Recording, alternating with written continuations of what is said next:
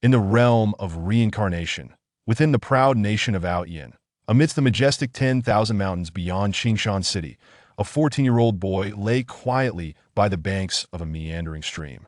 Uncertain of how long he had been in slumber, the boy's fingers twitched ever so slightly. Accompanied by a faint groan, the boy's eyelids slowly fluttered open, revealing a gaze filled with confusion as he surveyed his surroundings. A multitude of questions swirled in his mind. What has happened to me? I distinctly recall my demise. How is it that I find myself here? With a bitter smile, the boy mused inwardly. I never imagined I would escape death. It truly is a miracle.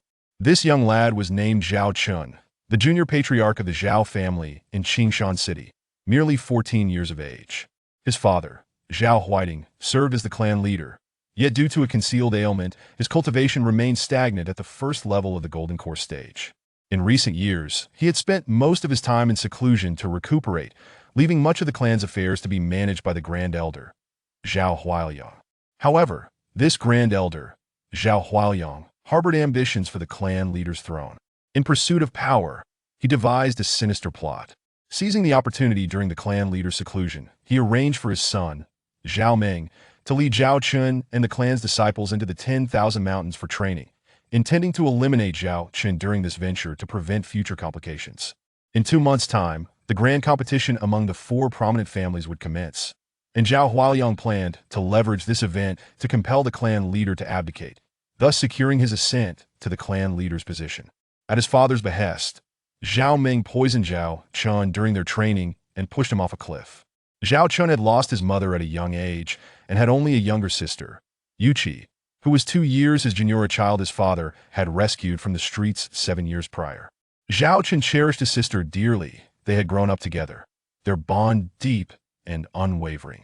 Between the ages of 8 and 10, Zhao Chun had reached the 7th level of the Qi refinement stage, unrivaled among his peers in Qingshan City, earning the title of the city's greatest prodigy. However, from the age of 10 onward, despite his relentless efforts, his cultivation stagnated, and he was gradually labeled as the useless junior patriarch. In the realm of reincarnation, martial artists are classified into 9 major stages: Qi refinement, foundation establishment, golden core, nascent soul, spirit transformation, void refinement, body integration, great ascension, and tribulation crossing, with each major stage further divided into 9 minor realms, each of which is categorized into 4 phases: early, mid, late, and peak. Qingshan City is home to 5 major forces: the Lord's Manor and the 4 prominent families Zhao, Bai, Murong, and Tang.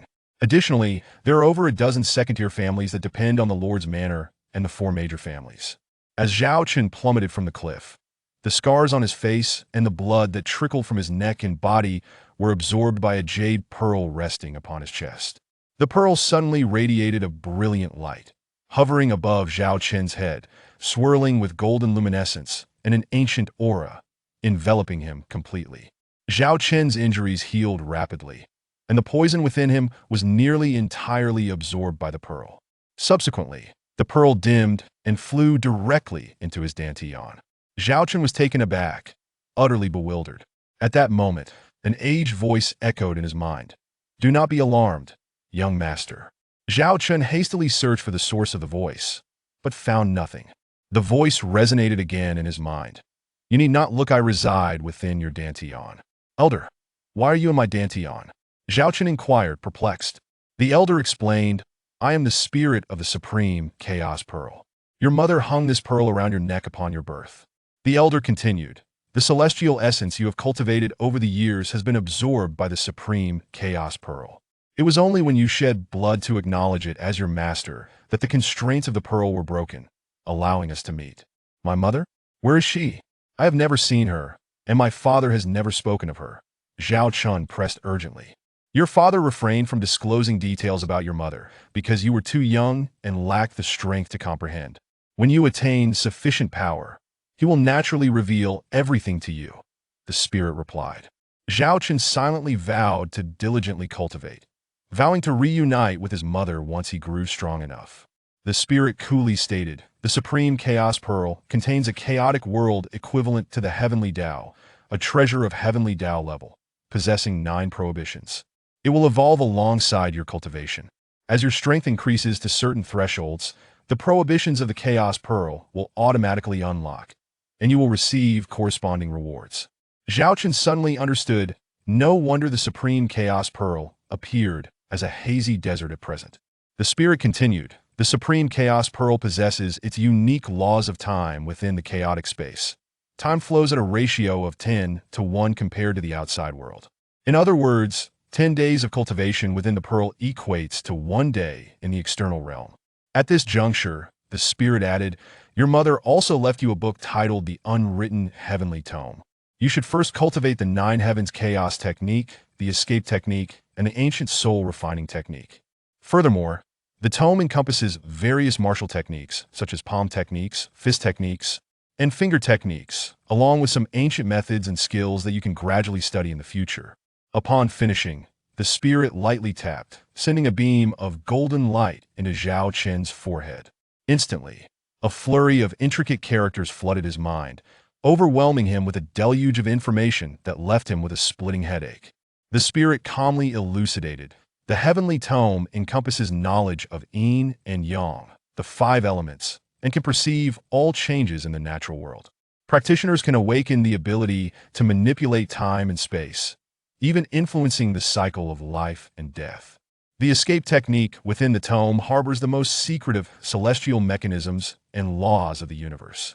As long as you do not release your aura, no one will discern your realm, unless they are an extraordinary being. The Ancient Soul Refining Technique is among the top 3 secret methods of the Soul Tao from ancient times, divided into 3 volumes: Soul Cultivation, Soul Martial Techniques, and Soul Control. Soul power is a prerequisite for becoming a pill master, a weapon master, and a formation master. Zhao Chen sat cross-legged within the chaotic space, beginning to comprehend and internalize the contents of the heavenly tome, following its guidance for cultivation. He first practiced the 9 Heavens Chaos Technique, circulating his internal energy according to the tome's methods, forming hand seals to summon the powers of the universe, drawing in energy and channeling it into his body, repeating the process until he fell into a deep state of cultivation. Subsequently, Zhao Chun began to practice the star escape formation. Utilizing the techniques, he gradually connected with the heavens, comprehending the power of the stars. Suddenly, the starry realm erupted with an ancient roar, resonating through the cosmos. In an instant, the once dark and chaotic starry expanse sparkled with gentle starlight, a breathtaking spectacle. Countless stars shone brightly, scattered across the boundless void. Boom! Immediately after, the entire cosmos seemed to tremble as if it had been uprooted. Zhao Chen gazed in astonishment at the scene. Before him, it was a world devoid of life, akin to a slumbering primordial behemoth. Days passed, and Zhao Chen gradually mastered the art of concealing his aura, able to absorb the power of the stars and obscure his movements in accordance with their shifts. By the 3rd day, both the 9 Heavens Chaos Technique and the Star Escape Technique had reached a minor success. By the 5th day, they achieved perfection. Zhao Chen's cultivation also ascended from the 7th level of Qi refinement to the 9th. Thereafter, Zhao Chen focused intently on the Ancient Soul Refining Technique. He first cultivated to condense his soul power, then practiced the initial form of soul cultivation. Within 2 days, he attained minor success in soul cultivation. On the 4th day, Zhao Chen inadvertently discovered a golden, translucent figure resembling himself within his divine sea. This figure, a nascent soul, should typically only appear at the nascent soul stage. To his surprise, he had manifested a nascent soul along with soul power. Zhao Chen was overjoyed, dancing with exhilaration. As for the Supreme Chaos Pearl, its size had also increased significantly, gradually evolving into a nascent form of heaven and earth. Chapter 2. Homecoming. At this moment, the artifact spirit spoke. Young master, upon entering the Supreme Chaos Pearl, it has transformed your constitution into that of a pure young body and a chaos divine body. Henceforth, you shall possess exceptional prowess in certain aspects, allowing you to take multiple young wives and sire numerous offspring. The artifact spirit continued. The most remarkable aspect is that you have now awakened the chaos divine body, a phenomenon seldom witnessed in millennia. As long as your dantian accumulates a sufficient amount of spiritual energy and you comprehend it within the realm, you can break through your boundaries without encountering any bottlenecks. The artifact spirit further elaborated, though young master, you currently appear feeble, your potential is boundless. Moreover, at the moment you entered the Supreme Chaos Pearl, your original Dantian's Qi was refined by it, transforming your Qi into a liquid state. Typically, a martial artist's Dantian measures only 4 to 5 inches in size, whereas Zhaochen discovered his Dantian resembled an ocean, vast and limitless. Your body is exponentially stronger than before, and your cultivation will progress by leaps and bounds. Additionally, when confronted with formidable foes, you can harness the power of chaos. However, after its usage, a period of weakness will ensue, albeit it will be prolonged depending on your constitution. The stronger your constitution, the shorter your recovery time. Zhao Qin nodded, contemplating the immense power of the Supreme Chaos Pearl. After this session of cultivation, he felt invigorated and developed a profound admiration for the path of cultivation. His resolve in martial arts solidified. He silently vowed to forge ahead and ascend to the pinnacle of martial prowess. Zhao Qin cultivated for an additional day before bidding farewell to the artifact spirit and exiting the Supreme Chaos space. He proceeded to the riverbank for a refreshing bath and changed into a new outfit from his storage pouch. Feeling ravenously hungry after 9 days of cultivating the 9 days of chaos technique and the ancient soul refinement technique, his spiritual and soul energies nearly depleted, Zhao Chen resolved to hunt a beast to satiate his hunger. In the dense forest, he encountered a bladehorn deer. This was his first direct confrontation with a beast, and upon seeing its razor-like antlers and powerful hooves, he felt an instinctive fear grip him. Causing his legs to tremble, the artifact spirit urged, "Young master, facing beasts is the first step toward reaching the pinnacle of martial arts. Your conviction in martial arts must remain steadfast.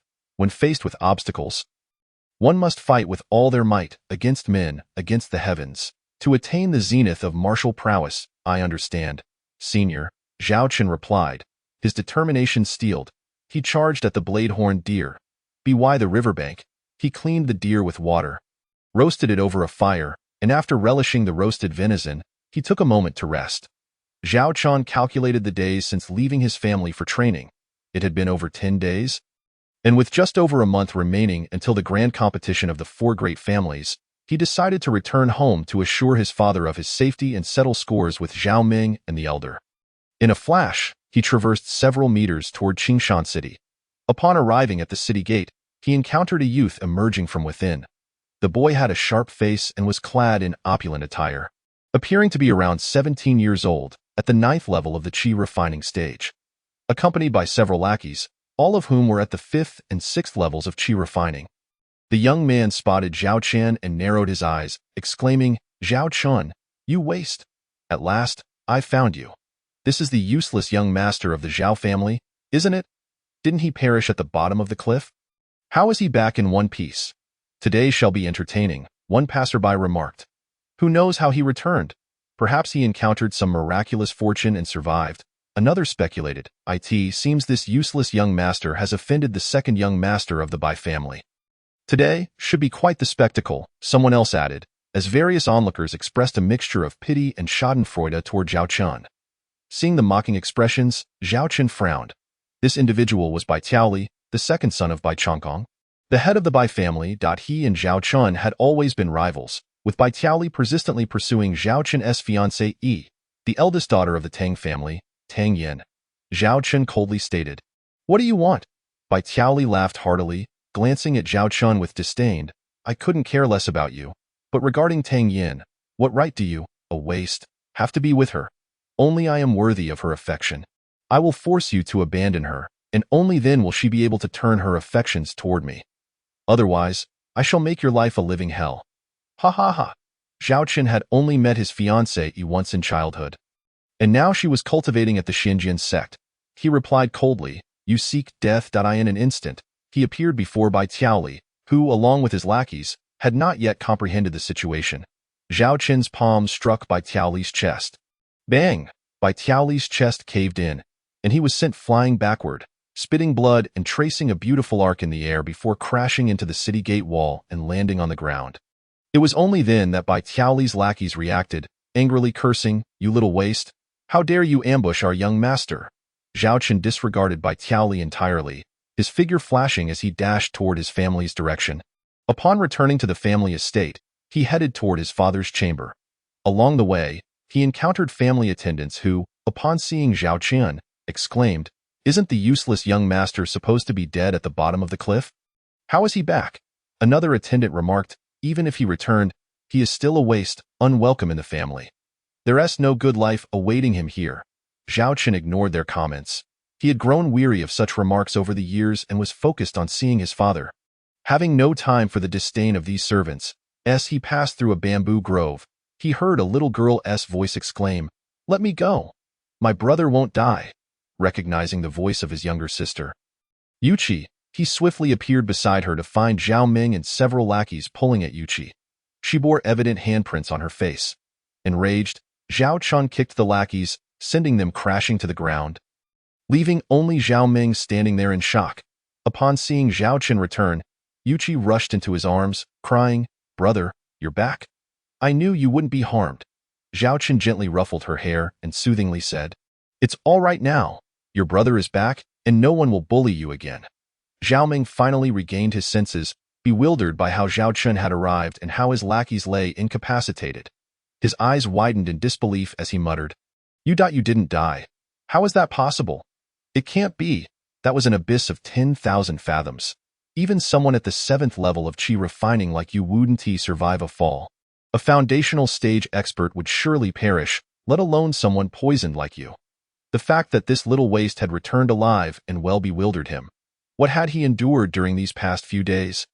Yet, considering that Zhao Chun was still only at the 7th level of qi refining, while he himself had a higher cultivation level, and with his brother being a disciple of the Xinjian sect and their father being the family elder, he regained confidence, thinking, "It's fine if this waste is still alive.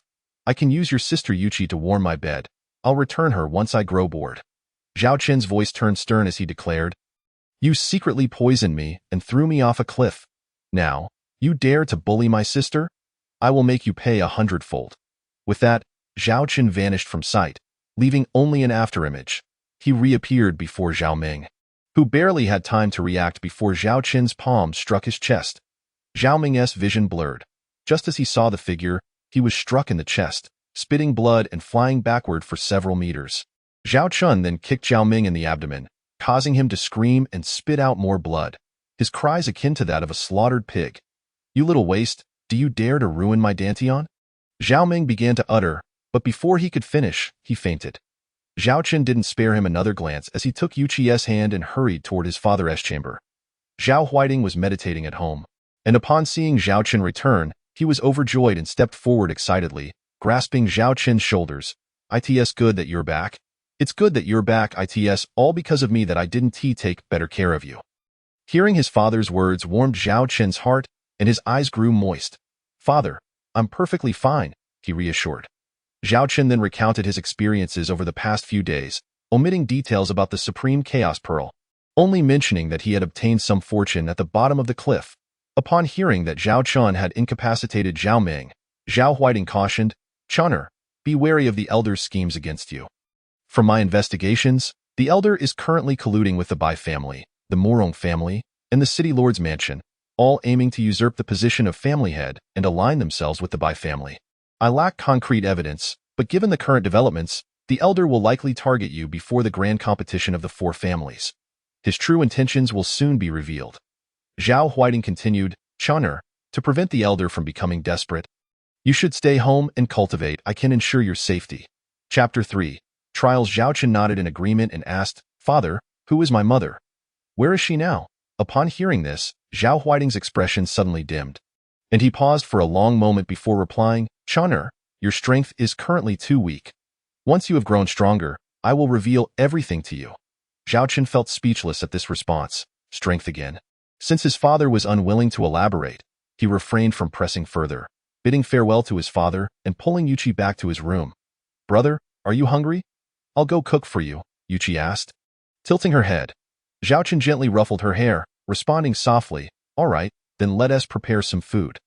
After their meal, Zhao Chen told Yuqi, "Brother needs to cultivate now, so please do not let anyone disturb me." Yuqi nodded earnestly and said, "All right, sister will protect brother, and no one shall disturb his cultivation." After speaking, she mischievously smiled and ran outside, her 2 ponytails swaying playfully. Zhao Chen returned to his room and securely closed the door. He then entered the supreme chaos space. After greeting the spirit of the vessel, he began to meditate and cultivate using the chaos technique. As Zhao Chen's strength increased, the terrain of the supreme chaos space expanded significantly. The spiritual energy within the space grew denser, allowing for much faster cultivation compared to the outside world. Zhao Chen sat cross-legged and, to expedite his training, took out some spirit stones and placed them before him. One by one, the spirit stones were refined into powder. Typically, a martial artist could refine a maximum of 2 spirit stones in a day. Refining more than that could be detrimental to their constitution, with some even meeting a tragic end due to overexertion. However, Zhao Chen's physique had been enhanced by the supreme chaos pearl, awakening the chaos divine body. Thus, it was not uncommon for him to refine dozens of spirit stones in a single day without issue. Subsequently, Zhao Chen formed hand seals and began practicing the ancient soul refining technique. After 3 days, he achieved great success in the first form of the technique, allowing him to launch soul attacks. Even against opponents of higher realms, he could control their breathing for a fraction of a moment. Though this fraction of time could determine life or death, Zhao Chen's cultivation remained superficial at this stage. The spirit of the vessel observed Zhao Chen and, with a smile, advised, "Young master, now that you have reached a certain level of cultivation, remember that progress is not achieved overnight. You should venture out to hone your skills, solidifying your foundation, which will greatly benefit your realm stability and enhance your cultivation. Otherwise, your realm may remain unsteady and superficial." Zhao Chen also desired to refine his movement and martial techniques, recognizing that the best practice came from real combat, which would further solidify his foundation. He nodded in agreement, bidding farewell to the spirit. Turning, he exited the chaos space. Zhao Chen approached Yuqi and gently ruffled her hair, saying, "Brother is going out to train. You must be obedient at home." Yuqi, understanding, nodded and replied, "I will. Please don't worry, brother. Come back quickly. I will be waiting for you." Zhao Chen ruffled her hair once more, affirming, "Yes, I will." After organizing his belongings, he took a sword and left the Zhao family, heading towards the 10,000 Great Mountains. As he departed, 3 figures stealthily followed him. With Zhao Chen's formidable spiritual sense, it did not take long for him to notice his pursuers. The trio consisted of a tall individual, a short one, and a stout figure. A brief sweep of his spiritual sense revealed that one was at the first level of the foundation establishment stage, while the other 2 were at the 9th level of the chi refinement stage.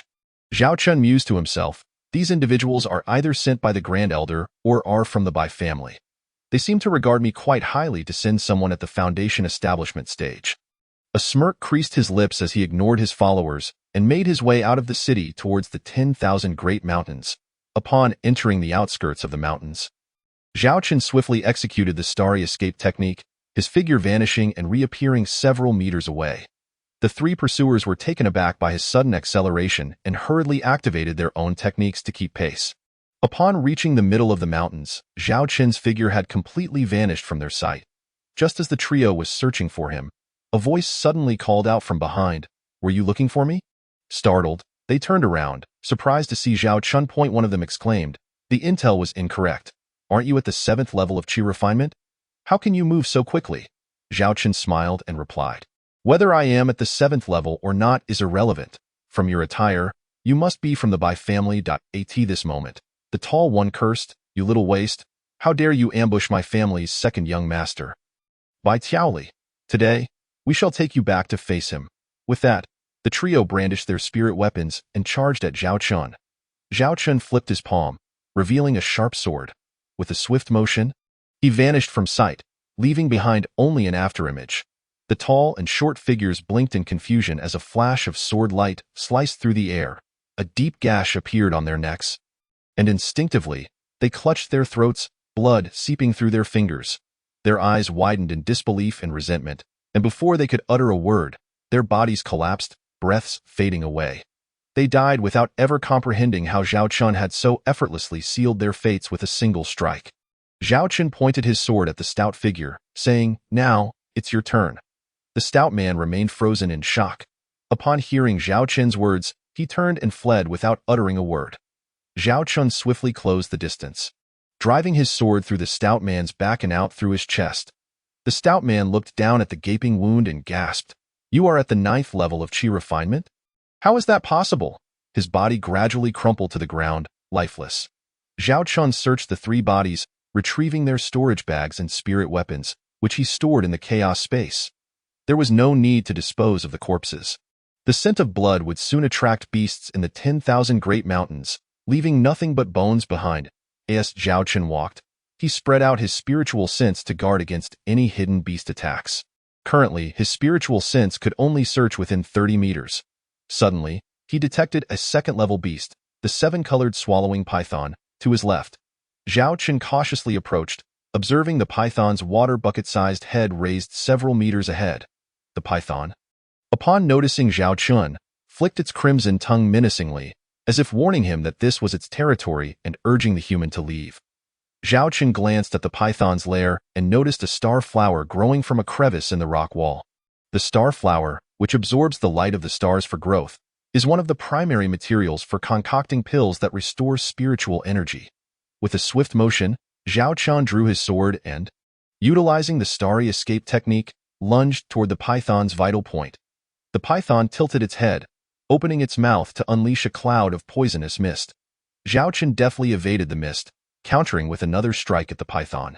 The blade left a deep mark, exposing bone, and blood gushed forth. Enraged by the injury, the python lashed out with its tail. Zhao Chun employed the escape technique to evade, reappearing to the python's right side, and with a swift motion, plunged his sword into its vital point once more. Retreating several meters, he observed the python's condition. The python writhed in agony, crushing stones and trees in its thrashing. Its eyes reflected despair and fury as it slowly succumbed to its injuries. Zhao Chun, panting heavily, approached the fallen beast, carefully harvesting the star flower along with its roots, storing it in the supreme chaos pearl space, letting out a long sigh of relief. Not one to squander resources. He collected the python's blood in a storage bag, along with its demon core and gallbladder. Finally, he stored the entire python in the supreme chaos pearl space, intending to share its nourishing flesh with his father and the Zhao family disciples to enhance their physiques. After straightening his attire, Zhao Chun ventured deeper into the 10,000 great mountains. He avoided any third-level beasts he encountered, while swiftly dispatching first- and second-level beasts, tossing them into the supreme chaos pearl space. He also collected rare herbs along the way, storing them in the supreme chaos space for future use. As night fell, the mountains became particularly perilous, with beasts primarily emerging to hunt in darkness. Zhao Chun chose a large tree, finding a sturdy branch, and immediately entered the supreme chaos pearl space. He retrieved the storage bags from the three pursuers to examine their contents. The three bags contained over 2,000 low-grade spirit stones, several bottles of healing and energy restoration pills, various martial arts techniques, and an assortment of miscellaneous items. After organizing the items, Zhao Chun began his cultivation using the Nine Heavens Chaos technique. The following morning, a beam of sunlight filtered through the dense foliage, illuminating the ground. Zhao Chun exited the supreme chaos space, refreshing himself by the riverside, preparing for another day of training. At that moment, his spiritual sense detected three powerful auras fluctuating in the distance. Standing atop a high vantage point, Zhao Chun observed a colossal mountain ape, a middle-aged man in his 40s, and a young woman in her 20s. For reasons unknown, the two humans and the beast were engaged in combat. Chapter 4. An encounter in the cave. Zhao Chun, perplexed, communicated with the spirit of the vessel, asking, "Is anyone there?" The spirit replied, "Are you inquiring about the two humans and the beast?" Zhao Chun confirmed, "Yes, why are they attacking each other?" The spirit explained, "They may be vying for some rare treasure. This battle is far beyond your current capabilities. A mere wave of pressure could obliterate you." Hearing this, Zhao Chun shook his head, saying, "Since we cannot meddle, let us focus on our own training." With that, he descended from his perch and ventured deeper into the 10,000 great mountains. As he journeyed, he gathered numerous beast cores and blood. The spirit remarked that he should collect the blood of second-level beasts and above for future body refinement. "I will provide you with a formula for a body refining pill that utilizes high-level beast blood and spiritual herbs, known as body tempering. The higher the beast's realm, the better the refinement effect." Zhao Chun also amassed a bountiful harvest of rare spiritual herbs, ensuring that precious medicinal materials were planted within the supreme chaos space for future needs. On the second day, Zhao Chun arrived at the entrance of a large cave. its mouth expansive and suffused with spiritual energy. Instead of entering immediately, he crouched outside, observing for a long while. The spirit then remarked, "This cave harbors a powerful residual aura. However, its owner is not present." Upon hearing this, Zhao Chen swiftly activated the escape technique and dashed into the cave. Inside, he discovered a tunnel leading deeper into the cave. Following the passage, he reached a spacious chamber in the cavern. A mesmerizing array of rare flowers and grasses adorned the walls, while at the summit of the cave, nestled within a crevice, grew an extraordinary fruit. This fruit bore a striking resemblance to scales of a dragon, enveloping a core within. Each scale emitted a faint purple glow, and the entire fruit was shrouded in an ethereal aura. Even from a distance, one could catch a whiff of its intoxicating fragrance. The spirit of the artifact exclaimed, "Dragon scale fruit, a remarkable treasure. Young master, hasten and collect it." Without hesitation, Zhao Chen rushed toward the dragon scale fruit, carefully plucking it and storing it within the supreme chaotic space. After securing the fruit, he intended to gather more exotic flora when the spirit warned, "Young master, we must depart swiftly. A formidable presence approaches rapidly." It could be the owner of the cave returning.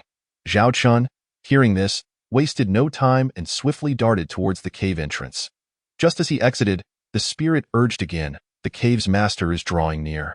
Young master, there's no time. Retreat into the supreme chaotic space." Zhao Chen's thoughts shifted, and he entered the chaotic realm.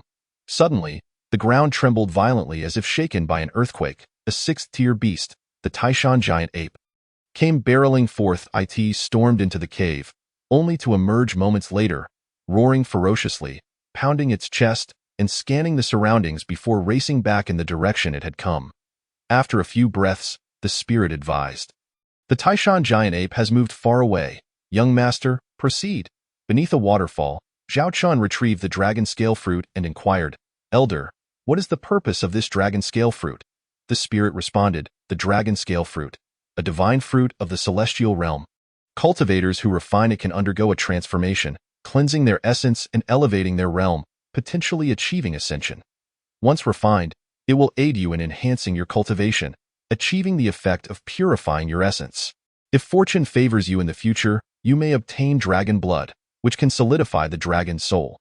The spirit continued, "It is astonishing that such a rare treasure exists within the lair of the Taishan giant ape. Truly a precious gift from heaven." The spirit added, "It appears that the confrontation between the two individuals and the beast was indeed over this dragon scale fruit. Young master, find a secure location to refine it." At that moment, the spirit cautioned, "We cannot venture deeper into the mountains. The beasts there are beyond your current capabilities." Zhao Chen replied, "Indeed, elder, we are nearing the heart of the 10,000 great mountains. Let us find a cave to refine the dragon scale fruit. We can train here for 2 days before returning." Just as he finished speaking, the spirit urged urgently, "Young master, evade quickly."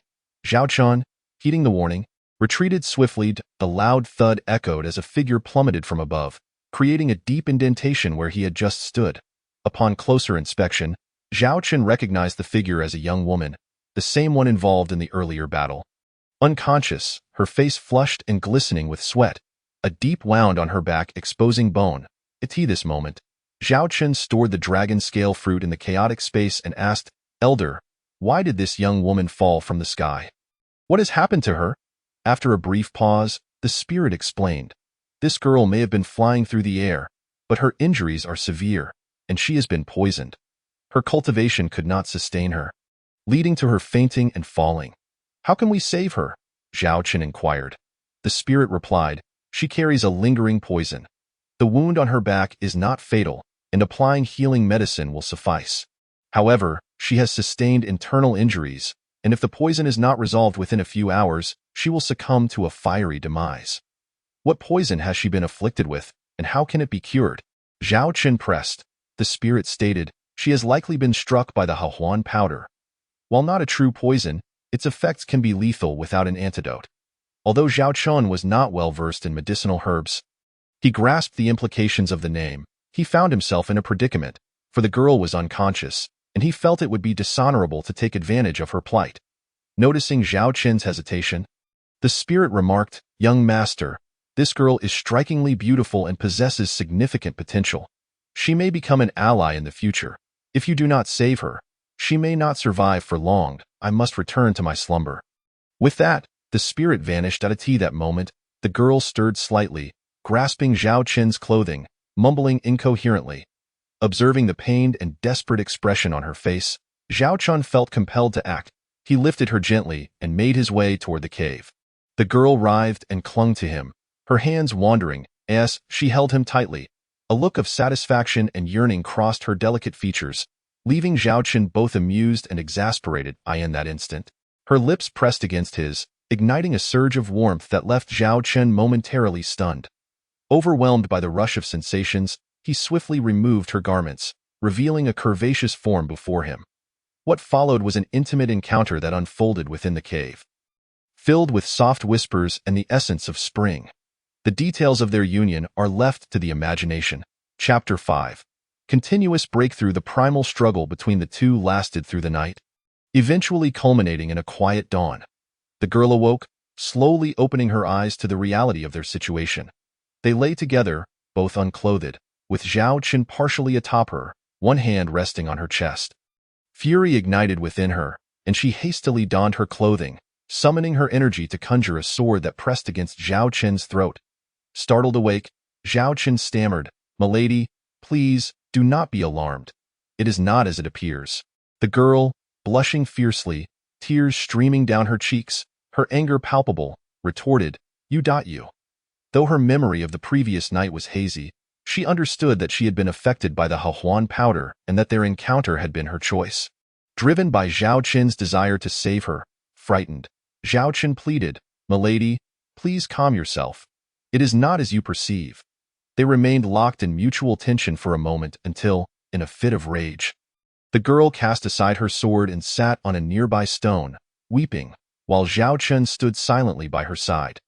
After what felt like an eternity, when her tears ceased, Zhao Qin produced 2 vials of medicinal pills, slowly saying, "Milady, take this vial to heal your internal injuries. The other is for your back wound. We are in peril here in the depths of the mountains." With that, he exited the cave, allowing her to tend to her wounds. After a while, she called out, "Come in." Zhao Qin entered to find her unable to apply medicine to her back.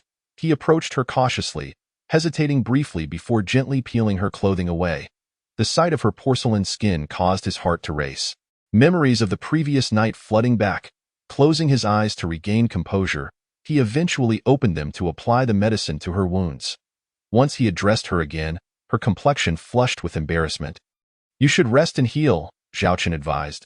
"I will fetch some water for you to wash up, and then I will find something to eat." With that, he left the cave. An hour later, he returned with a bag of water and several wild rabbits slung over his shoulder. Setting the water before her, he encouraged, "You should wash up." Outside the cave, he built a fire, cleaned the rabbits, skewered them, and retrieved seasonings from his storage bag, placing them over the flames to roast.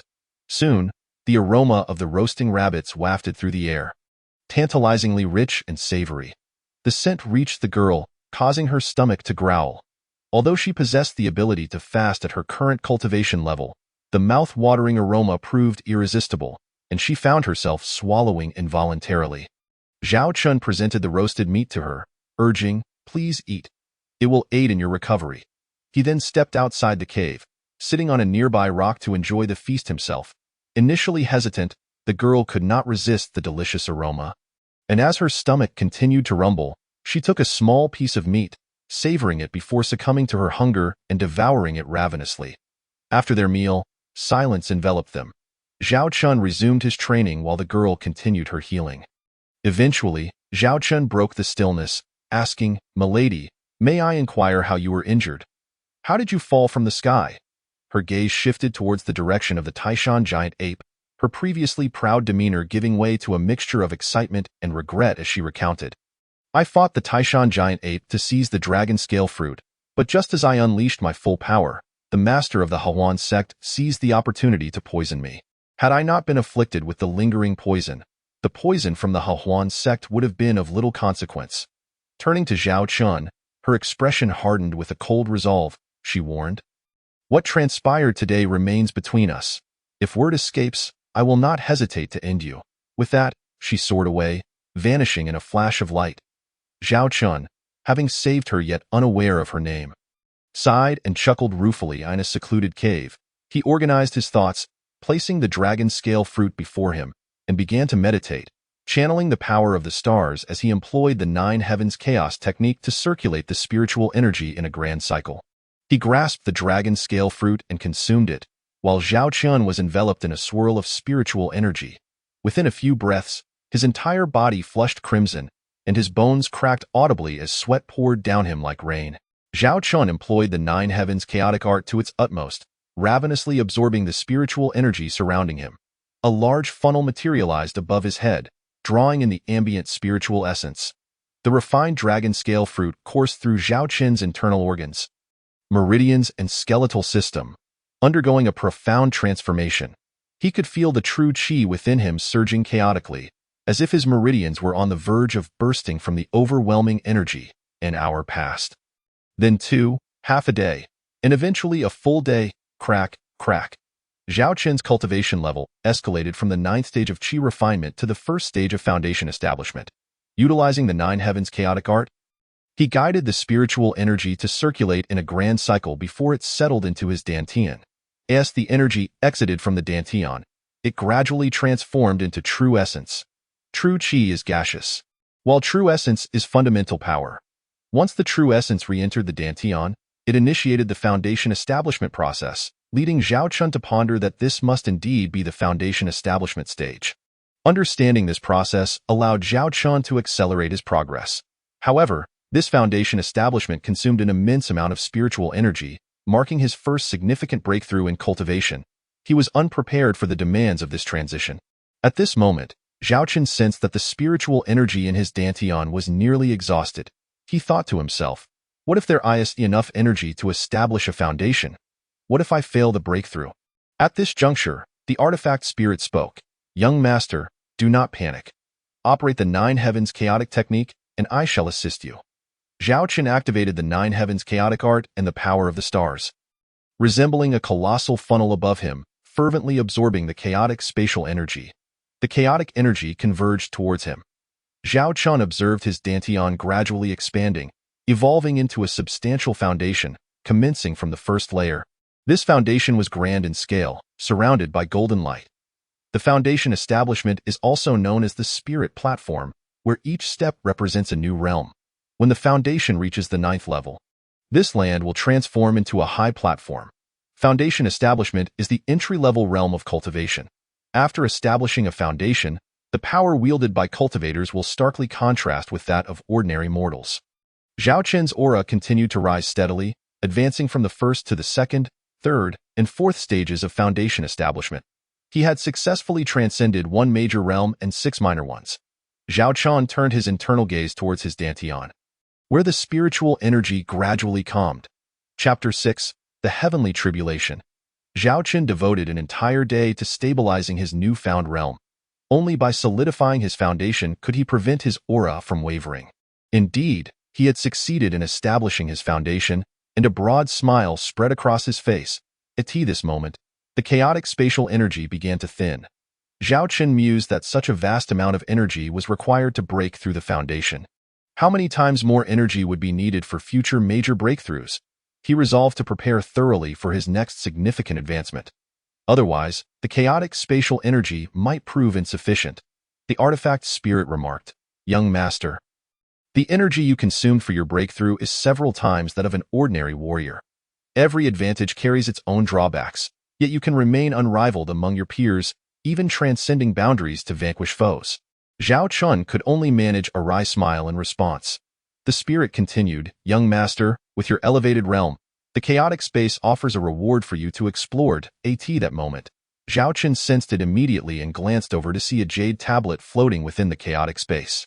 He placed the jade tablet against his forehead, and streams of tadpole-like runes entered his sea of consciousness. It bore the title Ancient Array Scripture. The scripture contained 2 volumes.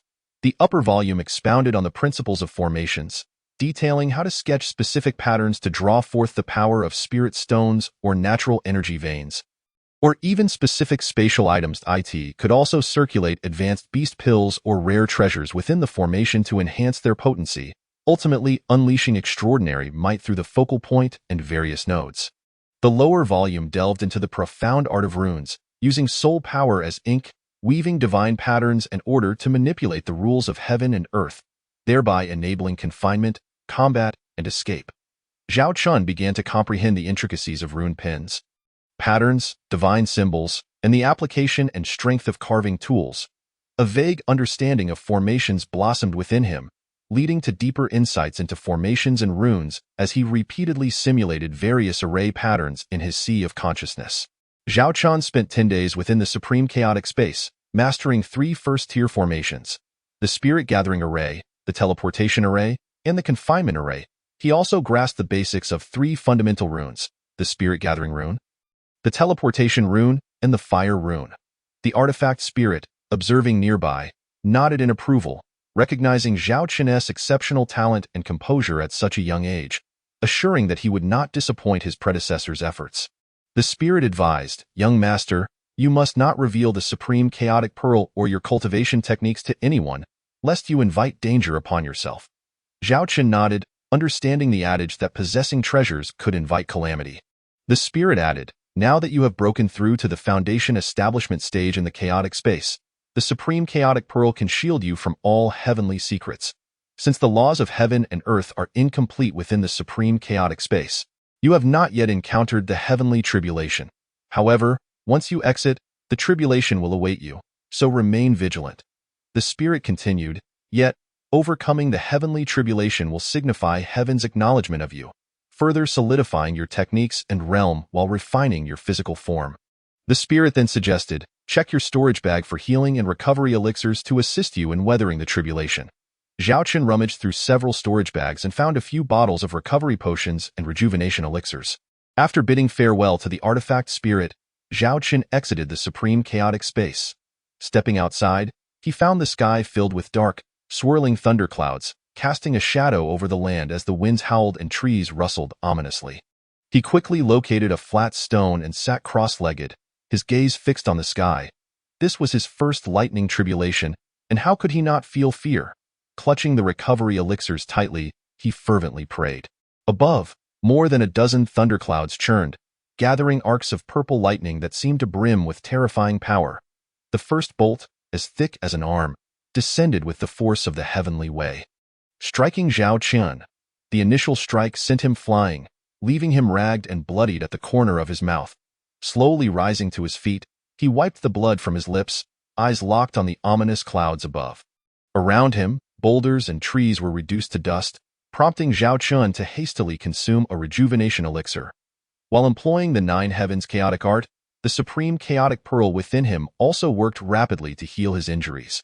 At that moment, a second bolt of the heavenly tribulation was forming, a thick purple lightning bolt aimed directly at Zhao Chun.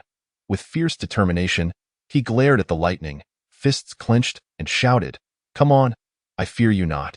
The second bolt struck him down once more, carving a massive crater into the earth for miles around. Zhao Chun struggled to rise from the pit, his garments reduced to ashes by the lightning. Wiping the blood from his lips once again, he swallowed another recovery elixir, utilizing the chaotic art to mend his wounds. The third bolt of lightning swiftly formed, a purplish arc imbued with annihilative energy. Descending upon him, Zhao Chun quickly employed the supreme chaotic pearl, which spun wildly, absorbing the power of the lightning while assisting in refining his body amidst the tribulation. The vast flat ground had been scorched black, remnants of lightning still flickering in the aftermath. Amidst the charred earth lay a solitary figure.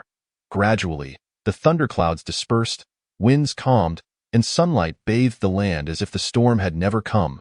Time passed, and Zhao Chun slowly regained consciousness, realizing that only through the baptism of the heavenly tribulation could one achieve a transcendent body. Struggling to rise, he noted that his entire body had been singed black. Devoid of any clothing, he quickly retrieved an outfit from his storage bag and donned it. After swallowing another recovery and rejuvenation elixir, he sat cross-legged to restore his injuries and spiritual energy. Upon inspecting his dantian, Zhao Chun was pleasantly surprised to see a purple orb of light suspended within. Observing his meridians, he noticed they had grown significantly wider and his physical form had become sturdier. At that moment, the artifact spirit appeared before Zhao Chun, proclaiming, "Congratulations, young master, on successfully weathering the tribulation. This purple orb is the supreme chaotic pearl, which has helped you absorb some of the lightning's essence." The spirit continued, "You can refine this purple lightning for future use. It will enhance your techniques, adding another powerful card to your arsenal." Zhao Chun began to guide the purple orb through his meridians using the chaotic art. With a swift punch, a violent force imbued with purple lightning shattered nearby boulders, scattering them across the ground and leaving behind flickering shards. Zhao Chun was taken aback by the tremendous power of his strike. Enhanced by the lightning, however, he realized he could not sustain the use of the purple lightning in immediate succession. He mused that his strength was still insufficient for that. Nevertheless, having such a powerful asset was indeed advantageous. Zhao Chun felt as though he had been reborn, brimming with energy. Rising to his feet, he noticed that his body was coated in a layer of grime, exuding a foul odor, evidence of impurities being expelled from within. He sought out a nearby stream to wash himself, marveling at his reflection in the water.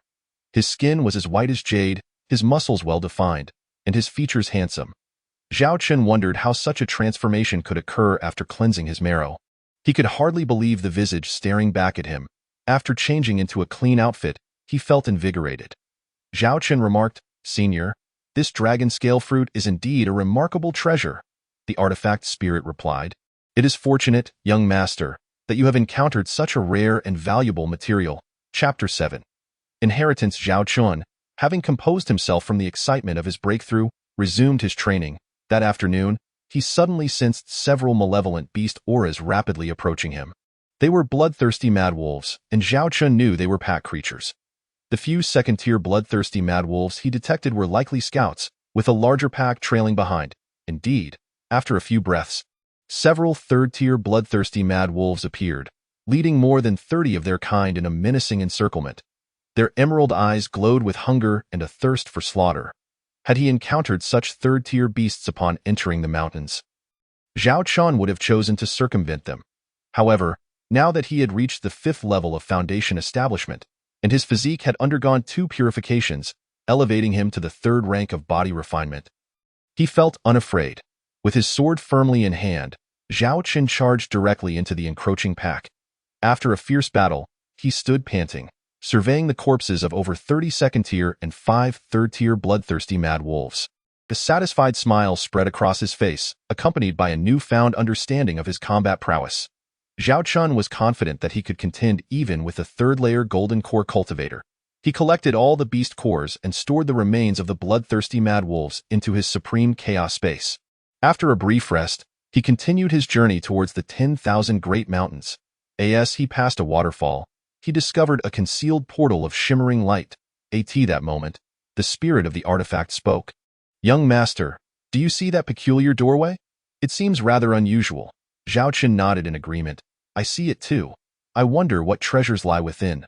The spirit replied, "This door is protected by a defensive formation. An ancient one at that, which is undoubtedly not simple. However, due to the passage of time, its strength has waned. Otherwise it would not be so easily visible." Zhao Chun remarked, "I have just acquired the ancient formation scriptures from the Supreme Chaos Space. It would be perfect for studying this formation." With that, Zhao Chun immediately sought out the formation texts within his consciousness. He approached the cave formation and began to comprehend it. The spirit advised, "Young master, you must grasp the formation's patterns and locate the formation eye." Zhao Chun employed the chaos technique to connect with the power of the stars and delve into the formation's inscriptions. His eyes were fixed intently on the patterns, akin to a seasoned scholar in deep meditation. An hour passed, then 2, and eventually half a day. Suddenly, Zhao Chun exclaimed with joy, "I have comprehended it, esteemed predecessor." His face lit up, mouth agape in astonishment. To grasp an ancient formation in such a short time was indeed exhilarating. He moved to the far right of the formation, formed hand seals, and pressed a hand upon a specific point. As his energy surged, a fissure slowly opened in the light curtain, revealing the formation's entryway. Zhao Chun's figure flickered as he stepped through the veil. Upon entering, he found himself in a passageway, wide enough for 4 or 5 individuals to walk side by side. Not far ahead, He noticed torches for illumination, though they had long since extinguished due to age. Zhao Qian extended his consciousness as he ventured deeper, emerging from the passage after half an hour. Standing at the high entrance, he beheld a scene from another era. Multiple peaks loomed ahead, their architecture and layout suggesting the remnants of a grand sect. 8 or 9 peaks were adorned with various structures. Interconnected by winding paths, to the left, he spotted the remains of a collapsed gate, likely the sect's entrance, with most of the buildings in ruins. The last peak was shrouded in mist at its midsection. Presumably the main peak. Zhao Qian surmised that the passage he stood in was a side entrance to the sect. The entire sect appeared dilapidated, with no visible treasures remaining. Turning his gaze to the peak on his right, which radiated the most spiritual energy, Zhao Qian made his way towards it. Upon arriving at the entrance, he observed that the gate had fallen askew, its signboard half buried in the ground. Pulling the signboard free and clearing the dirt revealed 2 gilded ancient characters, Danwu. Understanding this to be the alchemy peak, he pressed on, discovering numerous alchemy rooms that had crumbled, likely due to the passage of time, with doors, windows, and furniture reduced to dust. Along the way, he encountered countless skeletal remains, both human and monstrous, lending the place an air of eerie foreboding. The buildings flanking the peaks appeared to be dormitories, with a square in front of them. Further back, he spotted a grand hall, mostly collapsed. After circling the hall without finding anything of interest, he continued until he reached a relatively intact room. Without doors or windows, he could see a skeleton seated upon a stone chair at the center. With a stone table before it, Zhao Qian thought to himself, "This venerable elder has passed here. Our meeting is indeed fateful. Allow me to see you to rest." Approaching the stone table, he bowed respectfully to the skeleton, preparing to lay its remains to rest. Just then, the stone slab before him shifted, revealing a jade pendant. Startled, Zhao Qian picked it up for examination. That moment, a translucent old man appeared before him and said, "Endless years have passed, and I have awaited countless ages for a fated individual." Steadying himself, Zhao Qian inquired, "Esteemed elder, where is this place, and who might you be?" The old man replied, "This is the Sword Sect. And I am Li Changfeng, the peak master of Danwu." Zhao Qian asked, "Esteemed elder, how did the Sword Sect come to be in such a state? What of the other disciples?" The elder lamented. "The Sword Sect is no more. A traitorous elder once conspired with the demonic sect, leading to the demise of countless disciples overnight. After slaying the traitor, the sect leader exhausted all efforts to protect our legacy and escape, ultimately perishing in a self-detonation. I was gravely wounded as well, and once the demonic sect retreated, I was left with but a lingering remnant of my soul, awaiting a fated individual." Zhao Qian offered. "Let me lay you to rest, esteemed elder." The elder replied, "As long as a kind-hearted fated individual pays their respects, I shall bestow upon them a chance." He continued, "Beneath my stone chair lies a stone box containing 3 jade tokens and a sword. Alongside an alchemical furnace. 1 token bears my alchemical legacy, while another is linked to the sword path of the sword sect, and a third encompasses various martial techniques. The sword spectrum token contains a trace of sword intent left by the sect leader. You must diligently comprehend it, as it will greatly aid your understanding of sword intent in the future." The elder added, "I hope you can eradicate the demonic sect and pass down the sword sect's legacy, fulfilling the wishes of our sect leader." Zhao Qian assured, "Rest assured, esteemed elder. I shall elevate the sword sect's legacy and grow stronger." The elder smiled and nodded in response, finding solace in the assurance that the sect leader could finally rest in peace. Zhao Qian reiterated, "Please do not worry, esteemed elder." The elder continued, "The sword sect possesses a guardian beast, which was also gravely wounded. In the past, I could sense its presence, but now I sense nothing. I cannot tell if it still exists. Should you encounter it, deliver my jade token to it, thus severing its bond with the sword sect and allowing it to return to its rightful place." Zhao Qian vowed, "I will certainly comply." The elder then remarked, "I have waited for over 10,000 years. My essence is on the brink of dissolution. Now that you have accepted my legacy, will you call me master?" The elder's eyes gleamed with anticipation. Zhao Qian considered it reasonable.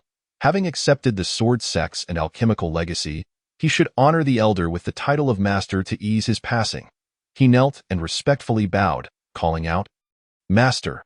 Seeing this, the elder smiled and nodded, proclaiming, "Sect leader, we have found a successor for the sword sect." With those words, the elder's form grew increasingly ethereal until he gradually faded from view. Zhao Chen realized that his newfound master had truly dissipated, and he bowed once more, then proceeded to lay the elder's remains to rest. He shifted the stone chair aside, uncovering a stone box containing 3 jade tokens and a jade elongated box. Alongside a small alchemical furnace, Zhao Chen pressed the first jade token to his forehead, and a torrent of information flooded into his mind, causing a blinding pain as if his skull might burst. After a considerable time, he finally organized the information. The first token contained the sword sect sword technique, 9 Heavens sword art. This technique was of heavenly grade, comprising 9 forms. The first, 9 dragons shocking the heavens. The second, dragon swallowing the 9 provinces. The third, dragon returning to the azure sea. The fourth, 9 dragons cutting the heavens. The fifth, 9 dragons locking the heavens. The sixth, dragon dancing in the 9 heavens. The seventh, divine dragon soaring. The eighth, celestial dragon from beyond. And the ninth, 9 dragons returning to one at this moment. The spirit remarked, "If you can harness the power of the stars, the might of each sword form will be unparalleled. Each strike akin to a thunderous force capable of cleaving clouds and shaking mountains. However, the consumption is immense. While your energy reservoir is vast, employing the 9 Heavens sword art at your current level would deplete it with a single strike." Chapter 8. Jade Qilin. Upon hearing this, Zhao Chen pondered silently. Although his energy reservoir was several times that of an ordinary cultivator, sustaining the 9 Heavens sword art would require a corresponding energy output several times greater than that of an ordinary practitioner, indicating that this technique was indeed a significant consumer of energy. Zhao Chen then lifted the sword box and opened it. Inside, he beheld a sword inscribed with 3 ancient golden characters, Annihilation Sword. The blade was adorned with 9 golden dragons, radiating brilliance and exuding an aura of authority and majesty. The spirit noted, "Though this sword is currently in its embryonic form, it will ascend in power alongside your cultivation. In the future, when encountering rare treasures of heaven and earth, one must nurture them. The enhancement of the sword will accelerate significantly." Zhao Chen gathered a droplet of his essence blood and let it fall upon the Destruction Emperor's sword. The moment the blood touched the blade, it swiftly permeated into the sword's body, vanishing from sight. The sword began to tremble incessantly, resonating with a humming sound, as if reveling in joy and greeting its new master. Zhao Chen then placed the second jade token upon his forehead. This token contained the alchemical inheritance known as the Godly Manuscript of the Medicine King, which is divided into 3 volumes. The first volume comprises tales of the extraordinary, discussing peculiar events and insights. The second volume details various spiritual herbs, their refining methods, and alchemical formulas. The third volume addresses the treatment of various complex ailments and the corresponding remedies. The spiritual essence elucidated. Alchemical pills are created by alchemists who meticulously select and process diverse materials, typically including herbs, ores, and the organs of flora and fauna. These materials are expertly refined according to precise formulas to yield potent elixirs. Zhao Chen then examined the alchemical cauldron in his hands. Inscribed on the cauldron were the ancient characters for Qian Ku and Ding, along with carvings of 9 dragons, their bodies coiling and twisting, exhaling flames as though intent on incinerating everything in their path, vividly lifelike. The spiritual essence expressed its elation. "Young master, this Qian Ku and Ding is a relic I once beheld during my time with the old master in the 9 heavens. It is truly fortuitous that you have come into possession of it. This cauldron possesses the capacity to nurture a chaotic universe and refine the essence of heaven and earth. Its size can be adjusted to your desire, and it can also serve as a magical artifact, becoming a safeguard for your life. It is a celestial-grade treasure. With your supreme chaos pearl in conjunction with this Qian Ku and Ding, your prospects are exceedingly rare."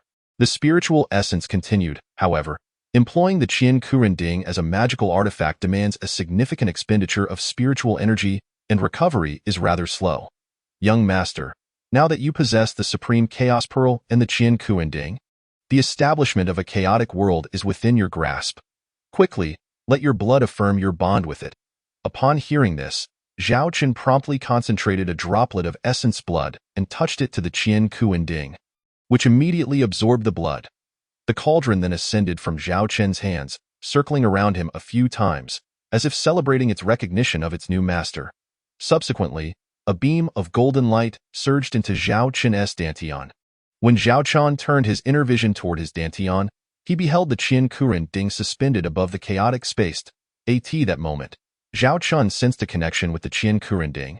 Realizing its extraordinary nature, Zhao Qian stored these treasures within the chaotic space and circled the alchemical peak once more. Finding nothing of value, he pondered whether the demonic sect had pillaged all the treasures from the sword sect, or if they had been collected by adventurers later, or perhaps time had eroded them away. Zhao Qian recalled the elder's mention of the guardian divine beast of the rear mountain and thus made his way toward it. After traversing several peaks, Zhao Qian finally discovered a cave. There was a formation at the entrance, but this time he dismantled it in just 2 hours. Upon entering the cave, he walked for quite some time before arriving at a vast celestial chamber. Rich in spiritual energy and filled with myriad rare flowers and herbs, to one side of the chamber, he found another cave dwelling, also protected by a formation. After breaching the formation, he stepped inside, only to be met by an overwhelming pressure. Before him lay the colossal skeletal remains of a beast. Zhao Qian withstood the pressure, circling the bones before squatting down, speaking softly, "You must be the guardian divine beast of the sword sect. I have come to deliver a contract jade token on behalf of someone, yet it seems you have perished as well. I shall bury the token alongside you." As he spoke, he intended to gather the bones for burial when he felt something furry brushing against him. Looking down, he discovered a small kitten. Its fur was pure white, and its eyes sparkled with a mysterious light, resembling silken fabric. Zhao Qian picked up the kitten, stroking its soft fur as he inquired, "Little kitten, how did you end up here? Where is your mother?" The kitten glanced at the skeletal remains before burying its face in Zhao Qian's embrace. Seeing this, Zhao Qian asked in surprise, "Do you recognize it?"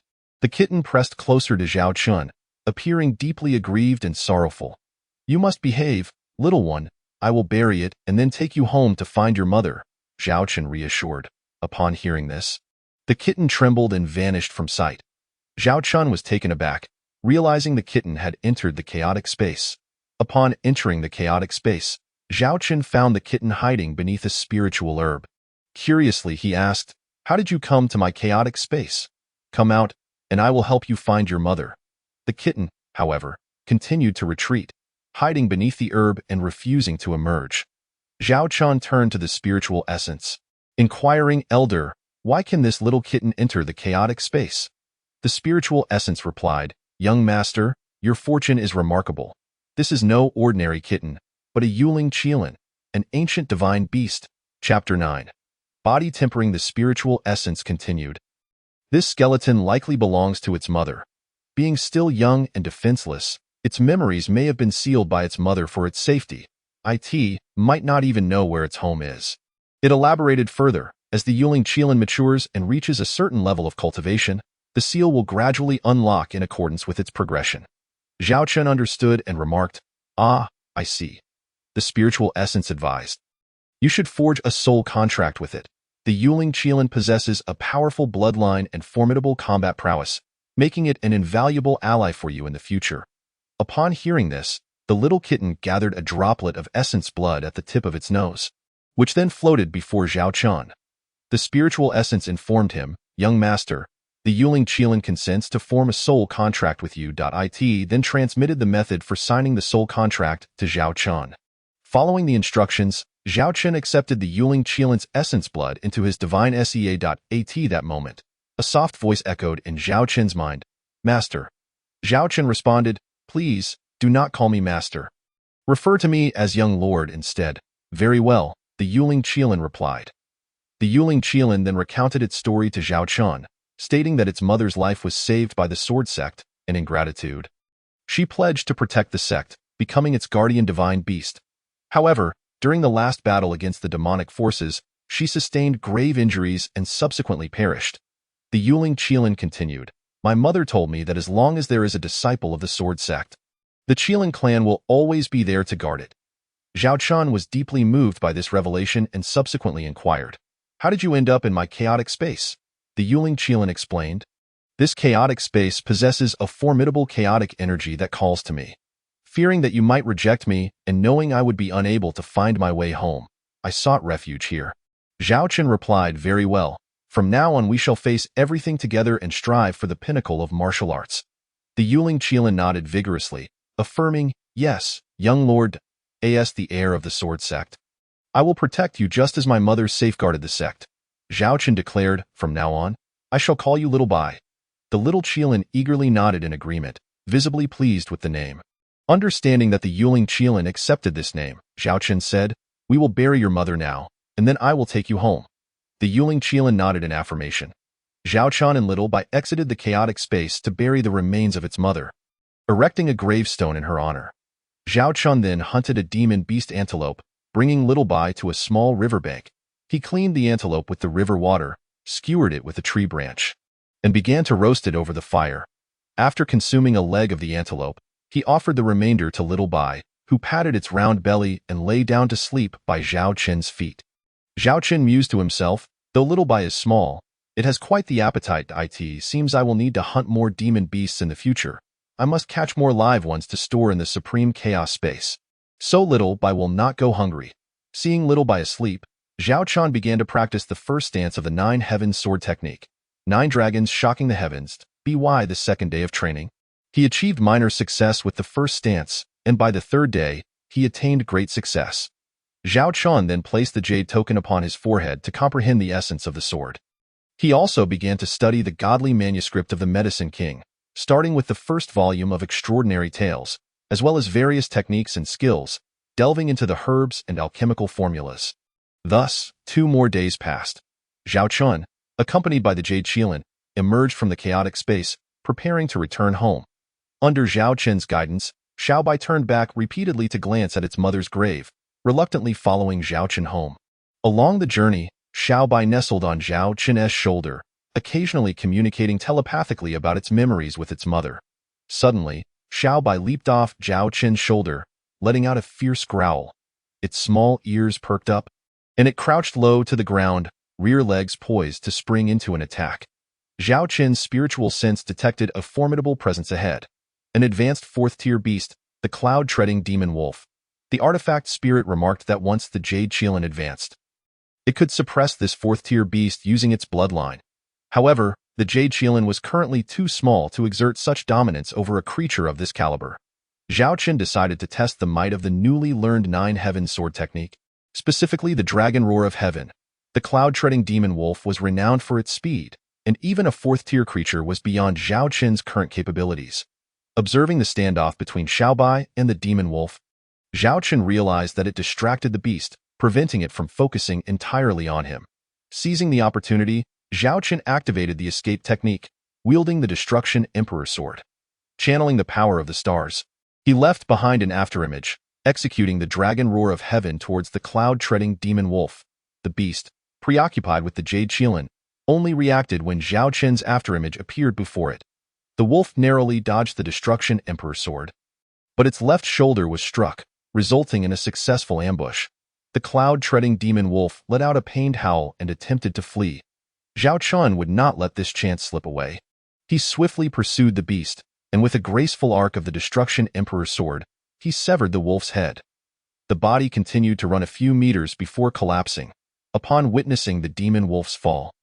Zhao Chen approached and collected its blood, storing it within the universe cauldron. The blood of a 4th-tier beast was an excellent material for body refinement. Seeking a concealed cave, he ignited the alchemical fire. Following the formula from the divine pharmacist's scripture, he retrieved refining herbs from the supreme chaos space and placed them in the universe cauldron. Zhao Chen urged the alchemical fire, allowing the essence of the herbs to merge with the beast's blood. He then stripped down and immersed himself in the cauldron. The beast's blood and medicinal liquid permeated his skin and fur, invading his veins, meridians, and organs, continuously refining his body and unlocking its potential. As Zhao Chen practiced body refinement techniques, the sound of cracking bones echoed, and his muscles felt as though they were tearing and reassembling, causing him immense pain. Gritting his teeth, he nearly lost consciousness several times but persevered. The body refinement process comprised 10 levels. The first refined the skin, the second the flesh, the third the tendons, the fourth the bones, the fifth the organs, the sixth the marrow, the seventh the meridians, the eighth the channels, the ninth the orifices, and the 10th the blood. Typically, each level would double one's strength, The first level would yield 200 gene of power, the second 400 gene, the third 800 gene, and so forth, culminating in the fifth level yielding 1,600 gene. Consequently, Zhao Chun had now broken through to the second level of body refinement. Though merely at the flesh refinement stage, his ability to channel the power of the stars had elevated his physical strength to nearly 3,000 gene, comparable to a typical third-level Golden Core expert. He possessed the capability to challenge a fourth-level Golden Core adversary. After a day, Zhao Chun emerged from the universe cauldron, his body coated in grime and exuding a foul stench.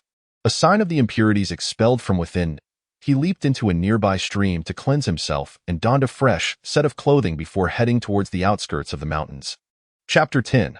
The 9 Palaces. Along the way, Zhao Chun encountered numerous mercenary groups and martial artists undergoing trials. Noticing Zhao Chun was merely a child of about 10 years, they paid him little heed, thus sparing him considerable trouble. As evening approached, Zhao Chun found a tree branch to settle on, entering the Supreme Chaos Pearl to practice his sword techniques, contemplate formations, concoct elixirs, and explore some crafting methods. Within the chaotic space, he simulated the crafting process, selecting materials, adjusting the alchemical fire, refining, purifying, shaping, and inscribing runes.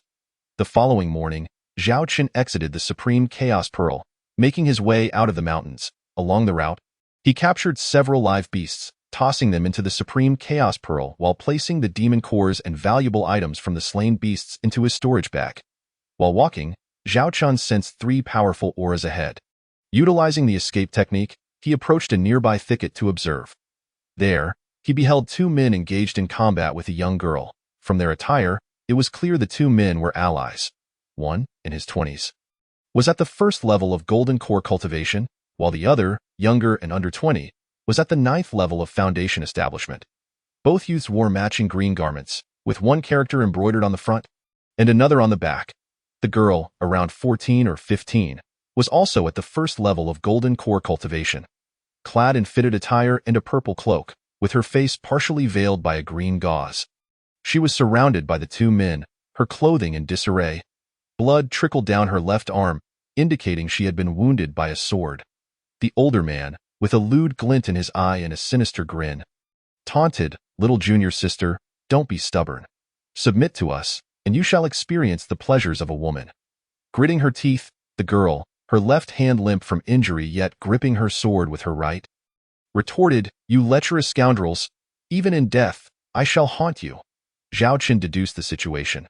These 2 men were likely the same as those who had accompanied the leader of the Harmony sect days prior. And this girl appeared to be connected to the one he had rescued. Yes, he prepared to head towards the Xinjian sect for the grand competition. He realized he could not stand idly by. Just then, the younger man lunged forward, aiming a sword thrust at the girl's chest. The girl, her cheeks flushed, cursed at the vile attack and attempted to block the strike. Seeing her attention diverted by his companion, the older man seized the moment, stepping diagonally forward, his sword carving an arc in the air as he aimed for her ribs. Should the girl be struck, she would either die or suffer grave injuries. As she attempted to defend against the first strike, she realized too late that she could not evade the second. Closing her eyes in resignation, her expression one of bitterness and indignation, at that moment, she perceived a flicker of movement before her. With a swift sound, she opened her eyes to find a young boy of around 14 or 15 standing protectively in front of her, sword in hand. The older man clutched his neck, a crimson line oozing from his fingers, his eyes wide with panic and disbelief as he slowly crumpled to the ground. The younger man, sensing the peril, turned to flee, but Zhao Chun scoffed coldly, "You think you can escape?" Before he could take more than a few steps, a sword tip protruded from his chest, his face contorted with resentment and disbelief as his body collapsed. Zhao Chun sheathed his sword, his demeanor tranquil as if the deaths of the 2 men were of no consequence to him. He collected their storage bags and spiritual artifacts before turning to the injured girl. "Miss, are you unharmed?" The girl, still dazed, murmured, I'm fine, as she instinctively adjusted her disheveled clothing. Noticing her severe injuries and knowing he needed to return home, Zhao Chun retrieved a bottle of healing elixir from his storage bag. This bottle of healing elixir will aid your recovery and restore your spiritual energy. Farewell. With that, He dashed toward the mountains. As the girl called out after him, "Young hero, may I ask your name?" Zhao Chen heard only the two words before he vanished from sight. The girl, repeating the name in her mind, mused, could it be Zhao Chun from Qingshan City? That Zhao Chun is a waste. Could it truly be him? That waste is my betrothed. Meanwhile, Zhao Chen arrived at a valley, quenched his thirst with mountain spring water, and indulged in some food. Sitting cross-legged beneath a large tree, he turned his attention inward. Observing the verdant array of spiritual herbs and wild grasses within the chaotic space. Various beasts scurried across the grassy expanse. Frowning at the chaotic state, he addressed the artifact spirit. "I say this a bit too disorganized? Is there a way to isolate the chaotic space?" The artifact spirit pondered for a moment before responding. "I can impart a technique that will allow you to partition the chaotic space into a 9-grid formation." Following the spirit's guidance, Zhao Chen formed hand seals and harnessed stellar energy, watching as the chaotic space began to shift. The spiritual herb garden gradually consolidated into a larger sanctuary, while the various beasts were segregated into deep mountains and grassy areas. Each attempt at partitioning the chaotic space drained Zhao Chen's spiritual energy. Every time he commenced training the chaos technique, his energy and spirit were restored, leading to a gradual elevation of his spiritual prowess. Thus, over 5 days within the supreme chaos space, Zhao Chen successfully divided it according to the 9 palaces and 8 trigrams, each section becoming independent, allowing him to traverse between them at will. With a pallor of exhaustion, he sat cross-legged, having completely drained his spiritual energy this time. As he recovered while contemplating, he resolved to seek more rare materials to enhance his spiritual energy to the second tier of soul control. Once he restored his spiritual and energy levels, he organized the contents of the 2 storage bags he had acquired. They contained over 3,000 low-grade spirit stones and a dozen vials of various elixirs. Zhao Chen mused on the affluence of the Harmony sect. Discarding some trivial items, he was taken aback by the sight before him. 2nd and 3rd to 4th tier demon cores, beast pelts, and various items from the demon beasts had accumulated into small hills. At that moment, Xiaobai awoke, appearing larger and stronger than before. "Master, may I consume that cloud-treading demon wolf?" Zhao Chen remarked, "Of course. As long as you wish to eat, everything shall be yours, thank you." "My lord," Xiaobai replied, "the more powerful the magical beasts I consume, the swifter my growth and advancement." Zhao Chen observed, "It seems that a mere nap has made you stronger," Xiaobai explained. "Our divine beasts cultivate differently from your human race. You require diligent training to elevate your realm, while we magical beasts can enhance our levels simply by consuming rare treasures or feasting on higher-ranked magical creatures. A single night's slumber can suffice for our elevation." Zhao Chun, feeling a twinge of envy, thought to himself how he endured countless hardships merely to advance a single step, while Xiaobai could elevate his rank with just a nap. Alas, where is the justice in this world? Chapter 11. The treasure pavilion. In the midst of their conversation, Xiaobai had already devoured the cloud-pacing demon fox entirely and, patting his distended belly, declared, "My lord, I shall take a nap now." Zhao Chen responded, "Very well, sleep away. Let us see what realm you awaken to." Before he could finish his sentence, Xiaobai had already drifted into slumber. Zhao Chen shook his head with a smile and exited the chaotic space, making his way towards Qingshan City. Upon returning to Qingshan City, Zhao Chen did not visit his family but headed directly to a treasure pavilion within the city. This particular pavilion dealt in the sale and purchase of spiritual herbs, spirit weapons, martial arts techniques, elixirs, alchemical materials, and items necessary for formations. Zhao Chen was aware that as a novice in alchemy, he could not use the precious spiritual herbs and the Qinkuan cauldron, which had been cultivated for thousands of years. To practice, those herbs were far too precious and rare to find on the market now. As for the Qinkuan cauldron, he was even more reluctant to risk it. Should an explosion occur and damage the cauldron, it would be a loss too great to bear. Zhao Chun aimed to exchange the items from this experience for cultivation resources, and to purchase some spiritual herbs and an alchemy furnace to study alchemy. Upon entering the treasure pavilion, Zhao Chun walked straight in, whereupon a clerk approached him with a professional smile. "May I inquire, esteemed sir, what brings you here? Are you looking to purchase or sell items?" Zhao Chen replied, "I wish to sell some items and purchase some spiritual herbs." The clerk responded, "This way, pleased. We have a designated counter to assist you in appraising and settling the items you wish to sell." Zhao Chen nodded and followed the clerk. Just then, an unpleasant voice rang out from behind. Isn't that the useless young master of the Zhao family? Dressed like a beggar. I wonder where he stole those items to come here and deceive others? At this moment, many in the hall heard the voice and turned their attention to the unfolding situation. Some who recognized Zhao Chen joined in, echoing, Isn't that the useless young clan leader of the Zhao family? How could he be dressed like a beggar? One wonders if he stole those items. What good can come from a useless person? Another chimed in. Zhao Chen turned to see Bai Tiao and several of his followers standing behind him, holding folding fans and gazing at him with venomous expressions. Zhao Chen, seeing this, smiled faintly and said, Bai Tiao, it seems you've recovered well these past few days. Perhaps your bones need a bit of realignment. Bai Tiao, enraged by this remark, shouted, You little waste. Just a few days ago, you dared to ambush me, and today, I shall make you kneel and beg for mercy. Zhao Chen retorted coldly, That depends on your abilities. However, I have matters to attend to today, and lack the time to deal with you. With that, he intended to continue following the clerk when a steward in his 50s stepped forward and blocked his path. This young master, since you wish to sell items, please clarify the origins of your goods. Otherwise, if any illicit items arise, our treasure pavilion cannot bear the responsibility. Zhao Chen furrowed his brow at the steward. Inquiring, May I ask your name, and how do you know my items may be of dubious origin? The steward replied, I am Bai Lang, the steward of the treasure pavilion. Since someone has raised doubts regarding the origins of your items, as a steward, I must insist you clarify their provenance. Bai Lang spoke with righteous authority, as if he were privy to the origins of Zhao Chen's items.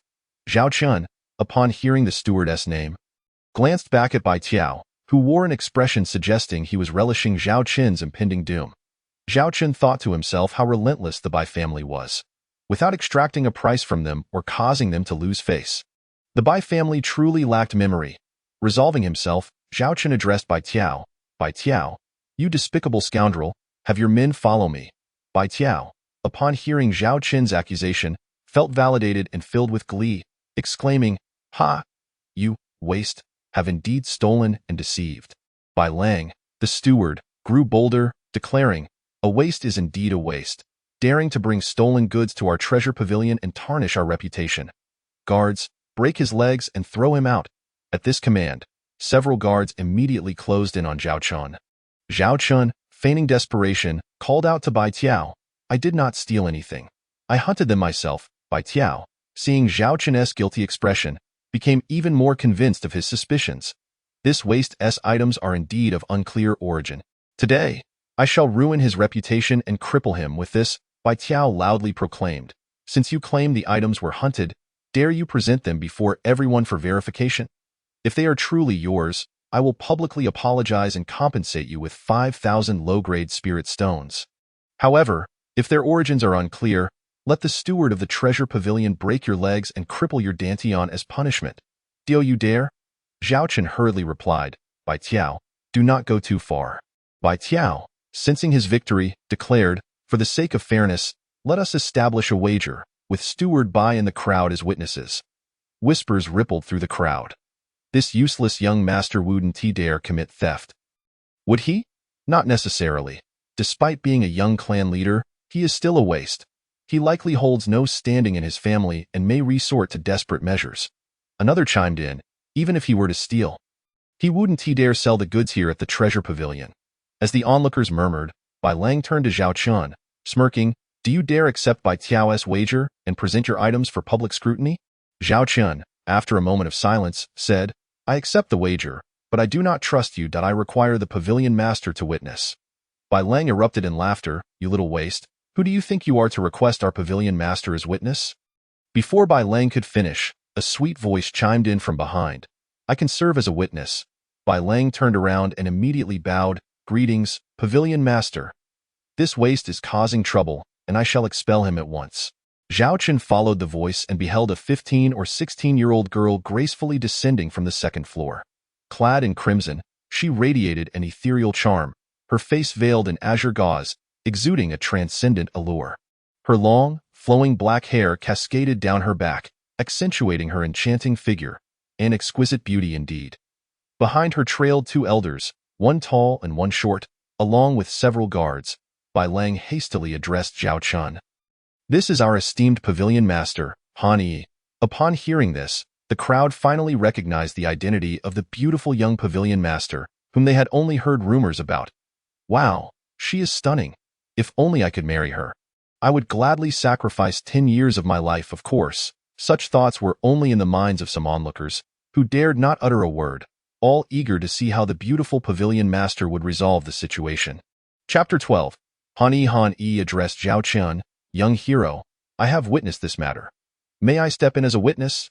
In truth, Han Yi had been observing from above and noted that although Zhao Qian spoke with a tone of pleading, there was a hint of cunning in his sidelong glance. Intrigued, she decided to come forward to bear witness. Zhao Qian, pleased that Pavilion Master Han was willing to act as a witness, turned to Bai Tiao.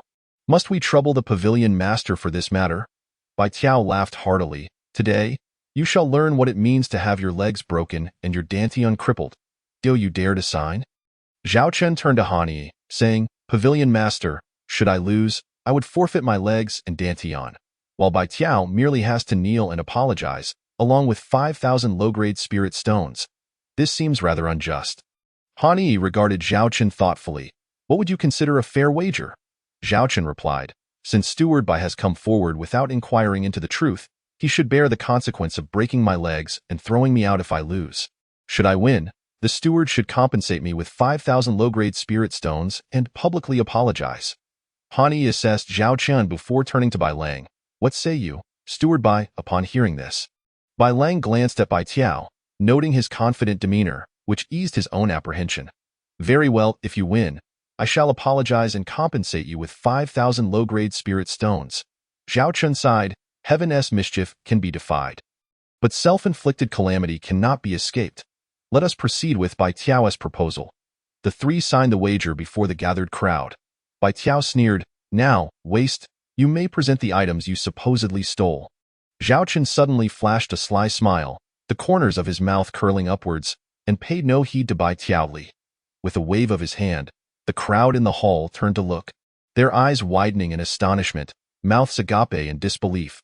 Before them lay a small hillock of treasures, demonic beasts, pelts, horn fragments, sharp claws, and beast cores. This must be the hide of a second-tier demonic beast. The colorful swallowing python, remarked one onlooker. Come, see this. These are the teeth of a third-tier demonic beast, the bloodthirsty mad wolf. Another exclaimed, while yet another shouted, and here is the pelt of a fourth-tier demonic beast. The cloud-treading demon wolf. How extraordinary! Could this truly be the handiwork of a mere 14 or 15-year-old wasteful young clan leader? The crowd erupted in gasps of a WE.AT that moment. Bai Tiao Li and Elder Bai Lang found their mouths gaping open as if an apple had been wedged inside. After a prolonged silence, Bai Tiao Li muttered, This is impossible. You couldn't have hunted these demonic beasts. You must have stolen them from someone else. Zhao Qian cast a mocking glance at Bai Tiao Li and said, Young clan leader Bai, you must accept the consequences of your wager. Seeing this, Elder Bai Lang's legs buckled, and he collapsed to the ground, realizing he had fallen into Zhao Qian's trap. With the sect leader stepping in as a witness, he dared not resort to deceit. The treasure pavilion was a colossal entity, standing equal to the national ruler. The Bai family was insignificant in comparison. Bai Tiao Li continued to protest, This is impossible. He has stolen these from others. Han Yi's expression turned cold as she declared, Young clan leader Bai, since Elder Bai Lang has conceded, you are obliged to fulfill your wager. With the sect leader acting as the witness, Elder Bai Lang dared not utter a single word of dissent. Trembling, he retrieved 5,000 low-grade spirit stones from his storage pouch and handed them to Zhao Qian, bowing in apology, Young clan leader. I was blinded by my own arrogance. Please, forgive my ignorance. Zhao Qian merely snorted, ignoring him. Han Yi then turned to Bai Lang, stating, Bai Lang, as an elder of the treasure pavilion, your hasty judgments without discerning the truth are unbecoming. It is best that you take your leave from the pavilion effective immediately. Bai Lang, pale with fear, collapsed to the ground and was carried away by two guards. Bai Tiao Li muttered, I don't have that many spirit stones. Han Yi replied, I can send someone to the Bai family to collect a written acknowledgement. When the sect leader spoke, Bai Tiao Li dared not refuse. He hastily pinned the acknowledgement and handed it to the guards of the treasure pavilion. Attempting to turn and leave. Hold on, Zhao Chun interjected. Young Master Bai, while the spirit stones are settled, there remains the other half of the wager yet to be fulfilled. Bai Tiaoli was infuriated, his head practically smoking. If he publicly kowtowed to Zhao Chun in apology, the Bai family would lose face, and he would never be able to vie for the position of clan leader again. Looking at Han Yi, who was nearly in tears, he pleaded, "Sect leader, can this apology be waived?" Han Yi replied, "A bet is a bet. Since you lost, you must fulfill your obligation. If you refuse, I will instruct the guards to assist you." Hearing this, Bai Tiaoli dared not argue further. Trembling, he fell to his knees before Zhao Chun, exclaiming, "Young clan leader, I was wrong. Please, forgive me this once." Zhao Chun regarded him with a hint of disdain and said, "Behave yourself in the future." Bai Tiaoli lifted his head, glaring at Zhao Chun with malice and venomous intent. If looks could kill, Zhao Chun would have been reduced to mere fragments. Bai Tiaoli stood up and turned to leave. Seeing him depart, the crowd lost interest, shaking their heads in disbelief as they dispersed, unable to comprehend the outcome before them. Han Yi looked at Zhao Chun and said, "Young clan leader, these items will be organized and categorized. Please, step upstairs for some spirit tea while you wait."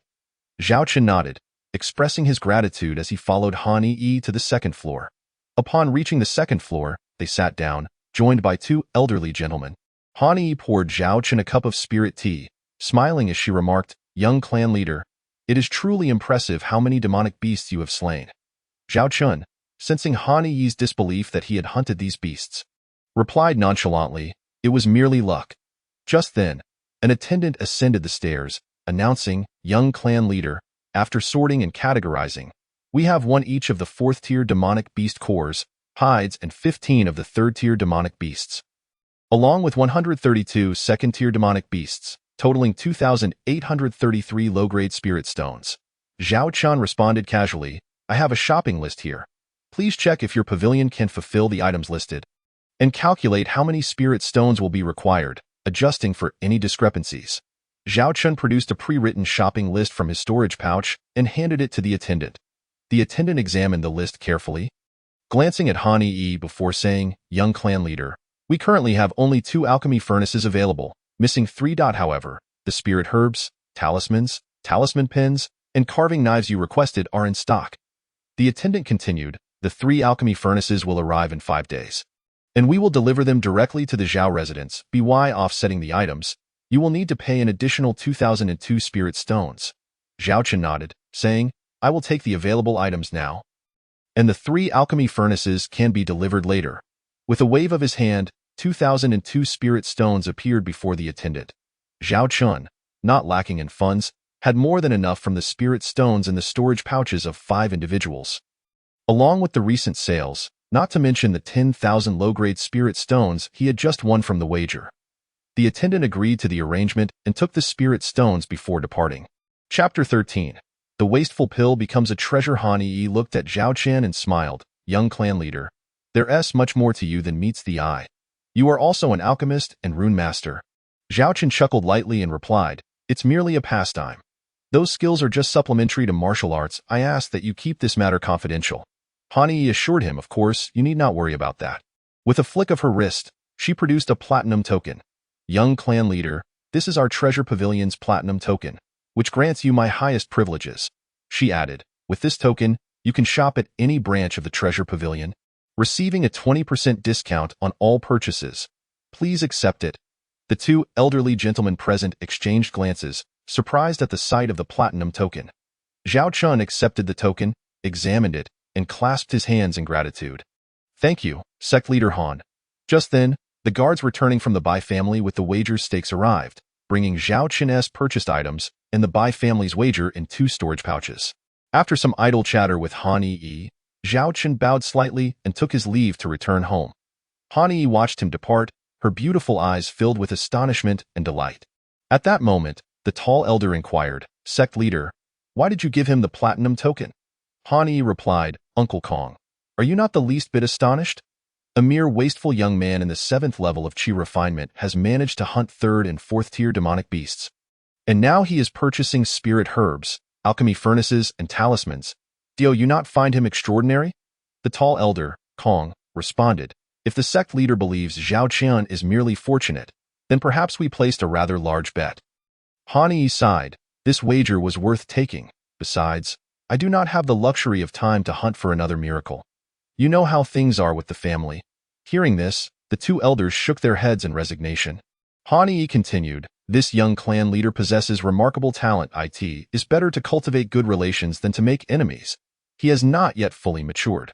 Providing assistance in times of need is far more valuable than mere accolades.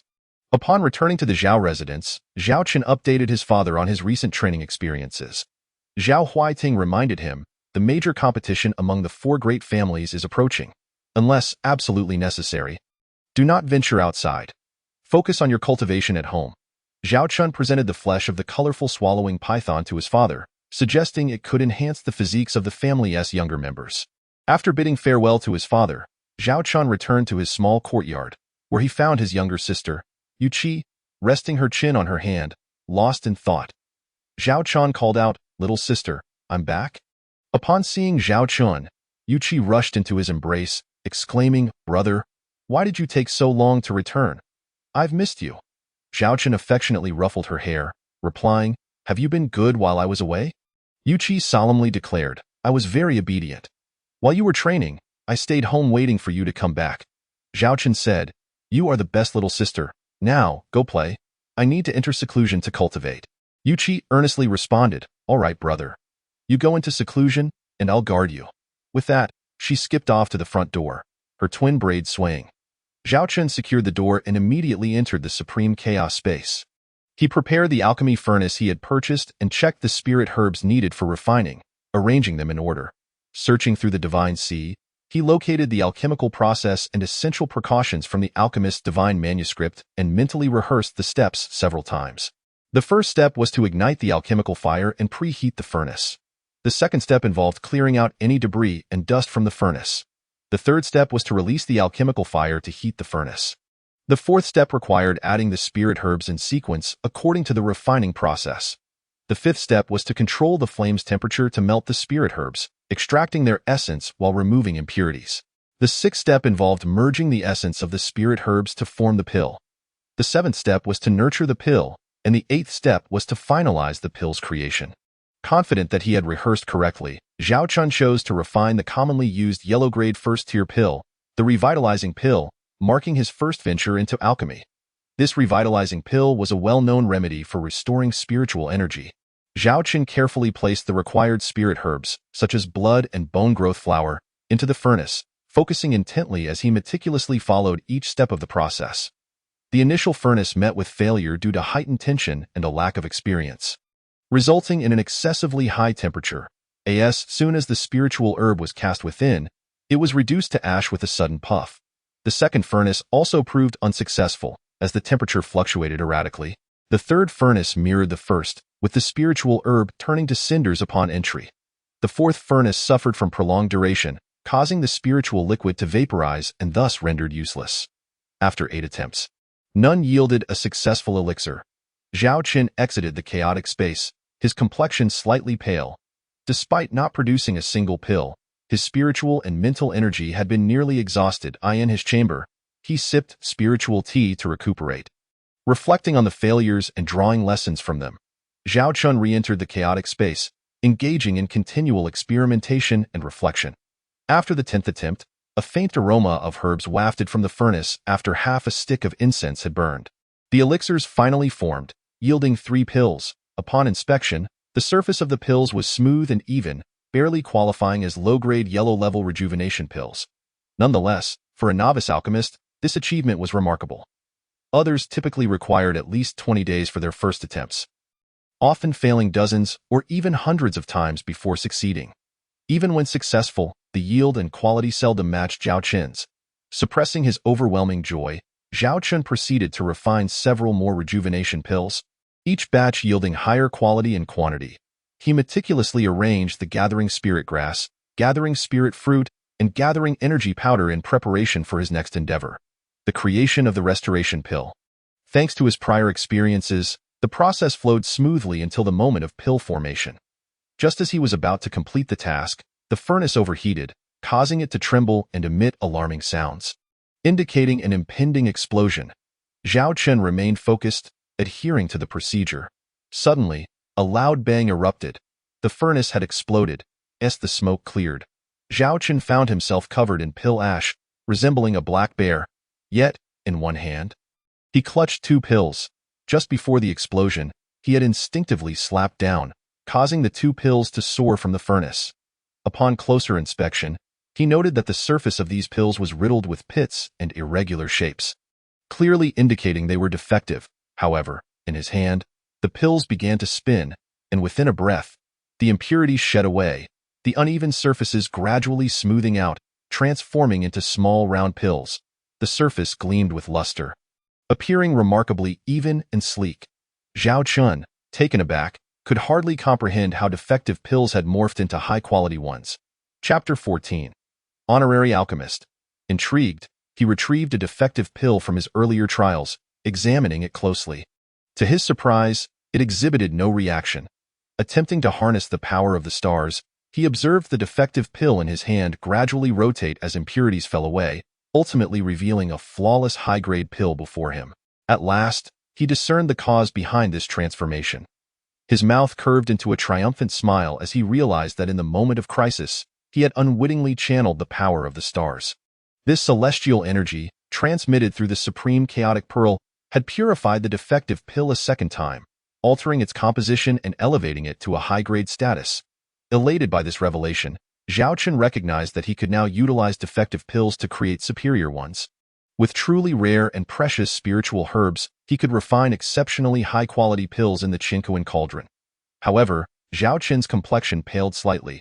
His current realm was still relatively low, and wielding the power of the stars remained somewhat strenuous. Exiting the chaotic space, he returned to his chamber to sip more spiritual tea and restore his energy.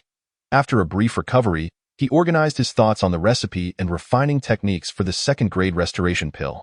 This pill, known for its healing properties, was effective not only for internal injuries but also for external wounds. Back in the supreme chaotic space, he meticulously cleaned the alchemical furnace and prepared the necessary spiritual herbs for the second-grade restoration pill. As he ignited the alchemical fire, drawing on his previous experiences, he successfully produced 4 pills in the second furnace. Building on this achievement, he continued his craft, culminating in a final furnace that yielded 10 second-grade restoration pills. A day later, a multitude of jade bottles filled with first and second-grade pills lay before Zhao Chun. Despite the fatigue from repeated refining, depleting his spiritual and mental energy, he felt invigorated by the progress he had made. With a smile, he contemplated selling the pills to procure resources for his cultivation. Zhao Chun spent an additional day inscribing runes, crafting first-grade teleportation, rejuvenation, and fire runes. Finally, he exited the supreme chaotic space. The following morning, Zhao Chen arrived at the entrance of the treasure pavilion. A staff member, upon seeing him, greeted him with a broad smile, inquiring whether the young clan leader had come to purchase items or to meet with the pavilion master. The staff were always informed of Zhao Chen's presence, ensuring he received a warm welcome and prompt service. Zhao Chen smiled, responding, "I have business with Pavilion Master Han. Please lead the way." The attendant led him to the second floor, where a melodious female voice greeted him at the staircase. With the morning's magpies singing, a distinguished guest must surely be arriving. I did not expect it to be young Master Zhao. Zhao Chun looked up to see Han Yi smiling at him, and he returned her greeting. After nodding to the 2 elderly men accompanying her, Han Yi gestured for him to take a seat in the reception room on the second floor. Zhao Chun stated, "I have some pills I wish to sell. I hope it is convenient for the pavilion master." With a wave of his hand, a plethora of jade bottles appeared before Han Yi. The eyes of Han Yi and the 2 elders widened, their mouths agape in astonishment at the sheer volume of pills Zhao Chen presented. Having only purchased the alchemical furnace and herbs 4 days prior, it was remarkable to see so many pills produced in such a short span. If they knew that Zhao Chun had spent nearly all his time learning alchemy during those 4 days, their jaws would surely drop. The tall elder opened a few bottles, revealing first-grade rejuvenation pills and second-grade restoration pills, all of high quality. Han Yi, regaining her composure, realized that the restoration pill had long since lost its lineage.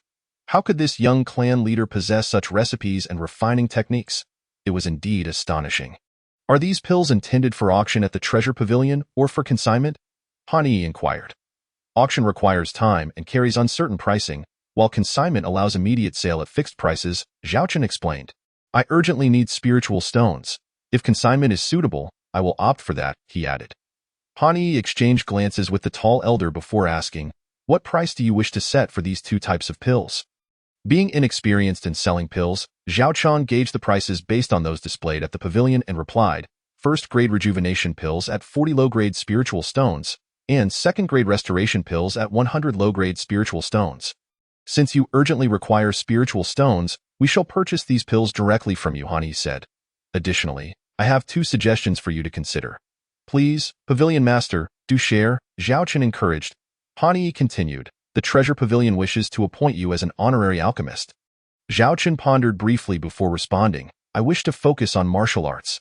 Alchemy is merely a supplementary skill. Being an honorary alchemist is simply a title, allowing you freedom without constraints, Han Yi reassured him. After further contemplation, Zhao Chen nodded in agreement, stating, if that is the case, then I shall accept.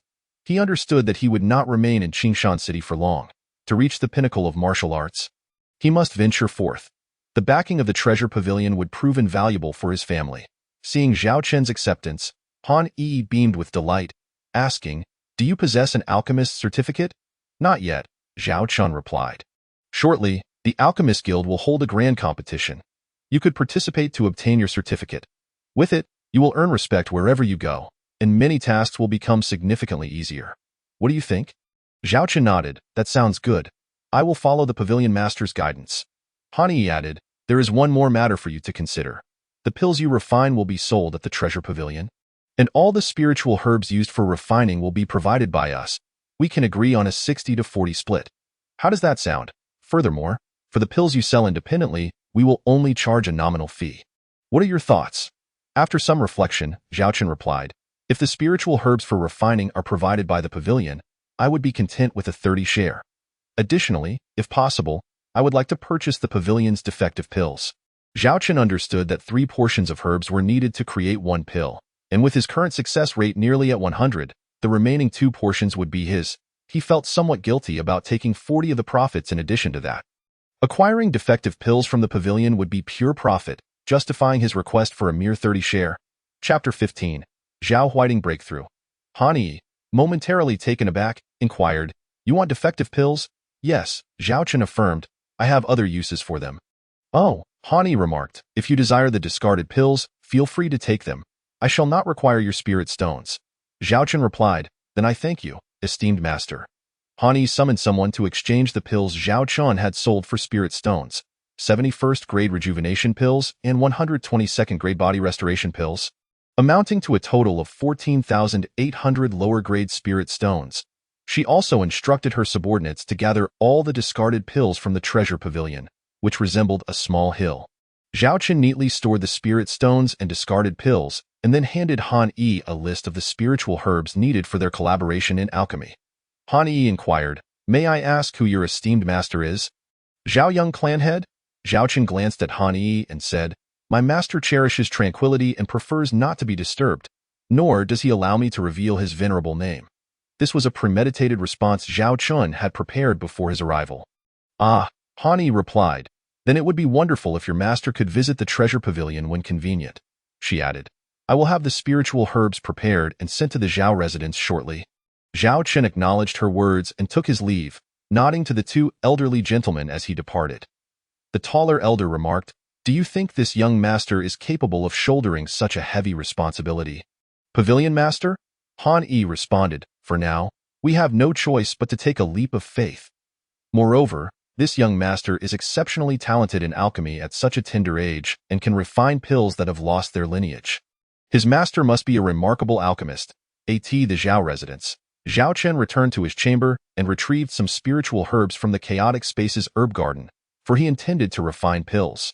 He aimed to concoct a spirit-gathering pill for his younger sister, Rain Qi, having learned from the Book of Infinite Words that she possessed a jade bone constitution, making this an opportune time for her cultivation. He also planned to prepare a 7th-grade golden pill for his father. Zhao Huiting had harbored a hidden ailment for over a decade, remaining stuck at the first level of the golden core stage without breaking through. If he could cure his father's ailment and help him surpass his current realm, Zhao Chun would feel considerably relieved about leaving the Zhao family. Zhao Chun arranged the spiritual herbs in order and began heating the furnace. After 2 hours of trial and error, he finally succeeded in producing the 7th-grade golden pill. He carefully stored the spirit-gathering pill and the 7th-grade golden pill in jade vials, then took the discarded pills he had brought back from the treasure pavilion and refined them once more using the chaotic pearl to communicate with the starry powers. Eliminating the impurities one by one, the pills emerged, their surfaces smooth and delicate, suffused with spiritual energy. Zhao Chun placed 20 discarded pills into the Qinkuan cauldron, channeling his energy to connect with the starry powers. After 20 breaths and a second round of refinement, the 20 discarded pills transformed into high-grade pills. In the second round, he placed 50 discarded pills into the cauldron, and after 15 breaths, they too became high-grade pills. With each practice session, the quantity of pills he refined increased, and the time taken for transformation diminished. The discarded pills he had retrieved from the treasure pavilion were of various types, too chaotic and mixed. Zhao Chun sorted the restored pills by grade and type, selecting spirit-gathering pills, barrier-breaking pills, marrow-cleansing pills, blood-replenishing pills, and others that he would keep for his future use, as well as preparing some for the family disciples in case of emergencies. He planned to sell the remaining pills at the treasure pavilion. Upon exiting the chaotic space, Zhao Chun sat in his room, sipping tea while recovering his spiritual and mental energy. After several rounds of alchemy, his spiritual sea had significantly strengthened. Zhao Chun visited his father's room and found him meditating. After greeting his father, Zhao Chun said, "Father, I have a set of techniques and martial skills for you to consider." With that, he presented a jade tablet inscribed in advance to Zhao Huiting. Upon examining the jade tablet, Zhao Huiting asked, "What grade of technique is this, Chun'er?" In the Cycle Continent, spiritual artifacts and martial techniques are categorized into 4 grades: Heavenly, Emperor, Mysterious, and Yellow, each with subdivisions of Inferior, Middle, Superior, and Extraordinary. Zhao Huiting had been practicing the Zhao family's extraordinary yellow grade technique, which was considered top tier even in Qingshan City. However, upon seeing the technique his son provided, he could not discern its grade. Zhao Chun replied, "This is an extraordinary Emperor grade technique. I believe the sword technique is quite suitable. You should give it a try." Upon hearing this, Zhao Huiting's eyes sparkled with astonishment. For mysterious grade techniques were scarcely seen in most sects, and those that existed were often regarded as treasured possessions. Now, Zhao Chun was presenting him with an extraordinary Emperor grade technique. How could he not be amazed? Zhao Chun refrained from elaborating further, revealing 2 vials of pills before Zhao Huiting. "Father, this vial contains marrow-cleansing pills, and this one, 7th-grade golden pills, which can treat your hidden ailment and possibly help you break through your realm." Zhao Huiting's eyes widened with surprise as he exclaimed, "Chun'er, where did you obtain these pills?" Zhao Chun explained, "I apprenticed myself to a master in the back mountains, who taught me alchemy." He also brought up the enigmatic master to clarify the origin of the pills. Although Zhao Huiting was his father, Zhao Chun preferred to keep the matters surrounding the chaotic pearl and his inheritance a secret, sharing them with as few people as possible. Zhao Huiting was overjoyed and exclaimed, "Chun'er, you have taken an apprentice. Wonderful, your master not only imparts techniques but also bestows pills. Please invite him to our home. I wish to express my gratitude." Zhao Chun replied, "My master dislikes commotion and prefers solitude. I kindly ask that you keep this information under wraps." "Very well," Zhao Huiting agreed. "Since your master prefers discretion, I shall convey my gratitude through you. I will ensure that no information is leaked." Zhao Chun instructed, "First, take the marrow-cleansing pill, then the 7th-grade golden pill to eliminate your hidden ailment. If you manage to break through, do not make it widely known." The upcoming competition among the 4 great families still held uncertainties regarding the elders and the Bai family's true schemes. Zhao Huiting nodded, "Understood, Chun'er. If I break through, I shall keep it as a secret weapon." Zhao Huiting settled into a meditative position, circulating his energy through a grand cycle, and swallowed the marrow-cleansing pill. The pill dissolved instantly, releasing a vast and gentle medicinal force that coursed through his limbs. After about half a cup of tea, Zhao Huiting's bones cracked and popped, beads of sweat rolling down his face, and a layer of filth emerged from his body, emitting an unbearable stench. This was the residual toxins and impurities expelled from Zhao Huiting's body after enduring a decade of hidden ailments. After 2 hours, he consumed the 7th-grade golden pill, utilizing his energy to refine its medicinal properties. At this moment, Zhao Huiting's complexion flushed with vitality, his breath fluctuating as the medicinal force traversed through his meridians and internal organs, ultimately targeting the site of his hidden ailment. With a loud bang, Zhao Huiting broke through, his aura soaring as he ascended from the first to the second level of the Golden Core stage, and finally to the third level, where his energy gradually stabilized. Zhao Chun, witnessing his father's removal of the hidden ailment and his breakthrough of 2 realms, smiled knowingly, choosing not to disturb his father as he solidified his new state. Chapter 16. The breakthrough of Mini Zhao Chun produced 2 storage bags, one containing 10,000 lower-grade spirit stones for his father's cultivation, and another filled with various pills for emergencies, before turning to leave. Exiting his father's room, he headed toward his younger sister's chamber. Upon seeing Zhao Qian, Rain Qi rushed over, hugging his arm with her large, sparkling eyes and asked, "Brother, did you come to see your little sister?" Zhao Qian affectionately ruffled her hair and replied, "Indeed. I came to see what my little princess is up to." Rain Qi exclaimed, "Little sister misses you so much." Zhao Qian said, "Come here, little sister. Let me check your constitution and assist you with your cultivation. Shall we?" Rain Qi eagerly agreed, "Yes, I want to cultivate. Once I grow strong, I will protect you, brother, and stay by your side forever." With a serious expression, Rain Qi declared. Zhao Qian responded, "All right, I will now give you a set of techniques, the Supreme Heart Technique. Take your time to cultivate." He imparted the Supreme Heart Technique to Rain Qi, along with a vial of marrow-cleansing pills and a vial of spirit-gathering pills. Rain Qi promptly swallowed 1 spirit-gathering pill and began her cultivation according to the Supreme Heart Technique. Zhao Qian assisted her, helping her channel her spiritual energy. Gradually, Rain Qi's cultivation began to progress smoothly. At that moment, a servant respectfully reported, "Young master, someone from the treasure pavilion has come to visit and wishes to see you." Zhao Qian acknowledged and proceeded toward the front hall, the servant following closely behind. Given the recent events, where Zhao Qian had publicly dealt with by Tiao Li and Zhao Ming, news of his exploits had spread throughout Qingshan City, leaving the servants cautious and respectful. Upon entering the hall, Zhao Qian found Elder Kong from the treasure pavilion waiting. He approached and greeted the elder. After both host and guest were seated, Zhao Qian inquired, "May I ask the esteemed elder what brings you here?" Elder Kong replied, "Young master, the pills you sold a few days ago have been in high demand, and we are currently facing a shortage. Our pavilion master has sent me to see if you could refine some more." Zhao Qian assured him, "No problem. Please take these pills back with you. The remaining ones will be sent tomorrow." With that, he summoned his energy, and 20 vials of pills appeared before Elder Kong. The elder accepted the pills with a pleased expression, saying, "Excellent, I shall report back to our pavilion master." Afterward, he took his leave. Zhao Qian returned to his father's room and observed him meditating with a radiant complexion. Seeing Zhao Qian's arrival, Zhao Huiting beamed and said, "Qianer, I must thank you. Not only have you cured my hidden ailment, but I have also broken through 2 realms." Zhao Qian replied, "Father, your breakthrough is the result of your persistent cultivation over the past decade." He continued, "Please gather our family members. I have matters to discuss." Zhao Huiting, upon hearing the news, did not inquire further and promptly summoned the 3rd elder, the 4th elder, along with a dozen reliable junior disciples from their lineage. When they arrived and beheld Zhao Huiting's newfound aura, their expressions were filled with astonishment and disbelief. Everyone was aware that Zhao Huiting had been plagued by hidden jealousy for over a decade, making no progress in his cultivation. Yet today, he appeared revitalized, as if rejuvenated, having broken through to the 3rd level of the Golden Core stage. How could they not be astonished? Zhao Huiting explained, "The breakthrough in my cultivation and the alleviation of my hidden jealousy are attributed to the elixirs provided by Qianer, which have yielded these remarkable results." All eyes turned toward Zhao Qian, filled with surprise and curiosity. Zhao Qian smiled and said, "I encountered a stroke of fortune on the back mountain and obtained a few vials of elixirs."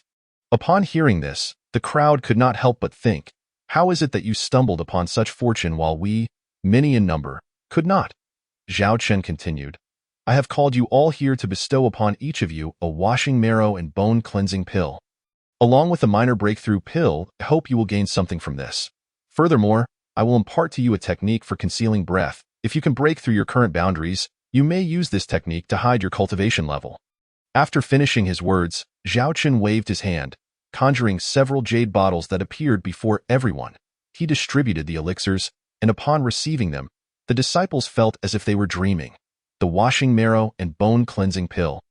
along with the minor breakthrough pill, were exceedingly rare in Qingshan City and exorbitantly priced. Point 1 would be hard-pressed to acquire a single washing marrow and bone-cleansing pill for less than 10,000 low-grade spirit stones.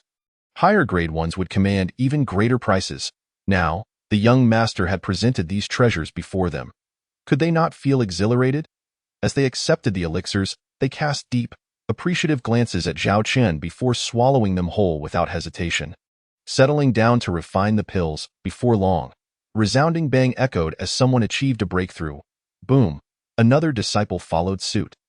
The atmosphere in Zhao Huiting's chamber erupted with energy, pressure radiating outward, causing the attendants to tremble in fear. Rendered immobile. Observing this, Zhao Chen formed a sealing gesture with his hands, creating a barrier to isolate the room. With a subtle smile, he exited, choosing not to disturb their cultivation. Zhao Chen returned to his own quarters and entered the chaos space, where he refined spirit herbs into elixirs. He meticulously arranged the spirit stones and began his training using the 9 Heavens Chaos technique. Perusing the heavenly book, he discovered a cultivation method called dual cultivation of dragon and phoenix, which piqued his interest. Subsequently, he also found a technique known as the void-breaking divine finger and a set of shattered star fist techniques. Zhao Chen diligently practiced these methods, and after 2 days, he had mastered the void-breaking divine finger to a minor success. Another 2 days passed, and the shattered star fist was similarly mastered. As dawn broke the following day, Zhao Chen emerged from the chaos space. Time flew by, and tomorrow marked the day of the grand competition among the 4 great families. Zhao Chen proceeded to his father's chamber, where Zhao Huiting exclaimed in delight upon his arrival. "Chenner, the technique you provided is extraordinary. Over the past few days, I have experienced remarkable progress with the Chaos Heavenly Blade technique, far surpassing our family's yellow tier techniques."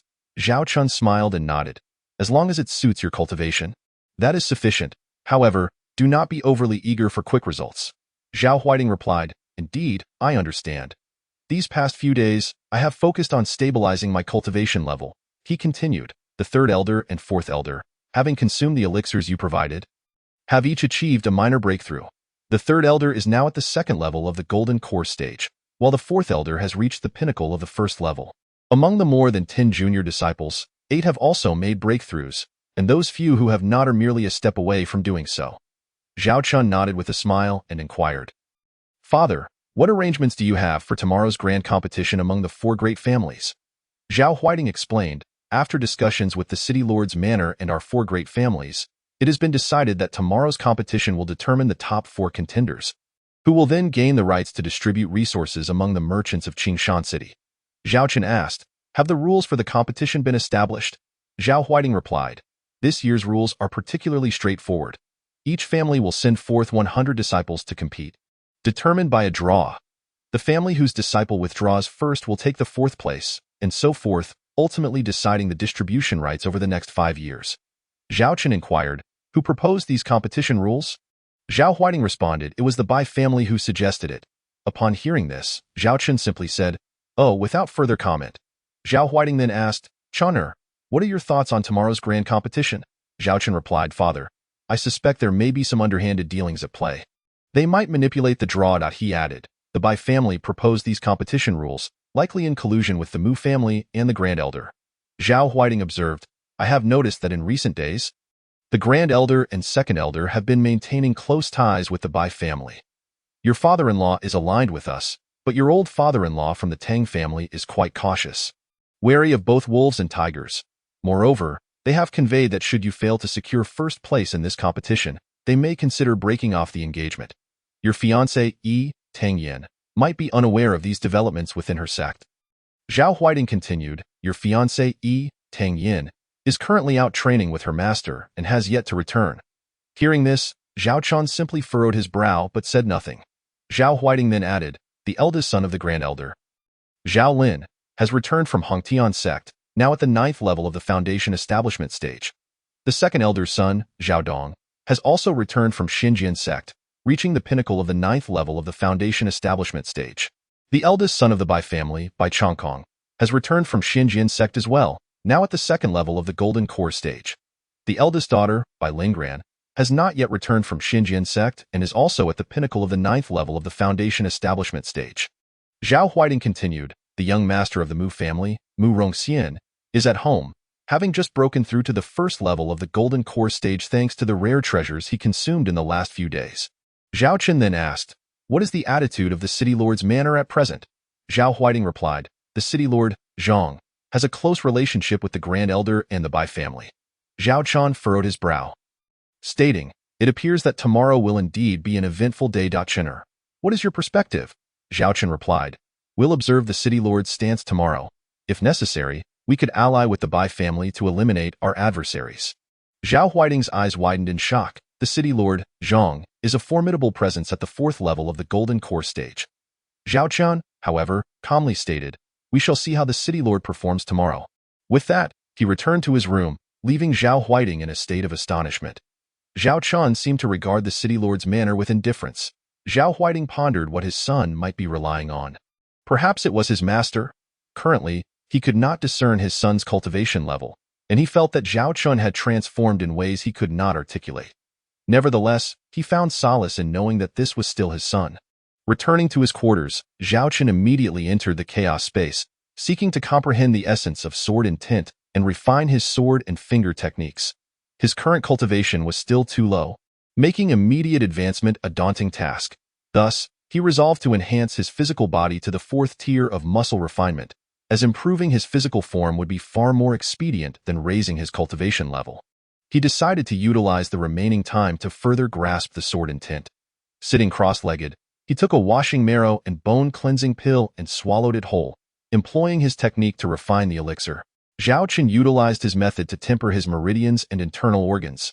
His veins bulged, and he felt his bones fracturing, undergoing a process of reconstituting his sinews. Several times, he nearly lost consciousness, yet Zhao Qin persevered.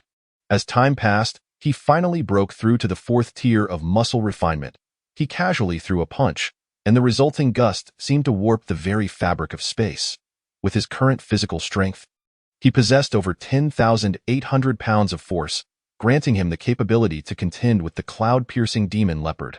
Clenching his fist, he felt an inexhaustible energy coursing through him, thoroughly satisfied with his physical form. The following morning, Zhao Qin exited the chaos space, refreshed with a shower and a change of clothes, before making his way to the Qingshan City Martial Arts Arena. The arena was already teeming with people, bustling with martial artists and spectators from nearby cities. Accompanied by the cries of street vendors, the entire arena was abuzz with excitement. There were 2 stone platforms on either side, with a central main platform. The 4 great families were positioned in the east, west, south, and north directions, each with their respective viewing areas. At the northern end stood the main viewing platform, where the city lord, Zhang, sat at the center. Flanked by the leaders of the 4 families, by Chongkong of the Bai family, Tang Rushan of the Tang family, Mu Rongfuyan of the Mu family, and Zhao Huiting of the Zhao family. Behind them sat the elders of each family and the disciples participating in the competition. Another viewing area was occupied by the affluent citizens of Qingshan City, leaders of various factions, and representatives sent from nearby cities. As the city lord surveyed the crowd below, he turned to his steward and remarked that the time had come for the leaders of the 4 great families to commence the competition. The steward, having heard this, stepped forward and announced in a clear voice, "Ladies and gentlemen, may I have your attention, please? Today marks the day of the grand competition among the 4 great families, held every 5 years. The rules for this year's competition have been simplified, as agreed upon by the family heads and the city lord. Each family will send forth 25 disciples to participate. Contestants must be under the age of 30, and life and death matters will not be considered on the platform. Those who concede must refrain from further engagement, and no outside interference will be tolerated during the competition. Violators will have their cultivation abolished and be disqualified from the competition." The steward continued, "The 100 contestants will draw lots to determine their matchups. Those drawn with the same number will face each other, and the family whose disciple withdraws first will take 4th place, and so forth, determining the distribution rights of the Qingshan City merchants." As soon as this remark was made, the onlookers began to murmur amongst themselves. Some speculated that the rules of this year's grand competition had changed, possibly rendering it less lively than before. Another chimed in, suggesting that this would allow for a more direct view of the duels, undoubtedly making it more entertaining. The discussions among the spectators varied widely. At that moment, the steward of the city lord's mansion declared, The grand competition is now underway. Please have the disciples from the 4 clans come forward to draw lots. And no sooner had the steward's words echoed than disciples from the Tang, Morong, and Bai clans stepped forward to draw their lots. The Zhao clan, however, only had 18 disciples present, with only the eldest and second elders' disciples absent from the drawing. Zhao Huiting looked at the eldest and second elders, questioning their absence. The eldest elder, with a sardonic smile, retorted, "You, Zhao Huiting, have been the clan leader for decades. Yet the family business has not expanded, income is declining, and the clan's disciples show no ambition. You have not made any progress in your cultivation for over a decade. And you have a useless son. How many resources for cultivation do you and your son consume in a year? Frankly, I see no reason for you to continue as clan leader." Upon hearing the eldest elder's words, chaos erupted both on and off the stage. Someone exclaimed, "Today is the day of the grand competition among the 4 great clans. Why is the Zhao family airing their dirty laundry?" Another spectator, eager for drama, remarked, "Let us remain silent. We are in for a show today." The expressions on the faces of the city lord, Zhang, and the leaders of the other 3 clans were varied, yet all directed towards Zhao Huiting, clearly indicating that this was a family matter for the Zhao clan, and it was up to him to resolve it. They all wore expressions of detached amusement, as if they were mere spectators to a farcical play. Only the head of the Tang clan maintained a demeanor of indifference, his gaze fixed inward as if in deep contemplation. Zhao Huiting turned to the eldest and second elders, stating, "This was your prearranged scheme, wasn't it?" The eldest elder chuckled. "What is there to discuss? You have accomplished nothing for the clan during your decades as leader, with all the clan's resources squandered on you and your son. Do you still have the audacity to cling to the position of clan leader?" The second elder chimed in, "You should have stepped down long ago. The position should rightfully belong to the eldest elder." Hearing this, the eldest elder narrowed his eyes and shot a sidelong glance at Zhao Huiting. "Have you heard that? You have achieved nothing in your tenure as clan leader. You and your son are liabilities. And changing the clan leader is the sentiment of the clan." Zhao Huiting maintained a composed demeanor and asked, "What if I refuse?" The eldest elder erupted in laughter. "You have no choice in the matter today. For the future of the Zhao clan, you must step down, whether you wish to or not." At this moment, the eldest elder's son, Zhao Lin, and the second elder's son, Zhao Dong, stood behind him. The eldest elder, seeing this, laughed heartily and said, "With you and your useless son here, do you still think you can retain your position?" With a sudden burst, he unleashed a powerful aura. Someone gasped, "The eldest elder has broken through." Advancing from the 2nd to the 3rd level of the Golden Core stage. "When did he achieve this? I hadn't heard of it," another person exclaimed. Just then, Zhao Chen approached his father and said, "Father, allow me to deal with this old dog." Zhao Huiting replied, "Hold on, Chunner. I wish to test the techniques I have been practicing these past few days." Zhao Chen smirked, stepping back 2 paces, eager to observe the unfolding events. He was also keen for his father to test his skill against the eldest elder and to try out the chaotic heavenly blade technique. The eldest and second elders interjected, "Do not rush. You too. Next year on this day will mark the anniversary of your demise." Zhao Huiting shouted, "Eldest elder, do not use others as pawns. If you retract your words, I will consider this incident as if it never occurred. And you can continue as the eldest elder. Otherwise, you will regret it." Upon hearing this, the eldest elder involuntarily glanced at Bai Zhongkong, the leader of the Bai clan, who wore a look of disdain. The eldest elder realized he had fallen into Bai Zhongkong's trap. Bai intended to let them fight among themselves while he reaped the benefits. Now, with Zhao Huiliang's arrow already released, there was no turning back. He thought to himself that he had just broken through to the 3rd level of the Golden Core stage, with his eldest son and the second elder's son at his side. Even without the Bai clan's support, he believed he could secure the position of clan leader. At that moment, the 3rd and 4th elders also stood behind Zhao Huiting. The eldest elder, taken aback, exclaimed, "Weren't you two supposed to remain neutral? Why have you chosen to side with him, and on the side of my enemy no less? I advise you to recognize the reality of the situation before it is too late." The 3rd elder and 4th elder retorted angrily, "If you were to seize the position of clan leader fairly, we would remain neutral. However, you conspire with outsiders to usurp the position, seeking to become a vassal of another clan, which is utterly unacceptable." The 4th elder added, "For the sake of the Zhao family, we would rather die than become puppets serving another clan." The eldest elder's face turned a deep shade of crimson. His expression contorted in anger as he sneered, "Since you are all aware of the situation, there is nothing more to discuss. Today, those who follow me shall thrive, while those who oppose me shall perish. I advise you to see the reality of the situation. Otherwise, do not blame me for my ruthlessness." The crowd murmured, speculating about the eldest elder's folly in being so easily manipulated by the Bai clan, who had incited discord within the Zhao family only to wait in the wings for their moment to strike. One onlooker commented, "Who can blame the eldest elder for being so naive? He was solely focused on obtaining the position of clan leader and failed to discern the intentions of others." Another cautioned, "Keep your voices down. If the Zhao and Bai clans hear you, you will be in for a show." The audience buzzed with chatter, opinions flying in all directions. The eldest elder, Zhao Huiliang, felt his face alternate between shades of red and green as he listened to the discussions below. Suddenly, he bellowed, brandishing a long spear that pierced the air with a resounding crack, aiming it at Zhao Huiding's distracted form.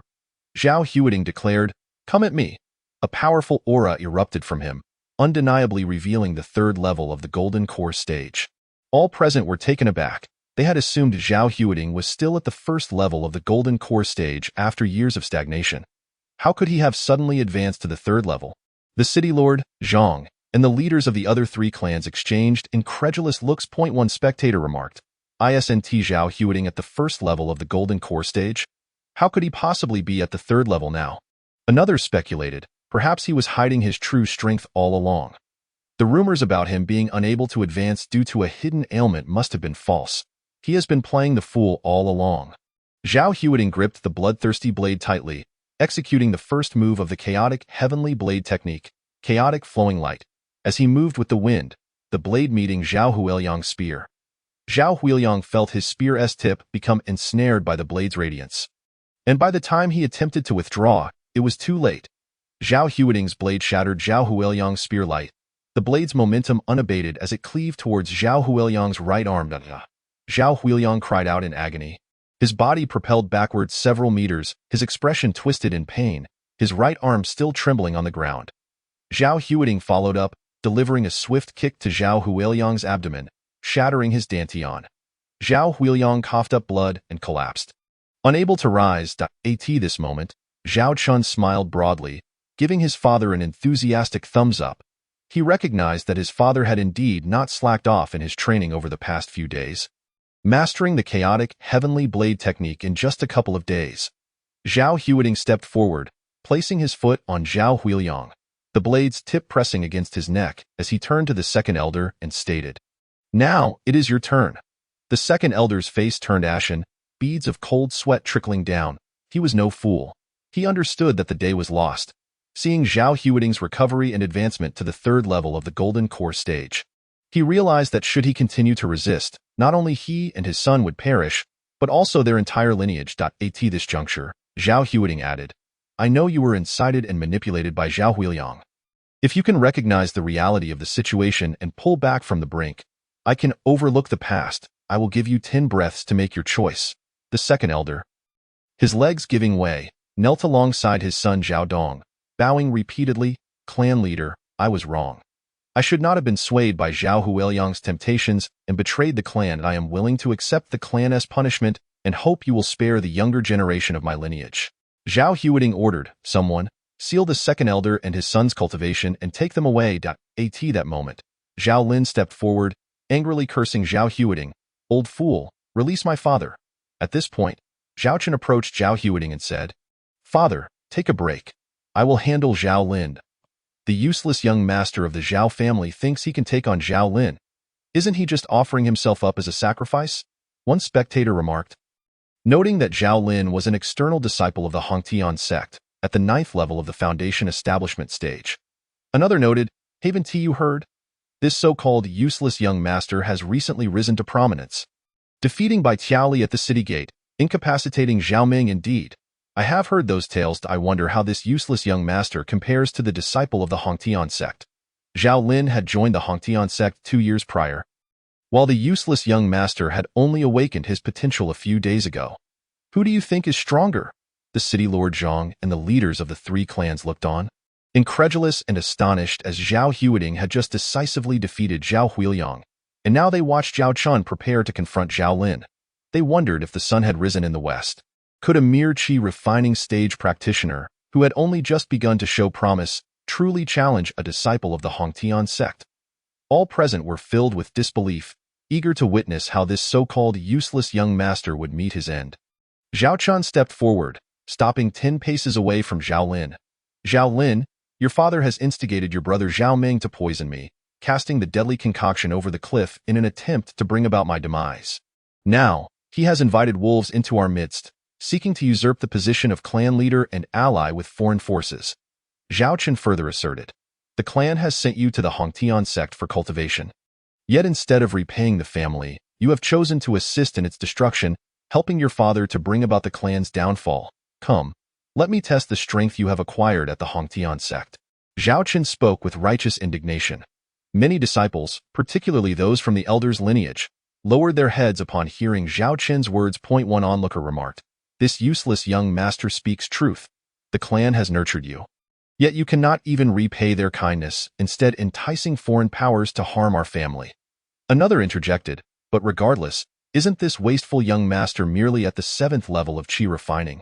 How could he possibly contend against someone at the 9th level of foundation establishment? Concern rippled through the crowd. Zhao Lin retorted, enough of your ramblings. I wish to see how you, this so-called waste, has risen. Zhao Chun replied, I believe my father, being kind-hearted and valuing familial ties, cannot bring himself to kill you. Thus, I shall spare your life. However, I will cripple Zhao Ming today and then deal with you, so your entire family may have company in their fate. Enraged, Zhao Lin refrained from further words, flipping his palm to reveal a long sword. Its tip akin to a bullet exiting a chamber, piercing through the void with lethal intent aimed at Zhao Chun. Zhao Chun's lips curled into a smirk as he stood still, unperturbed. Look, this useless young master has been rendered speechless. Not even attempting to evade, one person exclaimed. Another added, indeed, he appears unable to move his eyes. How could he know to dodge? As Zhao Lin's sword struck Zhao Chun's chest, he rejoiced, unaware of how effortlessly he had dispatched this so-called waste. In that moment, he envisioned Zhao Chun's body pierced, lifeless upon the arena. Yet, upon closer inspection, he noticed no blood gushed from the wound. Zhao Chun's form fragmented inch by inch, dissolving into nothingness. It dawned on Zhao Lin that it was merely an afterimage. Realizing it was too late to retract his sword for defense, Zhao Chun employed the technique of evasion, vanishing from sight. Utilizing the art of movement, Zhao Chun's figure disappeared, leaving only an afterimage for those of equal cultivation to perceive. Those of a higher realm could discern the trajectory of Zhao Chun's movements. Zhao Chun's afterimage reappeared to Zhao Lin's right side, fist clenched, channeling his physical cultivation to deliver a powerful blow to Zhao Lin's sword-bearing arm. Crack, clang, Zhao Lin's arm shattered beneath the force, his sword clattering to the ground. Another kick from Zhao Chun rendered Zhao Lin's dantian crippled. With a single strike, Zhao Chun had vanquished Zhao Lin. The heads of the 3 major families and Zhang's patriarch stood in stunned silence. Had they not witnessed it with their own eyes, they would never have believed that a mere qi refining 7th realm waste, devoid of spiritual energy or martial skills, could incapacitate a 9th level foundation establishment Zhao Lin with a single move. At that moment, they looked at Zhao Chun and only saw a chaotic blur, unable to discern his true cultivation. What level of power did Zhao Chun possess? What technique did he employ? A brief silence was broken by gasps of astonishment. What realm does this wasteful young master inhabit? I cannot comprehend. One exclaimed, I know not what identity he possesses, but witnessing him use mere physical strength to defeat Zhao Lin is astonishing, another remarked. Perhaps both he and his father are concealing their true powers, playing the role of fools to deceive the strong. Zhao Chun's younger sister, Yu Qi, waved her tiny fists, cheering for her brother. Brother, you are amazing. Go, brother. You are the greatest. Bai Chongkong, witnessing Zhao Huiliang and his son being defeated in a single move, turned green with rage, cursing loudly, useless. Zhao Huiding laughed heartily, knowing his son was no longer a waste. He had grown. Zhao Huiding instructed to take Zhao Lin away and turned to Zhang's patriarch, saying, We have resolved matters pertaining to the Zhao family, esteemed Zhang patriarch. Let us proceed with the grand competition. Zhang's patriarch replied, Ah, yes, let the competition commence. Still in shock, he hastily instructed the steward to begin the contest. The steward announced, Zhao Patriarch, both the first and second elder's disciples cannot participate in the grand competition. Does your family have any reserve disciples to compete? Zhao Chen responded, Our Zhao family will participate with just our 18 disciples. The steward turned to Zhang Patriarch and the heads of the 3 major families to confer. He then said to Zhao Chun, That is acceptable, but should you lose, you may not claim insufficient numbers as an excuse. Zhao Chen nodded, Very well, as the young master. I declare that only our 18 disciples shall participate. At that moment, the steward stood upon the arena and proclaimed, Everyone, please settle down. The minor disturbance has concluded. Now we shall commence the grand competition among the 4 major families. He continued, Each family will pit their number 1 disciple against the number 1 disciple of another family. Currently, the Zhao family is short by 7 participants, and they must select from these 18 disciples to fill the gaps. The first match, determined by drawing lots, pitted the Bai family against the Tang family, and the Morong family against the Zhao family. The Bai family's number 1 disciple, Bai Bo, a 27-year-old at the pinnacle of the 9th level of qi refining, leapt onto the arena, brandishing a long sword. The Tang family disciple, Tang Yu, aged 20, also at the 9th level of qi refining, followed suit. The two exchanged formalities before commencing their duel. Bai Bo shouted as he soared into the air, spinning and unleashing a dazzling display of light. His sword aimed directly at Tang Yu's neck. Tang Yu unleashed his aura, wielding his sword with a blinding flash. Bang! The 2 powerful sword energies collided, sending both combatants sprawling backward. Bai Bo flew 3 zhong, while Tang Yu was sent tumbling more than 10 zhong before regaining his footing. This exemplified the disparity in their cultivation levels. As they glared at each other, swords in hand, they charged forth. Given the difference in strength, after their 4th exchange, Tang Yu was forced to retreat, stumbling to one side. This stumble inadvertently saved his life. Bai Bo's sword, originally aimed for Tang Yu's heart, struck his left shoulder instead. Ah! Tang Yu cried out in agony, dropping his sword as he staggered backward, calling out his concession. Bai Bo, intent on finishing Tang Yu, hesitated just long enough for his sword to halt midair, and he bowed to the main platform before departing. Bai Chongkong, filled with joy, applauded, Excellent, truly, my Bai family's disciple has brought us glory. He shall be richly rewarded. Such are the ways of the world. Where there is joy, there is also sorrow. Tang Russian wore a grim expression. Instructing Tang family disciples to assist Tang Yu off the arena. Observe the disparity in realms. One is at the pinnacle of the 9th level of qi refining, while the other is merely at the 9th level. Even a minor difference in realm can be insurmountable, one observer lamented. Indeed, the difference in power between the 9th level and its pinnacle is not insignificant. Another concurred. At that moment, the steward ascended the arena and proclaimed loudly, In the first match between the Bai family and the Tang family, the Bai family emerges victorious. The second match would see the Bai family's number 2 disciple against the Tang family's number 2 disciple. And thus the second bout began. The steward descended the arena, and the second disciples of the Bai and Tang families took their places on the stage. Bai's disciple wielded a sword, at the mid-level of the first stage of Golden Core, while Tang's disciple carried a staff, at the first stage of Golden Cord in less than 3 exchanges. Tang's disciple executed a move called Dragon's Fury, his weapon slicing through the air with a force that seemed capable of cleaving mountains. Bai's disciple could not evade in time, and his legs were shattered under the onslaught. On another stage, the Morong family and Zhao family were locked in an equally fierce battle. Both disciples from the Morong family and Zhao family were at the 9th level of qi refining. Wielding swords, their skirmish was brief. The Morong disciple channeled spiritual energy, sweeping his sword in an arc that targeted the Zhao disciple's neck. The Zhao disciple could not evade in time. With a sickening sound, his head was severed, blood spraying forth as his body crumpled to the ground. Ah! Someone has died on the arena. Come and see! An onlooker shouted in alarm. Indeed, the Morong disciple is ruthless. To kill one in the first round is rather excessive. Another commented.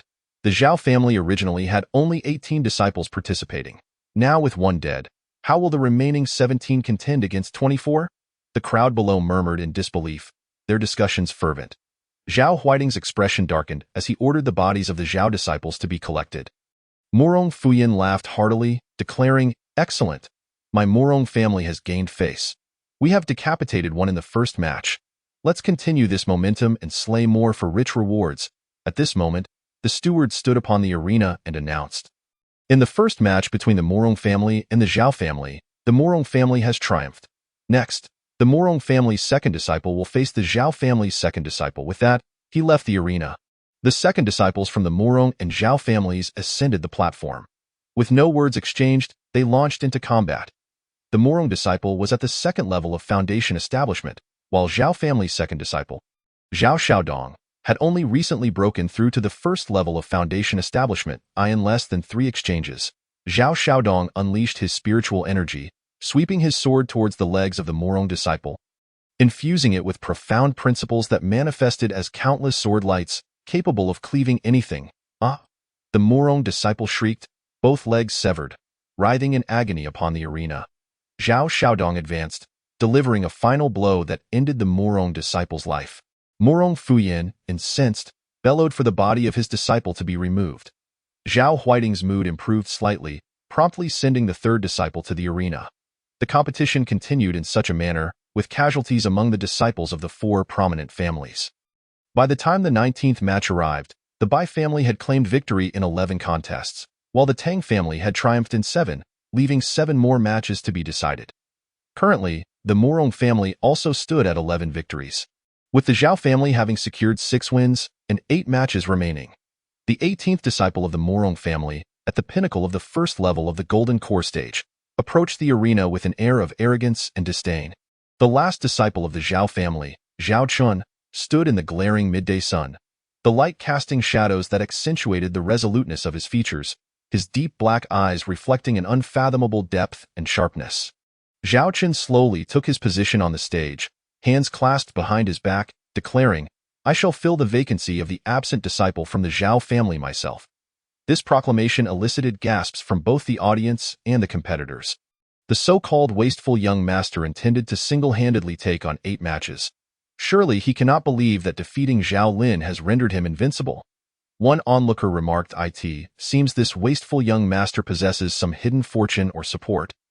Speculated another. Zhao Chun had not utilized his cultivation during his earlier victory over Zhao Lin, leaving his true capabilities shrouded in mystery, suggesting he might have some advantage. A disciple from the Morong family taunted Zhao Chen, "You little waste, your sneak attack on Zhao Lin does not make you invincible. Kneel now and serve as my subordinate, and I may spare your life." Zhao Chen's lips curled into a smirk as he retorted, "From this moment forth, not a single disciple of the Morong family shall leave this arena alive." This statement set off a commotion among the spectators. He was merely at the 7th level of the Qi refining stage, facing off against a peak Golden Core stage practitioner, yet he dared to utter such words. Who wouldn't be astonished? The Morong disciple, enraged, responded with a laugh, "Very well. Let us see what abilities this wasteful young master possesses to keep me here." Before he could finish, the disciple brandished his sword, the blade shimmering with a fierce light that distorted the very air around it.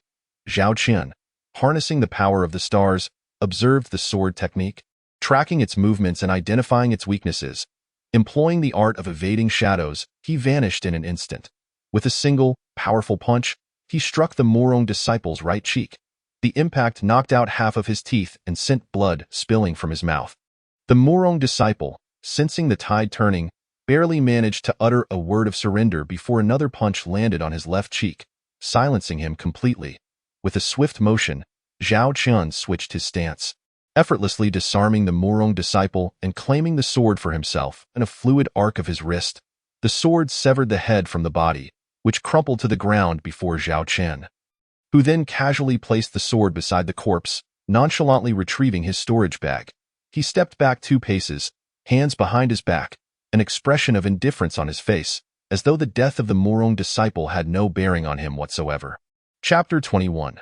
The annihilation of the Morong family. Morong Fuyin, seething with rage, shouted, "You little beast, my disciple surrendered, yet you still delivered a fatal blow. I will ruin you." Zhao Chen regarded Morong Fuyin coolly, replying, "Has anyone here heard him concede defeat?" The arena fell silent. No one had heard the words of surrender. Even Zhang, the head of the Zhang family, shook his head with a sigh, declaring, "Next contestant, continue the competition."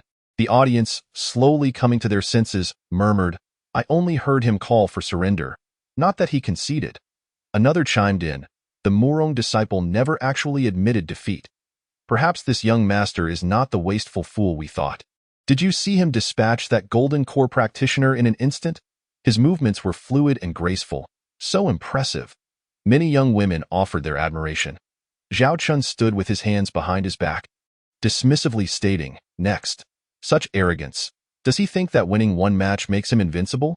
Just wait until Murong Xian takes his turn. He'll defeat him in 3 moves. 3 moves? I wager Murong Xian could finish him off in one. A disciple of the Murong family asserted. At this moment, the 19th disciple of the Murong family ascended the stage, proclaiming loudly, "What skill do you possess, little waste, to have snuck an attack? If you bow and admit your wrongs, I might consider granting you a swift ENDI in truth." This Murong disciple was already trembling with apprehension. Having witnessed Zhao Qin's seamless and instantaneous victory over the 18th disciple without employing any cultivation, he understood their relative strengths all too well. His loud taunts aimed to intimidate Zhao Chun. Zhao Qin cast a mocking glance at him, raising a middle finger in invitation. "Come on, show me how you plan to grant me a swift end." Enraged, the 19th disciple wielded a staff that glowed ominously, as if everything beneath it would turn to ash. Zhao Chen smiled faintly, moving with the wind, his figure vanishing from sight. The Murong disciple, bewildered, looked around in confusion, only to feel a sudden numbness in his arm as the staff was snatched from his grasp. Realizing the peril he was in, he opened his mouth to surrender, but his words were met with the very staff he had wielded, resulting in a horrifying scream as his teeth shattered and blood gushed forth. One little dog barks while it lies in the mud, Zhao Qin declared, swiftly dispatching the 19th disciple. Murong Fuyin, his aura pulsating with rage, leaped onto the stage, raising his hand to strike Zhao Chun. "You little waste, prepare to die." Zhao Chen remained motionless, his gaze fixed on Murong Fuyin's incoming attack, ready to meet it head-on with the power of the stars. Eager to gauge the disparity between his strength and that of a third-level Golden Core practitioner. Just then, a blade of light intercepted Murong Fuyin's palm strike. Zhao Huiting appeared on the stage, his voice booming, "Murong Fuyin, do you dare violate the rules of the arena?" The leader of the Tang family, observing from the sidelines, slowly rose, stating, "Let the younger generation settle their disputes among themselves." Murong Fuyin retorted, "This wasteful one is ruthless. He may have cultivated demonic techniques. I must eradicate him for the sake of humanity." A bystander remarked, "The Murong family cannot handle defeat. When they lose, they accuse others of practicing demonic arts." Did you hear Murong Fuyin just now? He was pleading for the little waste to spare him, while maintaining such a high stance. His plea is meaningless. It was not the challenger who surrendered. Another noted, "What level of cultivation does this young master possess? I cannot discern it at all. Since he hasn't utilized any cultivation, who can tell? He did declare he would win all 8 matches." Another replied, suggesting they simply enjoy the unfolding drama. At that moment, the arena buzzed with astonishment and disbelief. Even Zhao Huiting, taken aback, marveled at his son's newfound strength. Zhang, the head of the Zhang family, exchanged glances with Bai Chongkong, the patriarch of the Bai family, both expressions reflecting shock, disbelief, and resignation. Zhao Qin remained with his hands behind his back, looking down at the Murong disciples, declaring, "Next, Murong disciples, hurry up and come meet your end." This young master is pressed for time, and no one dared to call Zhao Chun overly arrogant anymore. All eyes were fixed on the Murong disciples. Enraged, the 20th disciple stepped up, but within 2 moves. He too was sent to join the 19th disciple. Thus, one by one, the Murong disciples faced Zhao Chun, each falling in a single exchange. The next match was the 25th, featuring the last of the Murong family, Murong Xian, who was also the 25th contestant. Murong Fuyin, filled with trepidation, cast a worried glance at Murong Xian, who returned a reassuring look before leaping onto the arena. Zhao Chun, noticing Murong Xian, inquired, "Are you the young master Murong Xian?"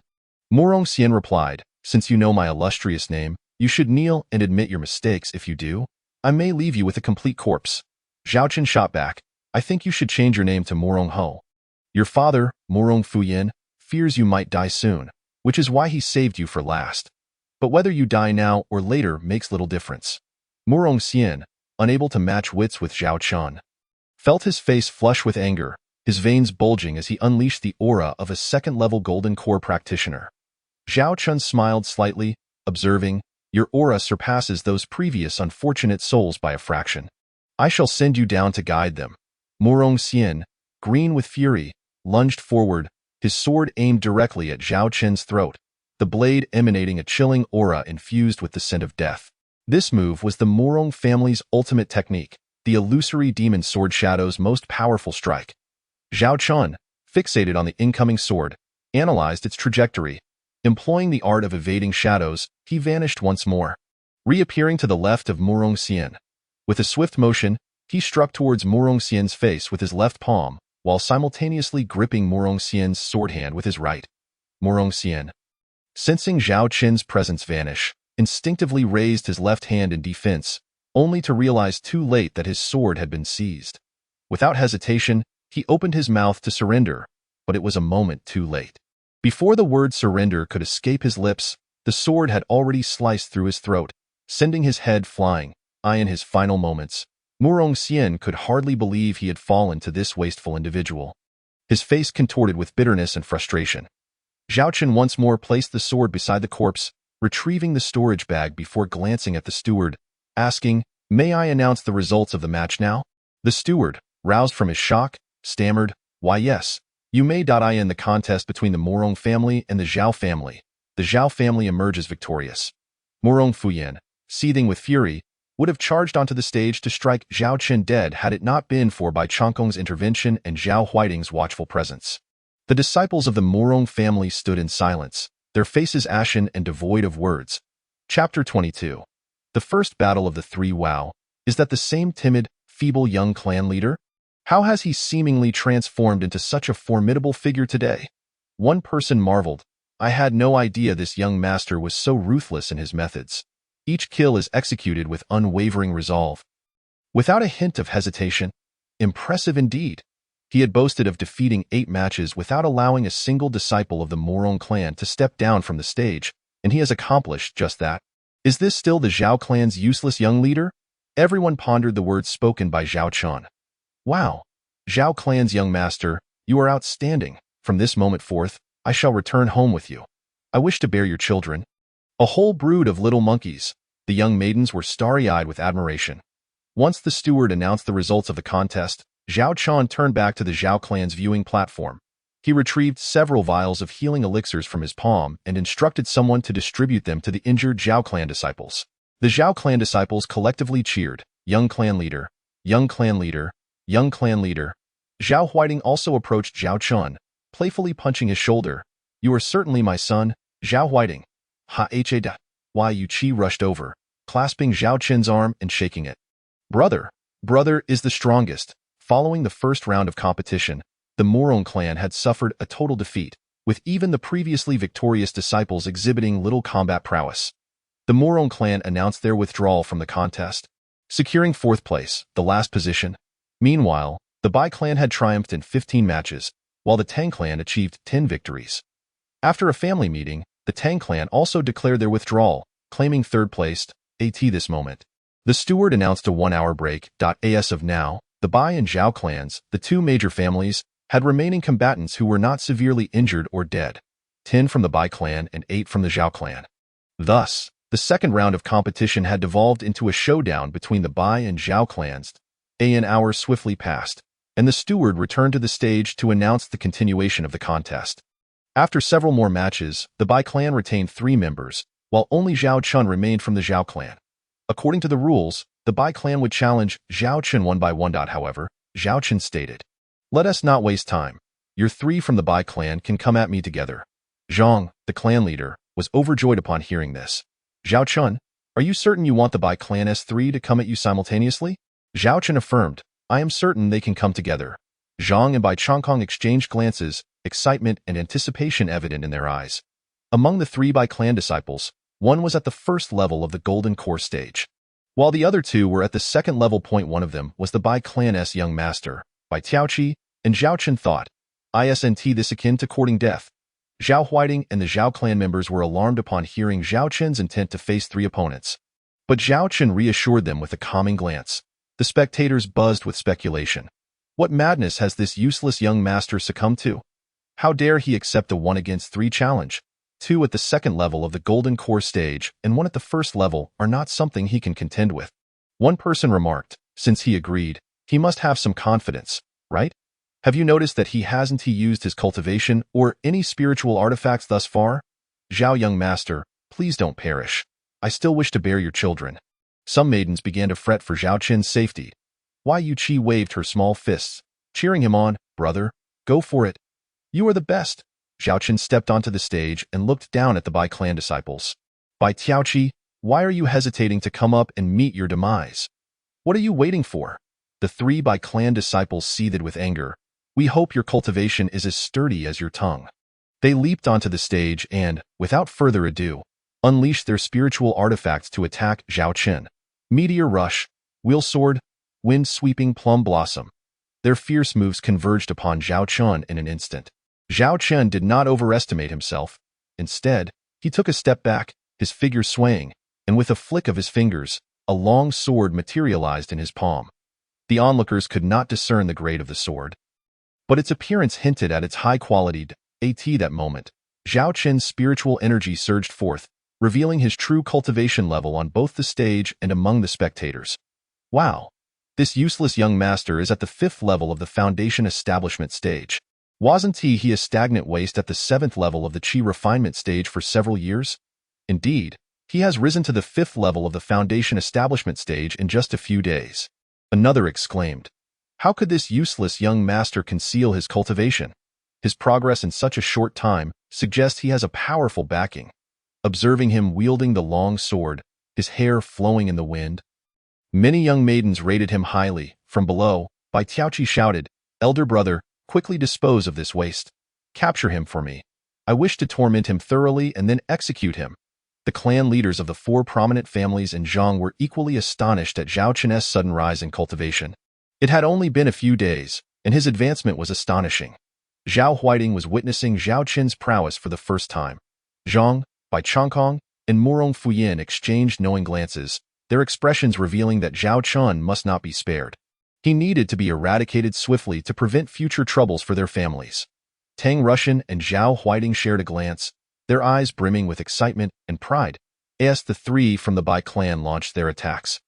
Zhao Qin meticulously observed their movements, employing the technique of evasion to suddenly vanish and evade their lethal strike. Zhao Qin directed his right-hand sword towards Bai Tiaoqi while simultaneously targeting the forehead of another disciple at the 2nd level of the Golden Core stage with his left hand. Although Zhao Qin's Break Void finger had just reached minor completion and lacked immense power, this single strike combined with his sword aimed to disrupt the 2 second-level disciples, laying the groundwork for dispatching the first-level disciple.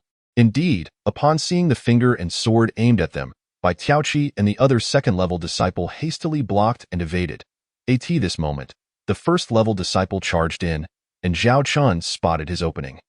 He swiftly shifted 2 steps to the left, his right-hand sword swirling with spiritual energy, radiating brilliantly as he slashed upward.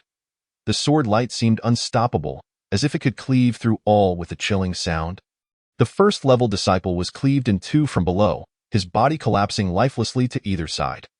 Zhao Qin's cultivation was already at the 5th level of the Foundation Establishment stage, coupled with the power of the Annihilation Sword and the strength of his refined physique at the 4th level. He could easily dispatch the 3 opponents. However, to expedite the battle and ensure a swift conclusion, he had chosen to disrupt the 2 second-level disciples with a finger and a sword before swiftly eliminating the first-level disciple, thereby alleviating the pressure for the subsequent matches. The spectators murmured, this useless young master is too ruthless. His first move in a 1-against-3 scenario resulted in the death of a disciple at the 1st level of the Golden Core stage. Indeed, his evasion technique is so profound that it leaves only an afterimage, another remarked. Combined with those feints, it's nearly impossible to defend. One person sighed in admiration. On the viewing platform, Bai Changkong sprang to his feet, utterly astonished. He had never anticipated that 2 disciples at the 2nd level of the Golden Core stage and 1 at the 1st level would be bested in mere moments by a waste at the 5th level of the Foundation Establishment stage. On stage, Bai Tiaoqi's face turned livid with fury, veins bulging as he bellowed in rage. He launched a reckless stab towards Zhao Qin's right chest, while the other second-level disciple aimed a horizontal slash at Zhao Chun. Zhao Chun pointed his finger at Bai Tiaoqi again, using his right-hand sword to block the incoming strike from the second-level disciple. Zhao Chun evaded their attacks, propelling himself into the air and turning to slash at the second-level disciple. The disciple raised his sword to block, but Zhao Chun, wielding the Annihilation Sword, unleashed a spiraling torrent of spiritual energy that cleaved through the very fabric of space, slicing through the disciple's blocking sword.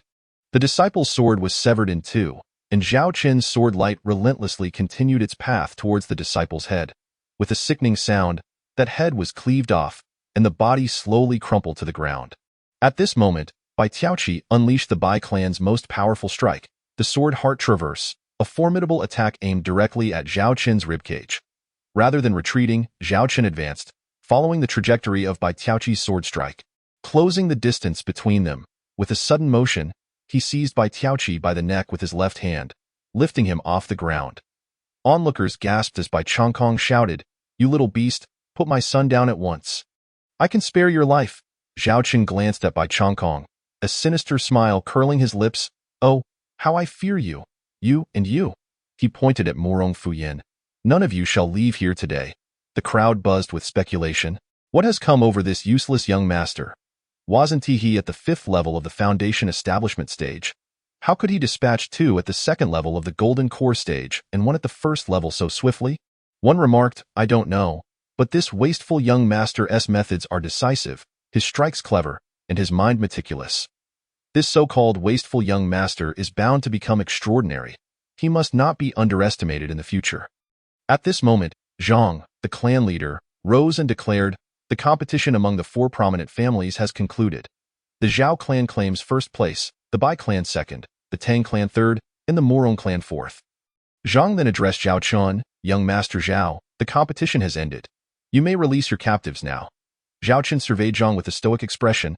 "Isn't it a bit premature for you to announce the results? There remains one contestant on the stage who has yet to concede. In truth, Bai Tiaoqi had long wished to surrender, but his body and true essence were firmly restrained by Zhao Chun, rendering him voiceless. Furthermore, his dantian remained under Zhao Chun's foot. Zhang Fuju's face turned a deep shade of purple, resembling that of a liver, as he bellowed in fury. "I have already declared the results of the contest. If you dare to strike again, do not blame me for extinguishing your life." Upon hearing Zhang Fuju's words, Zhao Chun cast a contemptuous glance in his direction. The mere intensity of that gaze sent a chill down Zhang Fuju's spine, evoking an overwhelming sense of dread akin to being scrutinized by the Grim Reaper. Zhao Chun brandished his long sword, pressing it against Bai Tiaoqi's throat, proclaiming, "As the lord of a city, you fail to uphold justice, and instead conspire with the Bai and Murong families to target the Zhao clan. When Bai Chongkong and Murong Fuyin attempted to assassinate me earlier, where was your intervention? Do not pretend you offered any words of fairness. You did not even utter a single just statement. Now that Bai Tiaoqi has been defeated yet refuses to concede, you suddenly appear to administer justice. Should I choose to slay Bai Tiaoqi now? I wonder how you intend to retaliate." Zhao Chun's words resonated with righteous indignation, leaving Zhang Fuju speechless. From the crowd, a voice echoed, "The wasteful young master speaks the truth. The arena should remain free from outside interference." Bai Chongkong and Murong Fuyin have repeatedly violated the rules, yet Zhang Fuju stood idly by now. When Bai Tiaoqi has not surrendered, he dares to announce the contest's outcome. Another added, "Did you not notice? Zhang Fuju is clearly favoring the Bai family, undoubtedly having accepted bribes from them. Indeed, his actions were glaringly transparent, openly biased towards the Bai family," one individual exclaimed in outrage. Zhang Fuju, upon hearing the murmurs from the crowd, felt his complexion shift through shades of rage. At that moment, Zhao Chun declared, "According to the arena's rules, if he refuses to concede, I shall slay him." Bai Chongkong shouted, "You dare harm my son? I will ensure the entire Zhao family pays the price." Before Bai Chongkong could finish his threat, Zhao Chun shot him a disdainful look, and with a swift motion of his sword, severed a head from its body, blood spraying forth in a gruesome arc. Zhao Chun's mocking gaze then fixed upon Zhang Fuju, who, upon witnessing Zhao Chun's fearless demeanor and rapid ascension in power within a mere month, felt an icy tremor of fear run down his spine. As Bai Chongkong beheld his son's tragic demise, he surged forward, his face contorted in rage, and struck out at Zhao Chun with a powerful palm. Just as Bai Changkong's hand moved, Zhao Huiting's blade intercepted, preventing his advance, and the two engaged in a fierce struggle without exchanging words. Meanwhile, Morong Fuyan, observing the clash between Zhao Huiting and Bai Changkong, seized the opportunity to eliminate Zhao Chun in a flash. He appeared before Zhao Chun, revealing his formidable prowess at the third level of the Golden Core stage, and unleashed a terrifying wave of spiritual energy aimed directly at Zhao Chun. Zhao Chun, witnessing Morong Fuyan's assault, refrained from summoning the Demise Emperor Sword. He sought to gauge his own strength. Thus, he invoked the Nine Heavens chaotic art, channeling the power of the stars to consolidate his physical strength into his right fist. Meeting Morong Fuyan's strike head-on, with a thunderous crash, their energies collided, unleashing a tempest of spiritual winds that twisted the very fabric of space. As the dust settled, it became evident that Morong Fuyan had been forced back 3 steps, while Zhao Chun staggered back 5 or 6, appearing slightly worse for wear, his attire tattered and a trace of blood at the corner of his mouth. This confrontation provided Zhao Chen with a genuine understanding of his combat capabilities. At that moment, Zhang Fuzhu attempted to exploit the situation, but he was interrupted by a sweet, melodic voice from behind. "Zhang Fuzhu, what are your intentions?" Startled, Zhang Fuzhu turned to discover Han Gez standing before him. Realizing that her presence was a deterrent against his interference, he feigned a laugh. "Ah, I was wondering who it could be. It is indeed Master Han." Han Yi smiled gently. "Zhang Fuzhu, your ability to manage this competition among the 4 great families with fairness and impartiality is commendable." Zhang Fuzhu's face flushed with embarrassment, and he could only offer a strained chuckle in response, fully aware that Han Yi's appearance was meant to prevent him from intervening. Alone, he felt he could not challenge the might of the Treasure Pavilion, a colossal entity that commanded respect even from the Emperor. At that moment, Zhao Chen wiped the blood from his mouth, the supreme chaotic pearl within him swirling vigorously, mending his internal injuries, swallowing a healing elixir. He grinned and declared, "Come again." His act of consuming the pill was merely for show, as it was evident he possessed hidden treasures that facilitated his swift recovery from such grievous wounds. Zhao Chun then charged at Morong Fuyan with renewed vigor. Having just faced Morong Fuyan's palm, he was astonished that a cultivator at the 5th level of the Foundation establishment stage could withstand a blow from a 3rd-level Golden Core practitioner and only retreat a few steps. Realizing this little wretch could not be allowed to grow unchecked, as Zhao Chen launched another punch, Morong Fuyan responded with a palm strike of his own, resulting in another resounding clash, with Zhao Chun only retreating 2 steps this time. Zhao Chen proclaimed, "Having tested my fists, now let us see how my sword fares."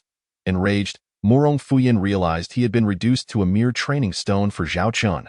Chapter 24. A stun to the audience, Morong Fuyan was taken aback as he witnessed Zhao Chen's swordplay surpassing his own in both agility and ferocity. Zhao Chen's right hand thrust forward with his sword, a brilliant light emanating from the blade, capable of piercing all defenses. Morong Fuyan, at a higher cultivation level, attempted to deflect Zhao Chen's strike with a circular motion of his right palm while simultaneously launching an attack with his left. Despite his superior level, Morong Fuyan found that Zhao Chen's punches and sword techniques posed a substantial threat in that moment. A voice echoed in Zhao Chen's mind, "Young master, you must achieve unity with your sword. You are the sword, and the sword is you. Let your heart guide your blade, and strive for a state of no self, no sword. Allow all to emanate from your true essence, merging with the sword. Understand the sword's origin to unleash its true potential." Zhao Chen replied, "I understand." With each swing of his sword, he immersed himself in the experience, striving to comprehend the essence of the sword. Gradually, he entered a profound state. Lost in the rhythm of his strikes, as Zhao Chen aimed a thrust at Morong Fuyan's right chest, Morong Fuyan swiftly pivoted, gathering his essence in his left palm to unleash a powerful force toward Zhao Chen. Zhao Chen advanced rather than retreating, pointing his left finger towards Morong Fuyan's brow, while simultaneously thrusting his sword into Morong Fuyan's side. Morong Fuyan was taken aback, retreating several steps in astonishment and rage. He could not fathom how an insect, beneath his cultivation level, could force him back and nearly inflict harm, leading him to conclude that this little wretch could not be permitted to live, as he would pose a grave threat to his family in the future. Resolute, Morong Fuyan produced a red pill, swallowing it without hesitation. His aura surged as he consumed the poison dragon pill, a potent elixir capable of elevating a practitioner's power by 1 to 2 levels, albeit with severe side effects that could render one incapacitated after half an hour and potentially leading to irreparable damage to one's cultivation. Zhao Chun realized the gravity of the situation as Murong Fuyan ascended to the 5th level of the Golden Core stage, a malevolent grin spreading across his face. "Little wretch, prepare to meet your end," he declared, raising his hand to unleash a tremendous force that shattered the air above. Zhao Huiting attempted to rush to Zhao Qin's aid but found himself locked in combat with Bai Chongkong. Unable to break free, the Zhao clan disciples could only watch helplessly as the catastrophic blow descended upon Zhao Chun, their levels far too low to intervene in such a fierce battle. Rain Chi's complexion paled as she shouted, "Brother, be careful, run." Zhao Chun felt an overwhelming pressure bearing down upon him. His legs trembling, and even breathing became a struggle. With a fierce cry, he raised his sword against Murong Fuyan's impending strike. The impact sent him flying several meters away, blood spilling from his mouth. Kneeling on one leg, he clutched his sword, his face pale and contorted in agony. The supreme chaotic pearl within him spun chaotically. Assisting in his recovery, Zhao Chun swallowed another healing elixir, shouting, "Come again." He began contemplating the hidden cards he could play, knowing that true trump cards should be kept secret for maximum surprise and effectiveness. He wished to reserve his chaotic power and purple lightning for a moment of necessity, as he still possessed fighting spirit. Meanwhile, Murong Fuyan, filled with malice, declared, "Little wretch, die," and launched another devastating strike in that instant. Zhao Chun, driven by desperation, leapt like an arrow, drawing a fire talisman and infusing it with spiritual energy. The talisman shot through the air like a meteor, erupting into a blazing inferno that surged toward Murong Fuyan with astonishing speed. As Zhao Qian unleashed the fire talisman, he simultaneously invoked his technique to channel the power of the stars, thrusting his sword forward against the oppressive force. Murong Fuyan seemed to envision a vivid tableau, where Zhao Qian was on the brink of death beneath his grasp, and the prospect of avenging his son filled him with elation. "Let the wretched beast perish." Suddenly, a flicker of flames surged toward him, engulfing his hands, body, and beard in an instant. Startled, Murong Fuyan swiftly employed his techniques to disperse the flames. Just as he did, Zhao Qin's destruction emperor sword arrived. In that moment, the sword's radiance solidified into a tangible form, piercing through Murong Fuyan's defenses and driving directly into his side. Murong Fuyan cried out in agony, clutching his wound in terror, exclaiming, "Wretched beast, you have grasped the essence of the sword." Zhao Qin, without hesitation, withdrew his sword and aimed another strike at Murong Fuyan's neck. With a grievous injury to his side and the distance between them so minimal, evasion was impossible. With a sickening sound, Murong Fuyan's head rolled several paces away, his body lurching forward before it finally succumbed to the ground. A profound silence enveloped the arena, an eerie stillness where every heartbeat echoed in the air. Each onlooker's mouth hung agape, unable to close. Suddenly, one person jolted to realization, exclaiming, "That useless young clan leader just seemed to grasp the essence of the sword. Indeed, it appears to be the essence of the sword." Another remarked, "It seems he has barely touched upon its threshold." A third voice joined in. "To comprehend the essence of the sword under such immense pressure is truly incredible." At this moment, Bai Chongkong and Zhao Huiting ceased their battle, both casting astonished and disbelieving glances at Zhao Chun. Zhang Fuzhu and Tang Rushan, along with Han Yi, were equally speechless. All shared a singular thought. This was utterly unfathomable. Who would believe that a mere 5th-stage foundation establishment cultivator like Zhao Chun could kill a 5th-stage golden core cultivator? Murong Fuyan, who had consumed the toxic dragon pill. Zhao Chun swallowed another handful of pills and charged toward Bai Chongkong, who, taken aback by the unfolding events, assessed the situation and recognized the inevitable. Staying would only lead to his demise. He struck out a palm toward Zhao Huiting, who raised his blade to block, and then Bai Chongkong turned to flee. Upon seeing Bai Chongkong escape, Zhao Chun pointed his sword at Zhang Fuzhu, questioning, "How do you plan to extinguish me?" Although Zhang Fuzhu was a level higher than Zhao Chun, witnessing Murong Fuyan's demise at Zhao Chen's hand left him feeling an icy dread coursing down his spine. Extinguishing any pride he once held as the clan leader. Chapter 25. The council. At this juncture, Han Yi interjected, Since Zhang Fuzhu has declared the outcome of the competition, I believe the grand tournament of the four great families has concluded. Zhao Chen nodded in agreement. He shared Han Yi's sentiment. He was currently at his limit, barely able to maintain his stance. Moreover, eliminating Zhang Fuzhu would not be a simple task, as the latter was also a fourth-stage golden core cultivator. With the royal family backing Zhang Fuzhu, Zhao Chen recognized that until his own strength reached a certain threshold, he could not act against him. Understanding Han Yi's implication, he nodded towards Zhang Fuzhu and addressed the assembly. From this day forth, the Bai and Morong families are to be expunged from Qingshan City. Following this declaration, Zhao Chen turned to Zhao Huaiting, instructing, Father, arrange for the third elder and fourth elder to lead the way in reclaiming the Bai and Morong family estates. Streets and shops. Execute all martial artists above the Qi refinement stage, and expel the elderly, weak, women, and children from Qingshan City. Zhao Huaiting regarded Zhao Chen with a nod and promptly set about organizing the necessary arrangements. Zhao family young master, I have already announced the outcome of the competition. Zhao family is in first place. Zhao Chen then consumed another handful of pills, approached Han Yi, and with a respectful gesture, expressed, Thank you, Han Pavilion Master, for your assistance today that I, Zhao Chen, shall remember this favor. Han Yi replied with a gentle smile, I merely came to witness the spectacle, not expecting to behold the young master's prowess. She then turned to Zhang Fuzhu, inquiring, Isn't that so, Zhang Fuzhu? Zhang Fuzhu nodded fervently, affirming, Yes, yes, Han Pavilion Master speaks true. Zhao Chen scarcely acknowledged Zhang Fuzhu, addressing Han Yi instead, Pavilion Master Han. Please honor me with your presence at my abode for a cup of spiritual tea as a token of my gratitude. Han Yi replied, Everyone is quite occupied today. I shall visit another time. She then directed her attention to Zhang Fuzhu, stating, If there are no further matters, let us take our leave. To which Zhang Fuzhu consented, Very well, let us depart. And together he and Han Yi bid farewell to Zhao Chen. In truth, Han Yi was aware that with Morong Fuyin deceased and Bai Chongkong having fled, Zhao Chen had secured the upper hand. Remaining would serve no purpose, and she preferred to avoid a confrontation between Zhao Chen and Zhang Fuzhu at this juncture. Hence leading Zhang Fuzhu away was the wisest course of action. At that moment, Zhao Chen stood resolute upon the arena, sword in hand, his tall stature and strikingly handsome features accentuated by a pair of fierce brows framing his deep-set eyes. Long hair billowing in the breeze and clad in flowing dark garments that emphasized his imposing figure, from a distance, he resembled an insurmountable war deity. In this attire, Zhao Chen had become an idol for aspiring martial artists in Qingshan City. Many would later emulate his style with long hair and dark robes.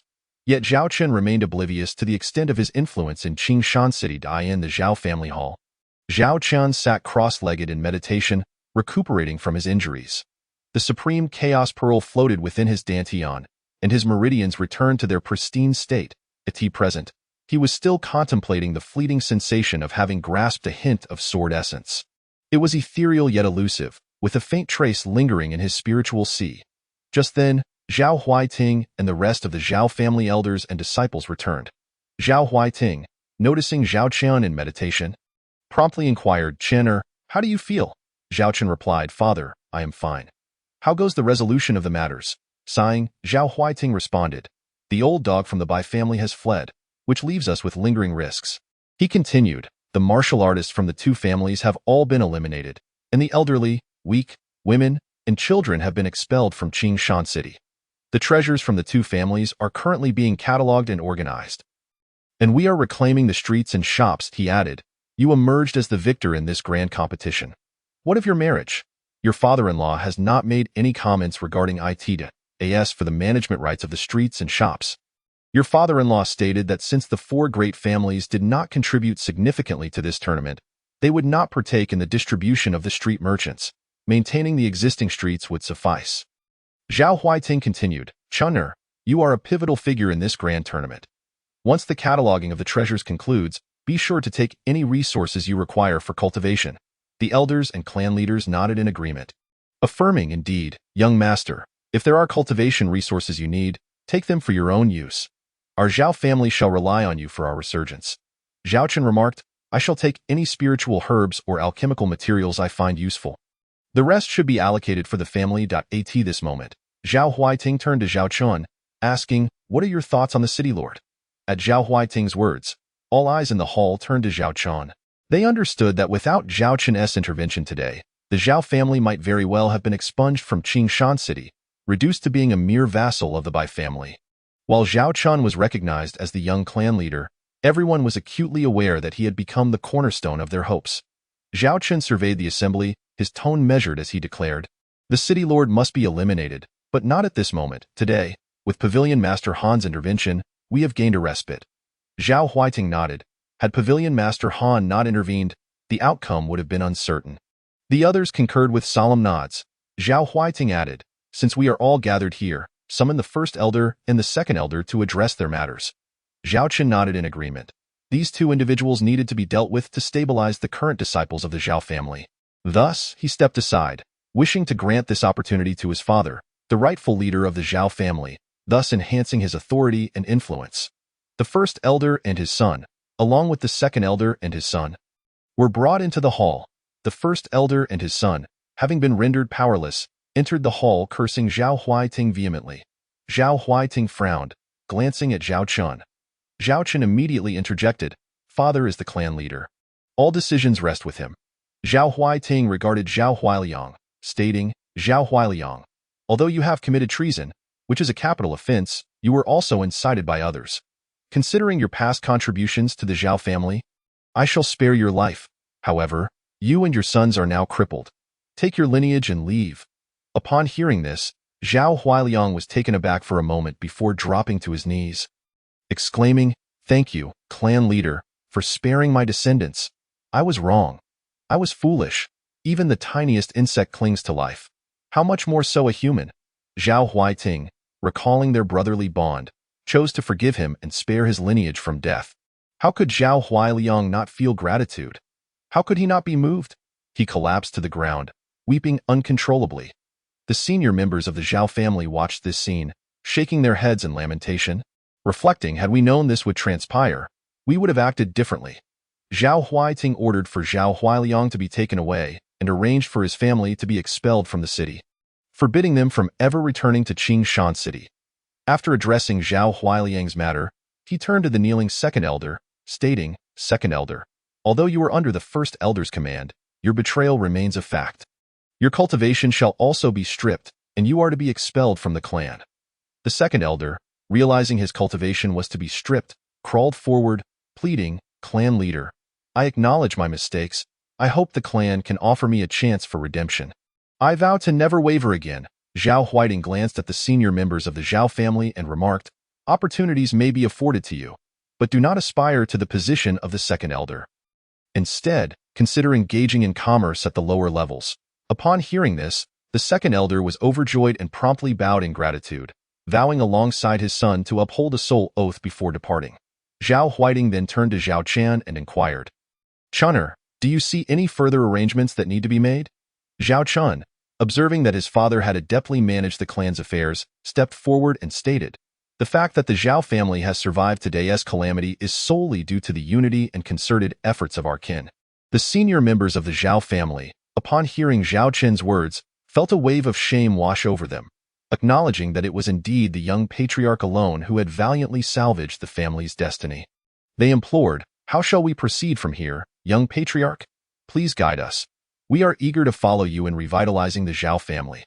Everyone was acutely aware that the young patriarch had bestowed elixirs to aid them in enhancing their cultivation, single-handedly vanquished the primary forces of the Bai and Morong families, and even overcame Morong Fuyan, despite being at a higher realm. Thus, they held Zhao Chen in the highest regard, ready to follow his every command. Zhao Chen nodded and declared, "As long as our kin remain united and determined, the Zhao family's resurgence is within reach." The senior members of the Zhao family nodded vigorously, their eyes filled with fervor and hope as they looked towards Zhao Chen. He continued, "With the Bai and Morong families now vanquished, and the Tang family maintaining their previous influence, the city lord's mansion is currently hesitant to act against us. We must seize this opportunity to consolidate the assets and businesses of the Bai and Morong families, and invest heavily in recruiting capable cultivators to bolster our strength. Moreover, we will prioritize the cultivation resources for promising disciples. In addition," Zhao Chen added, "I plan to establish a small gathering spirit array within the family. Our disciples will be able to utilize contribution points to cultivate. Furthermore, elixirs and techniques will also be distributed based on contributions to the family. Zhao Chen emphasized, strength does not lie in the prowess of a single individual. It is the collective strength of the Zhao family disciples that truly signifies our might. The senior management of the Zhao family nodded in agreement. With a gesture, Zhao Chen summoned numerous jade bottles and tokens into the hall. The fragrant aroma of elixirs wafting through the air, he instructed his father to have the elixirs, techniques, and martial skills documented. These resources would serve as a motivation for the Zhao family disciples to contribute to the family. Zhao Chen produced several storage bags, stating, "Father, these are the storage bags from the disciples of the two families we dealt with today. Please have them registered." Zhao Chen proclaimed, "From now on, let us strive together. For the revival of the Zhao family lies before us." The senior members and disciples, filled with exuberance, spontaneously shouted, "Young Patriarch! Young Patriarch! Young Patriarch!" Seeing the enthusiasm and determination of his kin, Zhao Huiting felt a deep sense of comfort and remarked, "Today, we have achieved an unprecedented victory, but the road ahead for the Zhao family remains long and arduous. I hope each of you will fulfill your duties with diligence and perseverance." In unison, the clan members responded, "Rest assured, Patriarch, we will dedicate ourselves wholeheartedly to the Zhao family and fulfill our responsibilities." Once the clan members had dispersed, Zhao Huiting asked, "Chun'er, what are your plans moving forward?" Zhao Chen replied, "Now that the Bai and Murong families have been eradicated and the city lord's mansion is currently dissuaded from taking action against us, I wish to participate in the recruitment examination at the Xinjiang sect." Zhao Huiting agreed, "Very well. Go forth with confidence. Venturing into the world will undoubtedly be the best choice for your cultivation. When you return, you will be ready to assume the role of family leader, and I will feel at ease." Zhao Chen responded, "Father, I have no aspirations for the position of family leader. My sole focus is on cultivating diligently to reach the pinnacle of martial arts." Zhao Huiting paused, taken aback, and said, "Very well, Chun'er, go out and explore. The Zhao family will always be your steadfast support." Zhao Chen felt warmth in his heart and replied, "I understand, Father." Upon returning to his chamber, his younger sister rushed over and hugged his arm, exclaiming, "Brother, I have made a breakthrough." Zhao Chen ruffled Yuqi's hair and gently asked, "Really? Come, let me see to what realm you have ascended." Yuqi eagerly responded, "All right, brother, you take a look." She then utilized the Supreme Heart technique to showcase her cultivation level. Zhao Chen was taken aback. His sister had only been cultivating for 3 days and had already reached the second level of qi refinement. Zhao Chen remarked, "I see you have been diligent in your training, and soon you will catch up to your brother." Yuqi, with utmost seriousness, declared, "I will surpass you, brother. I want to protect you." Zhao Chen encouraged, "Very well, little sister, go train hard. I look forward to you being my protector." Yuqi beamed with joy and replied, "Okay, I will go train right now." She then dashed back to her room to continue her cultivation. Zhao Chen closed the door to his room and immediately entered the chaos space. The spirit of the artifact greeted him with satisfaction, saying, "Young master, your talent is extraordinary. In such a short time, you have comprehended the essence of sword intent, truly remarkable." Zhao Chen humbly replied, "It is all thanks to the guidance of the seniors that I was fortunate enough to grasp the threshold of sword intent." The spirit of the artifact responded with approval, "Young master, your maturity and composure at such a young age is rare, truly commendable." Zhao Chen then said, "Elder, I believe I have concluded one chapter of the Zhao family's affairs. I now wish to visit the Xinjiang sect. What are your thoughts?" The spirit of the artifact replied, "It is indeed a good idea for you to enter the Xinjiang sect, as the resources and opportunities available at a major sect far surpass what the Zhao family can offer." Zhao Chen inquired, "But with the Xinjiang sect being a major sect with many powerful cultivators, will my secrets remain concealed?" "Rest assured," the spirit replied, "I will mask the aura of the supreme chaos surrounding you, ensuring that no one can discern your true cultivation level or secrets, except for the truly powerful." Zhao Chen resolved, "All right, I shall visit the Xinjiang sect in a few days to see if I can pass the recruitment examination." With that, Zhao Chen exited the chaos space and arrived at the Zhao family treasury. The treasury had transformed since the previous day.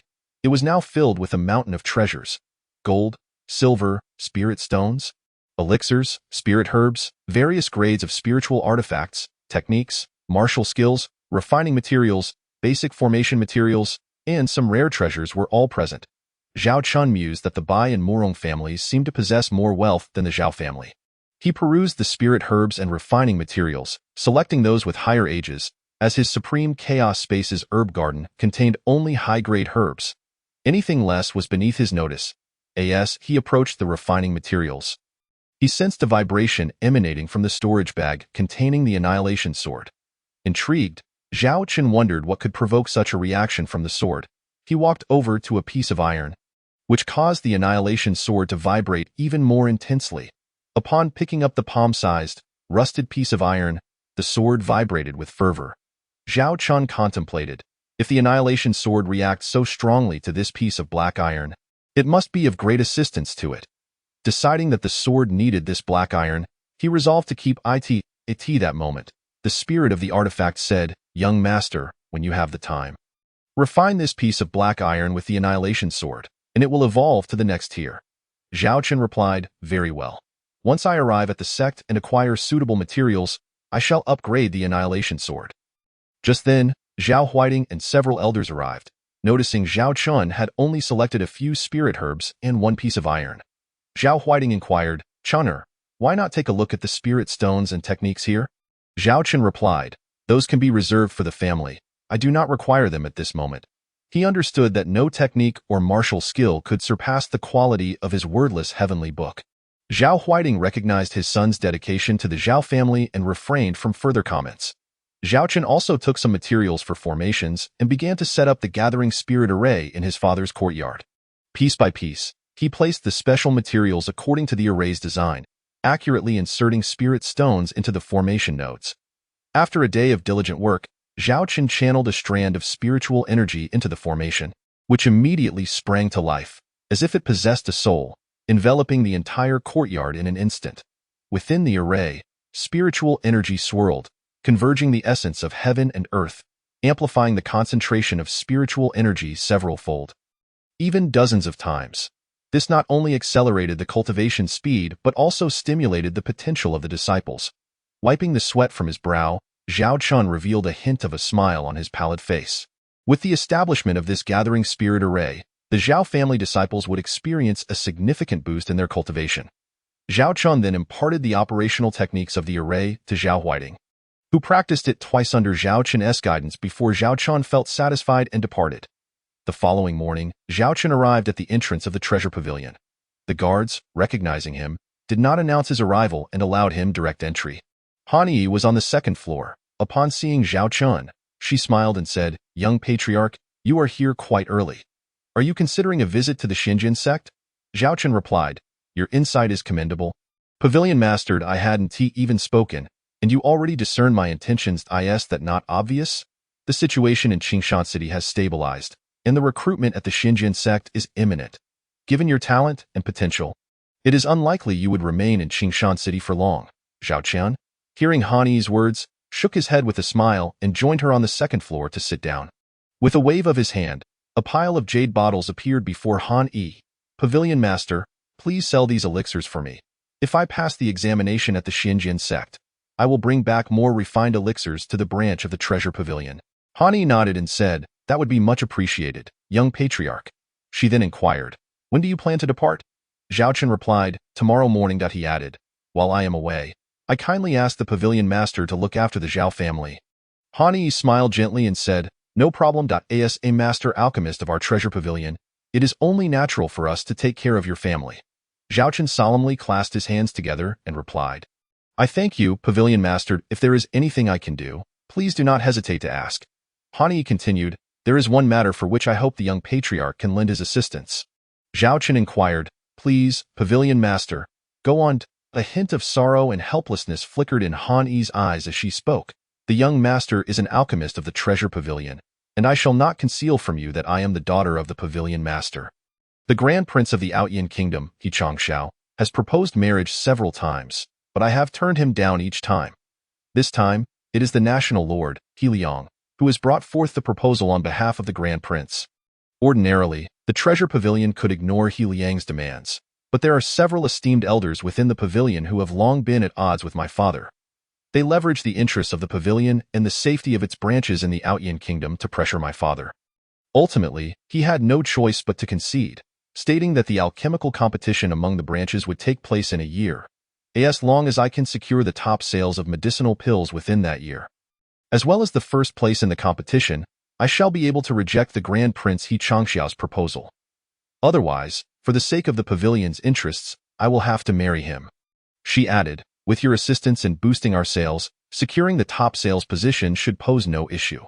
However, I have yet to find a trustworthy alchemist. Upon hearing this, Zhao Chen remarked, are you suggesting that I participate in the alchemical competition? Han Yi nodded and said, yes, what do you think, young master? Zhao Chen replied, I fear that my alchemical skills may not suffice and might hinder your important matters. Han Yi smiled bitterly and said, please do not be modest. If you can agree to participate, I will be immensely grateful. After a moment of contemplation, Zhao Chen nodded in agreement. Very well, I shall do my utmost. He realized that without Han Yi, the outcome of the upcoming competition among the four great families was uncertain. Additionally, with his involvement in the Shinkong sect, the Zhao family would require the Treasure Pavilion's support. Thus, for both emotional and rational reasons, he felt compelled to assist Han Yi in overcoming this challenge. Seeing Zhao Chen's agreement, Han Yi was filled with joy, her eyes shimmering with spiritual energy. She said, young master, please attend the competition assessment at the Shinkong sect first. I will ensure to meet you in advance when the time for the alchemical competition at the Treasure Pavilion arrives. Very well, I shall take my leave now, Zhao Chen said, bowing as he departed.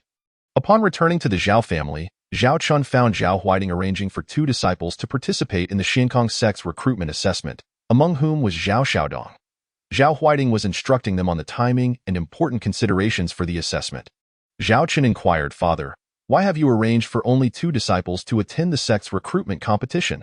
Zhao Huiding replied, Chun'er, these 2 disciples are the most capable in our family. Their participation is merely a matter of luck. Sending others would be futile. Zhao Chun contended, Father, if the Zhao family wishes to grow stronger, our disciples must venture out. Allowing them to accompany us this time, even if just for experience, will enhance their exposure and lay a foundation for future competitions. Otherwise, how can we expect to thrive while confined to this small Qingshan city?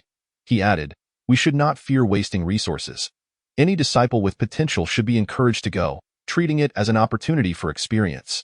Upon hearing Zhao Chen's words, Zhao Huiding was enlightened and smacked his forehead, saying, very well, I shall heed your advice. Chun'er, we old men have truly become set in our ways. Thus, Zhao Huiding called upon all 12 disciples at the foundation establishment stage and above, making arrangements for them to depart for the Shinkong sect the following morning.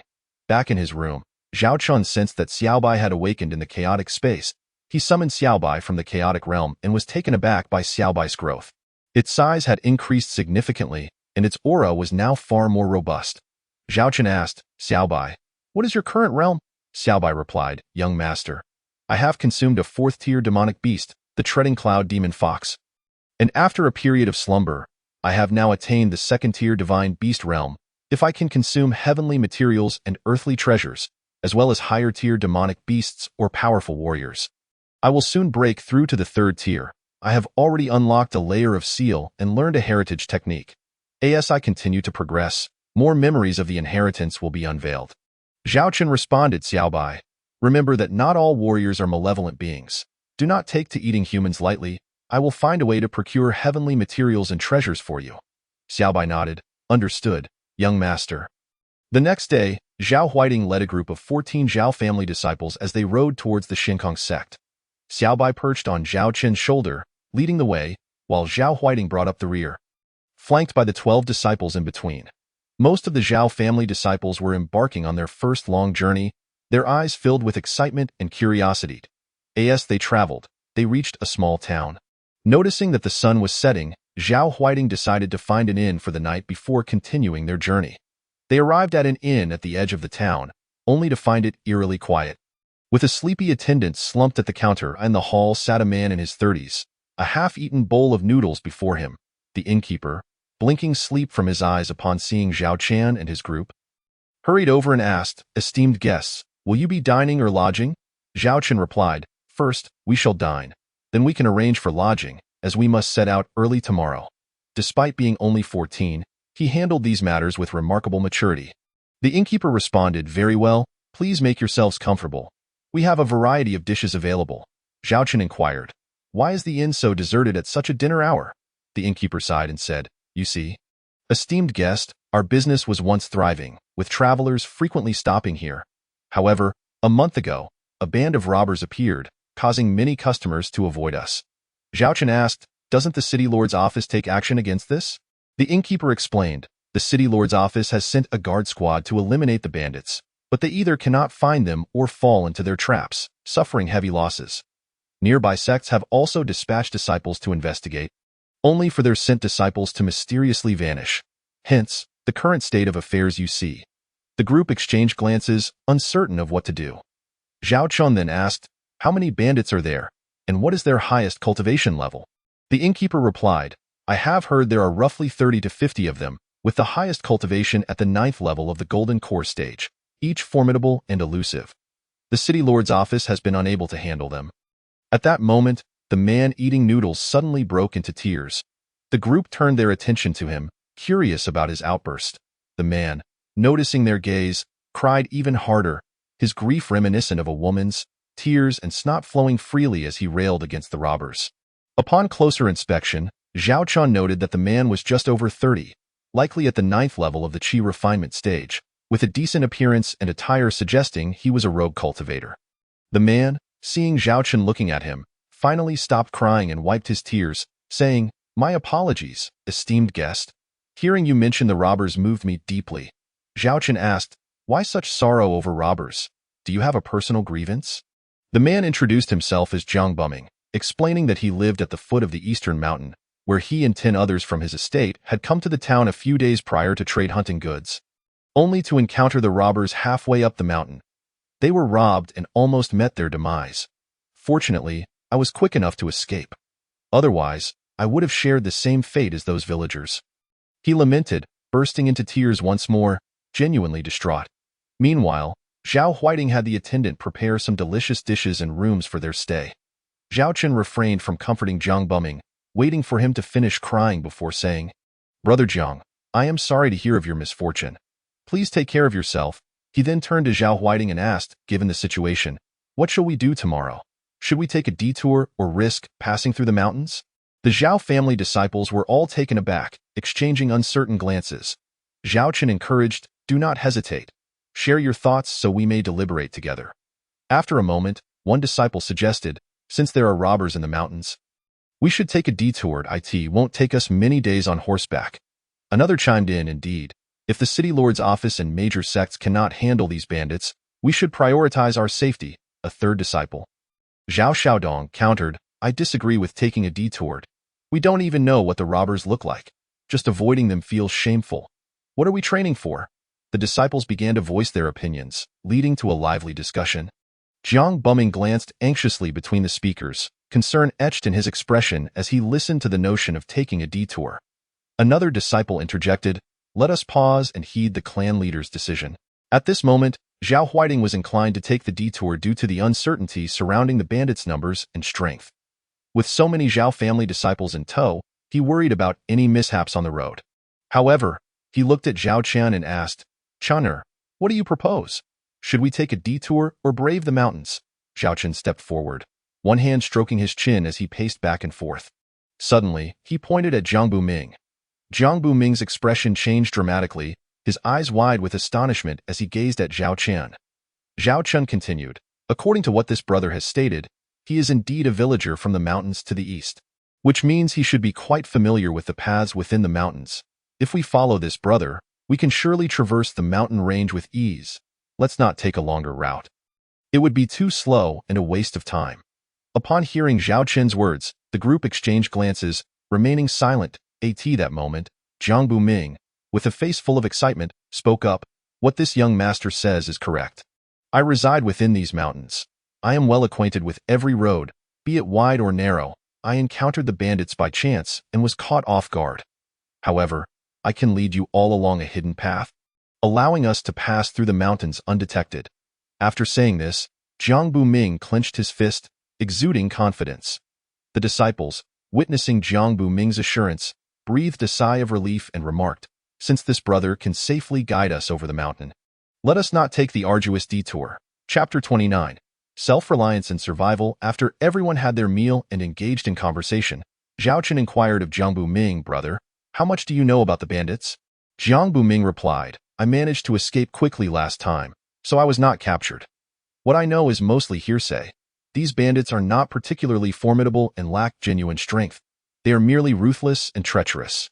With your cultivation at the Golden Core stage, encountering such bandits should pose no threat." Zhao Chen chuckled and remarked, "You seem quite knowledgeable about the bandits' capabilities." As he spoke, he toyed with the storage bag in his hand.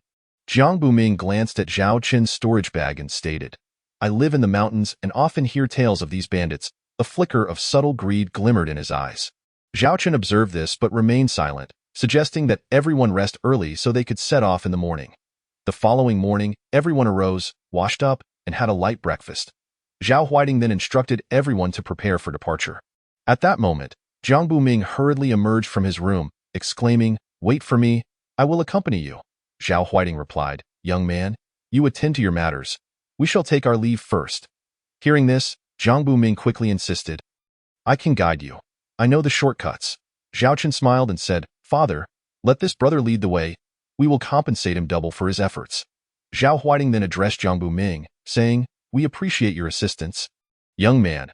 Jiang Buming beckoned for everyone to follow him as he led the way into the mountains. Along the journey, Jiang Buming introduced Zhao Chen to the various rare herbs and treasures found in the mountains, to which Zhao Chen merely nodded and smiled, offering no further commentary. As the group traversed halfway up the mountain, they encountered two diverging paths. Jiang Buming remarked, "This path is quite concealed and will expedite our journey." Zhao Chen replied, "No worries, brother knows best where it is safest and quickest." Jiang Buming affirmed, "Indeed, I aim to escort you across this mountain swiftly so I can return home sooner." As they spoke, they arrived at a relatively flat area. Jiang Buming suggested, "Let us take a moment to rest. We are about to cross the mountains." The Zhao family disciples expressed their gratitude, saying, "Thank you, brother." Jiang Buming responded, "It is my duty."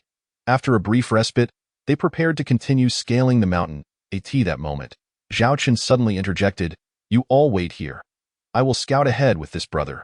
Without giving Jiang Buming a chance to respond, Zhao Chen grasped Jiang Buming's arm and advanced. The others stood in place, waiting for Zhao Chen's return. Jiang Buming stated, "Young master, please release me. I need to assess which path is best."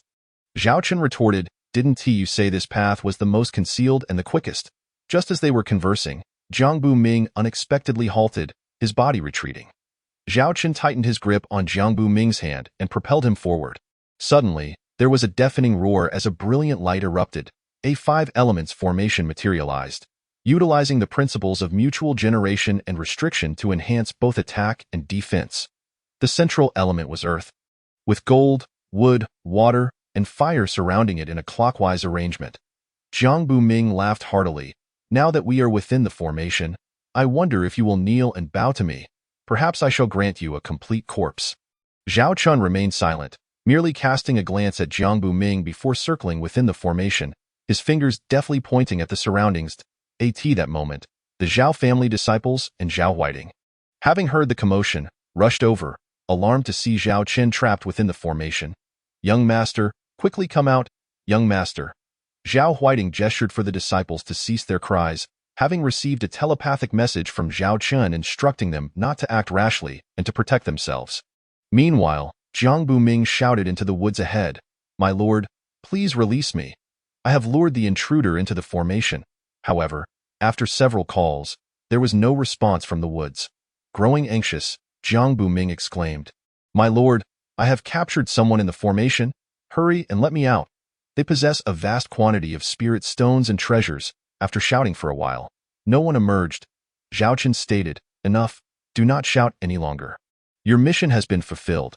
They will not care for your life anymore. You may await your fate within the formation." Jiang Buming retorted, "How did you know I was with them? How did you know there was a formation here? And how dare you enter the formation?" Zhao Chen replied nonchalantly, "You revealed your true colors at the tavern from the very start." Zhao Chen continued, "In these chaotic times, you sat down to eat half a bowl of noodles and didn't leave. You were clearly waiting for someone. When the attendant mentioned the bandits, you wept dramatically to attract our attention. Most of our disciples agreed to take the long way around, yet your expression was one of anxiety and disappointment. When I suggested we pass through the mountain via a shortcut, you immediately offered to lead us without hesitation. Furthermore, upon seeing the storage bag in my hand, your eyes gleamed with greed. Jiang Buming, drenched in cold sweat, thought, I've never failed with this trick before. This young man can't be more than 15 or 16. How is his reasoning so sharp and his mind so quick? Zhao Chen added in the morning, I deliberately did not call you to join us. You were both anxious and fearful, worried we might leave you behind. Upon reaching the first fork in the road, you cast a furtive glance towards the inconspicuous branch on the roadside. Zhao Chen inquired, Jiang Buming, do you have anything to add? Jiang Buming scoffed, you are clever, yet you still fell into my trap. Zhao Chen smiled but remained silent. In an instant, Zhao Chen shifted his stance, and with a few agile movements, he found himself outside the formation. Jiang Buming gasped in shock, You are a formation master. Zhao Chen replied, enjoy the benefits of the formation at your leisure. The disciples of the Zhao family were filled with astonishment and confusion. They had always been with Zhao Chen, yet they had failed to perceive these circumstances. Jiang Buming urgently called out, My lord, please release me, my lord, pleased. As he spoke, the formation began to operate, and the 5 elements force bore down upon Jiang Buming. Unfortunately, Jiang Buming did not await his companion's assistance. Instead, he was met with the final, devastating strike of the 5 elements force, scattering his very soul. Zhao Chen and the others had retreated beyond the formation, witnessing the event unfold without a shred of joy. Although Jiang Buming perished within a formation set by his own allies, not a single bandit had appeared, leaving Zhao Chen perplexed. Zhao Chen suddenly declared, Since Jiang Buming is dead, let us retreat and take the long way around. It would be much safer. Before he could finish, a bizarre laughter echoed, Ha ha, little brother, do not be alarmed. Jiang Buming willingly betrayed his companions. He got what he deserved. As the words fell, 23 shadowy figures descended before Zhao Chen. The leader exuded a powerful aura at the 9th level of the Golden Core stage, while the other cloaked figures ranged from the 1st to 3rd levels of the Golden Core stage. Chapter 30. The 5 elements 8 trigrams formation. The figures don masks and uniform black attire, wielding long swords. The leader spoke, I see that you managed to exit my formation unscathed, little brother. You are young yet possess a keen mind, and you are well versed in formations. He continued, if you join us, I can offer you a position as a vice hall master, and you may even have the opportunity to meet the esteemed minister. Zhao Chen pondered for a moment before responding, you are affiliated with the royal family. The leader did not reply directly but shifted the conversation, stating, those who recognize the times are wise. One must understand that no talent can thrive without growth. Zhao Chen retorted, a group of cowardly miscreants, lurking in the shadows, can only engage in petty schemes. What right do you have to negotiate with me?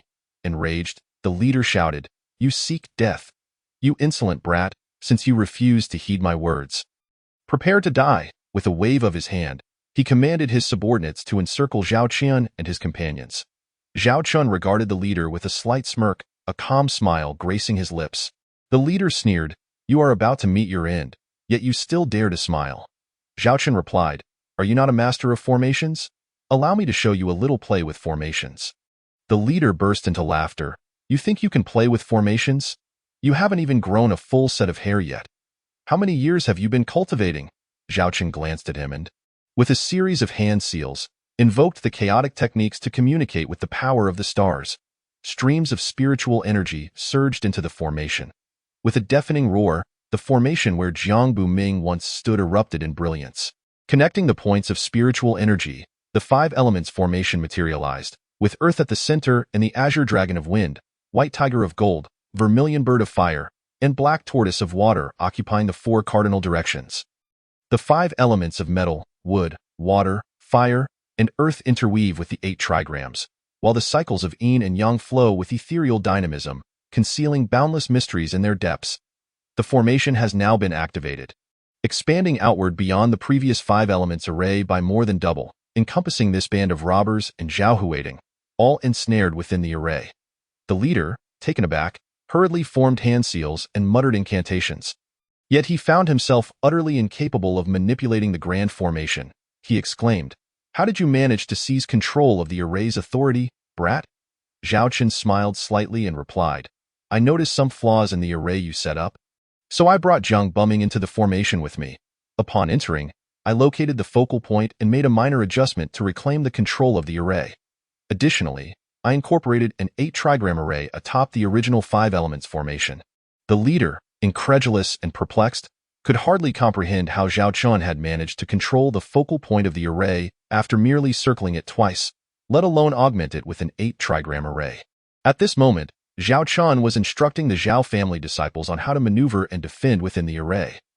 The black-clad adversaries were of a higher realm, with only Zhao Huiting capable of confronting them directly, while the other disciples could only stand by and serve as a distraction. Zhao Chen executed the escape technique, vanishing from sight, and brandished the Destruction Emperor sword to charge at the 23 foes. The leader, witnessing Zhao Chen's approach, laughed heartily.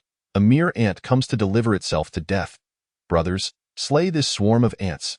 Yet, he had forgotten that within the array, Zhao Chun was the master. Bolstered by the formation, annihilating them was far from a challenge. With Zhao Huiting providing support from the side, Zhao Chun channeled the power of the stars, maximizing the potency of the 5 elements and 8-trigram arrays. Utilizing the escape technique, he darted through the array, unleashing his sword intent to continuously slay the black-clad foes. With each strike of sword intent, his execution became increasingly fluid. Piercing cries echoed from within the formation, and after a mere 10 breaths, only 3 of the 23 retained their combat capability. The leader's expression darkened, unable to fathom how a mere ant could wield such power within the array. Especially when it appeared Zhao Qian had grasped the sword intent, using his brethren as grinding stones, an unfathomable situation. Had he known that Zhao Chun had slain foes at the 5th level of the Golden Core stage, he might have tempered his arrogance. Without further ado, Zhao Chun swung the Destruction Emperor sword, cleaving one black-clad man in half, while another was severed by Zhao Huiting's strike. Only one leader remained, a 9th-level Golden Core cultivator. His realm vastly superior to Zhao Chen's. Zhao Chen's countenance grew grave as he gripped his sword, his gaze locked onto the black-clad man, contemplating whether to invoke the power of chaos to vanquish him. At that moment, Xiaobai's voice resonated in Zhao Chen's mind.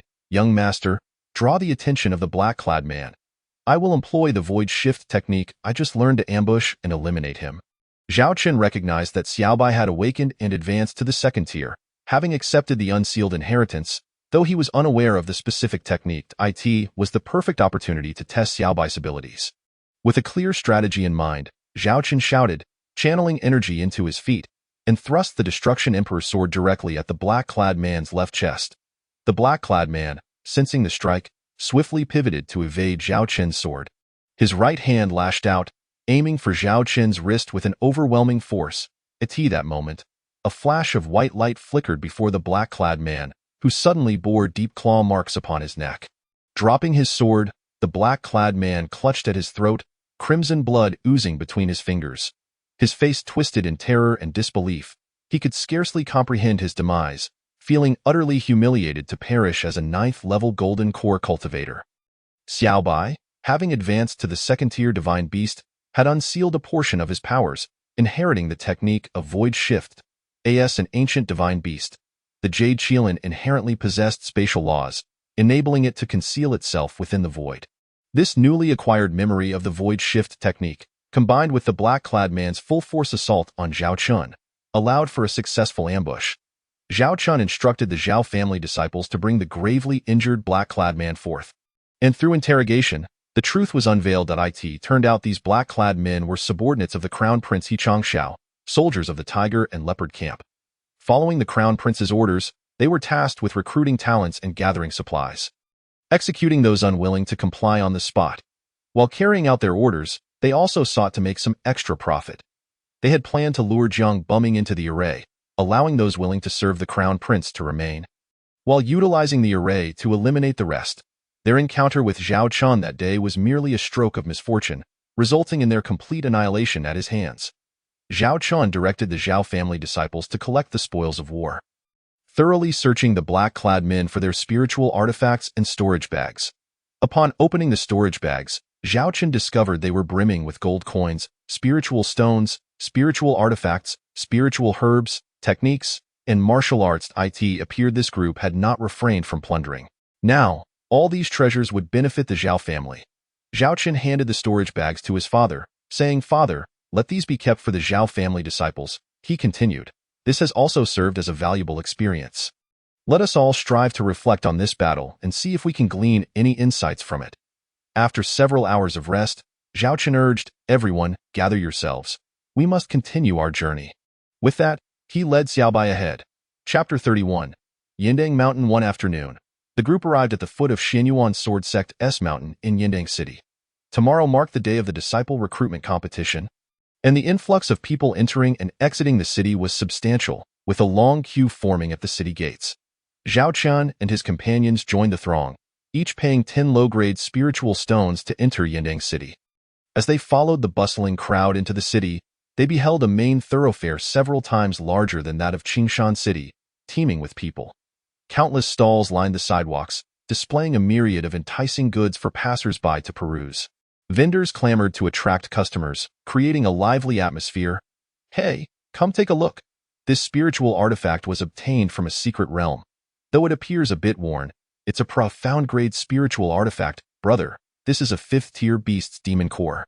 See, it still has fresh beast blood on it. How about it? I can let it go for 2,000 low-grade spiritual stones. This Millennium Snow Lotus was snatched from a beast king. Such a fine herb is not expensive. It has only 10,000 low-grade spiritual stones. Yindang City, known for its dense population and convenient transportation, was even more bustling due to the recruitment competition. Zhao Qian and his group made their way to an inn where a young attendant approached with a professional smile. Asking, esteemed guests, will you be dining or seeking lodging? Zhao Qian replied, first, let us have accommodations, then we will dine. The attendant responded, the back courtyard is for lodging, while the front is for dining. However, due to the influx of martial artists for the sect examination, there are only 2 rooms left, and your group may find it cramped.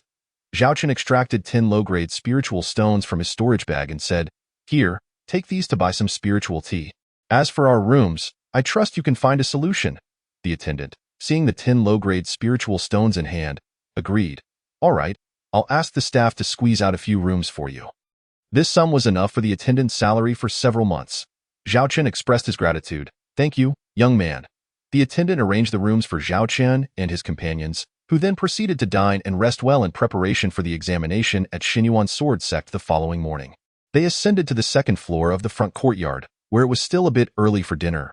A few tables remained unoccupied, while the majority were filled. Zhao Qian selected 2 tables for the group to sit at.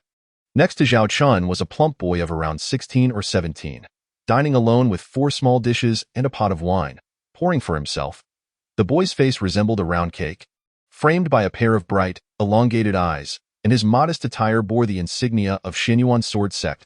At that moment, a boy and girl entered, appearing to be around 16 and 15, respectively, judging by their looks.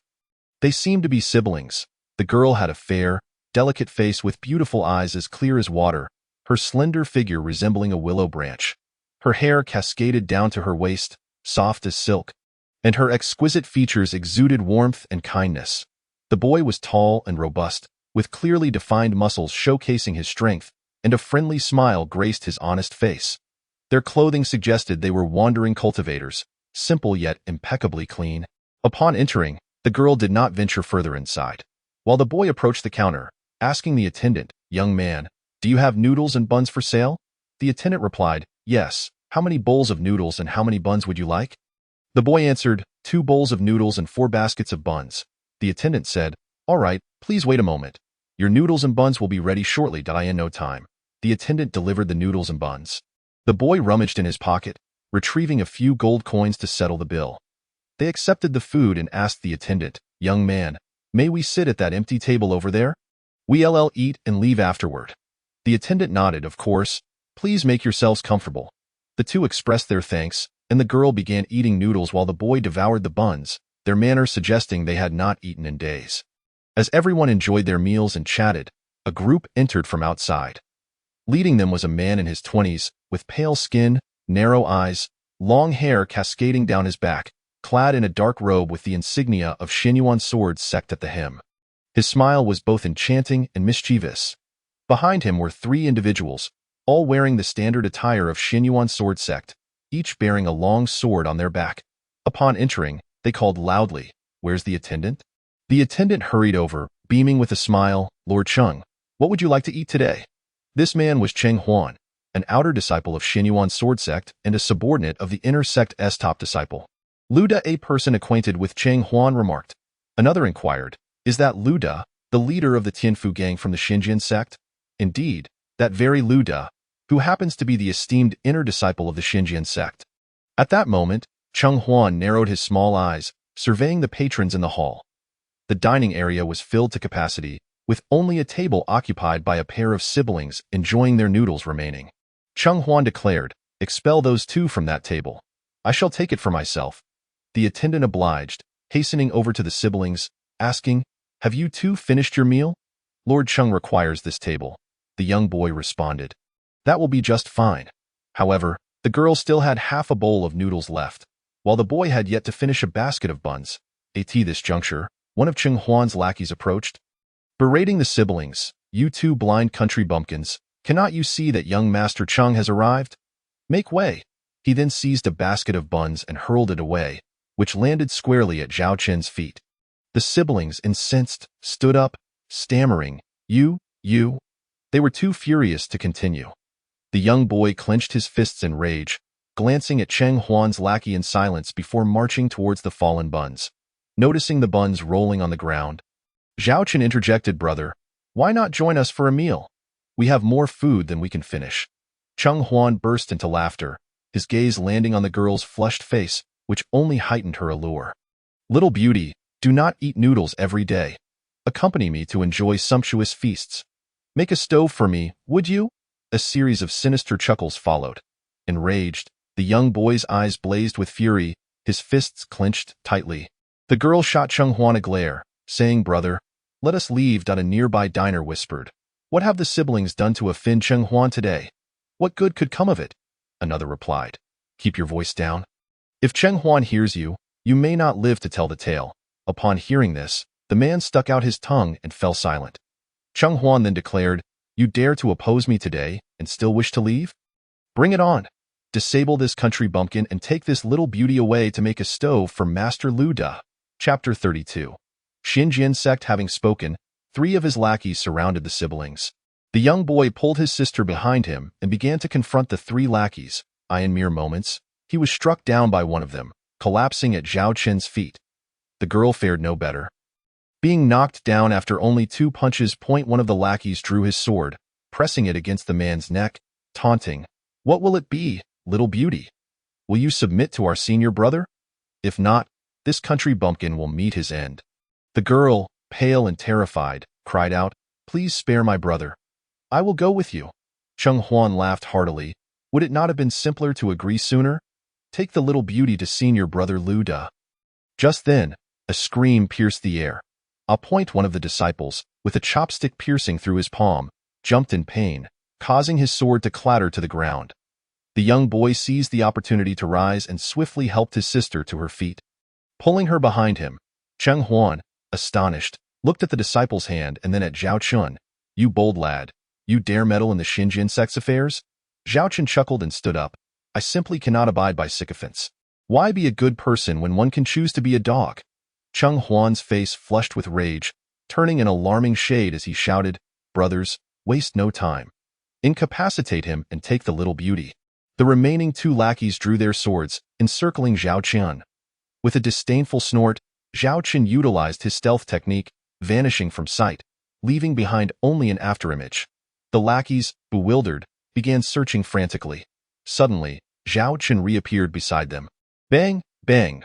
Before they could react, both lackeys fell to the ground, emitting cries akin to slaughtered pigs as Zhao Chen knocked them out with a single punch each. Turning to the dazed Cheng Huan, he proclaimed, now it is your turn. Cheng Huan, looking dismayed, could not comprehend how Zhao Chen had struck so swiftly or how his lackeys had fallen. Drawing a long sword, Cheng Huan declared, you bold lad. Daring to strike at the disciples of the Xinjian sect at our very gates, I shall put an end to you. Zhao Chen smirked, indeed. I struck a disciple of the Xinjian sect right at your doorstep, and I intend to strike you next. I will cleanse the garbage of your sect, especially those who dare to abduct women. Cheng Huan retorted, you rogue, do not think you can escape. I will summon my senior brother. Zhao Chen countered, Did you not just threaten to incapacitate me? Now, I shall do the same to you while I await your senior brother. With that, he landed a punch on Cheng Huan's face and a kick to his leg, sending him soaring back several meters to crash against the door, landing on the ground. Cheng Huan grimaced in pain, wiping the blood from his mouth, and could only utter, "You dare to cripple my leg?"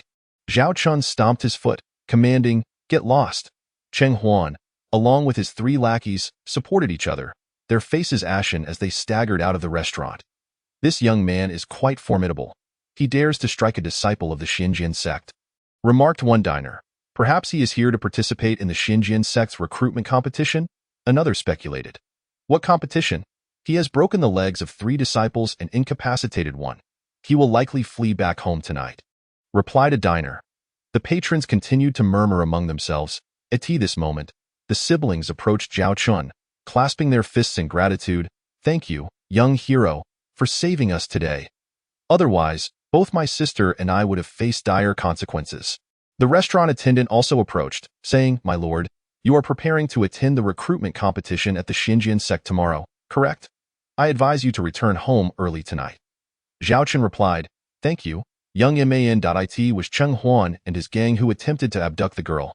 I refuse to believe the Xinjian sect lacks regulations." The attendant responded, "Indeed, there are regulations. However, you are not yet a disciple of the Xinjian sect.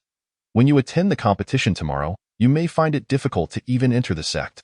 At this moment, a chubby diner rose from his seat, saying, "Young sir, I can vouch for you tomorrow." Zhao Chun turned to the chubby man. "Thank you, young man. May I ask your name?" The chubby man replied, "I am Xia Ziyuan, an outer disciple of the Xinjian sect. I witnessed the entire incident while dining here. I can vouch for you during the assessment tomorrow." Xia Ziyuan added, "However, since Cheng Huan is from the Tianfu gang, it may pose some trouble if their leader, Lu Da, intervenes." Zhao Chun thanked him. "I appreciate your assistance, Brother Xia. We shall see how things unfold tomorrow." Zhao Chun invited the siblings to dine with him. Learning that the young boy's name was Su Yi, aged 17, while his younger sister, Su Imo, was 15. Orphaned at a young age, they relied on one another for survival. Hearing of the Xinjian sect's recruitment, they had journeyed here, only to encounter Cheng Huan's unwelcome advances towards Su Imo. Zhao Chun reassured them, "Let us eat first. Tomorrow we shall attend the competition together." He then asked the attendant to arrange accommodations for the siblings, who expressed their heartfelt gratitude. During their meal, Zhao Chun learned that Xia Ziyuan had joined the Xinjian sect the previous year and, being from a well-off family, was a young clan leader who had been lazy in his training and had yet to join any faction within the sect. After dining with the Zhao family, Zhao Chun bid farewell to Xia Ziyuan and returned to his room to rest, preparing for the recruitment competition the following morning. The next morning, Zhao Chun and the others arose early, washing up and noticing that the Su siblings and Xia Ziyuan were also emerging from their rooms. The attendant arranged breakfast for everyone, showering them with flattering remarks about the competition. Zhao Chun and the others stepped out of the restaurant to find the streets bustling as if a grand market was underway, with throngs of people headed toward the Xinjian sect. Upon arriving at the sect's entrance, they found a vast square teeming with people, some there to participate in the competition while others accompanied elders and guards from various families. Several large platforms had been erected, with numerous disciples of the Xinjian sect maintaining order for registrations. An elderly man with flowing white hair and piercing eyes, clad in black, addressed the crowd, "Welcome, fellow cultivators, to the Xinjian sect's disciple recruitment competition. I am Elder Xiao from the outer sect. Please queue according to your registration numbers to enter the assessment process. This year's assessment will follow the same rules and procedures as in previous years. Participants must not exceed 18 years of age. Any instances of cheating will result in the forfeiture of cultivation and expulsion from the Xinjian sect. The assessment consists of 3 rounds. The first round tests bone age and talent. The second round assesses endurance, and the third round involves strength comparisons in a ring." Zhao Qian, the Zhao family disciples, and the Su siblings gradually moved forward in the queue. Just then, a young master from a certain family, unwilling to wait in line, noticed Su Imo, a country girl, and boldly cut in front of her, muttering, "Little beauty, come with me to be my 7th concubine, and you shall eat and drink luxuriously." Su had clenched his fists, ready to confront him, but Zhao Qian pulled him back. Chapter 33. Talent Assessment. Zhao Qian addressed the young master, "Please return to the back of the line." The young master smirked, "Who is this bumpkin to tell me what to do? Someone, throw this bumpkin out." Before he could finish, two guards emerged from behind him, reaching for Zhao Qian in an attempt to throw him out. With a swift motion, Zhao Qian flipped his wrist, delivering a resounding slap to one guard's face and knocking both down to the ground. The young master, furious, exclaimed, "You dare strike my men? I will make you pay for this." Upon uttering a word, Zhao Qian delivered a powerful punch, and the young master, caught off guard, did not even cast a glance in his direction. Another resounding slap sent him hurtling several meters away, blood and a few teeth spilling from his mouth. Half of his face swelled grotesquely, resembling that of a pig. This juncture, disciples from the Xinjiang sect, tasked with maintaining order, arrived promptly.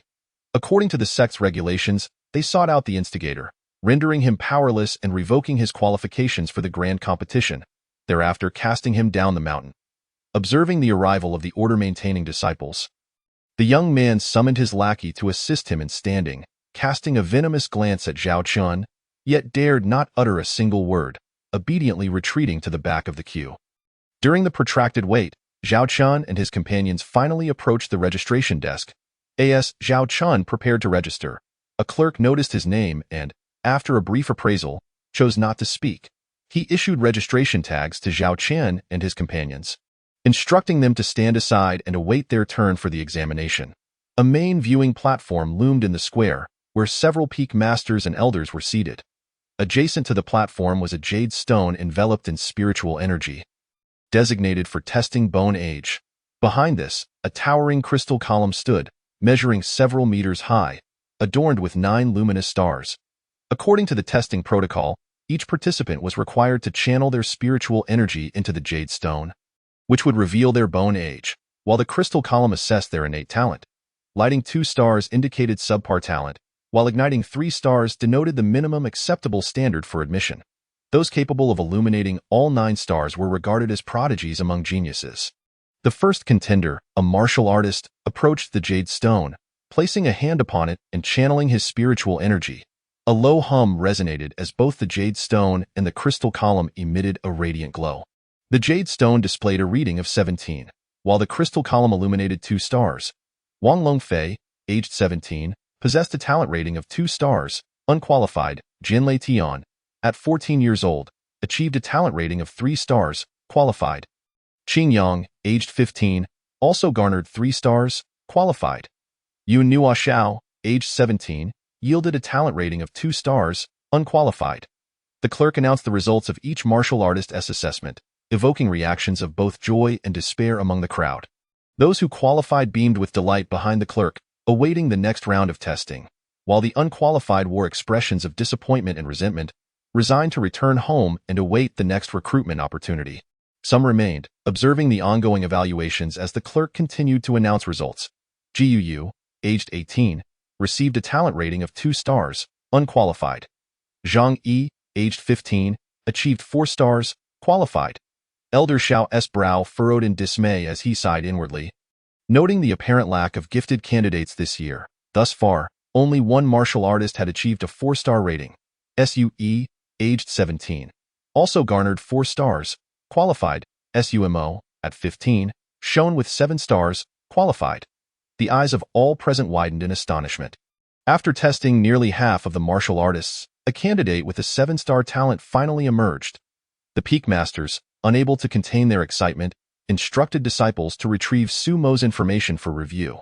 The master of the first peak, Shang Guanyao, proclaimed, "This little girl is mine.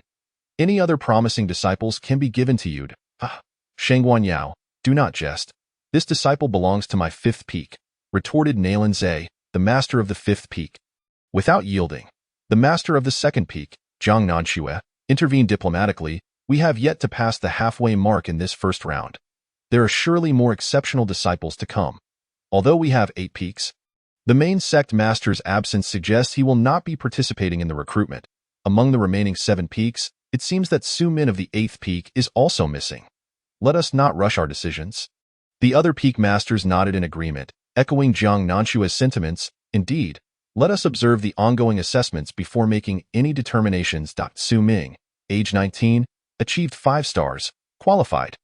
The clerk continued to announce results. At this moment, Zhao Qian stepped forward to the jade stone, placing his palm upon it and channeling his spiritual energy. However, he felt as though his energy was being obstructed, unable to penetrate the jade stone. Several breaths passed with no response from either the jade stone or the crystal column. A nearby martial artist sneered at Zhao Chun. A talentless waste. What are you doing here? Another echoed. Indeed. How can he possess no talent whatsoever? Is he merely relying on luck? The clerk, casting a disdainful glance at Zhao Chun, remarked, You, worthless fool, return from whence you came and do not hinder the assessments of others. Zhao Chun was equally incredulous. Had not the artifact spirit proclaimed his physique to be a rare and extraordinary chaos divine body? Was he not endowed with exceptional talent? Why then did he exhibit none at this moment? A girl observing from the shadows revealed a look of contempt, her lips curling into a smug smile. This was by Lingran. After a few moments, a sudden thunderous noise resounded, shaking the very earth. The jade stone surged with spiritual energy, while the crystal column dazzled with brilliance, its light reaching the heavens, the 9 stars shining with a blinding radiance, illuminating the area for several dozen meters. In an instant, the brilliance of the 9 stars abruptly diminished to 3, stabilizing thereafter. All present were left in stunned silence, their mouths agape, eyes wide. Even the peak masters exchanged bewildered glances, their faces etched with shock and confusion. They had never encountered such a phenomenon. The crystal column initially displayed no reaction, only to suddenly shine with 9 stars before swiftly settling at 3. After several breaths, the clerk finally regained composure. Announcing Zhao Chun, aged 14, 3 stars, qualified, he cast a sidelong glance at Elder Shao, shaking his head in disbelief. At this moment, the voice of the artifact spirit echoed in Zhao Chun's mind. Young master, someone is targeting you. Be cautious during the tests ahead. The spirit then relayed the events that had just transpired. Initially, it had intended to conceal Zhao Chun's chaos divine body talent, but the crystal column appeared to have been ensnared by an external force, preventing Zhao Chun's spiritual energy from entering the jade stone. With a wave of its hand, the spirit shattered the restraints, igniting all 9 stars. Subsequently, it regulated the brilliance to 3 stars, the minimum standard for admission into the Xinjiang sect. Thus, the spirit warned Zhao Chun, who observed the clerk as the latter's gaze returned from Elder Shao. Chapter 34. The heavenly ladder won just as I was startled by the brilliance of the 9 stars, only to find they ultimately illuminated 3, a mere disappointment amidst the initial excitement. Another voice chimed in, Surely what just transpired cannot be true. Perhaps the crystal column is malfunctioning, now confirmed at 3 stars. His talent is rather mediocre, barely meeting the admission standard. Whispers of speculation rippled through the crowd. Bai Lingran, witnessing this turn of events, contorted her face in rage, glaring at Zhao Chun with palpable venom. The testing continued, with 3 more disciples from the Zhao family yet to be assessed: Zhao Xiaodong, Zhao Mo, and Zhao Xia. The sibling Sui had already qualified in the first round, standing alongside Zhao Chun and the other successful candidates. Awaiting the conclusion of the initial assessments, time passed slowly, with over 5,800 participants having qualified. Thus at this point, Elder Shao's voice resonated throughout the square. All who have passed the first round, please follow me to the second round for testing. At the rear of the square stood a heavenly ladder, comprising 1,000 steps. Elder Shao announced from the foot of the ladder. Each level of the ladder bears different gravitational pressures. Ascending to the 501st step qualifies one for entry into the sect, thus passing the second round of assessments. Martial artists must reach their maximum limits on the ladder, as different rewards await those who ascend. However, it is advised not to forcefully reach the pinnacle, as the pressure may overwhelm one's body, leading to fatal consequences. I hope you all achieve commendable results. Now, commence your ascent. His gaze inadvertently lingered on Zhao Chun, his eyes reflecting a sense of malice. Zhao Chun noted this glance, pondering whether Elder Shao was an ally of Cheng Huan or Bai Lingran. At that moment, all participating disciples surged toward the heavenly ladder. Zhao Chun remained motionless, merely observing the throng, his brow furrowing in contemplation of who might seek to undermine him during the ascent. A martial artist remarked, This ladder was constructed by the founding ancestor of the sect. For over 10,000 years, no disciple has reached the top besides him. Even the current sect master only managed to ascend to the 998th step. Look at those remaining. Why do they hesitate to climb the ladder? Are they afraid of embarrassment should they fail? A bystander commented. Surely not. Perhaps they are waiting for the crowd to thin before ascending. Or perhaps they fear they cannot withstand the ladder's pressure and intend to abandon the climb altogether? At this juncture, the siblings Sui and the three Zhao disciples approached Zhao Chun, inquiring, "Young master, when shall we ascend the ladder?" Zhao Chun replied, "Be vigilant during the ascent. Keep an eye on those around you to prevent any sudden attacks. If anything feels amiss, contact one another immediately for mutual support." The three Zhao disciples and the Su siblings nodded in agreement, and Zhao Chun led the group to the ladder. By this point, nearly all other martial artists had begun their ascent. The foremost participants of the first tier had already reached the 80th step, while Zhao Qian and his companions were among the last to begin their climb. As they ascended the first 10 steps, the pressure felt manageable. Upon reaching the 20th step, however, the gravitational force doubled. By the time they reached the 99th step, the pressure on the 110th step revealed a discernible pattern of gravitational intensity. If the pressure of 100 levels is designated as 1, then the pressure of the second 100 levels, which doubles, is designated as 2. The pressure of the third 100 levels is termed as 4. And so forth, with each additional 100 levels of pressure increasing the value from the previous 100 by a factor of 2. At 400 levels, the gravitational value reaches 500, and at 500 levels, it should be 600.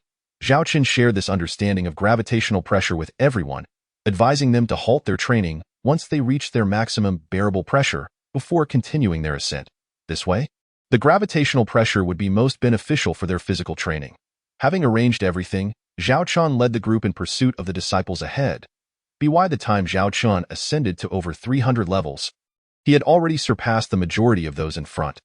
The onlookers were astonished, as Zhao Qian and his companions had started later yet had now overtaken them, seemingly unaffected by the gravitational pressure. As Zhao Qian and his group approached 400 levels, Zhao Xiaodong and Sui felt they could still endure the pressure. In contrast, Zhao Mo, Zhao Xia, and Su Mo found the pressure overwhelming. Their faces flushed, drenched in sweat, and gasping for breath. Zhao Chun instructed the three to stop and meditate to recover, emphasizing that this repeated training would be exceptionally beneficial for their physical conditioning. The three immediately sat down to cultivate, with Zhao Chun urging them to catch up later. Zhao Chun then continued with Zhao Xiaodong and Sui up the heavenly ladder, noting that many martial artists along the way paused to recover. These martial artists could only watch as Zhao Qian and his companions surpassed them. By the time they reached over 400 levels, Zhao Xiaodong also decided to stop and cultivate. Zhao Chun and Sui pressed on, and as they neared 500 levels, there were fewer than 10 martial artists ahead, most of whom were meditating. Sui chose to meditate at 499 levels. Upon reaching the 500th step, Zhao Qin glanced at it, then ascended the 500 steps. What an unexpected turn of events! As Zhao Qian stepped onto the 500th level, the gravitational pressure nearly overwhelmed him. Initially, Zhao Chun had anticipated that the gravitational pressure at 500 levels should be 600 based on the doubling rule. However, upon reaching 500 levels, he realized the pressure was not 600, but rather 1200. This sudden surge of gravitational pressure was a significant surprise for Zhao Chun. Slowly regaining his composure, his face flushed and beads of sweat trickled down. Zhao Chun steadied his emotions, adjusted his spiritual energy, and continued his ascent. A martial artist exclaimed, "Look, the last group to ascend the heavenly ladder has now caught up with the earlier batches." Another martial artist remarked, "Indeed, 3 of them have fallen behind, but the 2 in front seem likely to secure a top 3 finish." Sue, despite his excellent physical conditioning, was also brought low by the gravitational pressure of 500 levels. Gritting his teeth as he slowly sat down to recover, Zhao Chun pressed forward, with 3 martial artists ahead of him now resting at 580 levels. Zhao Chun adapted to the increasing pressure. He found his pace had slowed compared to the previous 400 levels, yet he was still making progress. Before long, he caught up with the 3 martial artists ahead. Zhao Chun set foot on the 580 steps. The 3 individuals stood up simultaneously, blocking his path. "Brother, you're not moving slowly. I'd like to discuss something with you. Lend me your storage bag for a bit, and I promise to return it once I secure first place," one of the martial artists said. Zhao Chun assessed the 3 men, all in their 20s, 2 tall and short, both at the second level of the Golden Core stage, and one sporting a handlebar mustache at the peak of the Foundation Establishment stage. Zhao Chun smirked and replied, "Are you attempting to rob me here?" What if I refuse to hand over the storage bag? The mustached martial artist retorted. If you don't comply, I suggest you roll back down. Zhao Chen responded, very well, I shall descend, and withdrew his foot from the step, seemingly prepared to retreat. The three men panicked, lunging forward to seize Zhao Chen. Zhao Chen, however, pushed off with force from the step and leapt over a person as height, executing a spinning kick that struck the tall martial artist squarely. Bang! A spurt of blood erupted from the tall martial artist's mouth.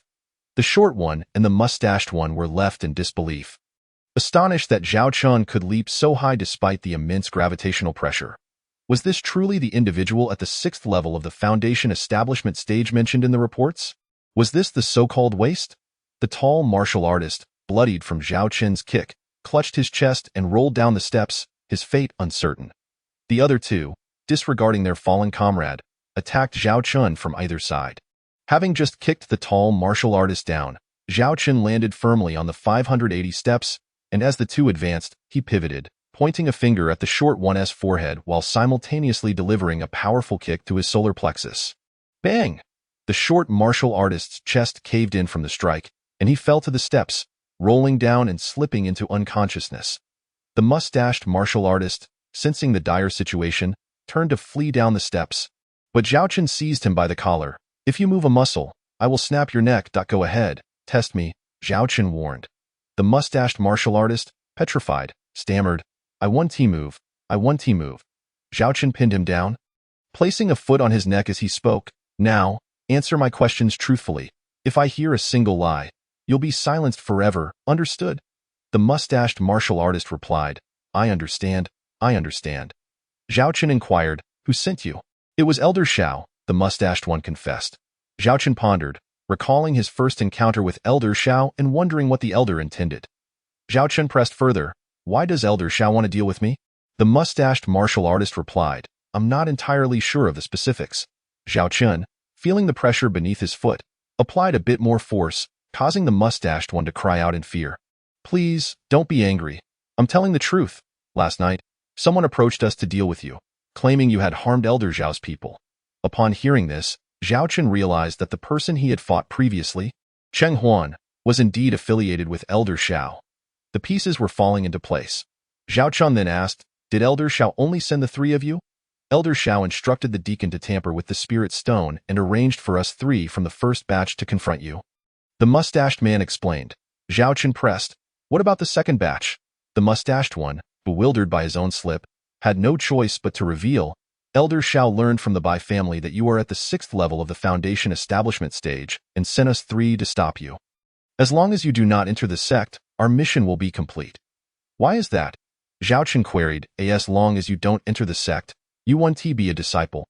And they can strike you down whenever they wish, the mustached one replied. The second batch ISNT affiliated with Elder Shao, it seems they were sent by someone from the Bai family. I genuinely don't know anything more. Zhao Chen reflected on this, realizing that Elder Shao and the Bai family were not aligned. Concluding his thoughts, Zhao Chen said, in that case, relay a message to Elder Shao for me. I will settle the score with him. With that, he kicked the mustached man down the steps. Regaining his composure, Zhao Chen continued his ascent. Upon reaching 600 levels, he felt the gravitational pressure intensify significantly, causing his legs to tremble involuntarily. Zhao Chen sat down to meditate. One martial artist remarked, the one meditating at the front is the last to start. Yet now he is in first place. Indeed, he just knocked down the top three martial artists ahead of him. It seems he has secured first place, but we'll see if he can maintain it. The crowd murmured. At this moment, Zhao Mo, Zhao Xia, and Sui Mo also began their ascent, having taken Zhao Chen's advice to rest and cultivate when they could no longer withstand the pressure, thereby enhancing their physical training. Zhao Xiaodong, Su Yi, and the other martial artists similarly reached the 500 levels, struggling up the steps, their veins bulging and gasping for air. Zhao Xiaodong and Su Yi labored to sit down and began their recovery. Zhao Chen rose and continued his climb. Upon reaching 680 levels, he turned to observe the crowd behind him. Zhao Xiaodong and Su Yi were at 550 levels, among the second batch of martial artists, while Zhao Mo, Zhao Xia, and Sui Mo were still in the 400 levels, in the 5th and 6th batches. Zhao Chen turned back to the heavenly ladder, and as he approached 690 levels, he heard Su Yi shout, Turning, he saw that Sui and Zhao Xiaodong were surrounded and being beaten by several martial artists of higher cultivation. Zhao Chun furrowed his brow and rushed down. Look, the person at the front is heading down. Does he not wish to reach the top? One onlooker exclaimed. Another added, No, there is a fight breaking out among those ascending the heavenly ladder.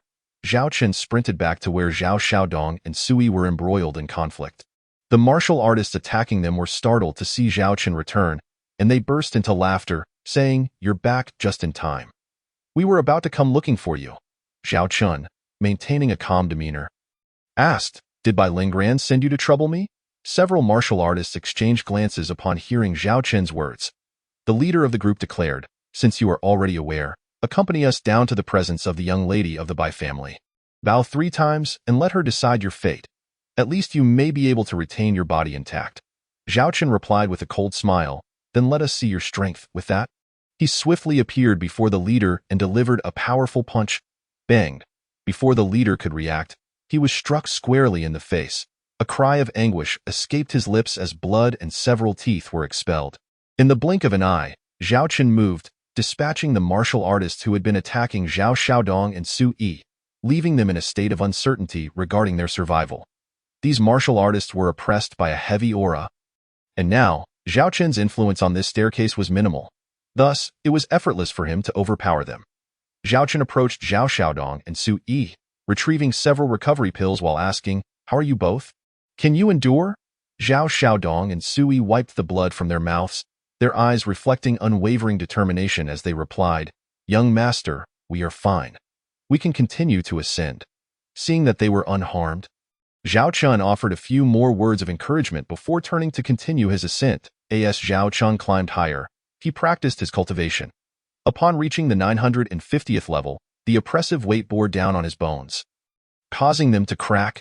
Veins throbbed under the strain, prompting Zhao Qian to sit cross-legged and recuperate. At that moment, Su Mo reached the 500th level, blood seeping from her ears and nose.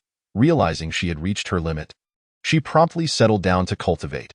After an hour, a vortex of spiritual energy manifested above Su Mo's head, enveloping her completely. Utilizing her technique, she absorbed the energy, her aura steadily rising as she advanced from the 8th to the pinnacle of the 9th stage of Qi refinement.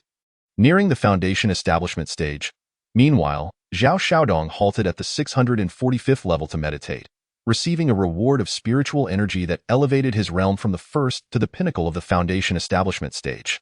At this moment, Zhao Chun stood up and observed the martial artist behind him, then glanced at Zhao Xiaodong and the others before resuming his climb. One martial artist remarked, Did you see that one who descended to help?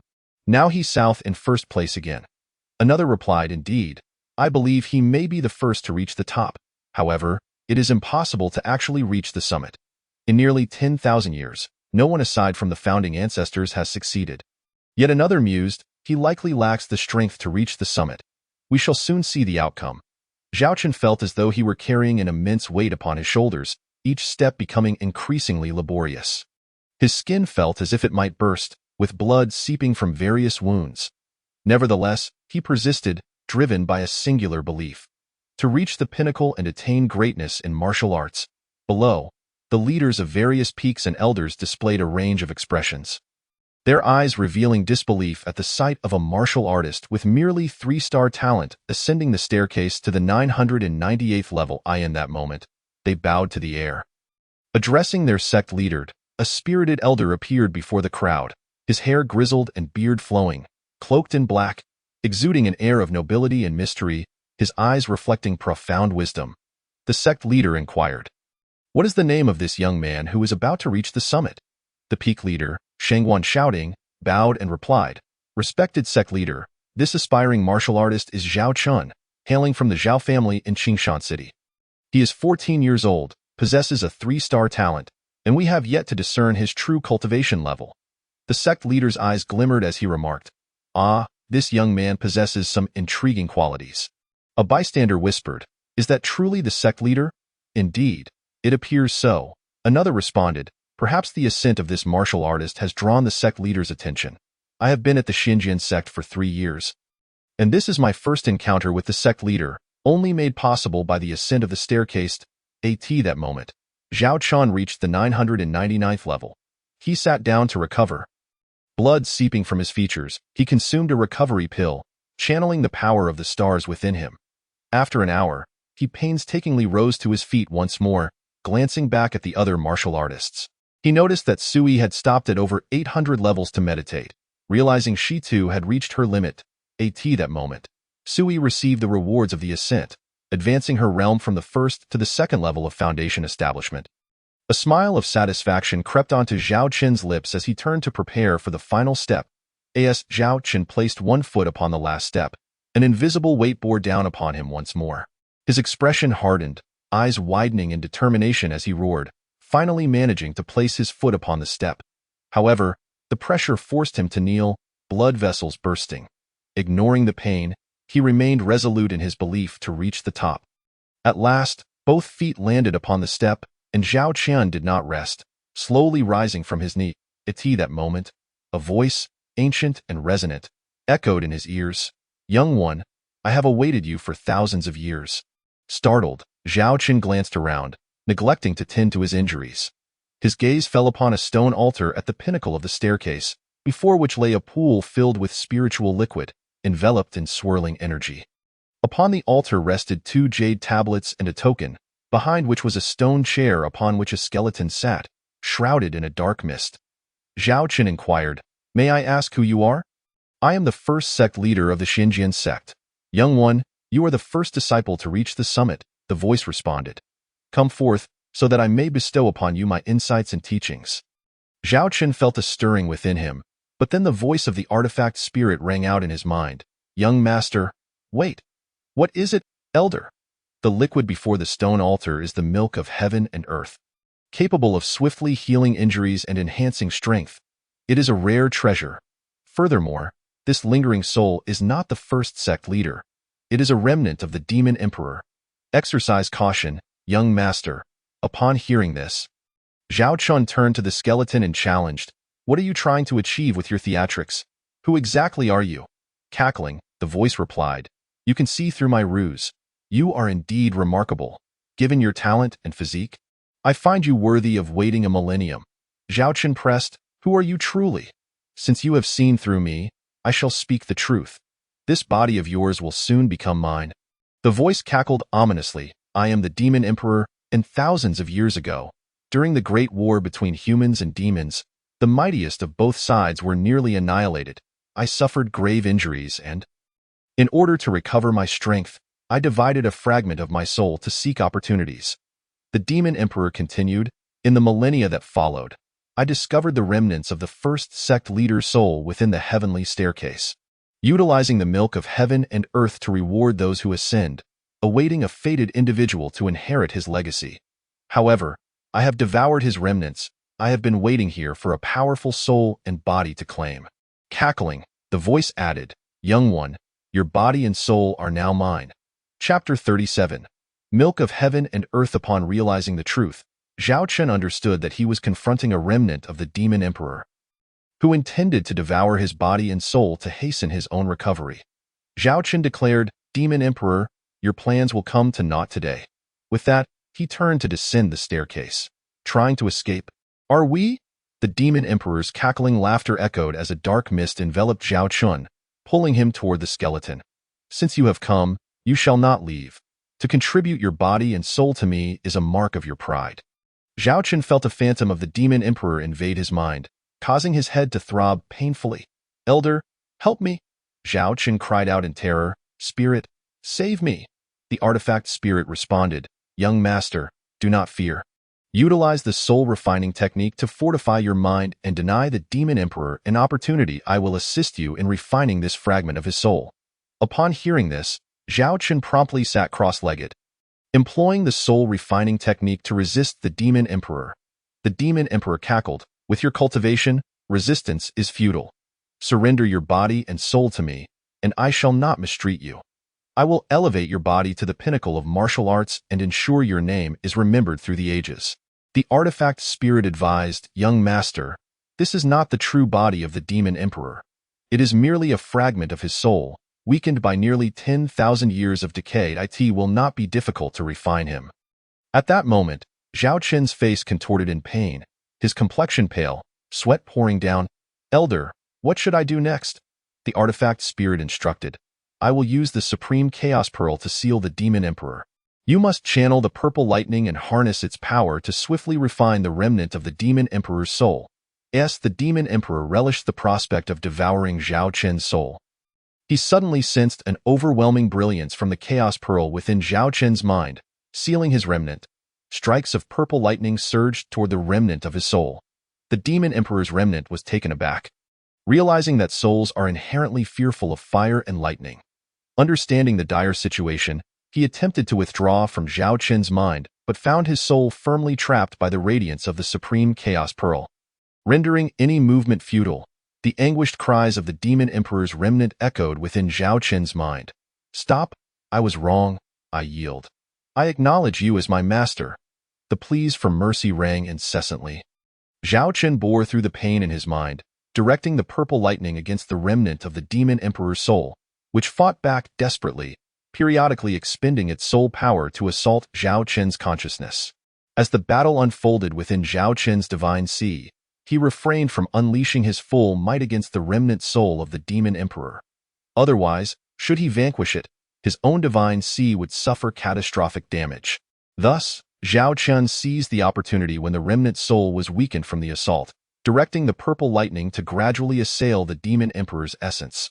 After the passage of half an incense stick's time and a protracted war of attrition, the cries of the remnant soul began to diminish. At this juncture, Zhao Qin found himself utterly exhausted, his visage reflecting the terror of the ordeal.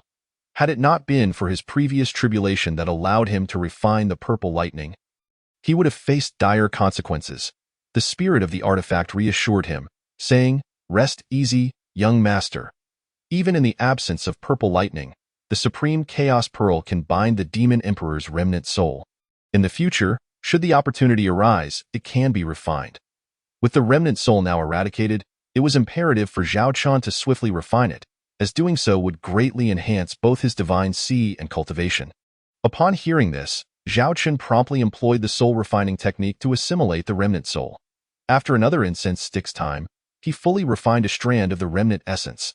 Zhao Qin's divine sea grew significantly stronger, enabling his consciousness to extend approximately 500 meters. With the infusion of celestial spiritual milk and the refinement of the remnant soul, his cultivation ascended from the 5th to the 7th level of the foundation establishment stage. Marking a notable advancement of 2 minor realms, as he gazed inward at his Dantian, he was taken aback to discover a swirling mass of black mist suspended above the foundation establishment.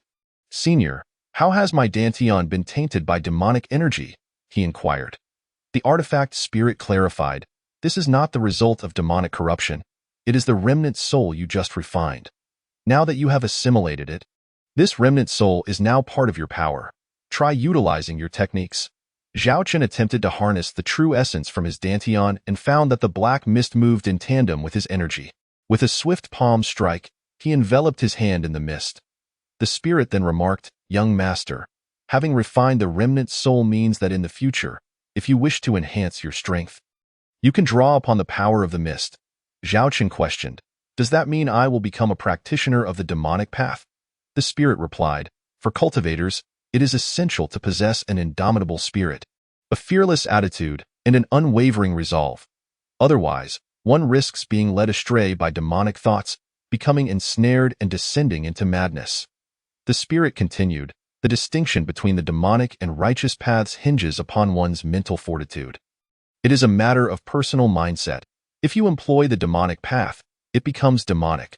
Conversely, if you adhere to the righteous path, it embodies justice. I shall impart a technique to you, allowing you to gradually integrate your essence with the demonic energy, which will greatly aid your future strength." Zhao Qin nodded in agreement and sat cross-legged, murmuring the incantation.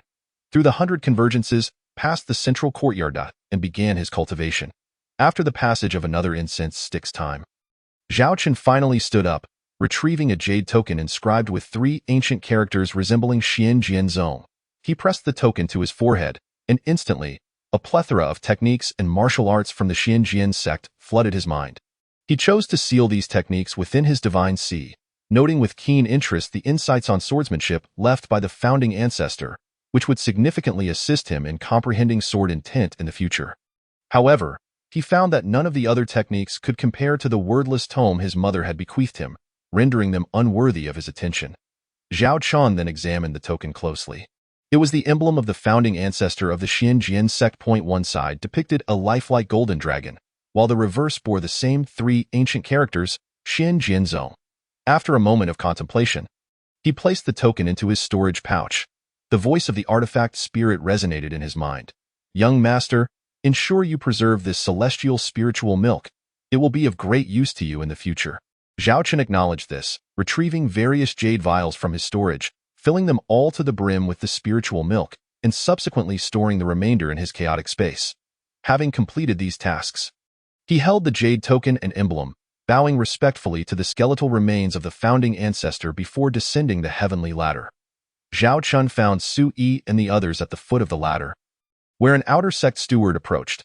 Young friend Zhao Chun, the sect master wishes to see you. Please follow me, he said, leading the way.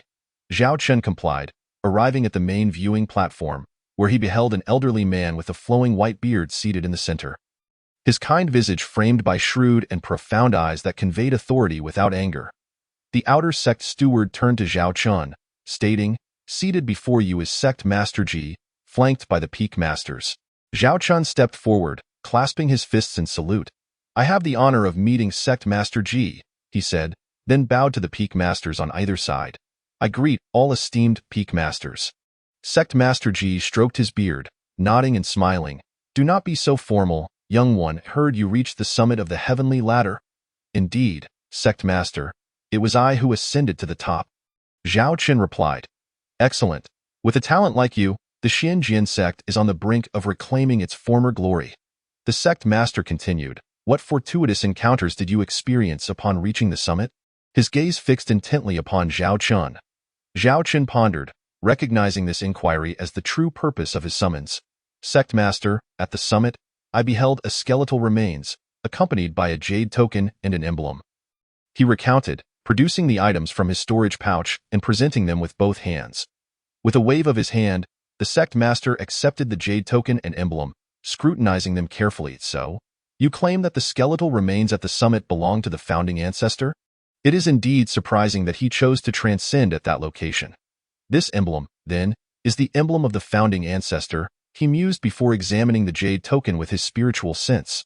After a considerable time, he returned to himself, exclaiming, "Young one, you have acquired the entire legacy of the Xianjian sect upon your ascent. Your contributions are invaluable." He vowed to bestow a reward upon Zhao Chun. Zhao Chen bowed slightly, stating, "This opportunity is a blessing from the founding ancestor and the sect master. I cannot claim credit." The sect master nodded, impressed by Zhao Chen's humility and composure, recognizing him as a person of great potential. "Do not be modest, young one. I hope you will continue to excel in the upcoming assessments, and the rewards from the sect will be granted to you upon their conclusion," the sect master encouraged. Zhao Chen expressed his gratitude and took his leave. The peak master of the first peak, Shang Guanyao, turned to the sect master as Zhao Chen departed, saying, "Congratulations, sect master, on reclaiming the entirety of the Xianjian sect's legacy today. It is indeed a stroke of fortune for us all." All the peak masters echoed their congratulations, and the sect master, stroking his beard, nodded in appreciation, declaring, "We owe our gratitude to this young man. It is he who has brought the Xianjian sect's legacy to fruition." Shang Guanyao added, "Do you think this lad might possess other legacies that he has yet to reveal?" The sect master shook his head, replying, "I doubt it. He appears to possess a forthright character, with clear eyes devoid of ulterior motives." The sect master further remarked, "To this day, I have yet to discern the depths of his cultivation. He certainly does not seem to be an ordinary individual. Yet, how can his talent be so unremarkable? Could it be that he possesses a secret treasure that conceals his true potential?" The sect master shook his head again. Astonished, he then addressed the peak masters, "Let the assessments proceed," and with that, his figure flickered and vanished. Upon Zhao Xiaodong and the others seeing Zhao Chen return, they approached him, inquiring, "Young master, what did the sect master want with you? Was it regarding the altercation on the heavenly ladder?" Zhao Chen chuckled lightly, "Nothing of the sort. The sect master merely inquired about my experience on the ladder. Do not overthink it. Focus on preparing for the third assessment. At that moment, Elder Xiao from the outer sect announced with a booming voice, a total of over 1,800 participants have passed the second assessment. We shall proceed to the third assessment of strength. Elder Xiao continued, the third assessment will see 100 martial artists on each stage. Those who can remain standing on the stage for half an incense sticks time, with at least 10 participants, will pass. The arena would showcase each participant's abilities, with no regard for life or death. Those who voluntarily concede or step down from the stage may not act with lethal intent. Violators shall have their cultivation revoked and be expelled from the Xianjian sect. Upon finishing his announcement, Elder Xiao waved his hand, and 18 arenas materialized in the square. He declared the competition to commence. After drawing lots, Zhao Chun and his companions were assigned to the fifth arena. Zhao Chun extended his consciousness to assess the martial artists present, noting that the weakest among them was at the pinnacle of the 9th level of Foundation Establishment, while the strongest had reached the 3rd level of the Golden Core stage. Zhao Chun furrowed his brows, sensing that over a dozen martial artists were watching them with keen interest, either intentionally or unintentionally. He contemplated that these individuals might be placed thereby by Ling Gran or Elder Xiao. He then gathered Zhao Xiaodong and Su Yi, instructing, when we ascend the arena, do not venture to the center. Instead, occupy the edges, ideally securing a corner, Su Yi inquired. Why is that, young Master Zhao? At that moment, Zhao Xiaodong interjected, in the center, we must defend against opponents from all sides, while occupying a corner allows us to guard against only 2 sides. Zhao Chen nodded in agreement, it is best that we remain together. At the very least, we can cover each other's backs. Su Yi and her brother both nodded in assent, replying, we shall heed young Master Zhao's guidance. Just then, the steward's voice rang out, all participating martial artists. Please ascend the arena. The third assessment begins. As the announcement echoed, everyone leaped onto their respective platforms. The moment Zhao Chen and his companions stepped onto the arena, they were immediately surrounded by several martial artists. After a brief exchange of blows, Zhao Chen sensed a formidable, invisible pressure forcing them toward the center of the arena. Glancing at Su Yi and her brother, he noticed that they were gradually being overpowered. With their movements restricted, forced to defend more than attack. At that moment, a martial artist lunged at Zhao Xiaodong from behind with a long sword, and sensing the impending danger, Zhao Xiaodong attempted to turn and defend himself. However, he found himself flanked by opponents, creating a triangular assault against him. At this moment, Zhao Xiaodong's complexion was ashen, his eyes closed as he awaited death. Just then, Zhao Chun let out a powerful shout, using the Miedi sword to deflect the long sword that was thrust at Zhao Xiaodong from behind. With his left hand, he pointed toward the forehead of a warrior on Zhao Xiaodong's left. After fending off 2 assailants, Zhao Chun pulled Zhao Xiaodong, urging him to hurry to the left corner of the arena. Employing the art of stealth, Zhao Chun vanished from his position and reappeared beside the Su siblings, instructing them to quickly regroup with Zhao Xiaodong. Zhao Chun swiftly maneuvered, escorting the siblings until they united with Zhao Xiaodong in a corner of the arena. He formed a simple protective formation with his hands. And it was then that the 4 of them finally steadied themselves. Cries of agony echoed throughout the arena. The contest had reached a fever pitch. The sounds of clashing weapons and the gruesome tearing of flesh reverberated, accompanied by the incessant wails of the wounded. Zhao Chun, noticing that they were surrounded by a dozen warriors who coordinated their attacks with precision, steeled his resolve. He invoked the first form of the soul-refining technique, unleashing a stream of spiritual energy from his brow that struck a 3rd-level Golden Dan warrior SC of consciousness. The warrior suddenly experienced a sharp pain in his head, his eyes glazing over for a brief moment.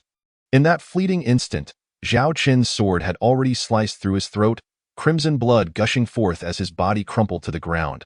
Astonishment and disbelief etched across his face. Seizing the momentum, Zhao Chen utilized his agility to eliminate 2 more warriors.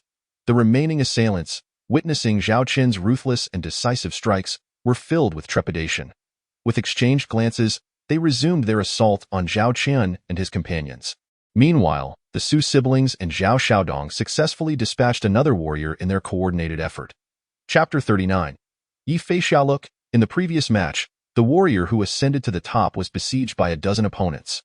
Yet he managed to retaliate and kill one of them. This youth is remarkable, remarked an onlooker from below the arena. Indeed, those three must be with him. Had it not been for that warrior's timely intervention, these three would have perished at the hands of their assailants long ago. Standing in a corner beneath the arena was a girl with an expression twisted in rage. She was Bai Linggran. Clenching her teeth and fists, she silently cursed, "Zhao Chun, I want you dead. I shall avenge the extermination of the Bai family." Not far from Bai Linggran stood two other young women, both strikingly beautiful and clad in simple garments. Their gazes fixed intently on Zhao Chun, and his group. One 15-year-old girl inquired, "Jia, is that Zhao Chun the sword-wielding youth you mentioned?" The other, a 17-year-old, replied, "Yes, it is said this boy hails from Qingshan City, your hometown." The girl felt a flush spread across her cheeks as she thought, "He is not just my fellow townsman. He is also my so-called useless fiancé. He saved my life in the 10,000 Great Mountains."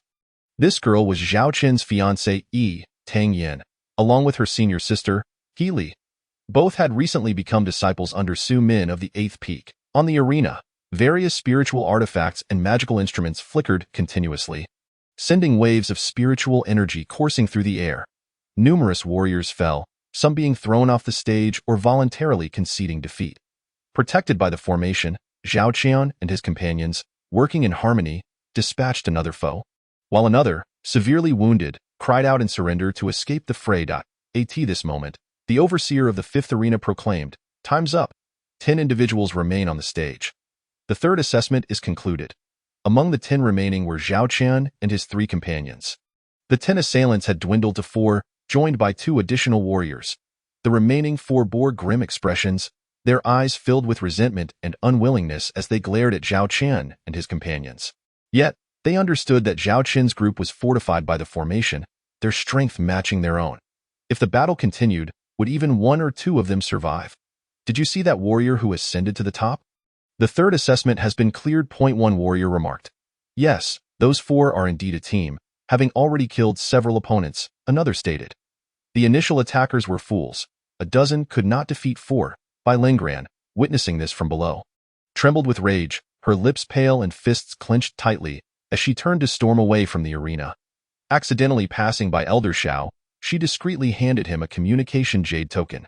Tang Yin and He Li exchanged glances as they observed Zhao Chen's success in the third assessment, their expressions contrasting, one filled with curiosity and anticipation, the other a blend of eagerness and subtle shyness. Meanwhile, Xia Ziyuan, a plump young boy, stood at the edge of the arena, his eyes wide as he intently watched Zhao Chen and his companions.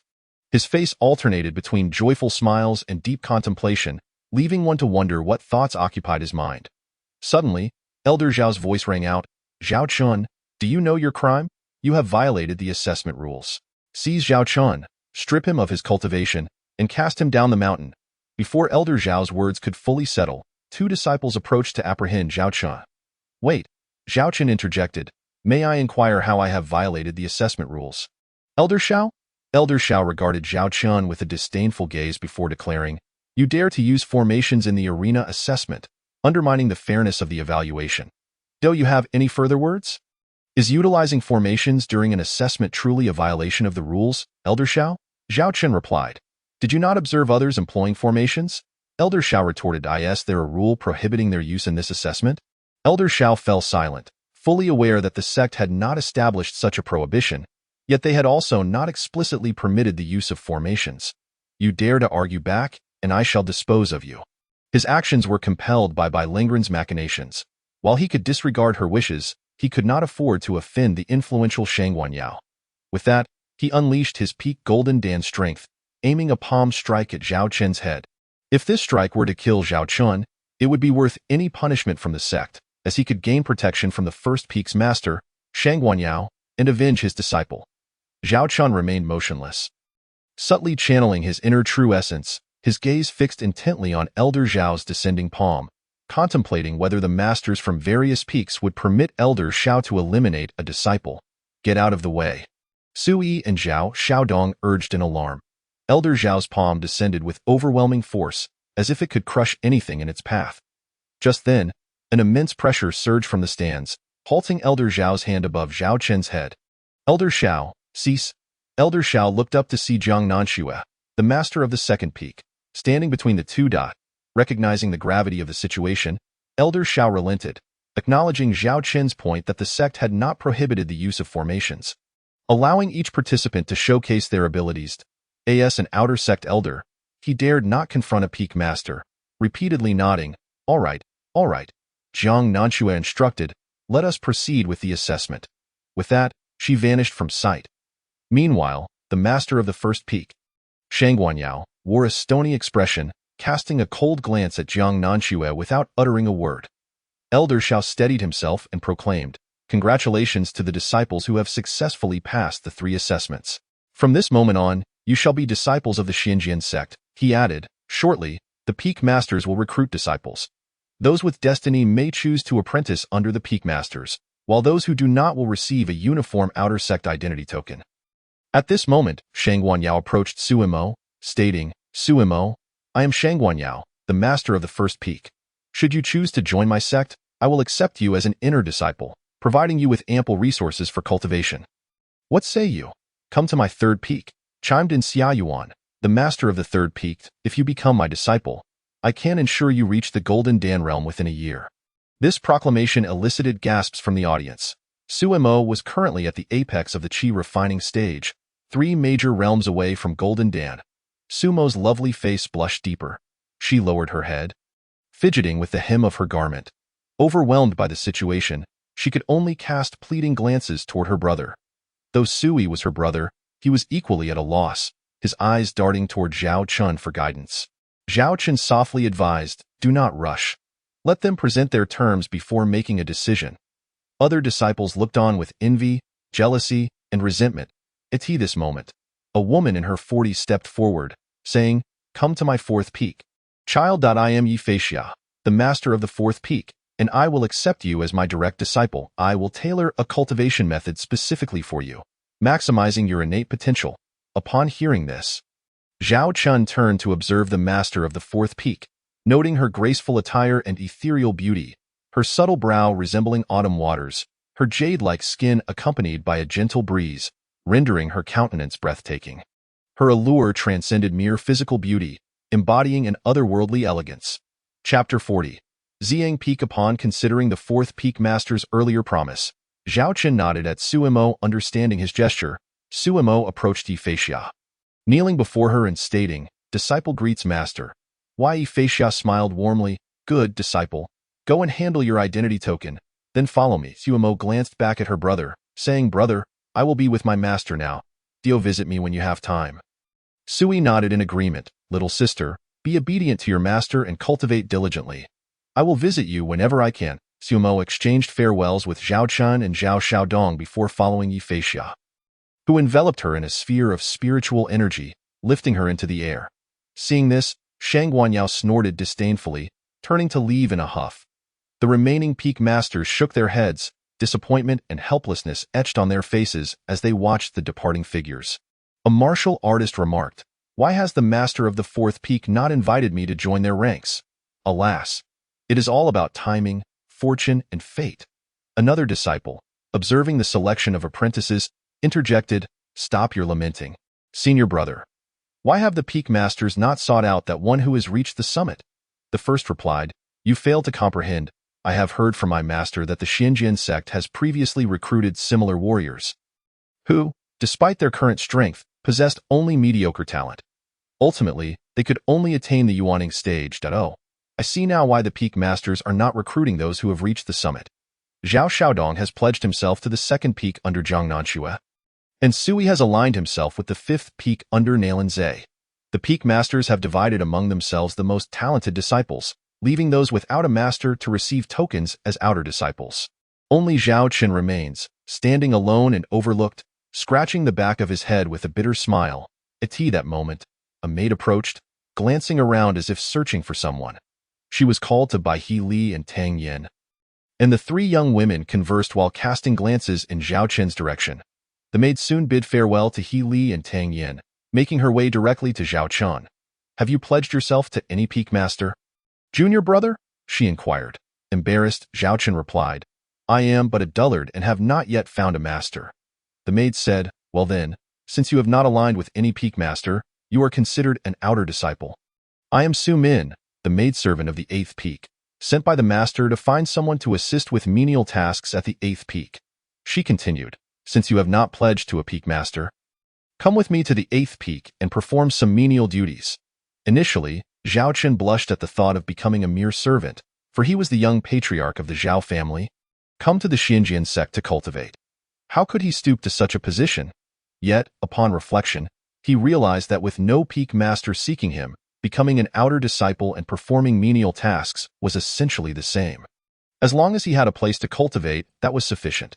Zhao Chen then asked, will the peak master impose any restrictions on my cultivation? You must complete your assigned tasks. There are no further restrictions. She replied, very well, I shall accompany you to the 8th peak as a servant, Zhao Chen said, a smile creeping onto his face. The maid responded, then let us be off, and with a wink towards He Li and Tang Yin. She led Zhao Chun toward the 8th peak. Brother, how fortunate is that warrior, unwanted by the summit, to be taken by the maid of the 8th peak. Why was I not chosen? One disciple lamented. Save your breath. If you went to the 8th peak, you might end up with nothing at all. The master of the 8th peak, Su Min, is a cold beauty, another warned. He Li and Tang Yin exchanged amused glances. Their arms linked as they walked away, leaving behind a trail of colorful gazes. Zhao Chen followed the maid to the entrance of a mountain peak, where a plaque adorned the entrance, bearing the gilded characters Ziyang Peak. Upon entering, he was greeted by a magnificent sight. A staircase of white jade winding upwards, flanked by extraordinary flowers that bloomed year-round, filling the air with a gentle fragrance that invigorated the spirit. At the summit of the stairs stood a grand palace, known as Ziyang Hall, where the peak master conducted affairs and engaged in cultivation. The exterior of the palace sparkled with brilliant gemstones, reflecting the ever-changing hues of the sky, imparting an air of solemnity and mystery. The sides of the hall were auxiliary chambers, and behind it lay a vast rectangular training ground, its surface made of specially crafted jade, lined with various spiritual artifacts. Further back was the inner hall, behind which stood the living quarters. The maid explained, currently, including you, there are only 5 people residing on this peak. Zhao Chen exclaimed in surprise, unable to fathom that such a grand peak had previously housed only 4 individuals. The peak master, 2 disciples, and now him. If you have any matters to discuss in the future, feel free to approach me directly. The maid continued, the master prefers tranquility and dislikes being disturbed by men. The 2 senior sisters are focused on their cultivation. After you complete your tasks in the main hall, you will reside in the side chamber. Do not wander aimlessly, for should anything happen, no one will come to your aid. The maid added, tomorrow, you can go to the outer sect to collect your identity token and your entrance rewards. Zhao Chen inquired, may I ask how to address you, senior sister? My name is Qingyue. You may call me Yujie, she replied. Zhao Chen glanced at Qingyue and muttered softly, she might not even be older than me. Though he spoke quietly, Qingyue heard him and lightly tapped his head, saying, I entered first, so even if I am not older, you must call me senior sister. Zhao Chen rubbed his head. Why so fierce? I will call you that. Qingyue shot him a glance and said, hurry and get to work.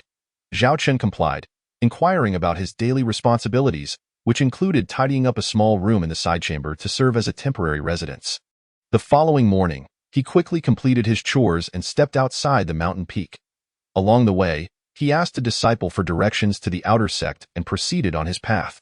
Upon reaching the entrance of the outer sect and stating his identity, the duty brother guided him to the exchange hall. Following the directions provided, Zhao Chen arrived at the entrance of the exchange hall, where he spotted 2 familiar figures, Zhao Xiaodong and Su Yi. Upon meeting, all 3 were filled with surprise, as they had just arrived to claim their entrance rewards. Inside the bustling exchange hall, newly admitted disciples were gathered to collect their rewards. The hall featured numerous windows, each marked with clear signs indicating where to obtain identity tokens, exchange contribution points, and redeem medicinal pills. As they surveyed their surroundings, a familiar voice called out from behind them. Congratulations to the 3 junior brothers for becoming disciples of the Xinjiang sect. I watched your assessments yesterday, and they were truly impressive, announced Xiazi Yuan. The trio turned to see him and immediately clasped their fists in greeting. Senior brother Xia, no need for formalities. Are you here to collect your entrance rewards today? He asked. Indeed, they replied. There are so many people here today, and we have just arrived, so we haven't yet figured out where to collect them. Zhao Xiaodong replied, I happen to be free today. Let me guide you as a complimentary tour guide so that you can retrieve your rewards. Xia Ziyuan offered. That would be greatly appreciated, senior brother Xia. Zhao Chun said. No need to be polite, brothers, Xia Ziyuan replied, leading them to the identity token distribution area.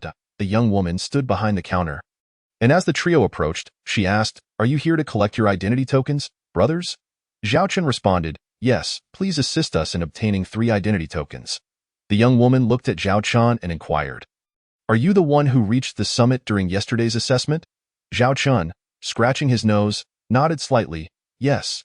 Upon confirmation, the young woman exclaimed excitedly, Junior brother, you looked so handsome when you reached the summit. Her words drew the attention of many in the hall, and realizing her gaffe, she quickly covered her mouth with her small hand. Conversations began to swirl around the hall, with whispers of, to reach the summit, his strength must be considerable, but his talent is rather average. What a pity! Indeed, great strength but mediocre talent. The path of martial arts is not easily traversed, others remarked. But who knows? As long as one possesses strength, they might still encounter rare treasures that could change their fate. Someone added. Zhao Chun, hearing the commotion, simply chuckled and remained silent as he received his identity token from the young woman. The token bore the inscription of the Xinjiang sect on one side and his personal information on the other. Xia Ziyuan observed that all 3 had received their tokens and asked, Are you claiming your entrance rewards now? They nodded in agreement, stating, Since we are here, we might as well handle it today. We won't have time to come out once we start cultivating. As they spoke, Xia Ziyuan led them to the exchange window. Zhao Chun handed his identity token to a disciple behind the counter, who took it, examined Zhao Chen's information, and then said, Please wait a moment. Your rewards require processing by an elder. With that, the disciple disappeared into the back room. After a short wait, an elderly man in his 50s emerged. The elder glanced at Zhao Chun and asked, Are you Zhao Chen? Zhao Chen nodded, Yes, I am here to claim my entrance rewards. The elder replied, Very well. He took Zhao Chen's identity token and pressed it into a slot on the counter, channeling a burst of yuan power into it. The token emitted a radiant glow, and after a moment, the elder retrieved it from the slot.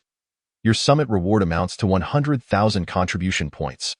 And the newcomer reward is 1,000 contribution points, totaling 101,000 contribution points. Please verify, he stated. What? 100,000 contribution points? Gasps of astonishment rippled through the hall. How many years of tasks would we need to complete to earn that many contribution points? Disciples exclaimed, their mouths agape. Zhao Chun, equally astonished by the figure of 100,000 contribution points, realized he had no idea of its true value, but understood that such a number was astronomical. The elder then produced 10 low-grade spirit stones, saying, These 10 low-grade spirit stones are also part of your entrance rewards. You will receive 10 low-grade spirit stones each month moving forward, the elder continued, presenting 2 sets of robes embroidered with the Xinjiang sect insignia and a small booklet. You are required to wear the sect's disciple attire, and this booklet contains the sect's regulations. Zhao Chen accepted the robes and expressed his gratitude. Thank you, elder. The elder cast a glance at Zhao Chun, waved his hand without uttering a word, and turned to enter the inner room. At that moment, a disciple approached to assist Zhao Xiaodong and Su Yi in redeeming their rewards. Each of them received an entry-level reward of 1,000 contribution points, 10 low-grade spirit stones, sect attire, and a booklet. Xia Ziyuan remarked, You should conserve these contribution points. Within the sect, spirit stones are not as useful as contribution points. He continued, In the sect, meals, purchasing spirit tools, exchanging for techniques, martial arts, and so forth all require contribution points. The most extravagant expenditure of contribution points occurs in training facilities. The training tower alone demands 5,000 contribution points per day, not to mention the training rooms and the sect's secret realms, all of which require a substantial amount of contribution points for entry. Zhao Xiaodong inquired, I just heard other disciples mention earning contribution points through tasks. What does that mean? Generally, contribution points are obtained by accepting tasks from the task hall, and upon completion, you can claim the corresponding contribution points, Xia Ziyuan elaborated. All this information is contained in your booklet, which also includes the sect's regulations. You must remember them. Otherwise, violations could lead to penalties, and in severe cases, death. At this, Zhao Xiaodong, alarmed, stuck out his tongue. New disciples are granted a one-time opportunity to enter the scripture pavilion to claim techniques and martial arts. Upon hearing this, Zhao Xiaodong and Sui expressed their eagerness to visit the scripture pavilion to explore the techniques and martial arts available. Zhao Chun was indifferent. Accompanying them was merely a way to keep them company. No technique or martial art could compare to the unparalleled quality of his formless heavenly book. Moreover, the foundational techniques and martial arts of the Shin Sword sect's founder were all stored in his mind. As they made their way to the scripture pavilion, Xia Ziyuan cautioned, "Be wary of older disciples. They might attempt to rob you of your spirit stones and contribution points." After this warning, the group of 4 arrived at the scripture pavilion, which comprised 3 levels.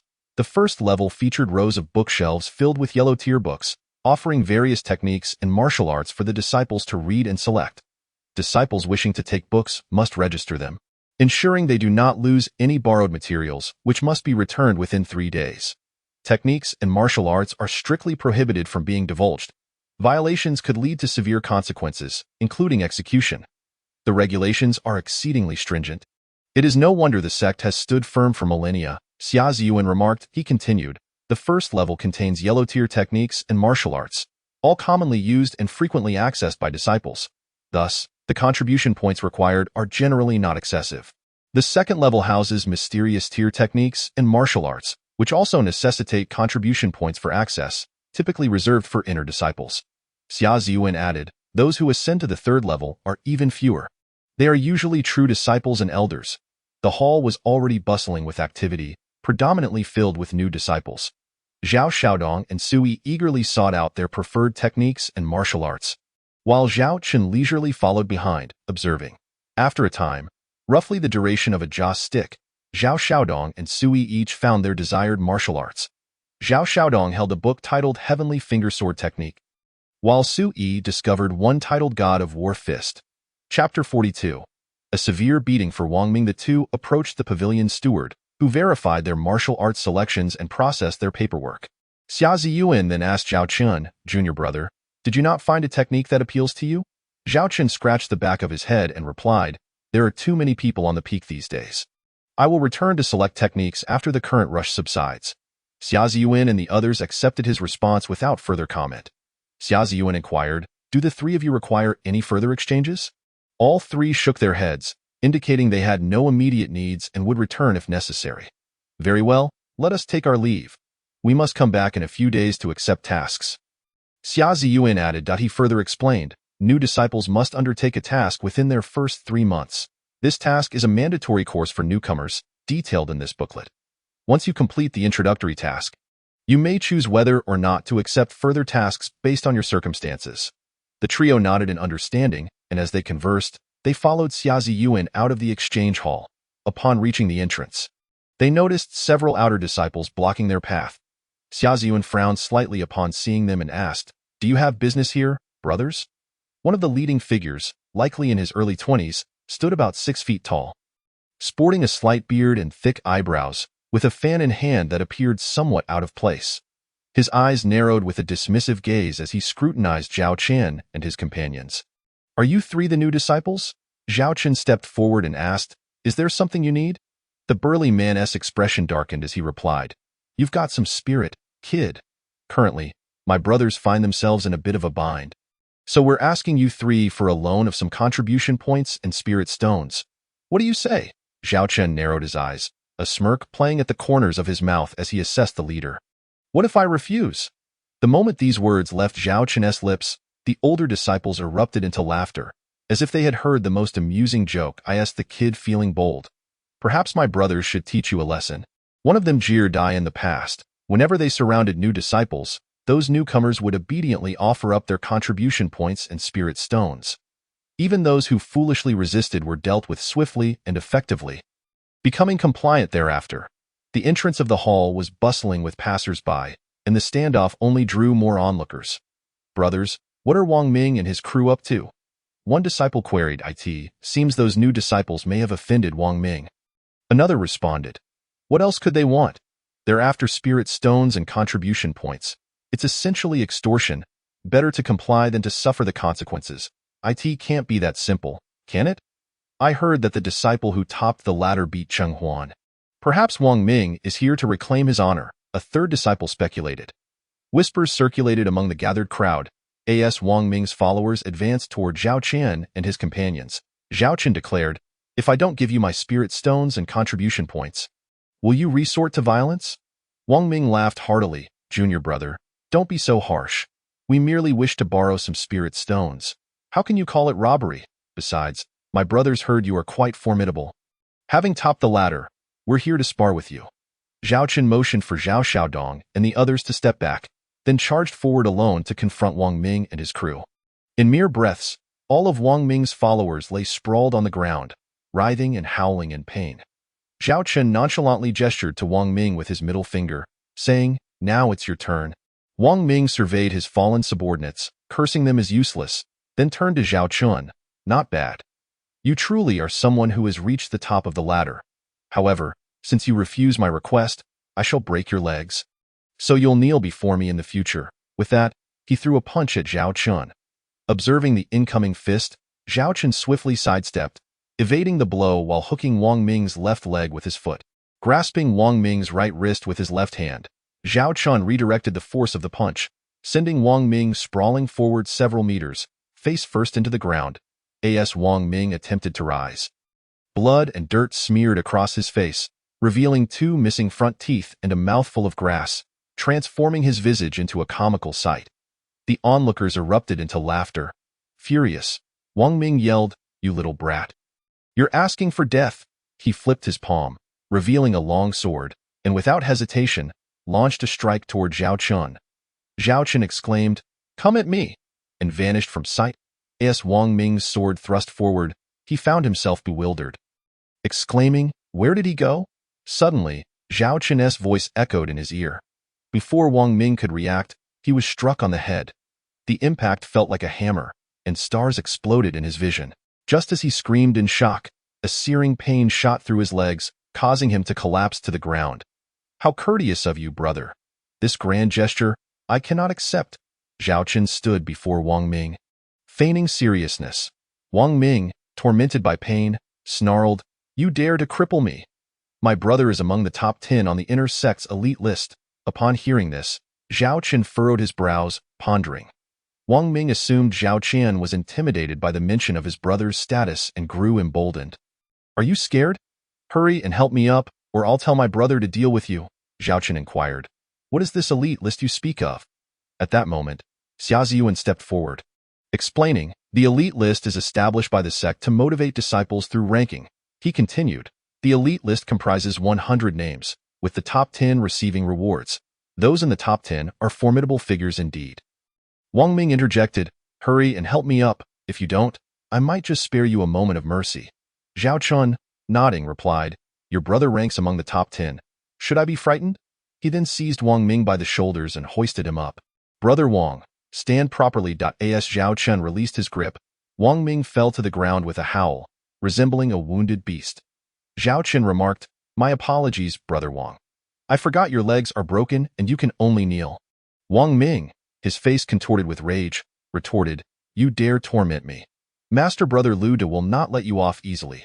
Zhao Qian, smirking with disdain, asked, "Are you referring to the leader of the Tianfu gang?" Wang Ming nodded, "Indeed." Zhao Qian remarked, "Since you are the subordinate of the senior brother and possess such prowess, I shall assist you in rising." Chapter 43. Healy. Before Zhao Qian could finish his statement, he grasped Wang Ming's shoulders firmly. Wang Ming, paralyzed with fear, felt a trickle of yellow liquid escape from between his legs, exclaiming, "Let go of me. Do not assist me any longer." Upon hearing Wang Ming's words, a wicked smile crept upon Zhao Qian's lips as he quipped, "You asked me to help you, and now you refuse my assistance. Very well, I shall heed the senior brother's wishes." With that, Zhao Qian pressed down on Wang Ming's shoulders again, eliciting a blood-curdling scream from him, reminiscent of a wild beast's cry. Wang Ming's face turned a sickly yellow, his features contorted with rage and fear as his serpent-like eyes bore into Zhao Qian with a mixture of resentment and terror. Observing the disdain etched on Wang Ming's countenance, Zhao Qian clapped his hands together and said, "Senior brother, you are quite difficult to please. If I heed your request to assist you, it is unacceptable. Yet if I follow your command to release you, that too is not permissible." After speaking, Zhao Qian donned a seemingly innocent smile and gradually approached Wang Ming's companions, Tio Wang Ming and his entourage. This smile appeared devilish, prompting them to involuntarily retreat. With quivering voices, they pleaded, "Do not come any closer." Zhao Chen extended his hand, addressing them. "Esteemed brothers, I have just entered the sect and possess neither spirit stones nor contribution points. I kindly ask for your assistance. You are all such benevolent souls." The group and onlookers widened their eyes in astonishment, bewildered by the absurdity of the situation. They had come intending to rob, only to find themselves being extorted. Noticing their hesitation to part with spirit stones and contribution points, Zhao Chen glared, stomping his right foot on the ground with authority, proclaiming, "If you refuse to give, then I shall take matters into my own hands." As he advanced, Wang Ming's companions screamed in terror, "Do not approach. We will give you what you ask," with faces as pallid as bitter melon. They hastily removed their storage bags and tossed them to Zhao Chen. He accepted the bags, inspecting their contents with his divine sense. A smile of satisfaction graced his face as he remarked, "Ah, splendid. Thank you, kind souls. Since you have shown such sincerity, I shall graciously accept." The group inwardly cursed, thinking, "Sincerity, indeed. If we could defeat you, we would see who truly possesses sincerity." Yet outwardly, they responded, "As long as you are pleased." Junior brother. After securing the storage bags, Zhao Chen slowly approached Wang Ming once more. Wang Ming shouted, "Do not come near. What are you planning?" Zhao Chen grinned playfully. "Are you genuinely foolish, or merely pretending? Your companions have surrendered their storage bags to me. What do you think my intentions are?" In a panic, Wang Ming clutched his storage bag, exclaiming, "No. This belongs to the senior brother. It is not mine." Zhao Chen chuckled, "In your hands, it is indeed yours." With that, he reached for Wang Ming's storage bag. While Wang Ming desperately screamed and shielded the bag with his hands, he protested, "You cannot take this. It is the protection fee owed to the senior brother." "He will kill me." Zhao Chen snatched the bag away, saying, "Thank you for the generous gift, kind soul. You can explain the situation to the senior brother yourself."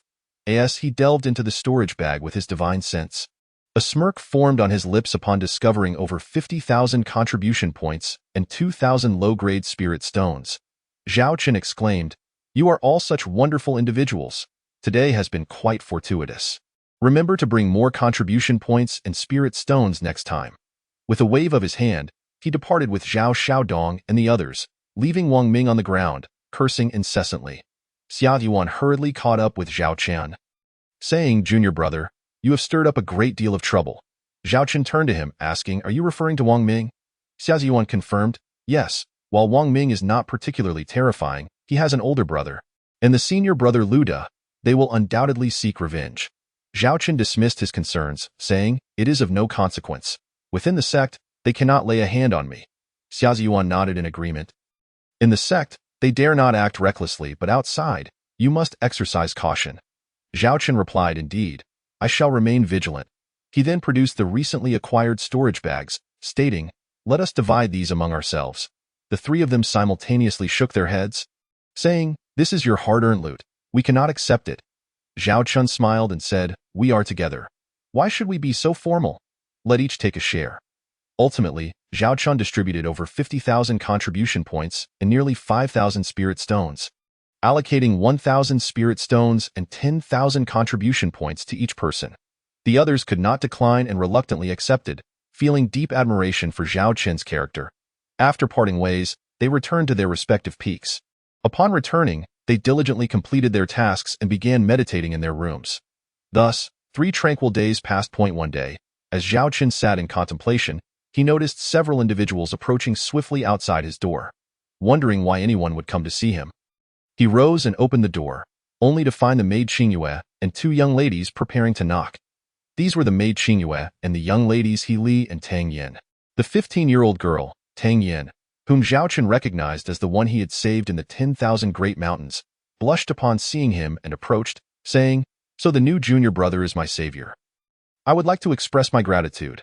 The other young lady, He Li, was taken aback by Tang Yan's introduction, unable to believe that Zhao Chen was her rescuer. Zhao Chen, acknowledging Tang Yan's gratitude, replied, "There is no need for such formality. It was merely a fortunate encounter, and I acted as any decent person would." He then turned to the maid Qingyue, inquiring, "Is there something you need, Sister Qingyue?" Qingyue proceeded to introduce the 2 young ladies to Zhao Chen. revealing that the girl he had saved was indeed Tang Yin. Zhao Chun was aware that Tang Yin was his fiancée Yi. The Tang family had once considered calling off the engagement, but ultimately, they did not pursue the matter. Furthermore, Tang Yin was unaware of this, so Zhao Chun refrained from mentioning it. Instead, he merely glanced at her. Upon meeting Zhao Chun's gaze, Tang Yin understood that he was aware of their relationship, causing her face to redden even further. Healy, observing the scene, commented, "Oh, why are they blushing so after just expressing gratitude for saving her life?" Tang Yan's face flushed deeper, and she shyly lowered her head. The maid Xingyue explained, "Junior brother, since you have just arrived, the two sisters wanted to come and introduce themselves. It would be more convenient for you in the future." Zhao Chun replied, "It is only right. I look forward to your guidance, and I thank you both." Healy, with an air of confidence, said, "There is no need for formality, junior brother. You are now one of us at Ziyang Peak. Should anyone foolish enough to bully you arise, your two sisters will stand by your side." Zhao Chun expressed his gratitude once more, at which point Xingyue inquired, "I heard you recently dealt with Wang Ming at the exchange pavilion. Is that true?" Zhao Chun nodded. "Indeed, that is the case." He then recounted the events of that day in detail. Healy remarked, "There are several factions within the sect, and Wang Ming is a member of the Tianfu gang, led by their chief, Lu Da. In truth, he is a puppet of the Hero Alliance, whose leader is He Changshao, my brother." Healy continued, "Although our sibling relationship is strained, I believe this minor incident should not pose a significant issue. I will speak with my brother about it soon." At this, Tang Yin said, "Junior brother, you are so young yet possess such formidable strength. I am curious about how you cultivate it." Zhao Chun replied, "I have a master who enjoys a tranquil lifestyle. My cultivation is merely a result of good fortune." Healy suggested, "Junior brother, you are a person of character. How about we spar at the training ground?" Zhao Chun glanced at Tang Yin and replied, "Very well, I ask for your guidance, sisters." The four young individuals chatted and laughed as they made their way to the training ground, and soon Zhao Chun felt completely at ease among them. Chapter 44. The Training Room. Each day, after completing his tasks, Zhao Chun would accompany the two sisters to train at the training ground. The bond among the three deepened from mere camaraderie to an unspoken understanding. One day, as they returned from the training ground, they spotted Xingyue waiting at the entrance of the main hall. Xingyue approached, stating, "Junior brother, a fellow disciple named Xia Ziyuan is looking for you." Zhao Chun inquired, "Oh, where is he?" Xingyue replied, "At the entrance of our peak." After bidding farewell to the two sisters, Zhao Chun followed Xingyue to the entrance of the peak. Upon arrival, he saw Xia Ziyuan, Zhao Xiaodong, and Su Yi. Zhao Chun quickly approached Xia Ziyuan, saying, "Senior brother, greetings. Please, come inside and have a seat." The three acknowledged Zhao Chun in return, and Xia Ziyuan explained, "Junior brother, we came to ask if you would accompany us to the training room and the trial tower for cultivation." Zhao Chun asked, "Senior brother, how does one cultivate in the training room and trial tower?" Xia Ziyuan proceeded to describe the training room and trial tower, explaining that both were treasures of the sect. The spiritual energy within the training room was several times greater than that outside, making cultivation there remarkably efficient. The trial tower comprised 9 levels, each featuring different puppets and illusions. The puppets adapted to one's own strength, providing excellent practical experience. The illusions significantly enhanced a cultivator's martial will and spiritual strength. Xia Ziyuan added, "I managed to clear the 2nd level, but I could not pass the 3rd. He continued, "The training room costs 2,000 contribution points per day, while the trial tower costs 5,000. Zhao Chun replied, "Let us go take a look." Thus, the four of them strolled towards the training room, engaging in lively conversation along the way. Upon reaching the entrance, they found many disciples milling about. Xia Ziyuan stopped one disciple and asked, "Why are you all standing outside? Why aren't you entering the training room?" The disciple replied, "There are no available rooms left. We can only wait here in line." Xia Ziyuan addressed Zhao Chun, saying, "Junior brother, there are no extra rooms available here. Let us first head to the trial tower." Zhao Chun replied, "All right, let us proceed to the trial tower." At that moment, Zhao Xiaodong burst into the training room and exclaimed, "Young clan leader, there are 2 training rooms over there that are unoccupied." Zhao Chen and Xia Ziyuan exchanged glances, with Xia Ziyuan remarking, "That cannot be. If there were extra rooms, would so many people still be queuing here?" He then pulled the aforementioned junior brother aside and inquired, "Didn't you say there were no extra rooms? Yet there are 2 training rooms over there that are vacant." The junior brother, upon hearing this, glanced around and, seeing no one else, whispered to Xia Ziyuan, "You don't know." One of those training rooms belongs to Wen Ling of the Sky Axe Gang, and the other is reserved for Zhou Tsang of the League of Heroes. Wen Ling holds the third golden chair of the Sky Axe Gang, while Zhou Tsang possesses the second golden chair of the League of Heroes. These two training rooms are their exclusive quarters. If they are not here, no one dares to occupy them. The junior brother continued, "Did you notice the two senior brothers standing at the entrances of those training rooms? They are waiting for someone to place their identity tokens on the doors. Then they will seize the training rooms, effectively having others pay their contribution points." Zhao Chen frowned slightly upon hearing this, commenting, "It seems that the strong always bully the weak, no matter where one goes." The junior brother added, "I overheard you mentioning a desire to go to the trial tower. The situation there is quite similar, just with different people." Zhao Chen responded, "If that is the case, let us linger here for a moment. Since those two training rooms are unoccupied, we might as well train there first and yield to them when they arrive." After saying this, Zhao Chen entered the training room, where he noticed a duty room at the entrance, occupied by a middle-aged steward. Zhao Chen approached, cupping his hands in greeting. "Good day, steward. We would like to reserve 4 training rooms." The steward raised his head to glance at Zhao Chen and, after a pause, replied, "Currently, there are only 2 available rooms, each requiring 2,000 contribution points." Zhao Chen verbally agreed and retrieved his identity token from his storage bag to hand to the steward. Upon receiving the token and inspecting it, the steward deducted 4,000 contribution points and stated, "You may now proceed to the training rooms. When others vacate their rooms later, you can return to settle the fees for the remaining 2. Zhao Chen accepted the identity token and led Xia Ziyuan and the others to the entrances of the 2 available training rooms. The 2 senior brothers waiting by the other room entrances, along with the other disciples, stared in disbelief. "Who is this newcomer? Does he dare to occupy these 2 training rooms?" One disciple exclaimed. "Perhaps he is just a new disciple who doesn't understand the rules. Even if he pays the contribution points, he is effectively paying for someone else," the others speculated, worried about Zhao Chen's audacity. Ignoring their murmurs, Zhao Chen approached one of the training room doors and pressed his identity token into the slot. A surge of spiritual energy emanated, causing the door to slowly open. "Sue, hurry inside," Zhao Chen urged. Sue glanced at Zhao Chen and then at Xia Ziyuan, saying nothing as he entered the room, the door closing behind him. Zhao Chen then approached the other training room door, repeating the process with his identity token, which caused the door to open automatically. Zhao Xiaodong entered, and once again, the door closed behind him. At that moment, one of the training room doors emitted a waning spiritual energy, and it opened automatically. "Look, one training room has become available. The door is open." A disciple whispered, "Oh, what if the door is open? Those 2 senior brothers are waiting at the entrance. Even if you have the identity token, it is still theirs to use." Just then, a disciple who had finished training exited the room. With so many disciples waiting outside, none approached the steward to process their identity tokens, and the 2 senior brothers remained at the entrance, seemingly waiting for someone to present their identity tokens. Zhao Chen observed this and approached the steward, saying, "Please process the fees for the training room." The steward glanced at Zhao Chen and then at the training rooms before accepting Zhao Chen's identity token and deducting 2,000 contribution points. Zhao Chen took the token and approached the training room door, pressing the identity token into the slot, saying to Xia Ziyuan, "Senior brother, you should go in first. I will enter once a room is available." Xia Ziyuan nodded in agreement. That moment, one of the senior brothers laughed heartily, declaring, "Step aside. This training room is mine now." Before he finished speaking, he attempted to stride into the training room. Zhao Chen swiftly moved in front of him, stating, "Senior brother, I paid 2,000 contribution points for this training room. On what grounds do you claim it?" The senior brother, regarding Zhao Chen with disdain, retorted, "I've been waiting here for ages. What gives you the right to question me?"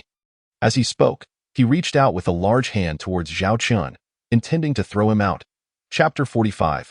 Confrontation with Wen Ling. Witnessing this, some people closed their eyes, envisioning Zhao Chen being unceremoniously thrown out. Bang! Ah! A scream pierced the air, causing the crowd to open their eyes in shock. Instead of seeing the anticipated scene, they found the senior brother lying outside the training room, one hand clutching the other, which hung limply by his side. The pain was evident on his face as he howled, his expression twisted with a mix of agony and fear. The crowd stood in stunned silence, having failed to grasp how the senior brother had ended up on the ground, nor how his hand had been broken. Another senior brother looked on, his expression tinged with a mix of dread and apprehension as he regarded Zhao Chen. This moment, Zhao Chun turned to Xia Ziyuan and said, "Brother, hurry and enter the training room." Xia Ziyuan nodded, casting a glance at Zhao Chun before silently stepping inside. In that moment, Xia Ziyuan held Zhao Chun in the highest regard. In their first encounter, Zhao Chun had defeated Qing Huan. In the second, he had bested Wang Ming, and now he had dispatched this senior brother with a single move.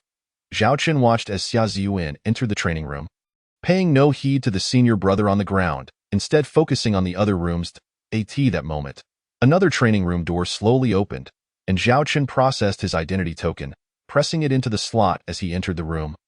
The door shutting behind him, the waiting senior brother could only stare wide-eyed at Zhao Chun entering the training room, his mouth opening and closing without uttering a word. Other disciples whispered among themselves, "This is what happens when the weak fear the strong. All right, keep your voice down. If that senior brother hears you, you might as well leave the sect." Upon hearing this, the disciple hurriedly silenced himself, glancing around to ensure no one was paying attention before exhaling a sigh of relief. Time passed slowly, and the next morning, a group arrived at the training room, led by a man in his 30s. Followed by 4 or 5 companions. Recognizing him, some greeted, "Good morning, Brother One. Brother One has come to train." The disciples all greeted Wen Ling, who merely nodded in acknowledgement. When he reached the entrance of his dedicated training room, his brow furrowed in irritation, and he remained silent. One of his followers hastened to inquire, "Who is this blind fool using our brother Wen's training room?" Someone recounted the events of the previous day, although none knew Zhao Chen's name. Just then, the steward hurried over, saying, "Good morning, Brother One." This room was occupied by a new disciple named Zhao Chun. He arranged it. Upon hearing that a newcomer had dared to occupy his training room, Wen Ling's expression darkened in fury. "Bring that brat out here. I want to see how many heads he has." The sect had a clear regulation. If someone was in closed-door training, no other disciples could disturb them for any reason. Especially during breakthroughs, if someone intruded, the consequences could be severe, ranging from failed breakthroughs to severe mental derangement. With Wen Ling's command, his followers pounded on the door forcefully. Inside the training room, Zhao Xiaodong was in the midst of a breakthrough when the loud knocking made him realize something was amiss. However, halting his breakthrough could lead to serious injury, so he steadied his mind and continued. Outside, Wen Ling, seeing that no one was answering, ordered his men to force the door open. The steward, terrified, quickly fled the scene. The training room was protected by barriers, making it difficult to forcibly break in from the outside. Although their cultivation levels were insufficient to break in, the disturbance severely impacted Zhao Xiaodong's breakthrough. Suddenly, Zhao Xiaodong experienced a violent backlash, spitting out a mouthful of blood, his aura waning. Just as Wen Ling prepared to personally break down the doors of the other 3 training rooms opened in succession. The first to emerge was Zhao Chun. Having heard the commotion inside, he and the others knew trouble was brewing and had ceased their training. One disciple pointed at Zhao Chun, saying to Wen Ling, "It was this person who forcefully used your training room." Wen Ling's face turned a deep shade of anger, akin to that of a pig's liver. In the sect, no disciple had dared to disrespect him. And now, a newcomer had brazenly occupied his training room, which he perceived as a grave insult.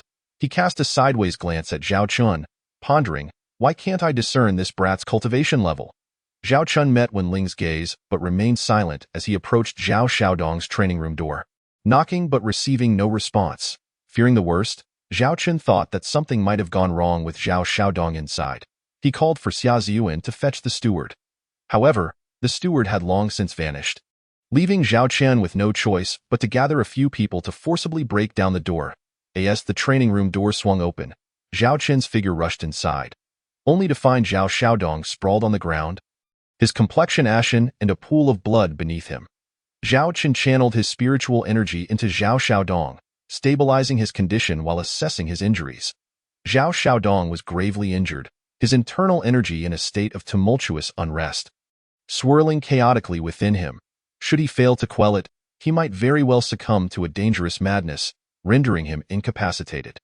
Zhao Chen hastily settled into a meditative position, placing his hands upon Zhao Xiaodong's back, channeling streams of primordial energy into him. After several breaths, Zhao Xiaodong's condition gradually stabilized.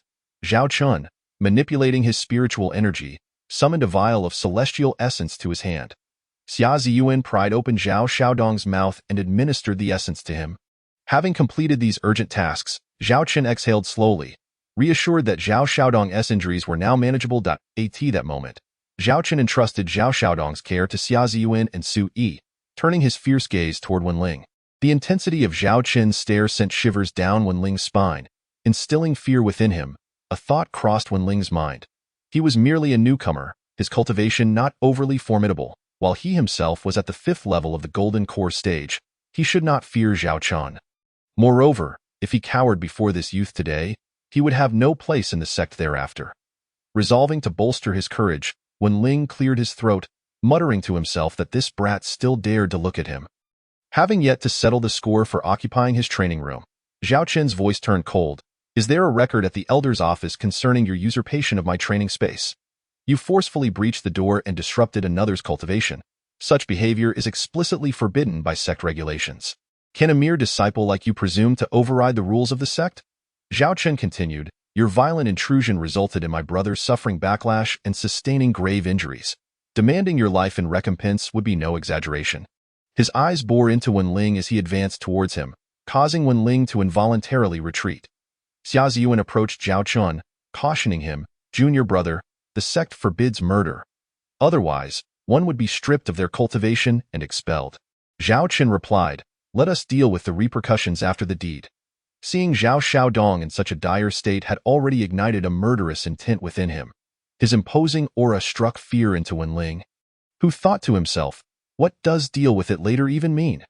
This young man was audacious and unafraid of anything. Wenling, in a moment of desperation, brandished a spear, shouting, come then, if you dare. Zhao Chen's eyes had turned crimson. He no longer cared for any sect regulations and launched an immediate lethal strike. Chapter 46. Oh!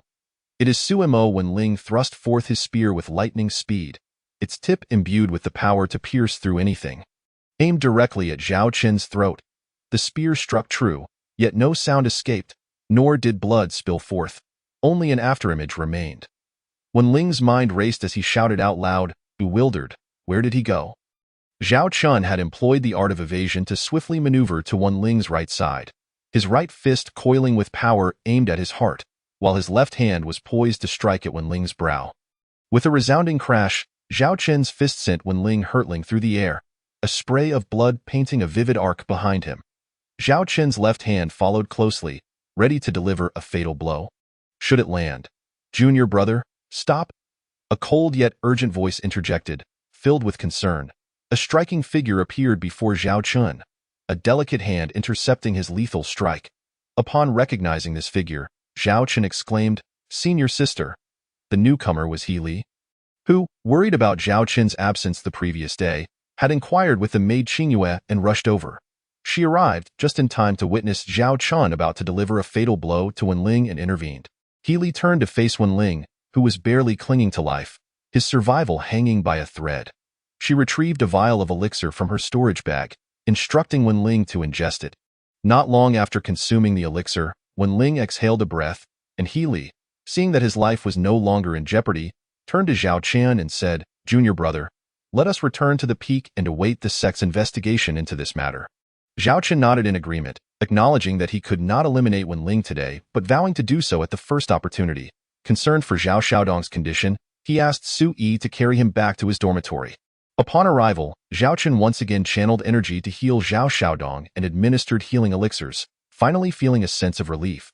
He Li then pulled Zhao Chen aside to inquire about the events of the day. After he recounted the incident regarding the training room, He Li berated Wenling, declaring that he deserved his fate.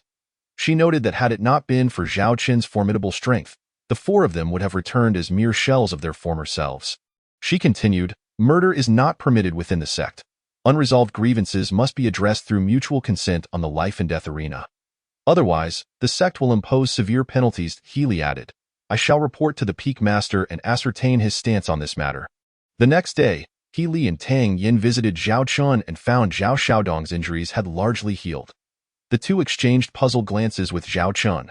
Feeling the weight of their scrutiny, Zhao Chen sheepishly admitted, I gave him some elixirs I concocted. In truth, Zhao Chen only mentioned his own elixirs, omitting any reference to the celestial essence, aware that revealing it could lead to unwanted complications.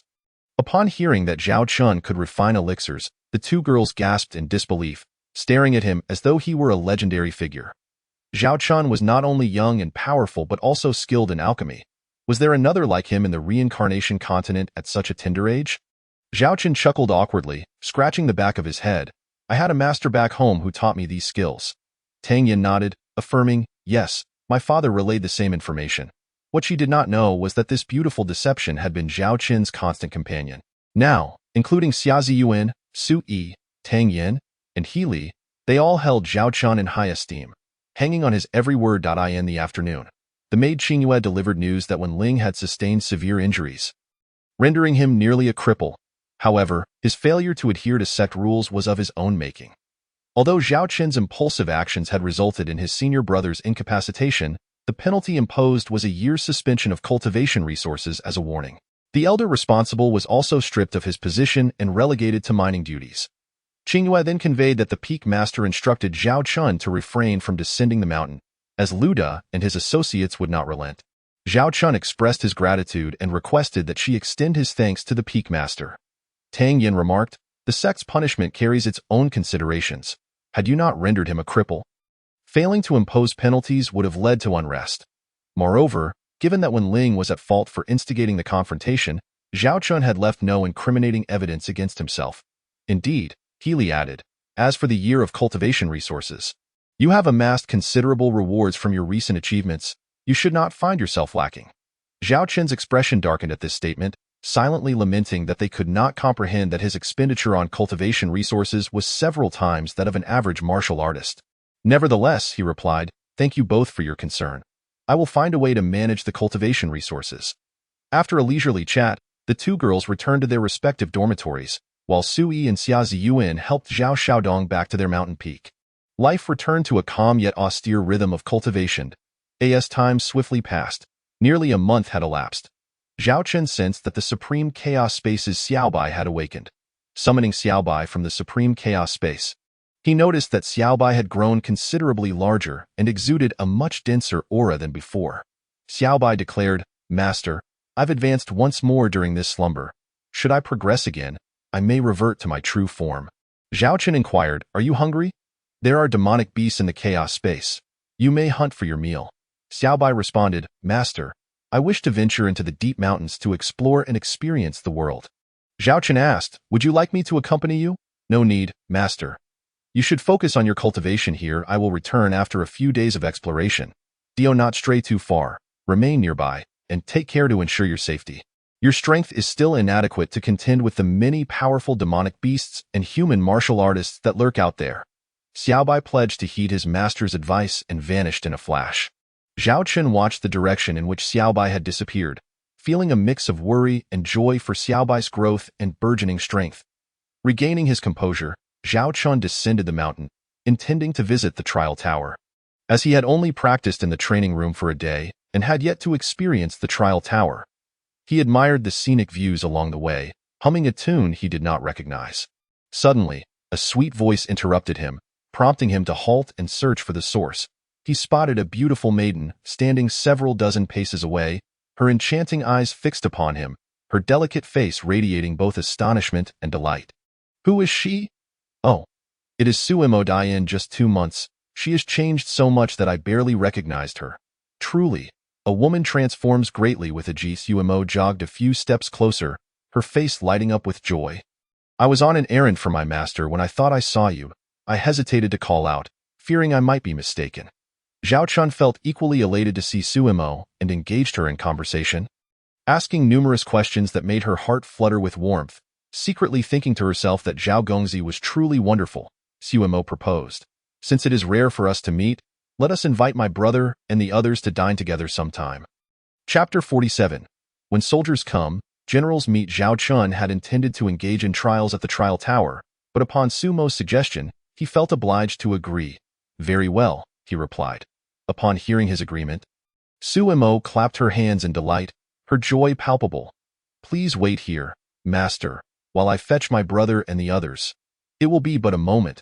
Before she could finish her sentence, she had already dashed away, leaving Zhao Chun shaking his head with a smile. Not long after, 4 figures appeared on the mountain path. Xia Ziyuan led the way, followed by the Su siblings in the middle, with Zhao Xiaodong bringing up the rear. The four approached Zhao Chun, offering their greetings. Xu Yi wore a silly grin that stirred a pang of bittersweetness in Zhao Chun. How earnest and upright these siblings were, nearly missing the chance for a deep connection. Zhao Chun then glanced at Zhao Xiaodong, whose injuries had fully healed over time. Zhao Xiaodong stepped forward to express his gratitude for Zhao Chun's life-saving assistance, to which Zhao Chun ruffled his hair and remarked, "We are brothers, no need for such formality." Zhao Xiaodong touched the back of his head and chuckled, "I understand, young clan leader." Zhao Chun replied, "In the sect, refrain from calling me young clan leader. Let us adhere to the sect's customs." Zhao Xiaodong grinned foolishly and said, "I'll listen to my senior brother." This remark sent everyone into fits of laughter. Suimo then suggested, "Gentlemen, let us not linger on the road. Let us find a tavern and chat while we dine."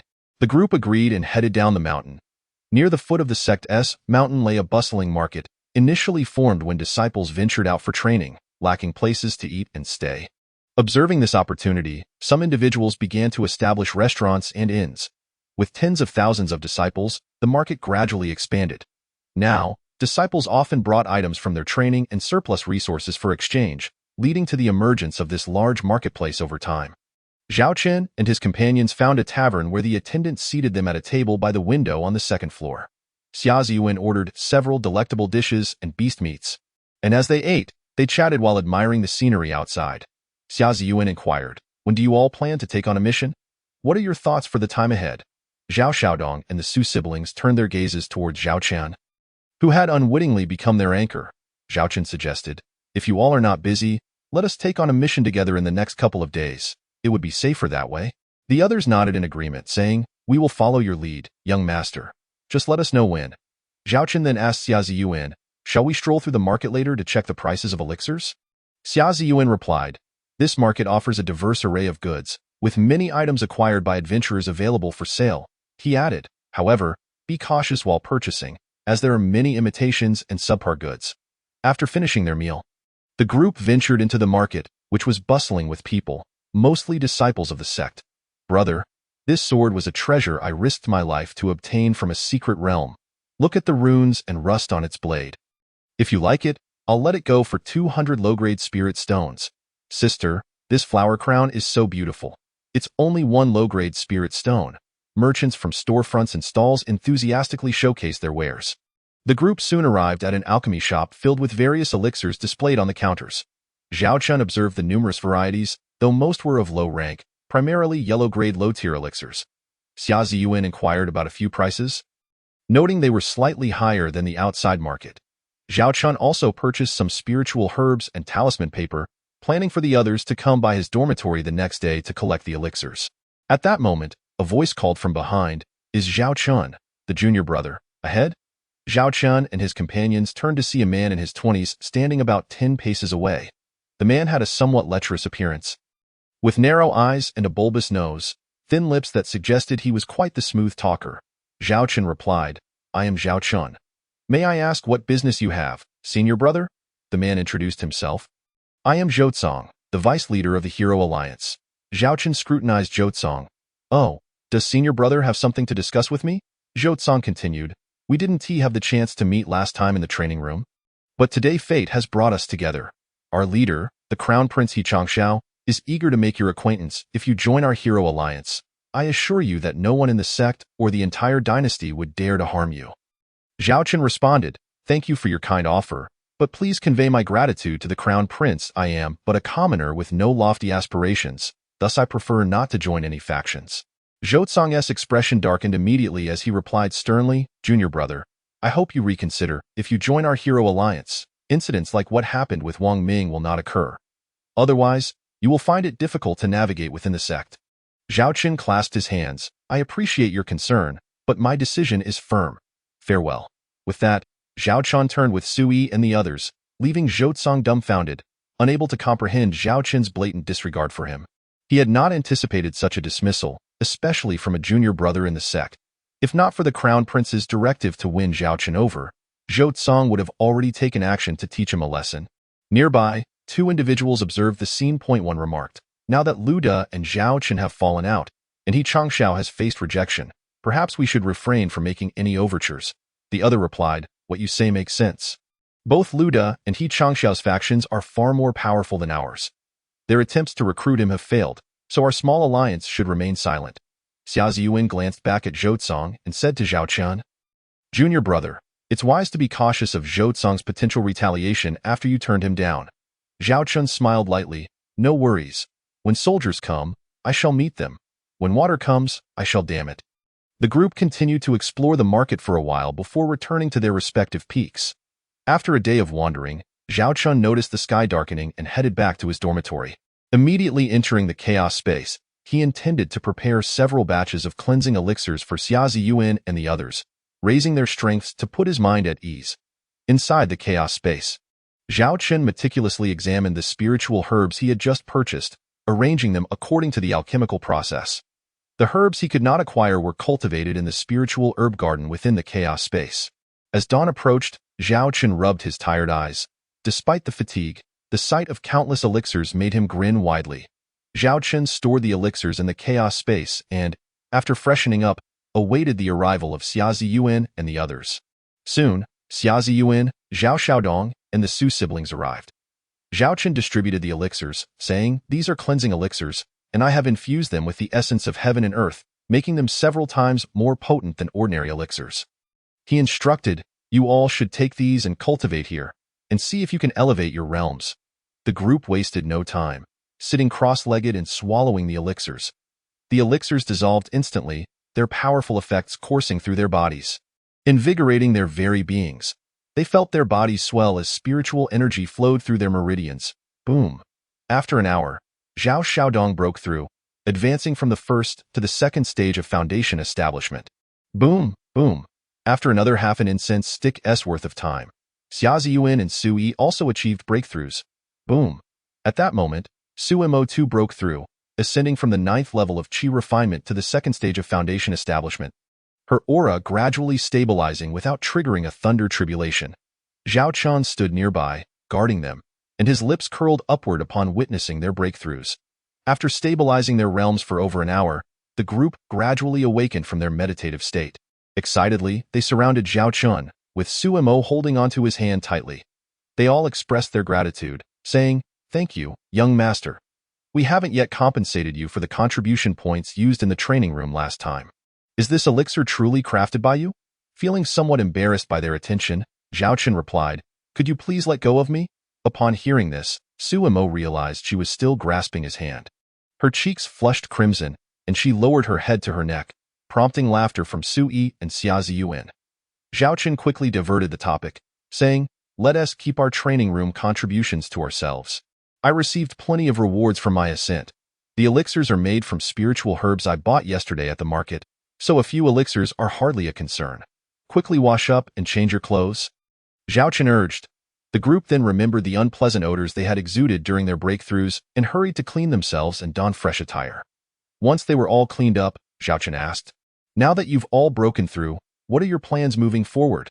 In unison, they replied, We will follow your lead, young master. Please guide us. Zhao Chun instructed, Let this breakthrough remain known only to us. Do not speak of it outside. They all nodded, assuring him, Rest assured, young master. We won't let a single word slip, nor will we cause you any trouble. Zhao Chun continued, Yesterday, I observed the elixir situation in the market. We need a substantial amount of spirit stones and resources for our cultivation. I intend to refine some elixirs for sale. What do you all think? Xia Ziyuan eagerly chimed in, That's an excellent idea. Young master, selling elixirs in the market would be profitable, and we can also sell them within the sect. Our sect's alchemy peak is quite busy. You could take on some alchemy tasks and craft elixirs for the sect's disciples. This way, not only could you earn contribution points, but also spirit stones. Zhao Chun felt a surge of inspiration at Xia Ziyuan's remarks. His sharp mind would indeed be a valuable asset. Thus, Zhao Chun remarked, I entrust the matter of selling the elixirs to you all. Should any issues arise, you may confer with Xia Ziyuan. Xia Ziyuan then added, Moreover, our elixirs can also be exchanged for spiritual herbs. Upon acquiring these herbs, we can refine them into elixirs for sale, alleviating our concerns about foraging for herbs. Zhao Chun nodded in agreement. Very well, we shall proceed as Xia Ziyuan suggests. Additionally, our elixirs can be exchanged for discarded pills. Upon hearing this, everyone was taken aback. Su Yi, his face flushed, exclaimed, "Young master, what do we need discarded pills for?" Xiaochen chuckled and clarified, "They discard the inferior pills, which I can then refine back into high-quality elixirs." Hearing this, the expressions on everyone's faces shifted to one of astonishment and delight, their hearts filled with overwhelming excitement. Xiaochen solemnly affirmed, "Indeed, everyone should exchange the discarded pills. The next steps are for me to handle." With a flick of his hand, numerous vials of medicine appeared before them. Xiaochen announced, "These are high-quality yellow-grade elixirs. The rejuvenation pill restores a martial artist's spiritual energy and is priced at 40 low-grade spiritual stones per pill." He continued, "The restoration pill, derived from an ancient formula, heals martial artists' injuries, effective even for external wounds. We are the exclusive sellers, with each priced at 100 low-grade spiritual stones." The others nodded in understanding. Xiaochen then discussed the standards for exchanging elixirs with them. As they arrived at the marketplace, they sought an open space. Xia Ziyuan exchanged a rejuvenation pill for a stand, upon which he arranged the elixirs. Awaiting customers, they waited from the afternoon until the sun began to set, yet not a single customer approached. Xu Yi, his face reddened with frustration, remarked, "Young master, is it possible that no martial artists ventured out today? Or is it that none have sustained injuries? Why is there not a single inquiry about our elixirs?" Xia Ziyuan replied, "We cannot simply wait here. We must make our purpose known and highlight what distinguishes our elixirs." Thus, Xia Ziyuan raised his voice, "Esteemed brothers and sisters, our elixirs are economical and practical, with generous quantities available." Remarkably, this shout attracted a considerable number of martial artists. They approached the stand, examining the elixir vials, questioning the high price of the restoration pill. "What makes this restoration pill so costly at 100 low-grade spiritual stones?" Suemo replied, "The restoration pill is derived from an ancient formula, a spiritual remedy for healing martial artists' wounds." "Ah, an ancient formula. How did you come by such a treasure? You must be deceivers." Upon hearing this, even those who were curious about the price hesitated to purchase, fearing they might be swindled, especially since a single elixir cost 100 low-grade spiritual stones. Despite their persistent efforts, Suemo and Xia Ziyuan failed to sell even one elixir, and after half a day's endeavor, they felt utterly disheartened. Xu Yi declared, "These individuals are blind to the value of such fine elixirs, insisting they are counterfeit. We should return to the sect." Zhao Chun, glancing at the darkening sky, agreed, "Very well. Let us return and try again tomorrow." Xia Ziyuan interjected, "Young master, do not be hasty in leaving. It is precisely the time when martial artists return from their training. Let us see if fortune favors us with a sale." Marking our first day of business, as they spoke, two martial artists approached from across the marketplace, their attire indicating they were wanderers. One was tall, supporting the shorter one, who limped painfully as they neared the stand. It became apparent that the shorter one's calf bore a fresh wound, still bleeding despite being wrapped in cloth. Summer Ziyuan noticed this and, as the two passed by the elixir stand, he quickly offered a stool, exclaiming, "Brother, with such a severe injury to your leg, please take a moment to rest here before you continue." The taller martial artist initially declined, wishing to keep moving, but the shorter one, exhausted and in pain, pleaded, "Brother, shall we rest for a bit before heading to the medicine shop?" Seeing his brother's suffering, the taller one relented, "Very well, let us rest before proceeding. Quickly, you must seek treatment for that leg. It looks quite serious," urged an onlooker. Another echoed, "Indeed, the injury appears grave. You should head to the medicine shop without delay." Several kind-hearted spectators offered their advice to the two martial artists. Xia Ziyuan encouraged the shorter one to sit down and offered him water before asking, "Brother, how did you sustain such an injury?" The taller one sighed, "We are brothers. I am Wang De, and my younger brother is Wang Xiao. Today, we set out to train, aiming to hunt some beasts and return with spiritual stones and resources for cultivation." Wang De continued, "Although we managed to slay some beasts, we were unfortunate enough to encounter a pack of bone-eating wolves. We barely escaped with our lives." Upon hearing this, the crowd murmured in sympathy. Xia Ziyuan inquired, "Brother, can you loosen the bandage on your injured leg?" Wang Xiao replied, "Why should I unbind it?" Xia Ziyuan reassured him, "We have a skilled healer here who will treat your leg without demanding a single spiritual stone. Once healed, you may choose what you wish to do." Wang Xiao hesitated, "But if the treatment fails, I would have to rebind it, and it would be agonizing." Xia Ziyuan insisted, "Regardless of where you go for treatment, The bandage must be removed. Here, you won't pay a single stone, so why fear? Wangda added, this brother has kindly offered you a place to rest. It would be prudent to let him examine the injury. Hearing his brother's words, Wang Xiao relented, and Wangda carefully unwrapped the bandage from Wang Zhao's leg. Xia Ziyuan turned to Zhao Chun, young master, could you please assess whether this brother's leg can be treated? Zhao Chun approached Wang Xiao, crouched down, and examined the injury thoughtfully for a moment.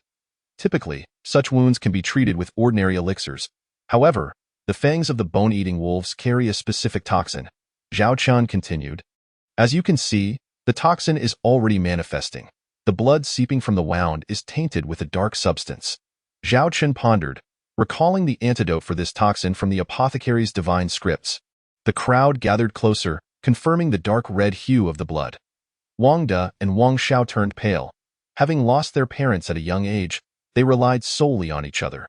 Should Wang Xiao succumb to this injury, Wang De would face a lifetime of despair and desperation. Wang De knelt before Zhao Chun, pleading, please, kind sir, have mercy and save my brother. Moved by their bond, Zhao Chun replied, rise, quickly prepare some hot water. I will treat him. Hearing that Zhao Chun would tend to his brother's injury, Wang De hurried off to fetch hot water. Zhao Chun instructed Wang Xiao to position his injured leg properly and used a knife to carefully remove the fabric from the pant leg. He then gently cleaned the wound with the hot water Wang De provided. The blood that flowed was no longer bright red but took on a slightly dark hue. This wolf toxin can circulate through the bloodstream, ultimately leading to excruciating decay and death, Zhao Chun explained. After cleaning the wound, he sprinkled a green powder over it, causing a significant amount of blackened blood to ooze forth. Wang Xiao grimaced, involuntarily emitting groans of pain. After a short while, Zhao Chun repeated the process, applying more powder and cleaning the area again, and this time, the blood that flowed was bright red. Zhao Chun then retrieved a restoration pill, crushed it into powder, and evenly sprinkled it over the wound. He also handed Wang Xiao another restoration pill to consume. As Wang De prepared to bind Wang Zhao's leg with cloth, Zhao Chun gestured for him to pause. Not just yet. You will see the results shortly. Approximately 2 incense sticks later, Wang Xiao ceased his groaning. The onlookers observed that new flesh was beginning to grow around the wound. They gasped in astonishment, exclaiming, this is miraculous. Fresh flesh is sprouting so swiftly. Unbeknownst to the crowd, during the treatment, Zhao Chun had applied a special green powder containing the essence of spiritual milk, which not only elevated a martial artist's cultivation, but could also revive the dead and restore flesh to bones.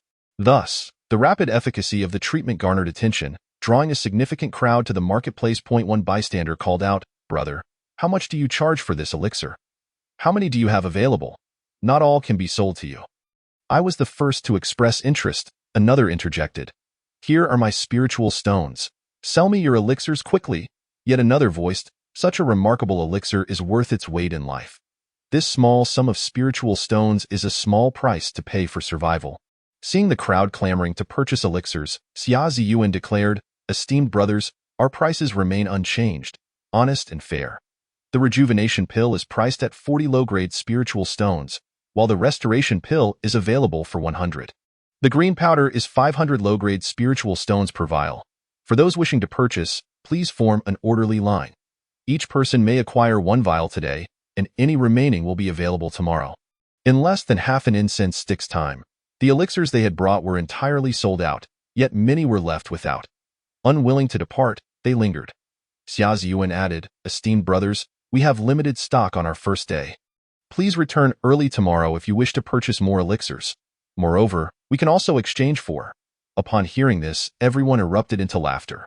While the exchange of is comprehensible, is it truly possible to exchange? Xia Ziyuan replied, it is indeed genuine. Bring your tomorrow, and you will see for yourselves. Upon hearing this, the crowd hurriedly set off to search for. Zhao Chun noticed that several individuals were sweating profusely from their efforts to sell. So he suggested they take a break and prepare to return to the sect. At that moment, Wang De approached with a limping Wang Xiao and, clasping his fists, expressed his gratitude. Thank you, senior brother, for saving my life. Zhao Chun chuckled. Now even this senior brother can walk unaided.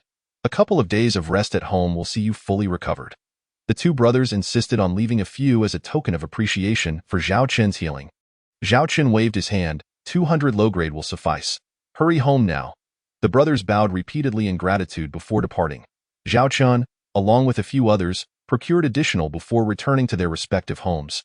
Once back in his chamber, Zhao Chun entered the chaotic space and began a night of alchemy. The following morning, Xia Ziyuan and the others arrived as promised, and Zhao Chun returned to the same spot where they had set up their stall the previous day. Today, Zhao Chun's primary goal was to exchange, which would alleviate the burden of arduous alchemical work. Indeed, his expectations were met as the crowd returned with all that they could find. Following the exchange rate of 10 for one low grade, any remaining could be purchased within less than half a day.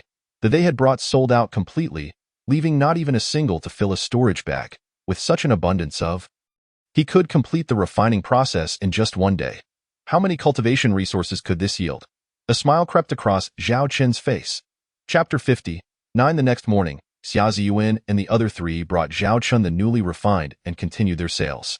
Zhao Chun made his way to the task hall of the sect, where various mission boards displayed an array of tasks.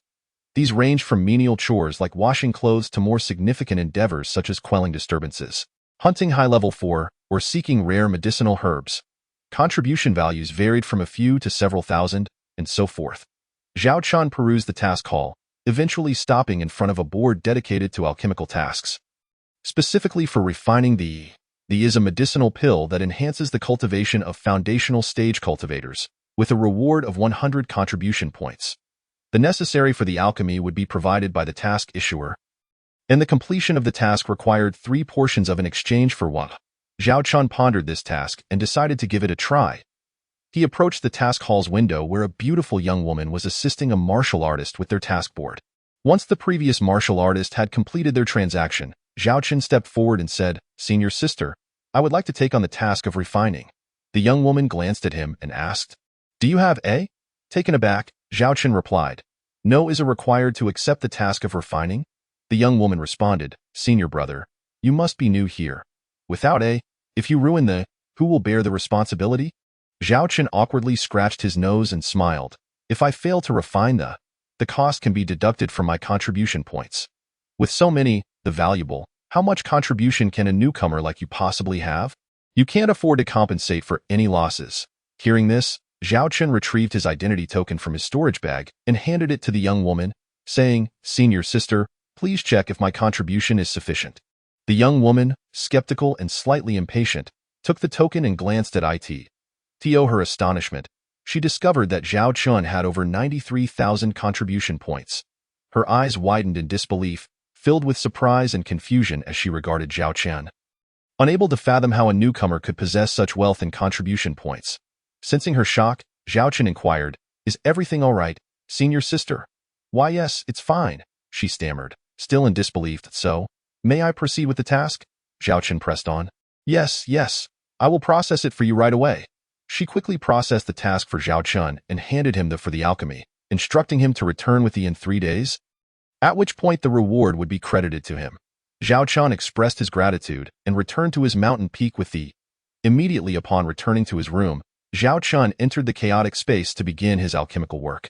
After several hours, he exited the chaotic space with 3 completed, placing them in 3 jade bottles. He submitted 1, and retained the remaining 2 for sale. That moment, Xia Ziyuan and the others returned from their successful sales. Their arms laden with goods, Zhao Chun organized the exchange and presented the newly refined to Xia Ziyuan while recounting his experience at the task hall. Xia Ziyuan remarked, "Young master, tomorrow you can issue the alchemical task. As you will soon be too busy refining," he continued, "we should also scout for an alchemist, so that the regular can be produced by them." Xia Ziyuan then added, "We must increase our manpower for selling, as continuing this way will hinder our own cultivation." Suddenly, Zhao Xiaodong suggested, "Young master, why don't we form a sect? This way, we can increase our resources and also assist in selling and alchemy." Zhao Chun replied, "That is a splendid idea. However, establishing a sect requires reliable candidates, and we need talented alchemists for the alchemy." Xia Ziyuan assured him, "As long as you wish to create a sect, I will find suitable candidates. For the alchemy, you will have to scout for yourself." Zhao Chun stated, "Establishing a sect isn't something that can be accomplished in a few days. Xia Ziyuan, please devise a plan for its creation. I will find a way to secure the alchemist and initial funds." Xia Ziyuan nodded in agreement, and the group continued their discussion before dispersing. The next morning, Zhao Chun arrived at the task issuance hall. where he found the same young woman from the previous day. He placed a bottle of on the counter, saying, "Please take a look at the eye refined." The young woman regarded Zhao Chun with skepticism, glancing between him and the bottle on the counter. "How did you manage to refine it so quickly? Aren't you supposed to have 3 days?" As she spoke, she opened the jade bottle, and an enchanting fragrance filled the air. Speechless with astonishment, she realized that while others took 2 or 3 days, he had accomplished it in just 1.0. To be precise, from the moment he took to delivering the had only taken half a day. Moreover, the delivered was of second-tier quality. "Please wait a moment, senior brother," she said before entering an inner room. About the time it takes to brew a cup of tea later, she emerged with an elderly man, who appeared to be in his 50s, with a grizzled beard and sharp, bright eyes. The young woman introduced, "This is Elder Hu from our task hall." Zhao Chun offered a slight bow. "Greetings, Elder Hu." The elder nodded, examining the before looking at Zhao Chun. "Did you refine this?" Zhao Chun replied, "Yes, Elder. This is indeed my work." Elder Hu nodded again. "You have no, yet you can refine such high quality at such a young age." "This is quite unexpected," Zhao Chun humbly responded. "It was merely luck." He then asked, "Elder Hu, may I issue an alchemical task?" Elder Hu confirmed, "Yes, you may. Just ensure to specify the nature, quantity, timeline, pricing, and any other requirements for the task. Our hall only charges a nominal processing fee." After saying this, he instructed the young woman to assist Zhao Chun with the necessary procedures before returning to the inner room. Zhao Chun and the young woman finalized the exchange of and submitted the task request, detailing the grade, quantity, pricing, and requirements for the. Zhao Chun then returned to his room, awaiting the arrival of potential clients. The following noon, a series of knocks echoed from outside his door. Zhao Chun opened it to find a young disciple in his 20s. Upon seeing Zhao Chen, the disciple inquired, "Is Zhao Chen here?" "I am he. How may I assist you, senior brother?" Zhao Chen responded, "Oh, I heard you were issuing an alchemical task, and I happen to need a batch of. So I came to see if you have time to refine it." "Certainly, I can refine. What type of do you wish to create? Have you prepared the necessary? I want to refine a batch of to prepare for my, which will enhance my success rate. Alas, I've been trying to get a brother from to help me refine, but he has postponed me for half a year, claiming he has no time. Here are the 3 portions of I have prepared. Do you think it's sufficient?" Chapter 51. Yichen the disciple presented the required for the, including and, asking if it would suffice. Zhao Chen examined the materials and replied, "Very well, please bring 100 contribution points tomorrow to collect your." The next morning, the disciple arrived early, eagerly waiting at Zhao Chen's door. Upon opening it, Zhao Chen saw the disciple rushing to greet him. Zhao Chen waved his hand, and a bottle of appeared in his palm. "Here, take a look at this and see if it meets your requirements." The disciple took the and examined it closely, his face lighting up with joy. "Yes, this is perfect. Thank you, senior brother. Thank you." He handed over his identity token to Zhao Chun, deducting 100 contribution points, and joyfully departed with the. Zhao Chun then turned to the remaining disciple and asked, "Do you need something, senior brother?" The disciple replied, "Last year, while training in the mountains, I was severely injured by a. And I have not recovered since Danwu cultivation has stagnated. I would like to request you to refine a batch of for me." Zhao Chen nodded and remarked, "The snow lotus possesses remarkable efficacy for internal injuries. Yet the spiritual herbs are exceedingly difficult to procure in their entirety. I have spent half a year searching, and at last, I have gathered all the necessary herbs. However, finding an alchemist proves to be a challenge. I implore you, senior brother, to assist me in concocting a batch." Zhao Chen examined the herbs presented before him and stated, "This blood ginseng is of insufficient age.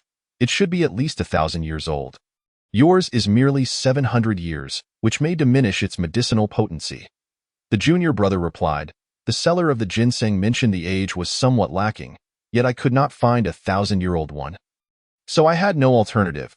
Zhao Chen responded, "I happen to possess a 1,000-year-old blood ginseng. I can exchange it with you, provided you compensate me with spiritual stones." The junior brother's face lit up with joy. "That would be splendid. Thank you, senior brother. How many spiritual stones should I offer?" Zhao Chen replied, "The market value of this 1,000-year-old blood ginseng is approximately 10,000 low-grade spiritual stones. You currently possess a 700-year-old one. After the elixir is successfully refined, you shall provide me with 2,500 low-grade spiritual stones. What say you?" At this moment, the junior brother opened his mouth, as if to protest, but ultimately fell silent. His expression awkward as he fixated on the blood ginseng in his hands. Zhao Chen observed him and inquired, "What troubles you, junior brother? Is it that your supply of spiritual stones is inadequate?" He continued, "Contribution points are equally relevant, are they not?" The junior brother lifted his gaze to Zhao Chen and confessed, "To be candid, senior brother, I was once a solitary cultivator, and my resources for cultivation were scarce. After passing the assessment to enter the sect, the Grand Prince He Changshao sought my allegiance to his faction several times, but I consistently refused. It was only last year, while seeking to exchange for cultivation resources, that I fell victim to his schemes," he went on. "Upon escaping from the deep mountains, I sustained internal injuries. In my quest for spiritual herbs, I have nearly traversed the entirety of Outyin Kingdom. Consequently, I lack the time to undertake sect tasks to earn contribution points. Alas." Zhao Chen, after a considerable pause, finally asked, "What is your name, junior brother?" The junior replied, "I am Yi Chun. I have been in the sect for 2 years. Prior to my injury last year, I had reached the second level of the Golden Core stage, yet since then, my cultivation has stagnated." Zhao Chen queried, "Why did you refuse the Grand Prince's invitation to join his faction?" Yi Chen explained, "They are all driven by power, resorting to any means necessary. There are many disciples within the sect who also declined to join factions, yet their fates remain unknown." As he spoke, Yi Chen clenched his fists, the sound echoing ominously. His once fiery gaze dimmed as he turned to Zhao Chen, expressing his gratitude. "Thank you, senior brother. I shall gather enough spiritual stones before seeking your assistance in alchemy once more." Upon finishing, Yi Chen tidied up the spiritual herbs and prepared to leave. Zhao Chen extended his hand to stop him, saying, "Do not be hasty, brother Yi. Sit down. Let us converse. There is no issue with alchemy." Just as they were speaking, several individuals entered through the main door, the first of whom was Xiaozian. Upon entering, he paused momentarily before joyously exclaiming, "Brother Yi, what brings you here?"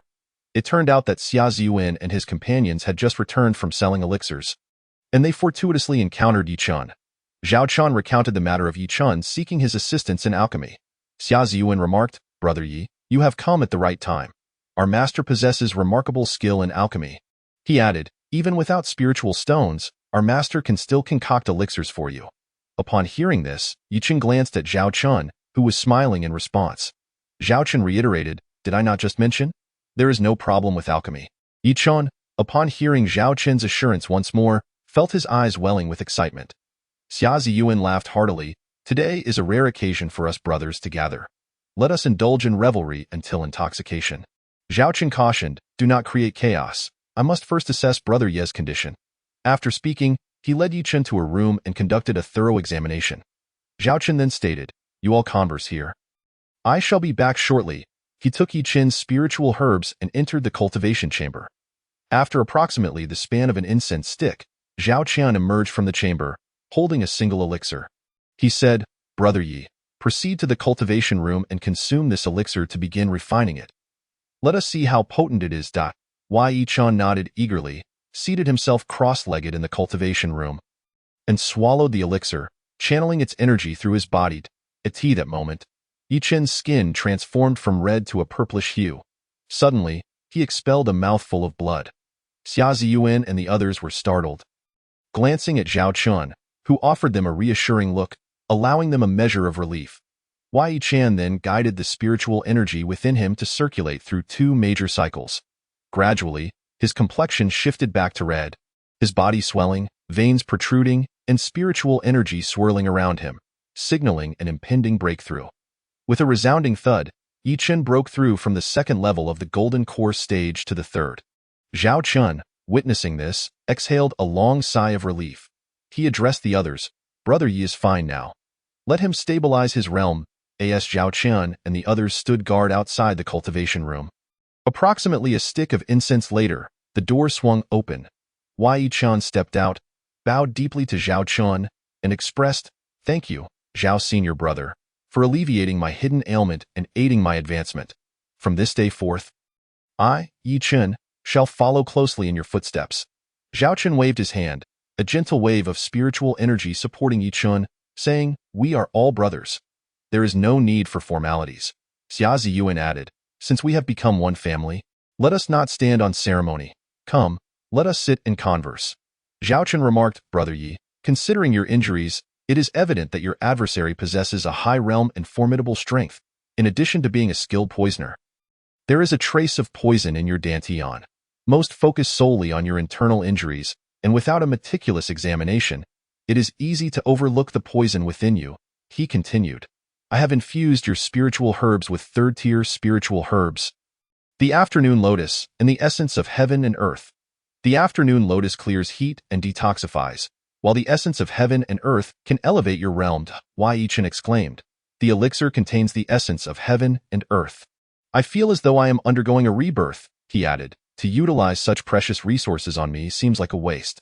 Xia Ziyuan stated, our master treats all his brothers equally. Chapter 52. The tyrant Wangba Xia Ziyuan then conveyed their intentions to Yi Chen, stating, Brother Yi, had you not come today, I would have sought you out. Are you interested in our proposal? Xia Ziyuan, who was familiar with Yi Chen, had considered him among the candidates for forming a faction. Yi Chen's integrity, formidable strength, and keen intellect would provide powerful support. The Grand Prince He Changshao had sought Yi Chen several times, each time met with refusal, as Yi Chen was unwilling to associate with him. Consequently, He Changshao had resorted to several assassination attempts, leading to a deep-seated enmity between them. Yi Chen then expressed, I am grateful to all of you for considering me. Zhao's senior brother has saved my life, and I have vowed to follow him faithfully from now on. Yi Chen further added, I am acquainted with several brothers who also wish to distance themselves from He Changshao and have not joined any factions. I will seek them out soon. Xia Ziyuan replied, very well, bring anyone interested in joining us for discussion. Moreover, if anyone has good ideas, please share them. We will deliberate collectively. Additionally, when recruiting individuals, ensure their character is trustworthy. As time passed, 3 days slipped by unnoticed. One afternoon, just as Zhao Qian had seen off a visitor delivering spiritual herbs for alchemy, he noticed Xia Ziyuan and Sui hurrying towards him, carrying someone in distress. All of them bore injuries, with Suimo being the least affected. As they drew closer, Zhao Qian recognized that the individual they were carrying was none other than Yi Chen. He instructed them to lay Yi Chen on his bed and hurriedly began to assess his injuries. After a moment of examination, Zhao Qian furrowed his brow and inquired, what transpired today? Who has inflicted such harm upon Yi Chen? Xia Ziyuan explained, we encountered Wang Ba and Bai Lingran today. They approached us looking for trouble, claiming that our elixirs were counterfeit. Yi Chen stepped forward to reason with them, but Wang Ba struck first, and a scuffle ensued. Yi Chen had only just recovered from his previous injuries. While Wang Ba is among the top 10 on the elite rankings, his strength is formidable. We were ultimately defeated, and they threatened to attack us on sight from now on. Wang Ba stood behind Bai Lingran, who, however, did not make a move this time. Zhao Chen remained stoic, his expression calm. He placed his hands on Yi Chen's back, channeling spiritual energy into him, and administered a drop of essence of heaven and earth, stabilizing Yi Chen's breath. Only then did Zhao Chen slowly declare, Brother Yi is now safe. After a brief pause, he clenched his fists with a cracking sound and, after a moment, stated, take good care of Yi Chen. He then turned and left. Xia Ziyuan and the others exchanged glances, with Xia Ziyuan instructing Suimo, stay here and look after Brother Yi. Sui and I will go. As they made their way to Thunder Peak, Zhao Chen led the way, with Xia Ziyuan, Zhao Xiaodong, and Sui following closely behind. Upon reaching the entrance to the disciples' dormitory at Thunder Peak, Zhao Chen was stopped by the guarding disciples. The lead disciple asked, who are you? What business do you have here? Zhao Chen replied, we are disciples of Xiang Peak. I, Zhao Chen, am seeking Wang Ba. The guarding disciple responded, Zhao Chen, please wait here. I will inform him. After saying this, he walked deeper into the dormitory. Approximately a tea's worth of time later, a group emerged from the depths of the dormitory. The foremost figure bore a resemblance to Wang Ming, followed by 7 or 8 followers. Wang Ba appeared somewhat less distinguished than Wang Ming, with thick brows, bulging eyes, a beard, and a prominent scar across his face, giving him a fearsome appearance. Bai Lingran was seen beside Wang Ba, her arms wrapped around his as she pressed closely against him. At this moment, Wang Ba approached Zhao Chen and the other two. Halting his steps, he inquired, which one of you is Zhao Chen? Zhao Chen took a step forward, countering with a question of his own, are you Wang Ba? Wang Ba cast a sidelong glance at Zhao Chen, unable to discern the depth of his cultivation. However, Seeing his youth and status as a newcomer, he assumed that his abilities could not be formidable. With a disdainful expression, Wang Ba remarked, "You're the one who injured my brother, aren't you? Since you're here today, you might as well enjoy yourself." Zhao Chen replied coldly, "If you wish to seek me out, do so directly. But if you lay a hand on my friends, prepare to face dire consequences." Before he could finish his words, his figure blurred as he lunged forward, delivering a punch. Zhao Chen's star-shattering fist had reached a level of great mastery. His fist surged with primal energy, exuding an aura of annihilation. Enhanced by the stealthy technique of the escape armor, he struck at Wang Ba with lightning speed. Wang Ba was taken aback by the sheer force of Zhao Chen's punch. Not expecting such power from him, little did he know, Zhao Chen had yet to infuse his punch with the power of thunder. Nonetheless, Wang Ba was among the elite, ranked within the top 10, and his strength should not be underestimated. As Zhao Chen's punch approached, Wang Ba swiftly sidestepped, his left hand morphing into a grip aimed at seizing Zhao Chen's wrist while his right hand targeted Zhao Chen's left rib. Due to the disparity in their realms, Zhao Chen was compelled to retreat defensively, delivering a direct strike to Wang Ba's knee with his right foot. One onlooker remarked, "This junior is quite ignorant. Daring to challenge Brother Wang, he won't even know how he met his end." Another interjected, "Not necessarily. Even if I cannot gauge his cultivation, it's impressive for a newcomer to exchange blows with Brother Wang." The surrounding disciples whispered among themselves. Meanwhile, Xia Ziyuan and the others quietly worried for Zhao Chen, aware that the gap between his and Wang Ba's cultivation could not be bridged by mere martial skills.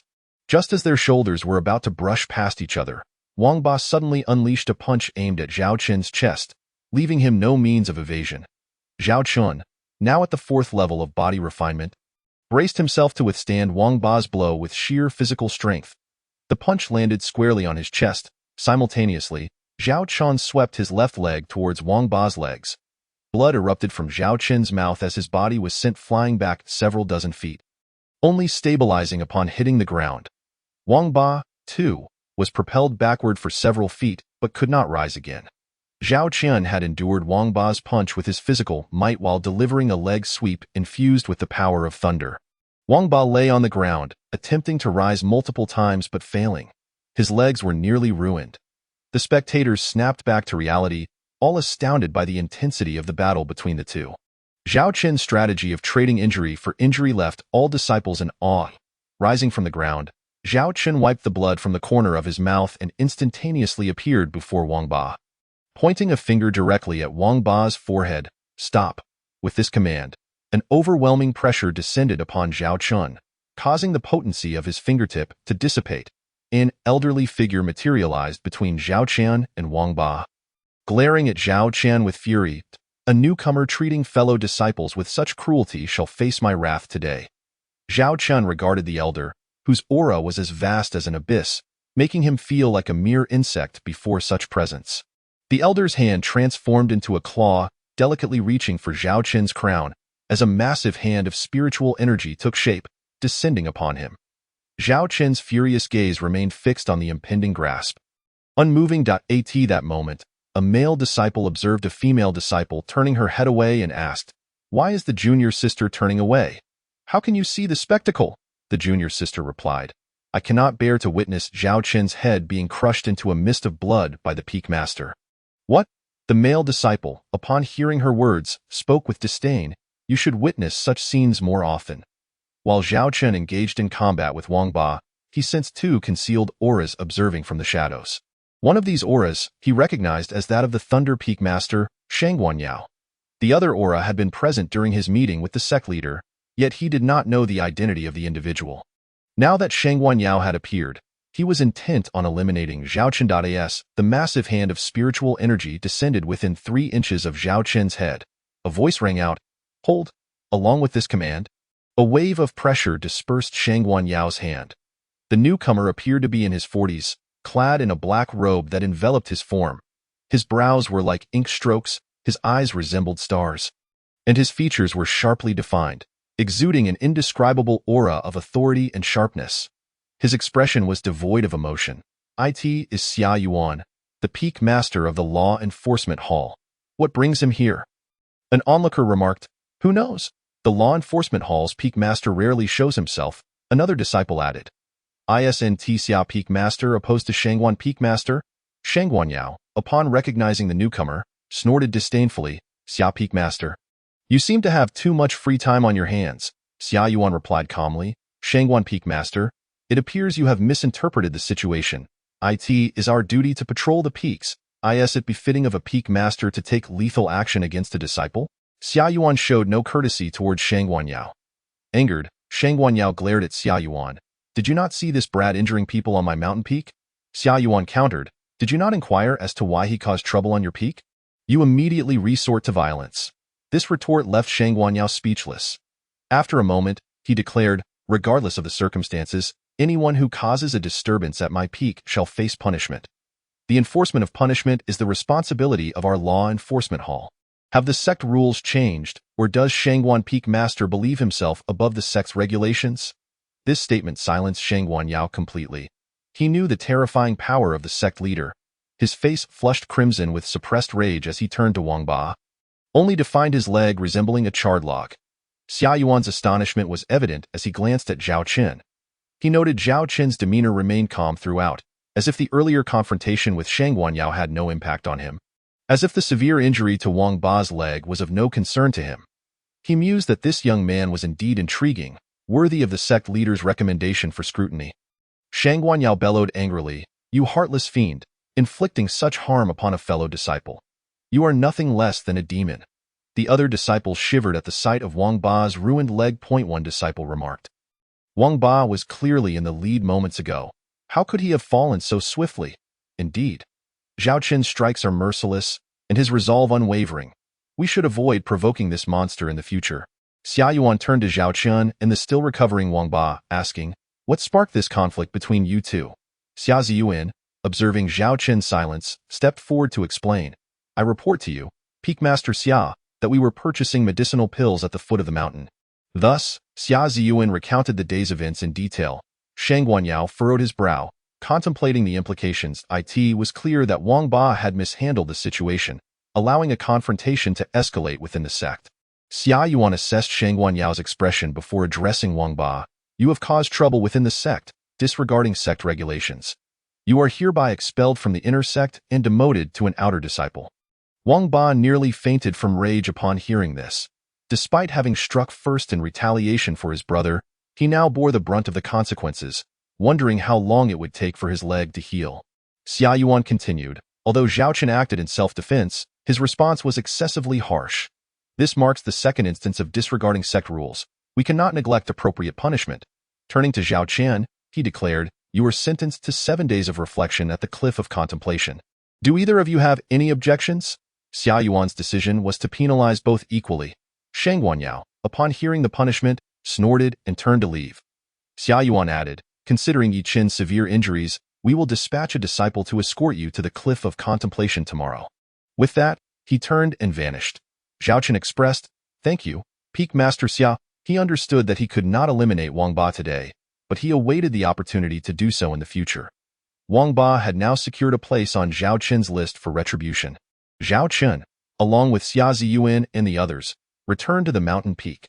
The disciples watched Zhao Qin's retreating figure with expressions of disbelief and fear, while Bai Lingran, with eyes like a frigid serpent, glared at Zhao Qin's departing back with lingering resentment. Having defeated Wang Ba, Zhao Qin had now entered the ranks of the top 10 on the elite list. Upon returning to the peak, Zhao Qin checked Yi Qin's injuries once more, relieved to see that they were gradually healing. That moment, Xia Ziyuan remarked, "Young master, you mustn't go to the Cliff of Contemplation." Zhao Qin replied, "I was just about to ask you what the Cliff of Contemplation entails." Xia Ziyuan explained, "The Cliff of Contemplation is where the sect punishes disciples for their transgressions. The cliff connects to the vast mountain ranges below, and it is said that high-tier beasts roam there, particularly at night." Xia Ziyuan glanced at Zhao Qin, adding, "In the past 2 years, none of the disciples who have been sent there have returned. It's nothing. I shall go and see how perilous the Cliff of Contemplation truly is tomorrow." Zhao Qin replied, "You all take care of Yi Qin in the meantime. The matter of the medicinal pills can wait until I return." The following morning, as Zhao Qin opened his door, he found a disciple wearing the insignia of the law enforcement hall standing at the entrance. The disciple approached Zhao Qin as he opened the door and said, "Junior brother Zhao, I am a disciple of the Law Enforcement Hall, sent here by the command of Master Xia to escort you to the Penitence Cliff. Zhao Chen replied, very well, please wait a moment, I will check on my brother and join you shortly. Upon hearing this, the disciple stepped aside, and Zhao Chen made his way to the side hall to assess Yi Chen's injuries. Finding that he was nearly healed, satisfied, he said, you all rest here. I shall return in 7 days. Turning to the disciple from the Law Enforcement Hall, Zhao Chen remarked, let us be on our way. Senior brother, the disciple replied, indeed, junior brother, this way. Xia Ziyuan, Su Mo, and Yi Chen watched Zhao Chen depart, their gazes filled with concern and reluctance. The two quickly left the sect, heading straight for the back mountain.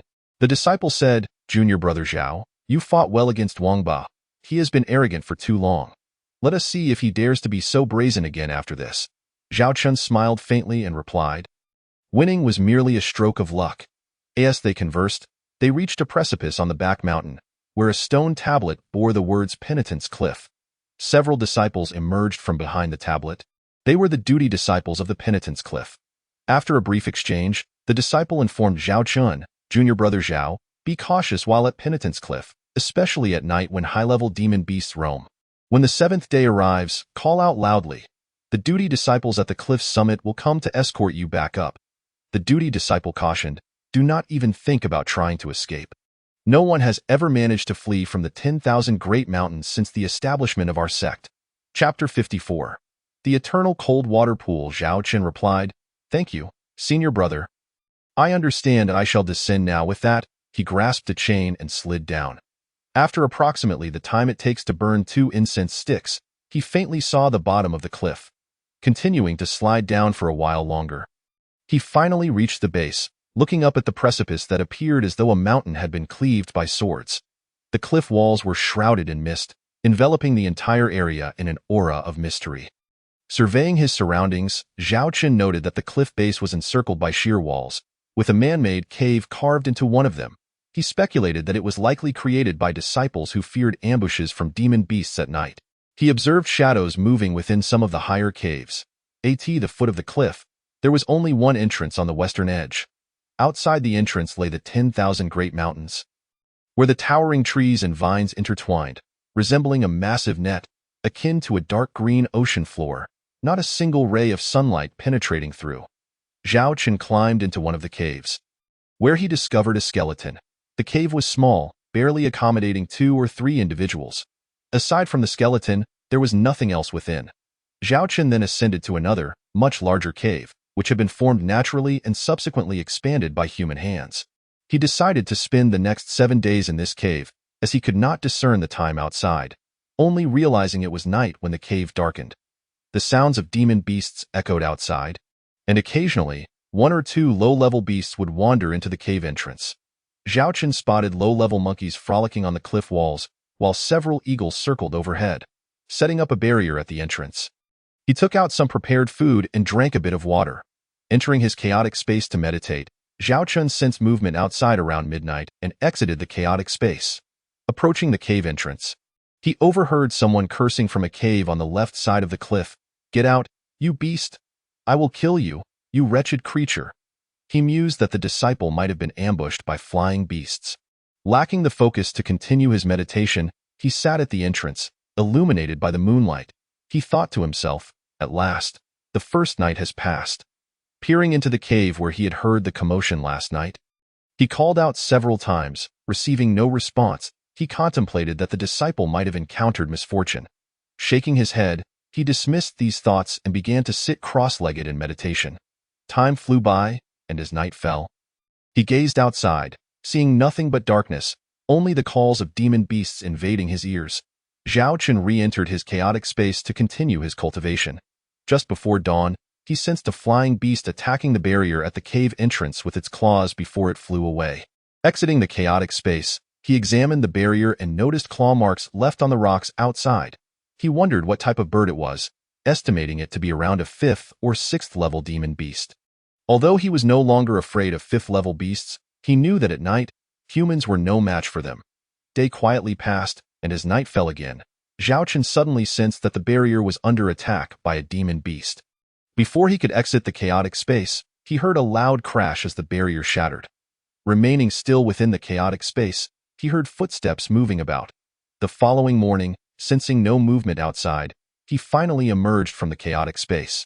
Observing the shattered barrier, he noticed footprints within the cave, resembling those of a monkey. He thought to himself, if I had not been in the chaotic space last night, it would have been uncertain whether I could have defeated that beast. A sense of luck washed over him. Zhao Qian resolved not only to set up today's barrier, but also to create an additional protective barrier. Just then, a familiar voice echoed in his mind. Young master, Xiao Bai. Upon hearing the voice, Zhao Qian called out excitedly. Where are you, young master? He hurried to the cave entrance and peered below, searching until he finally spotted Xiao Bai's silhouette. Zhao Qian waved to Xiao Bai, saying, Xiao Bai, I am here. Xiao Bai joyfully responded with head shakes and leaps. Zhao Qian asked, Xiao Bai, how did you find me? Xiao Bai explained. I returned from the mountains and could not find you. But I overheard Zhao Xiaodong and the others discussing you, saying you seem to be punished at Penitence Cliff. I searched for quite some time before locating it, and I could sense your presence at the cliff's summit. Xiao Bai continued, currently, I cannot fly, so I had to take a long detour, relying on your aura to find my way into this cave. Zhao Qian said, well done, Xiao Bai. Are the others doing well? Xiao Bai replied, they are all fine, but they keep talking about you. Zhao Qian responded, as long as they are well, that is sufficient. Was the path you took to get here easy? Xiao Bai tilted his head and glanced back at the route he had come, saying, as a demon beast, the path was manageable. Suddenly, Xiao Bai exclaimed, young master, during my training these past few days, I discovered an eternal cold water pool. Zhao Qian inquired, the eternal cold water pool is a precious resource. How far is it from here? Xiao Bai replied, if we head northwest from here, it will take about a day's journey. Young master, shall we go? Zhao Qian pondered for a moment, then looked up at the caves above and said, Xiao Bai, we must remain hidden as we exit. It is best not to let anyone above see us leave. Xiao Bai assured him, no problem, young master. Just follow me closely. No one will notice. Upon reaching outside the cave, Xiao Bai exclaimed, transform. Instantly, Xiao Bai's body began to grow larger, reaching a height of 2 zhang. Zhao Qian's eyes widened with excitement and astonishment. Xiao Bai said, I have unlocked my memory shackles this time and can now change size at will. Excitedly wagging his tail, he added, young master, hop on. Let us depart. Zhao Qian pressed on Xiao Bai's back, noting how broad and sturdy it was, covered in soft fur. Xiao Bai reassured him, do not worry, young master. I can carry you. Agreeing, Zhao Qian climbed onto Xiao Bai's back and said, Xiao Bai, do not rush. The moon will be full tonight, and we can travel later. Xiao Bai complied, and they dashed through the forest like a streak of white light. The pair ran for about a day's time. Xiao Bai exclaimed, young master, the eternal cold water pool is just beyond that peak. Zhao Qian replied, excellent, let us ascend. Chapter 55, Why Still Call Her Senior Sister? As Zhao Qian followed Xiao Bai into the mountain peak, he immediately felt the temperature drop significantly. After traversing for a while, he noticed a low-lying area coated with a thin layer of ice. Crossing a slope, they came upon a small stream, its surface cloaked in a delicate mist, indicating the presence of the cold water pool. Following the stream upstream, they entered a cave, from which the water flowed outward. Descending deeper into the cave for approximately the time it takes to brew a cup of tea, they finally beheld the eternal cold water pool. This resource was a rare treasure for cultivators, particularly beneficial for those with yin or ice attributes, as the cold water greatly enhanced their training efficiency. The pool was shrouded in cold mist, merging seamlessly with the sky above, creating an ethereal and dreamlike realm. Zhao Qian felt invigorated upon seeing the cold water pool. After 3 days without bathing while cooped up in the cave in chaotic space, the sight of the pool was akin to encountering a refreshing rain. He instructed Xiao Bai to wait outside the cave, stripped off his clothes, and plunged into the icy waters. The cold was excruciating. As soon as he entered, he felt a bone-chilling pain, his skin turning pale and lips tinged with purple. Zhao Qian possesses a pure yang physique and the chaotic divine body, rendering him unafraid of the frigid waters of the cold pool, as he strives to operate the chaotic techniques to their utmost potential. After bathing for a while in the icy depths, he took a deep breath and dove towards the bottom of the cold pool, eager to uncover its mysterious formation. After descending for the duration of half a cup of tea, Zhao Qian arrived at the pool's bottom and circled around, ultimately discovering a small cave nestled in a corner, within which lay a fist-sized ice orb. The water here was several hundred times colder than above. Zhao Chen felt as though his entire body was on the verge of crystallizing into ice, his limbs tingling and slightly unresponsive. Nevertheless, he persevered, reaching out to touch the ice orb, only to be met with a chilling sensation that pierced to the bone. Zhao Chen speculated that this might be the legendary 10,000-year cold essence. Employing his chaotic divine body to withstand the biting cold, he gradually absorbed the essence into his chaotic space. After another circuit at the pool's bottom, he found nothing else of interest and resurfaced. Originally, Zhao Chun had entered from the southern side of the pool, but after a few turns underwater, he emerged at the northern end. Upon surfacing, he noticed the pool's waters flowing in a particular direction. Driven by curiosity, he approached the cave wall, turning to explore further. At that moment, another person rounded the corner from the opposite direction, and they collided, both startled enough to scream in unison. With a splash, both instinctively grasped each other and fell into the water. As they focused their eyes, they simultaneously exclaimed each other's names. Zhao Qian and He Li. Shock and astonishment filled their gazes, and it dawned on them that they were still holding onto one another. Prompting an instinctive reaction to shove each other away, as Zhao Qian pushed, his hands inadvertently pressed against two soft peaks. He Li's cheeks flushed a deep crimson, akin to a ripe apple, as she furiously scolded. "Shameless little leck!" With another startled cry, they both scrambled to find their clothes, only to scream in unison again upon realizing they were both unclad, hastily crouching in the water. "Senior, how did you end up here?" Zhao Chen stammered. He Li, flustered and enraged, pointed an accusatory finger at him, speechless with indignation. Sensing the gravity of the situation, Zhao Chen quickly pleaded, "Senior, please don't misunderstand. I had no idea you were here. I'll leave right now." As he turned to depart, He Li suddenly emitted a painful groan. Zhao Chen paused, glancing back to see her contorted in agony, her complexion paling as thin ice began to form around her. Initially, he assumed her distress was due to anger, but upon witnessing the ice enveloping her, he realized the truth. Without regard for propriety, he rushed over, lifting her into his arms and moving to a gentler spot. Channeling his energy, he quickly conjured a protective barrier. Observing He Li's snow-white visage devoid of color, with her lips turning a deep purple and her body increasingly encased in ice, she repeatedly uttered a single word, "Cold." Placing his hand on her back, he infused her with his energy. After a moment, He Li improved only slightly, but the ice continued to form. With no other options, Zhao Chen held her tightly to He Li. Feeling the warmth radiating from Zhao Chen's pure young body, instinctively clung to him in return. Time slipped away, and before long, a day had passed. Zhao Chen, feeling fatigued, unknowingly drifted into slumber while holding He Li. As He Li gradually regained her senses, her beautiful eyes slowly opened to find Zhao Chen's handsome yet weary face resting against her. Her heart raced like a startled deer, her expression a whirlwind of complexity, leaving her unsure of how to proceed. Memories of the previous day flooded her mind, and she was torn between anger and shyness, uncertain whether to resent or be grateful to Zhao Chen. A faint blush graced her cheeks, akin to a blossoming peach flower, charmingly alluring. Her breathing quickened, the warm air brushing against Zhao Chen's cheek. Just then, Zhao Chen's eyes snapped open, and their gazes locked in surprise. Zhao Chen was taken aback by He Li's blushing countenance, and a certain part of him responded involuntarily. Embarrassed, he stammered, "Senior, Zhao Chen intended to express his desire to rise and retrieve his clothing to alleviate the awkwardness. However, before he could finish, He Li pressed her lips firmly against his. She had come to a realization. Despite Zhao Chen's youth and relatively low cultivation level, he was undeniably strong and had proven himself to be a man of integrity and loyalty to his friends. Wasn't he the embodiment of the man from her dreams?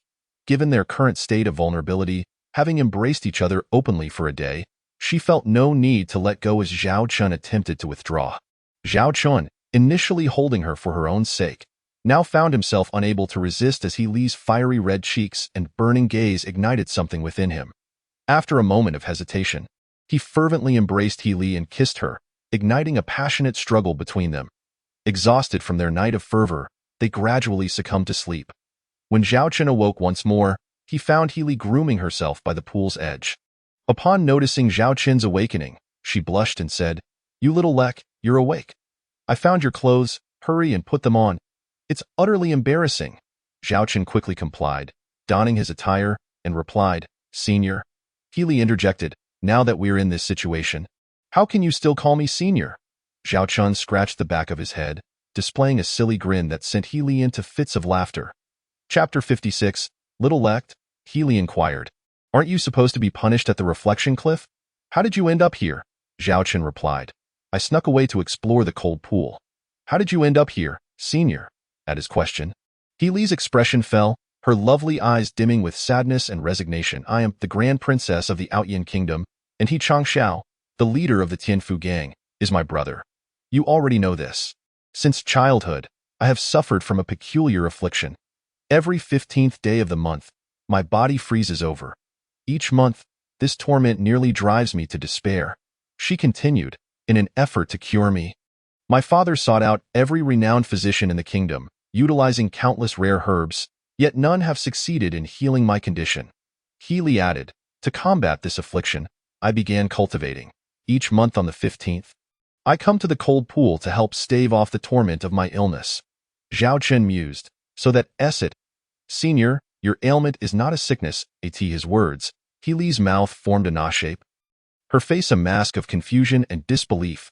Little Lek, how can you say my illness is not an illness? Do you possess medical knowledge? Zhao Chen replied, could you refrain from calling me Little Lek? Healy shot him a glare, insisting, I will call you Little Lek. She then stuck out her tongue playfully. Now, tell me how my illness is not an illness. Zhao Chen explained, Senior, you possess the Linglong ice body, which has yet to awaken. Typically, those with the Linglong ice body struggle to survive past the age of 15, as the 15th night is when the Yin energy is at its peak, triggering your affliction. Zhao Chen continued, have you noticed that this 15th night has been more painful than before? Healy nodded, indeed, especially recently. I feel as though I cannot endure it any longer. Little Lek, you must know of a cure. Right? Zhao Chen replied, I know of a method, but I have never treated it myself, so I cannot guarantee success.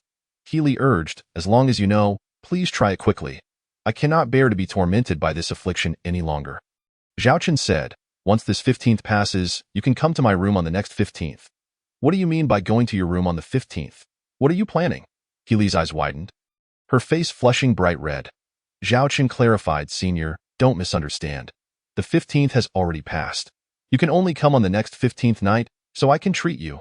Why must I go to your room? If your treatment fails, there's no cold pool there. How can I endure the 15th night? Healy questioned. Zhao Chen shrugged. Are you planning to come to this cold pool again next month? Of course. I must come every 15th night. Otherwise, I cannot withstand the torment. Zhao Chen sighed. Look at the state of the cold pool now. He gestured towards the water. Healy followed his gesture, gasping in astonishment. The cold pool's frigid essence had mostly dissipated, becoming indistinguishable from ordinary water. Overwhelmed, Healy sank to the ground, her face ashen and lips trembling. Senior, what is wrong? Zhao Chen rushed to support her in that moment. Healy appeared dazed, her eyes vacant as she muttered, the heavens are abandoning me. Little Lek, I cannot survive. Tears streamed down her cheeks. Zhao Chen understood her distress and reassured her. Senior, why do you doubt me? I will cure your affliction. Trust me. Healy clung to his words as though grasping a lifeline, asking, Little Lek, is that truly your promise? Of course. Would I jest about your life? Zhao Chen replied earnestly. That's a relief. You truly are my Little Lek. In her excitement, Healy pressed a kiss against Zhao Chen's lips, leaving him momentarily stunned. He quickly shook his head, smiling, yet the lingering scent of her lips left a lasting impression. Ah, Little Lek, you still haven't told me how you ended up here, Healy inquired once more. Zhao Chen remarked that he was enduring punishment at the Cliff of Reflection, where the discomfort was unbearable. Prompting him to take a stroll outside, he expressed that he was reluctant to reveal all his cards to others, stating that what he conveyed was primarily the actual situation, albeit omitting crucial details. Zhao Chen then asked, Senior sister, are you heading back? He continued, I must hurry back. Otherwise, I will run out of time. Healy replied, this 15th has already concluded. It holds no significance here. Let us depart together. Zhao Chen insisted, Senior sister, you should return first. I will be heading back from this direction shortly. Upon hearing this, Healy pouted and exclaimed, why can't we walk together? Are you afraid of what others might say? I am entirely yours, so why should we care about their opinions? When you return, tell my father about us. Zhao Chun, hearing this, wore a grim expression and replied, Senior sister, it is not the time to speak of such matters. We can discuss it after I have completely cured your ailment. Healy immediately laughed and said, Fine, I will heed your words, my prince consort. With that, she made a playful face. Zhao Chun, scratching his nose, chuckled helplessly and said, Please, senior sister, return first. All right, I shall take my leave. Don't forget the 15th of next month. Zhao Chun nodded in agreement, understood. With a smile, Healy took to the skies on her sword. Departing. After watching her leave, Zhao Qian returned to the edge of the cold pool, employing the techniques taught to him by the spirit of the instrument to commune with the celestial forces, performing a feat of moving mountains and filling seas. After the passage of a day, he finally relocated the mountain and the waters of the cold pool into the chaotic space. Entering this space, Zhao Qian arranged the newly acquired mountain and cold waters among a range of towering peaks, allowing the waters to flow into every grid of the 9 palaces, and placing the cold essence at the bottom of the cold pool. Upon completing these tasks, he surveyed the chaotic space, now filled with mountains, waters, spiritual herbs, and vast grasslands, and felt an immense joy. However, he understood that transforming the chaotic space into a true chaotic world was still a distant goal. Zhao Chun sat cross-legged to recover the spiritual energy he had expended in moving the waters of the cold pool. Exiting the chaotic space, he found Xiao Bai still guarding the cave entrance. Zhao Chun said, Xiao Bai, let us return. Xiao Bai replied, Young master, have you completed everything? Zhao Chun nodded, this time. I must thank you for encountering the waters of the cold pool. Xiao Bai responded, Very well, let us head back. Understanding that his master did not require inquiries about his undertakings, Xiao Bai transformed back to his original form. Zhao Chun mounted Xiao Bai's back, and they dashed forth. As they traversed mountains and valleys. Lesser beasts sensed Xiao Bai's aura and quickly fled, while higher-level beasts opted for detours. They returned to the base of the Cliff of Reflection before nightfall.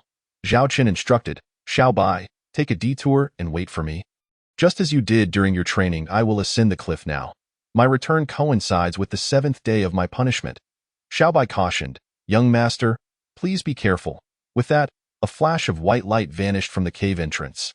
Zhao Qian examined the cliff face, locating the iron chains that would aid his ascent, and began to climb. He utilized his spiritual perception to sense the cave entrances where people had been 2 days prior. Those that had been active that night were now eerily quiet, indicating that the brother who had been there likely faced dire consequences. As he neared the summit, Zhao Qian's perception detected the presence of someone at the top. He pondered, could it be a junior brother on duty at the Cliff of Reflection? It doesn't seem so. A junior brother on duty wouldn't wait alone, and this aura feels so familiar. It must be Wang Ba. Continuing his ascent, as he approached within 10 zhang of the summit, a familiar voice rang out, Zhao junior brother, what remarkable luck you have. In 2 years, you are the first to ascend from the cliff's base. Zhao Qian replied, it is Wang's senior brother who is truly fortunate. It has only been a few days, and your legs have healed. Suddenly, they heard Wang Ba's furious voice, resembling a roar, you wretched creature. You dare to cripple my legs. My master has depleted his resources seeking rare materials for my treatment, and today, I shall ensure your demise to avenge the humiliation you have brought upon me. It appeared Wang Ba had been lying in wait for Zhao Chun to deliver a fatal strike upon his ascent. Though Wang Ba's legs were injured, they were not permanently disabled. However, he would require at least half a year to recover fully. His master, Shang Guanyao, had brought forth numerous rare materials, finally restoring Wang Ba's injured limbs.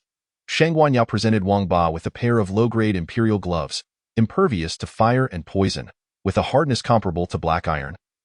Along with a high-grade profound sword, one of the few spiritual treasures he possessed, he had arranged for Wang Ba to lie in wait for Zhao Chun, leveraging Zhao Chun's ascent as an opportunity to eliminate him.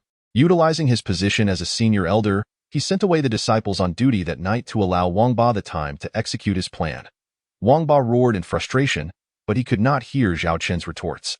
Curious about Zhao Chun's position on the cliff, he leaned over to peek. Just as he did, a sound startled him from behind. Wang Ba turned in shock, only to find the trees and the sound of the wind. With nothing else in sight, bewildered, he muttered, "What was that noise?" A voice beside him replied, "It was me." Zhao Chun had cleverly employed a diversion to draw Wang Ba's attention, using his stealth technique to leap onto the cliff's summit. At that moment, Wang Ba's expression was twisted with rage, his eyes bloodshot, filled with a desire to tear Zhao Chun apart. Zhao Chun smiled slightly and said, "Wang's senior brother, are you not afraid of the sect's rules while lying in wait to ambush me?"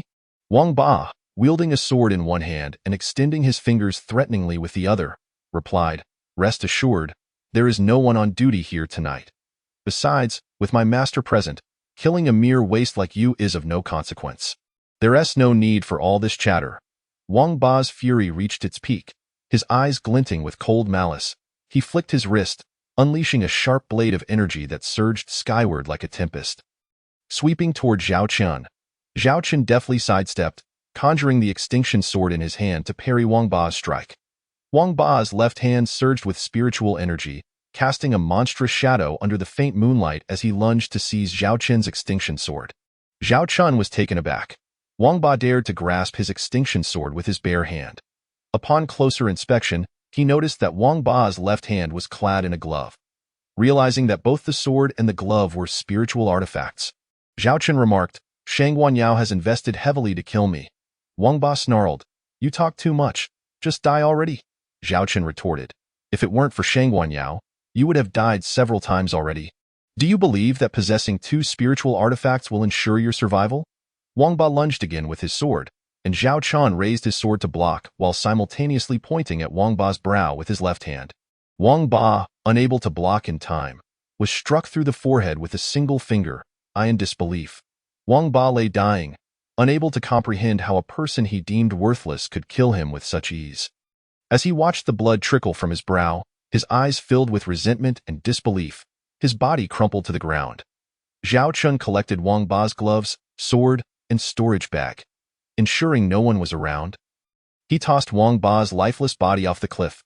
Scanning the contents of the storage bag, he found over 1,000,000 spiritual stones, numerous pills, and spiritual herbs. Among the items was a piece of animal hide that appeared to be a map. With no time to examine it further, he stored it all in the chaotic space. Xiao Bai awaited Zhao Chen at the door, and upon seeing him return, leaped forward to lick him affectionately. Xia Ziyuan and Yi Chan heard the commotion and rushed out to embrace Zhao Chen excitedly.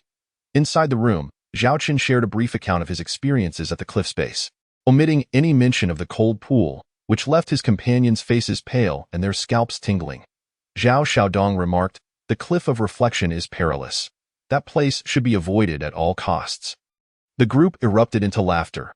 Xia Ziyuan added, "Young master, you have returned from the cliff of reflection and broken the sect's record after 2 years." Zhao Chen shook his head with a wry smile. "It was merely luck."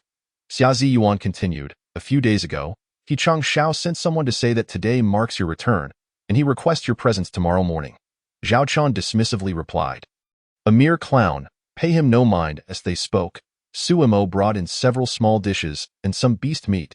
Yi Chen remarked, "It is worthy of celebration that the young master has returned from the cliff of reflection." The group's manner of addressing Zhao Chun had changed. They now referred to him as young master instead of junior brother, but Zhao Chun was indifferent to the title. They spent the night drinking, with Zhao Xiaodong dozing beneath the table, while the others sprawled about, drifting into slumber until the dawn of the following day. Zhao Chun pressed his fingers against his temples and noticed that everyone had awakened. At the same time, atop the first peak, the peak master Shang Guanyao struck a table before him, reducing it to dust. Having waited all night for Wang Ba's return without any sign, he concluded that Wang Ba was likely in grave danger. He instructed his disciples to summon Lu Da and arrange for someone to deliver a challenge letter to Zhao Chen's dormitory. As Suimo brought in breakfast, the group inquired, "Young master, what shall we do next?" Zhao Chen replied, "It is time for several brothers to come up with a name for our guild and assign specific responsibilities."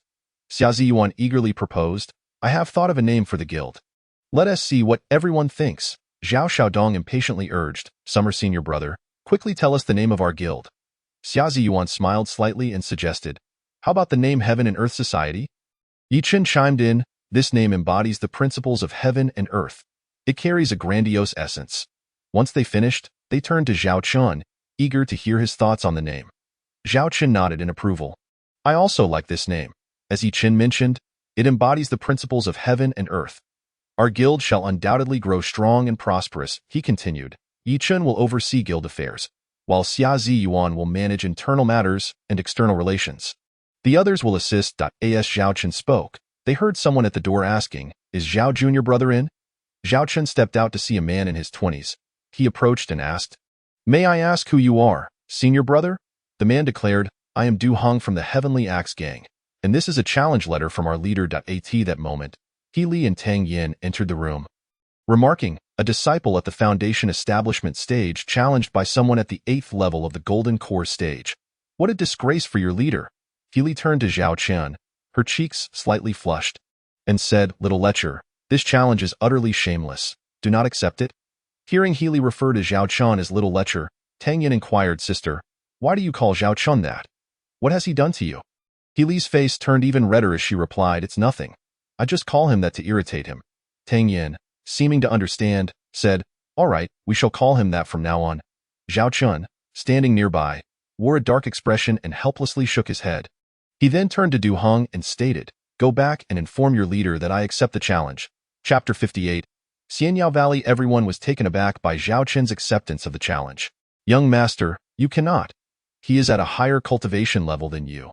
It is unwise to engage him in battle." He Li added, "Little lecher, you cannot accept this challenge. It is far too unfair if you decline. No one will blame you." Zhao Chen replied, "I said I would accept the challenge, but not immediately. It will be 3 months from now." Du Hong nodded, "Very well, 3 months it is." After Du Hong left, He Li shot Zhao Chen a disapproving glance, saying, "Do you even comprehend the strength of Luda? He is currently at the 8th level of the Golden Core stage, and it is rumored that he is on the verge of reaching the 9th level. In 3 months, he may very well attain the pinnacle of the Golden Core stage, or even break through to the nascent soul stage." He Li was most concerned about Zhao Chen's safety. She had already given her heart to him and did not wish to become a widow before their wedding. Zhao Chen smiled gently, "Sister, please rest assured. 3 months is ample time." He Li sighed. And seeing that Tang Yin and Yi Chun were not inclined to argue further, they fell silent. Just as they returned indoors, a voice called out from outside, "Is Zhao Chun here?" Zhao Chen furrowed his brow, wondering what day it was that so many were seeking him out. Upon reaching the door, he saw a man in his 20s accompanied by another young man. Zhao Chen inquired, "May I ask who you are?" "Brothers? Do you seek me for something?" The elder of the two replied, "I am Panglong, from the Heroes Alliance.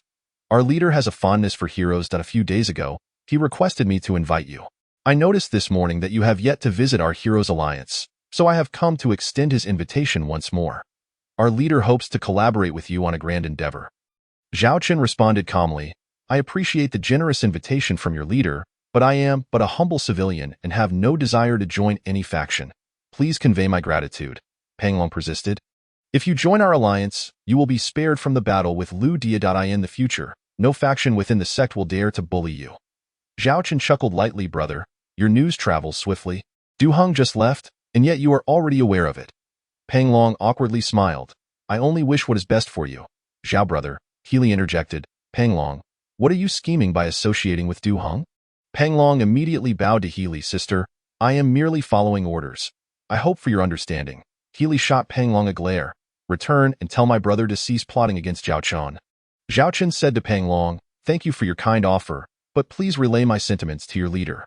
Panglong glanced at He Li, bowed to Zhao Chen, and then departed with the other man. Xia Ziyuan remarked, "Young master, Luda is the top elite in the intersect rankings.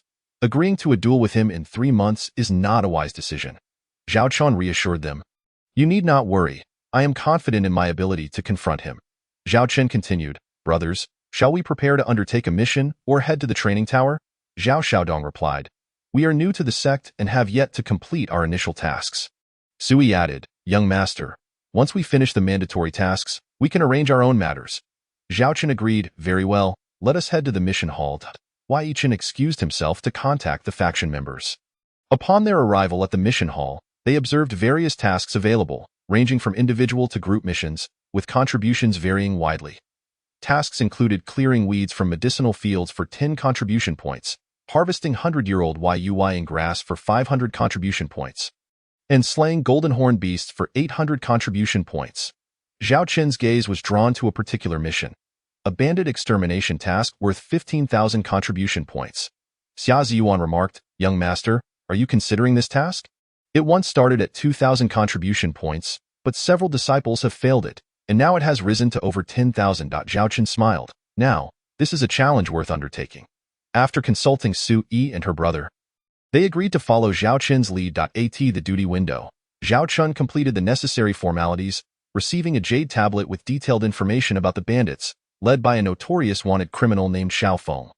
This Xiao Feng had recently increased his power and was rumored to have amassed wealth, gathering warriors to oppose the royal family. The bandits had reached up to the 3rd level of the Golden Core stage, while the weakest among them was at the 6th or 7th level of the Foundation Establishment stage. Despite numerous failed attempts by the royal family and various sects to eliminate them, the bandits remained elusive. Holding the jade tablet, Zhao Chen pondered, "Everyone, prepare yourselves. We shall gather at the sect entrance tomorrow morning." The next morning, the 4 met at the sect entrance, and Zhao Chen led them down the mountain. Just as they departed, a shadowy figure appeared, producing a communication stone and uttering a few words before discreetly following Zhao Chen's direction. Upon reaching the market at the foot of the mountain, they each acquired a unicorn for travel. This unicorn was swift, capable of covering great distances in a day without tiring. They also stocked up on food and water before galloping away. After several days of travel, following the map inscribed on the jade tablet, they arrived at a place called Xianyao Valley, which resembled a quaint town, surrounded by mountains on 3 sides, with a lake on one side and a plain on the other. It was a picturesque locale, hence the name Xianyao Valley, a place where one could enjoy tranquility amidst nature. Once they dismounted, they entered an inn and chose a table by the window. Zhao Chen knew that taverns were the best places to gather information. He ordered a few dishes and 2 pots of wine, savoring the drink while eavesdropping on the conversations of the patrons. "Brother, did your shipment arrive safely? Could you share the route you took?" A merchant at another table asked. "Ah, don't even mention it.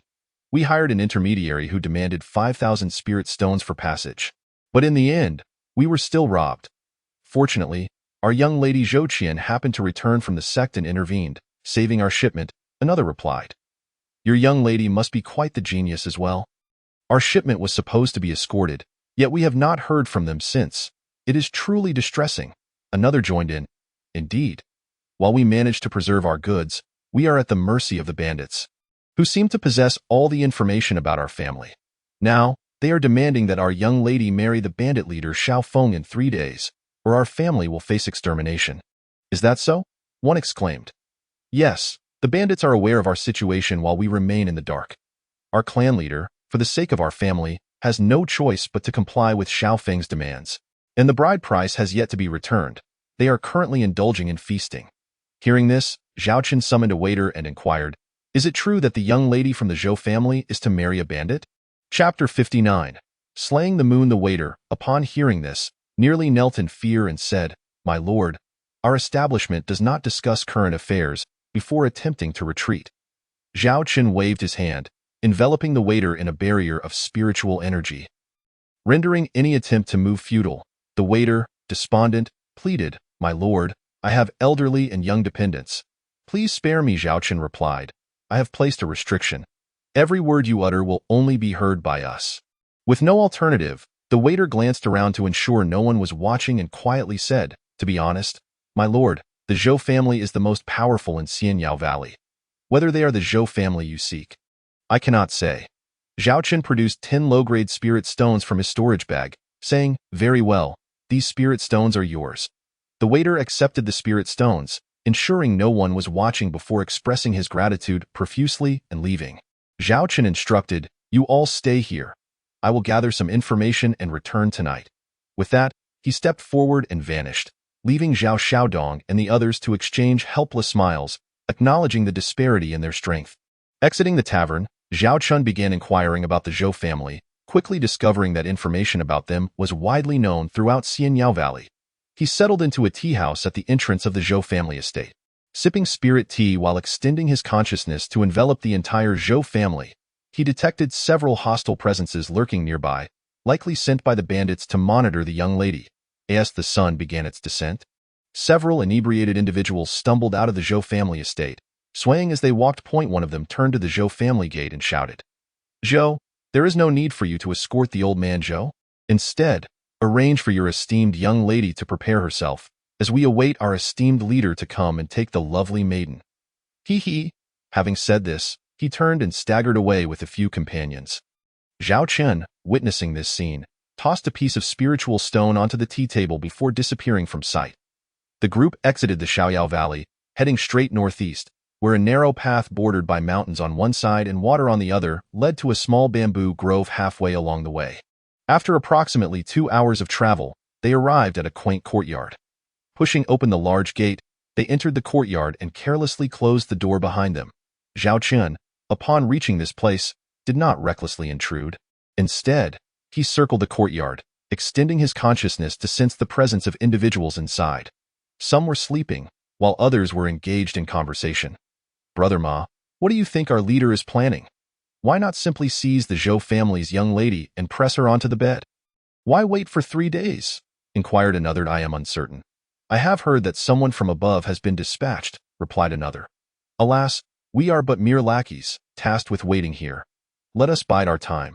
When the moment comes, we shall snatch away the Zhou family's young lady and take this batch of goods, and then we shall bask in fortune. Brother Ma, look at the Zhou family's young lady. She is so enchanting. I would willingly sacrifice 10 years of my life to enjoy her company. One lamented. Do you wish to court death? Damn it, speak no more of the Zhou family's young lady. It makes my heart itch. Who dares lay a finger on a woman chosen by our leader?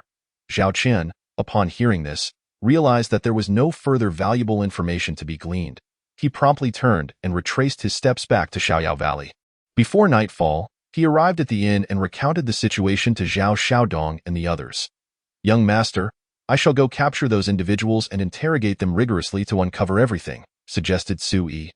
They are but minor lackeys. They know little, Zhao Chen retorted.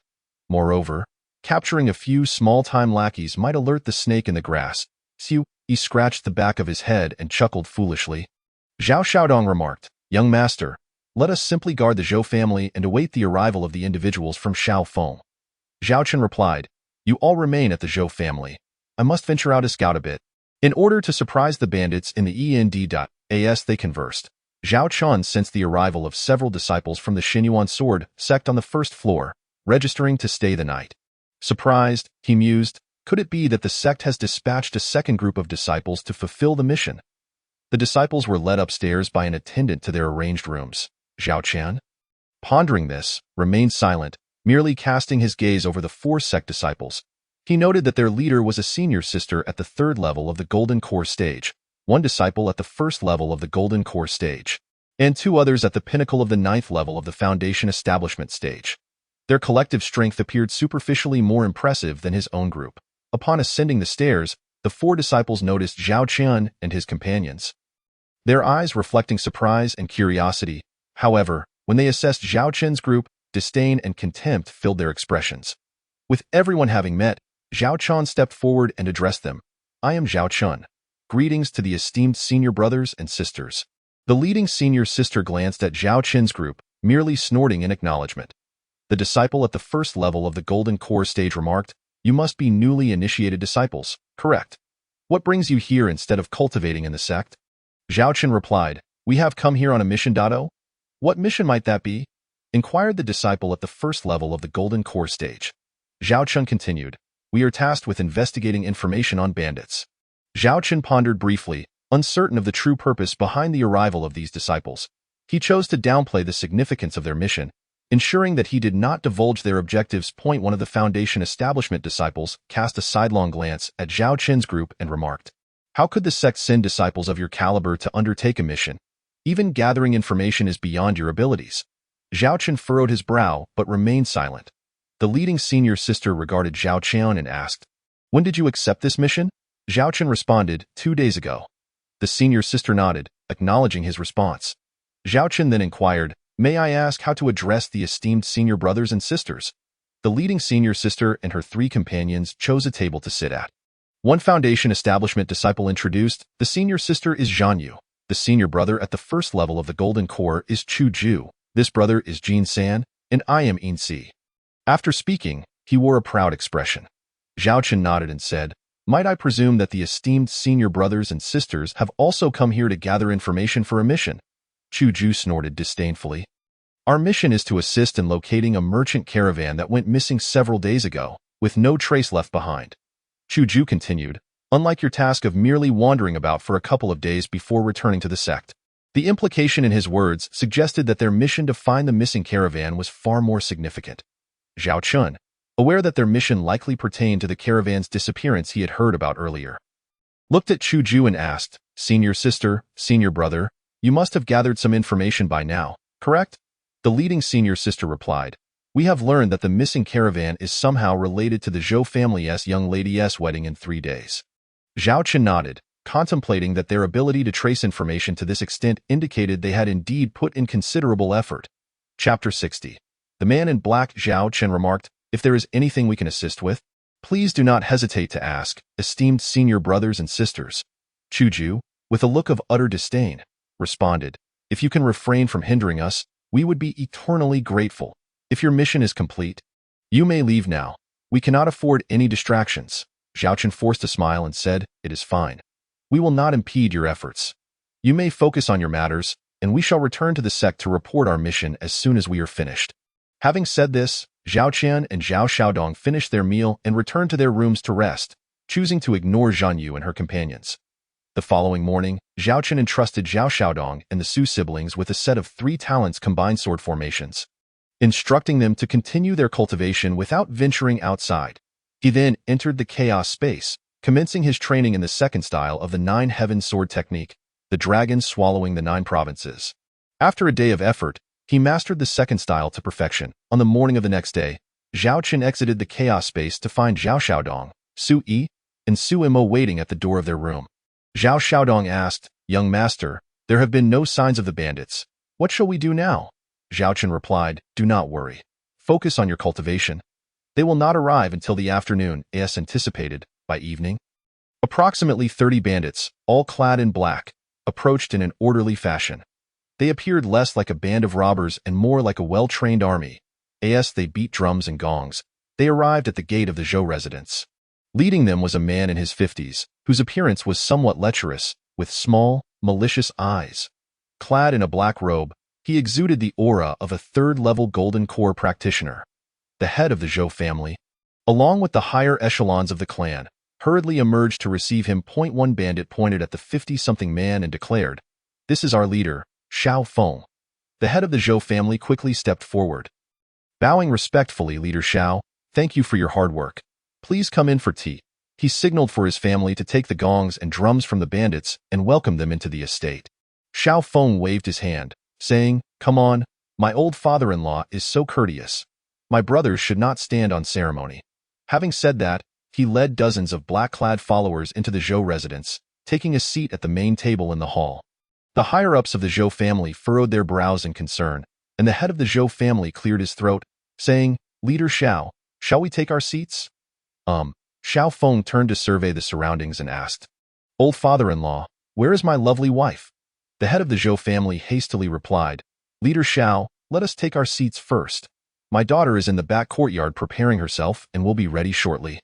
At that moment, a few piercing screams echoed from the entrance, and a panicked black-clad figure rushed in to report, Leader, a grave situation has arisen.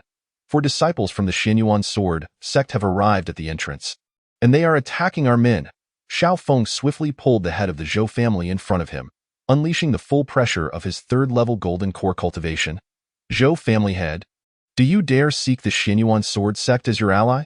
The head of the Zhou family, terrified, fell to his knees, pleading, Leader Xiao, please calm your anger. I would never dare to seek help against you. At that moment, 4 disciples from the Xianyuan sword sect entered, 3 men and 1 woman. Among them were Zhao Qian and his companions. Xiao Feng glanced at Zhao Qian's group and scoffed, disciples of the Xianyuan sword sect?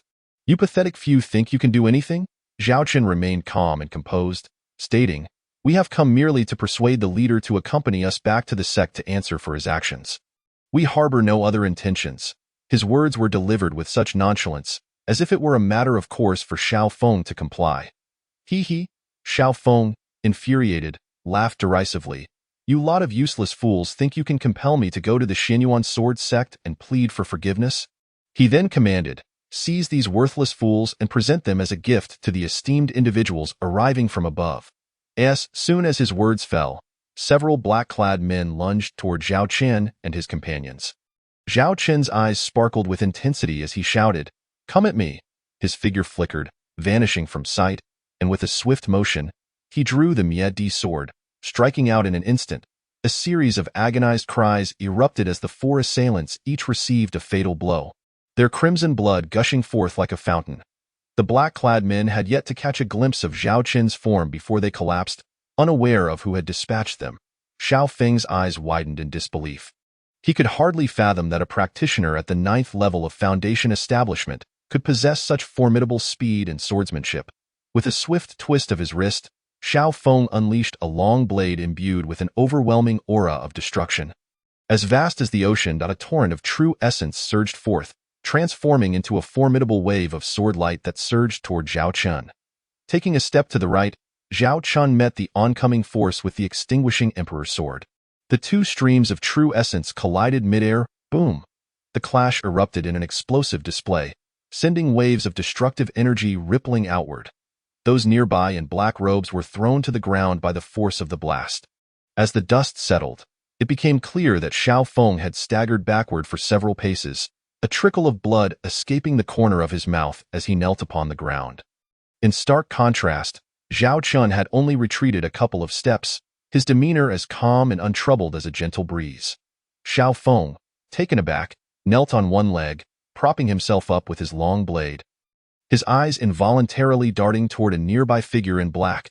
This figure remained motionless, applauding with a loud clap, exclaiming, "Well done." The figure continued, "Young brother, you possess remarkable skills. Why not join us here? I assure you a life of luxury and a rapid ascent in rank." Upon hearing these words, Xiao Feng's expression darkened, as if he had received a death sentence. Should this figure succeed in recruiting Zhao Chen, Xiao Feng would find himself rendered insignificant. All the promises made by the figure would become naught. Zhao Chen, casting a cold glance at the figure, replied, "I have no interest, and my mission is to bring your band of thieves back to the sect." The figure, unfazed, burst into laughter, saying, "A wise man knows when to act accordingly. A genius who does not grow is no genius at all. Here with me, whether you seek cultivation or a position of power, your desires will be fulfilled." Zhao Chen shot back, "Can you satisfy my desire for your life?" With that, he swung the extinguishing Emperor's sword forward. A glint of cold light flashed in Zhao Chen's eyes as he flicked his wrist, unleashing a fierce sword energy that soared into the sky. Sweeping toward the figure like a tempest scattering autumn leaves, that moment, Xiao Feng realized he was no match for Zhao Chen. As Zhao Chen advanced toward the figure, he hesitated not an instant and swung his long blade toward Zhao Chen's extinguishing Emperor's sword. Another collision of true essence ensued, sending Xiao Feng flying. Meanwhile, the figure in black drew his own sword and charged at Zhao Chen. As Zhao Chen parried the figure's incoming strike, he pointed at the figure, causing a gust of wind that compelled the figure to retreat several steps in alarm. Zhao Chen then swiftly moved to Xiao Feng's side, positioning the extinguishing Emperor's sword against his neck, declaring, "If you dare to move, this day next year will mark your demise." Xiao Feng stammered, I won't move. Please, spare me, noble sir." The figure in black shouted, "Bring this lad down."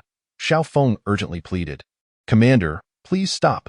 Yet, the black-clad individuals disregarded his words and charged forward to attack Zhao Chen. Zhao Chen remarked, "It seems you have no further need to live." With a swift motion of the extinguishing Emperor's sword, Xiao Feng's head rolled away, his body collapsing slowly to the ground.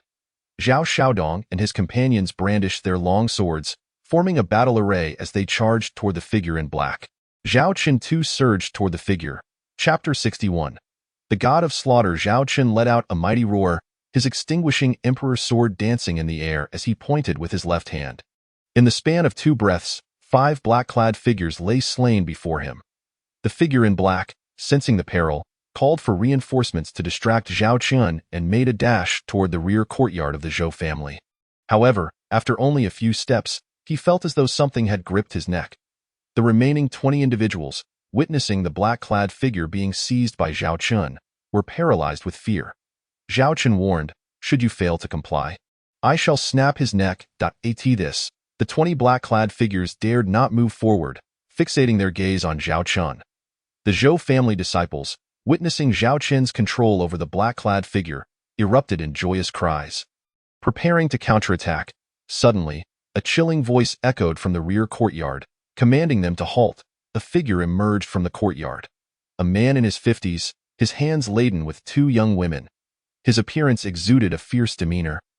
With a square face, a thick beard, and deep-set eyes radiating menace, he bore the unmistakable aura of a soldier. In one hand, he held the captured Zhan Yu, and in the other, a 15-year-old girl, whom Zhao Qin deduced must be Zhou Qian, the eldest daughter of the Zhou family. The patriarch and disciples of the Zhou family cried out, "Release Qianer! Let the young lady go." Following closely behind him were several more black-clad figures, each holding one or two captives. It appeared that Zhan Yu and her companions had arrived at the courtyard, only to be ambushed by this burly man and his cohort. Seeing that Zhan Yu and Zhou Qian had been captured, the burly man tossed them to the ground, stepping forward to pin them down. His eyes darted between Zhao Qian and the black-clad figure in his grasp. Finally, upon spotting the black-clad figure held captive by Zhao Qian, the burly man exclaimed in shock, "I care not who you are or what power you wield. Release this black-clad figure at once, and I shall ensure you receive a whole corpse." Zhao Qian responded with a nonchalant smile. "Oh, you have yet to provide me with a satisfactory reason to release him. Young man, you would do well to comply. He is beyond your reach. Otherwise, neither your friends nor your kin shall escape unscathed." Zhao Qian's smile deepened as he tightened his grip on the black-clad figure's wrist, eliciting a blood-curdling scream. The sound of bones crunching followed. The black-clad figure's wrist was crushed into a mist of blood. The burly man was taken aback, astonished that Zhao Qian would dare to inflict harm. Zhao Qian's icy voice rang out, "Those who dare to harm my family and friends shall face death." The burly man, witnessing the faint smile on Zhao Qian's face, felt a chill run down his spine, unsure of how to proceed. Suddenly, he seized Zhan Yu, declaring, "I have one of your own as well." With that, he attempted to crush Zhan Yu's arm. Zhao Qian, maintaining his calm demeanor, replied, "I appreciate your assistance in removing a rival. Should I have killed her, I would be branded a traitor to my sect. Your actions serve as the perfect cover. Thank you." As he spoke, he gripped the other wrist of the black-clad figure, causing him to scream for mercy. "Stop! Please, spare me!" pleaded the black-clad figure. Zhao Qian cast a glance at the burly man, who still clung to Zhan Yu. Zhao Qian smiled faintly and exerted pressure. The sound of another wrist shattering echoed through the air. With the sound of breaking bones, the burly man trembled, sweat beads forming on his forehead. The black-clad figure's face contorted in agony as he cried out, "Please, I beg you, let me go." He turned to the burly man, berating, "You fool! If you don't hurry and rescue me, you'll be the one to provoke his wrath. Do you wish to abandon me? I will ensure my father punishes you upon my return to the camp." The burly man, caught between laughter and tears, observed the black-clad figure's hands reduced to a mist of blood. He then glanced at Zhao Qian's unwavering smile. Fearing for his own life, he shouted, "Noble sir, please, calm down. I will release all your people." The burly man understood the gravity of the situation and the consequences of inaction. He quickly ordered his subordinates to release Zhan Yu and the Zhou family disciples. As Zhan Yu and her companions rose, they exchanged glances with Zhao Qian, their faces flushed with embarrassment as they recalled their previous arrogance. Having sought to find goods in the rear courtyard, they had not anticipated being captured so swiftly by the burly man and his entourage. Zhou Qian, supporting her mother, approached Zhao Qian and deeply bowed, expressing, "Thank you for saving my life today. Noble sir," I, Zhou Qian, vow to serve as your maid in gratitude for your kindness. Should I falter in this vow, may my heart be consumed by darkness. The martial oath is the most potent and binding promise among cultivators. It is said that every action has its consequence. Those who breach such vows will incur the wrath of heaven and face calamity. Zhao Qian and his companions were momentarily stunned by Zhou Qian's declaration, not expecting her to take such a serious oath. The patriarch of the Zhou family, observing his daughter, exclaimed, "Qianer, you are the eldest daughter of the Zhou family. How could you become a maid?" Zhou Qian replied resolutely, "Today marks the end of our bond. Father, I refuse to be a mere sacrificial pawn within the family, nor do I wish to serve as a stepping stone for you. My mind is made up. Please take care of my mother." The patriarch trembled with anger, fully aware that he had deeply wounded his daughter's heart. Meanwhile, the black-clad figure remained under Zhao Qin's control. Enduring the pain in his hands, he cautiously ventured, "Noble sir, might you consider releasing me? I can persuade my father to provide you with ample cultivation resources." The burly man, continuously flattering Zhao Qin while gauging his emotional state, realized he must act quickly to prevent further harm to the black-clad figure. Zhao Qin instructed Zhan Yu telepathically, "Sister, please tend to the injuries of our companions and ensure the safety of the Zhou family." He then communicated with Zhao Xiaodong, "Gather the head of Xiao Feng." Zhao Xiaodong nodded in agreement, approaching the lifeless form of Xiao Feng. With a sweeping motion of his hand, he stored Xiao Feng's severed head into his storage pouch. The bearded man observed Zhao Qin's youthfulness, clarity of mind, and unwavering decisiveness in battle, pondering how the royal family had managed to provoke such a formidable killer. Zhao Qin cast a glance at the bearded man and remarked, "I do not concern myself with who you are, but what distinguishes you from mere brigands?" The bearded man replied, "Young hero, I implore you to spare our young commander. We are merely following orders." Noticing that his task was complete, Zhao Qin realized that the bearded man's group hailed from the royal family, and it would be wise to avoid entangling himself in their affairs. Chapter 62. You are overthinking it, however. The black-clad individual he had wounded lay incapacitated, and according to the customs of the royal family and military, they would not let such an affront go unpunished. Yet, with so many witnesses present, action was fraught with complications. Suddenly, Zhao Qin's eyes narrowed, and a sly smile crept across his lips.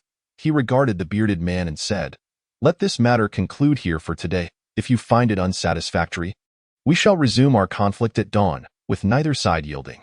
The bearded man glanced at Zhao Qin and then at the black-clad commander, conceding, "Very well. If you release our young commander, we shall continue our battle tomorrow morning." Zhao Qin instructed the disciples of the Zhou family to form a battle formation, bolstered by the presence of Zhan Yu and others, ensuring a balanced offense and defense, unperturbed by the bearded man's potential treachery. Zhao Qin tossed the black-clad commander before the bearded man, stating coldly, "Take heed. Next time you may not be so fortunate." His chilling voice sent shivers down the spines of all present. The bearded man assisted the black-clad commander to his feet and addressed the remaining black-clad individuals. "We retreat." Originally, there had been 40 black-clad warriors in the front courtyard, with an additional 10 brought by the bearded man, leaving around 20 now. Upon hearing the order to withdraw, these black-clad warriors quickly formed smaller battle formations. Executing a coordinated retreat, clearly a group seasoned in combat. As the black-clad forces retreated, Zhao Qin collected the storage pouches and spatial rings of the fallen, then turned to Zhan Yu, saying, "Senior sister, please tend to the wounded disciples of the Zhou family. I will check outside the town to see if these brigands have departed."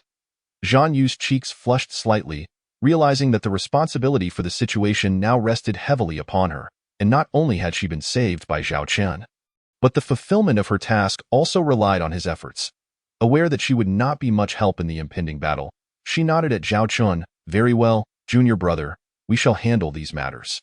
You should also take some rest. Tomorrow may bring fierce combat." Zhao Qin nodded, assigning a few tasks to Zhao Xiaodong and then making his way outside the town. Upon arriving, he released Xiao Bai from the chaotic space, saying, "Xiao Bai, there are approximately 30 adversaries outside, with only one at the 6th level of the Golden Core stage. However, they are a professional military unit, and their collective combat prowess should not be underestimated." He continued, "I will set a trapping formation in the small bamboo grove ahead. You will attack and harass the black-clad men from within, and together we shall eliminate this band of brigands." Xiao Bai leaped joyfully on Zhao Qin's shoulder, exclaiming, "All right, my lord, let us make this a day of bloodshed." Zhao Qin replied, "Indeed.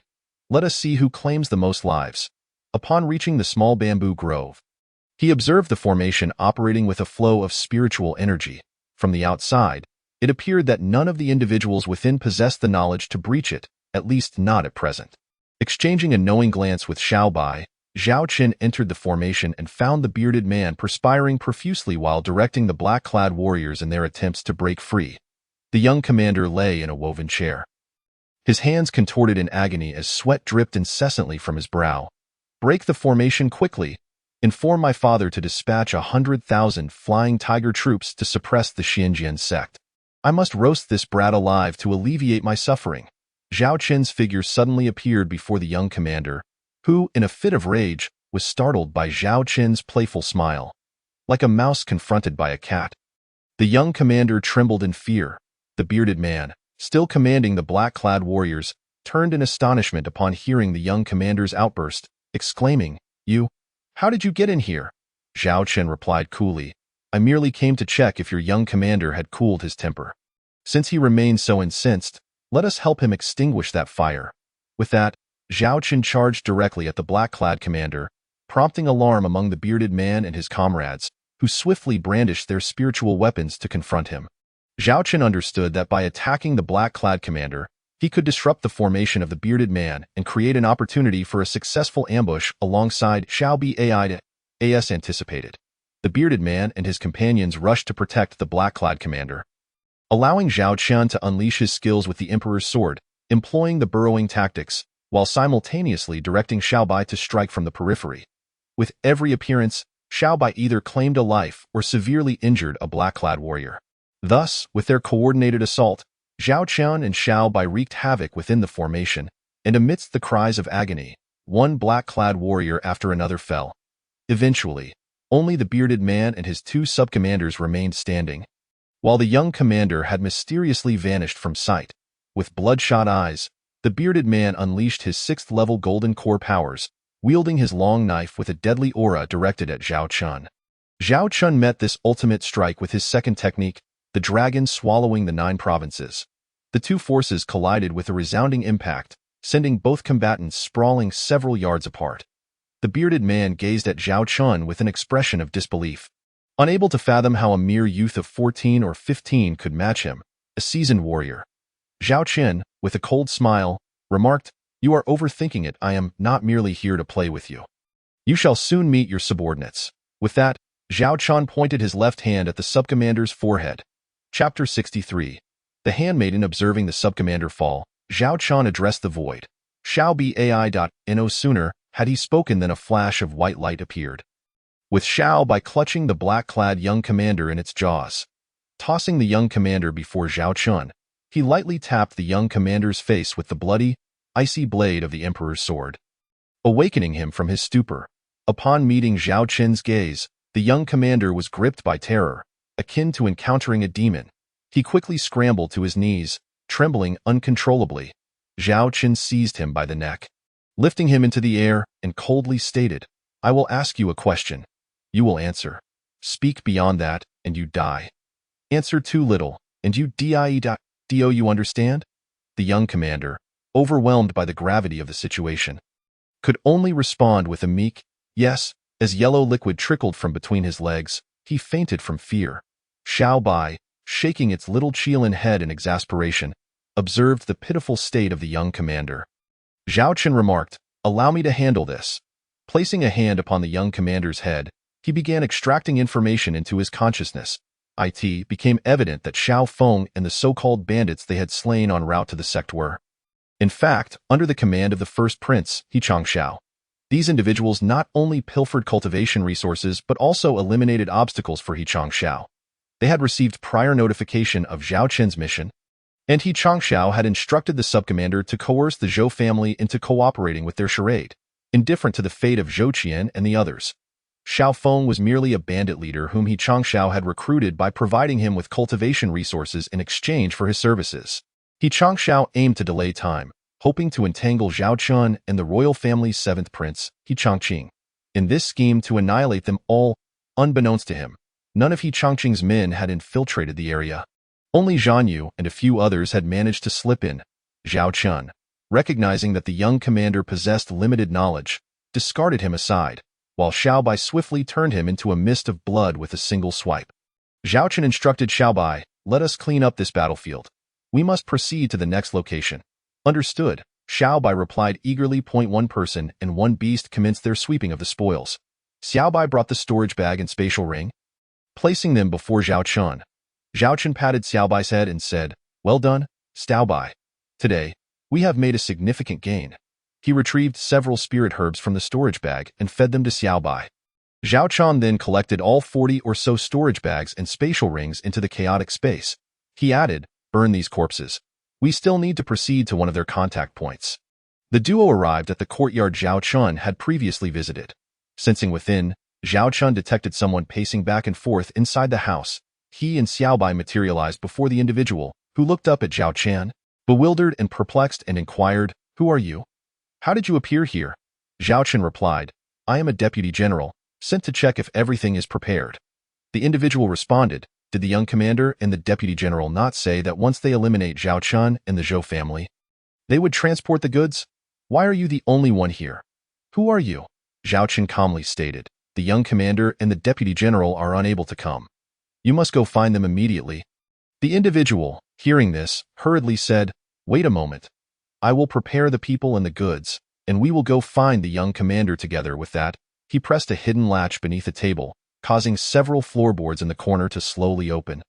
Revealing an entrance, he called into the hole, "Hurry up and bring the goods up. We need to return to the prince's manor." At this moment, Zhao Chen interjected, "You will be the only one to accompany them back to the prince's manor." Saying this, he struck the individual on the head with his palm. Before the man could react, his skull shattered, blood and brain matter splattering everywhere.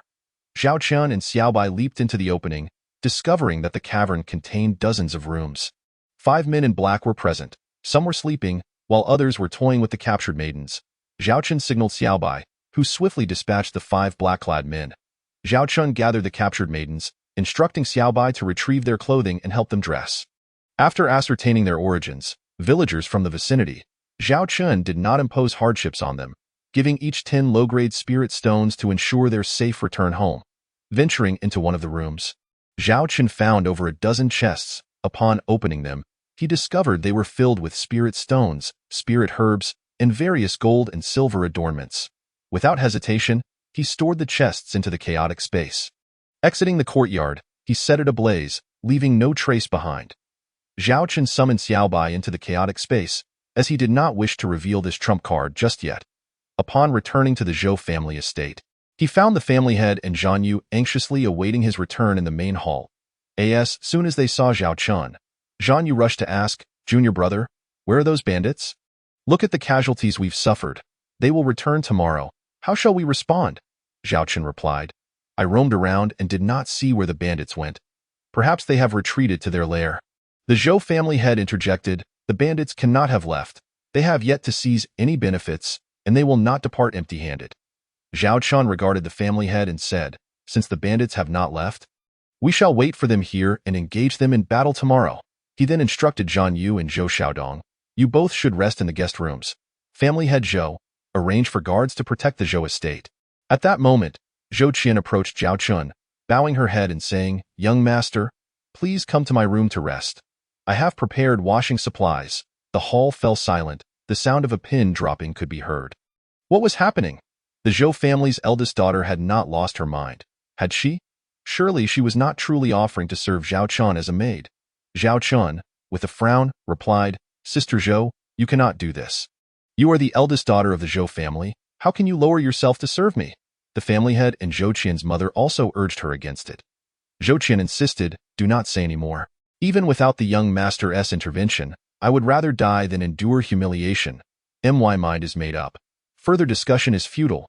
If the young master does not agree to let me serve him as a maid, I shall not survive until dawn." Seeing her determination, Zhao Chun was left speechless, unsure of how to respond. He signaled to Zhan Yu and Su Mo to take Zhou Qian away, suggesting that they could discuss matters tomorrow. The following morning, the Zhou estate buzzed with activity. Some were preparing strategies to resist the bandits, while others readied spirit artifacts. Only Zhou Qian rose early, fully embracing her role as a maid. She placed washing supplies and breakfast at Zhao Chen's door, warming the breakfast when it had grown cold. The entire Zhou family was gripped with fear, with many fervently praying that the black-clad young commander would not arrive.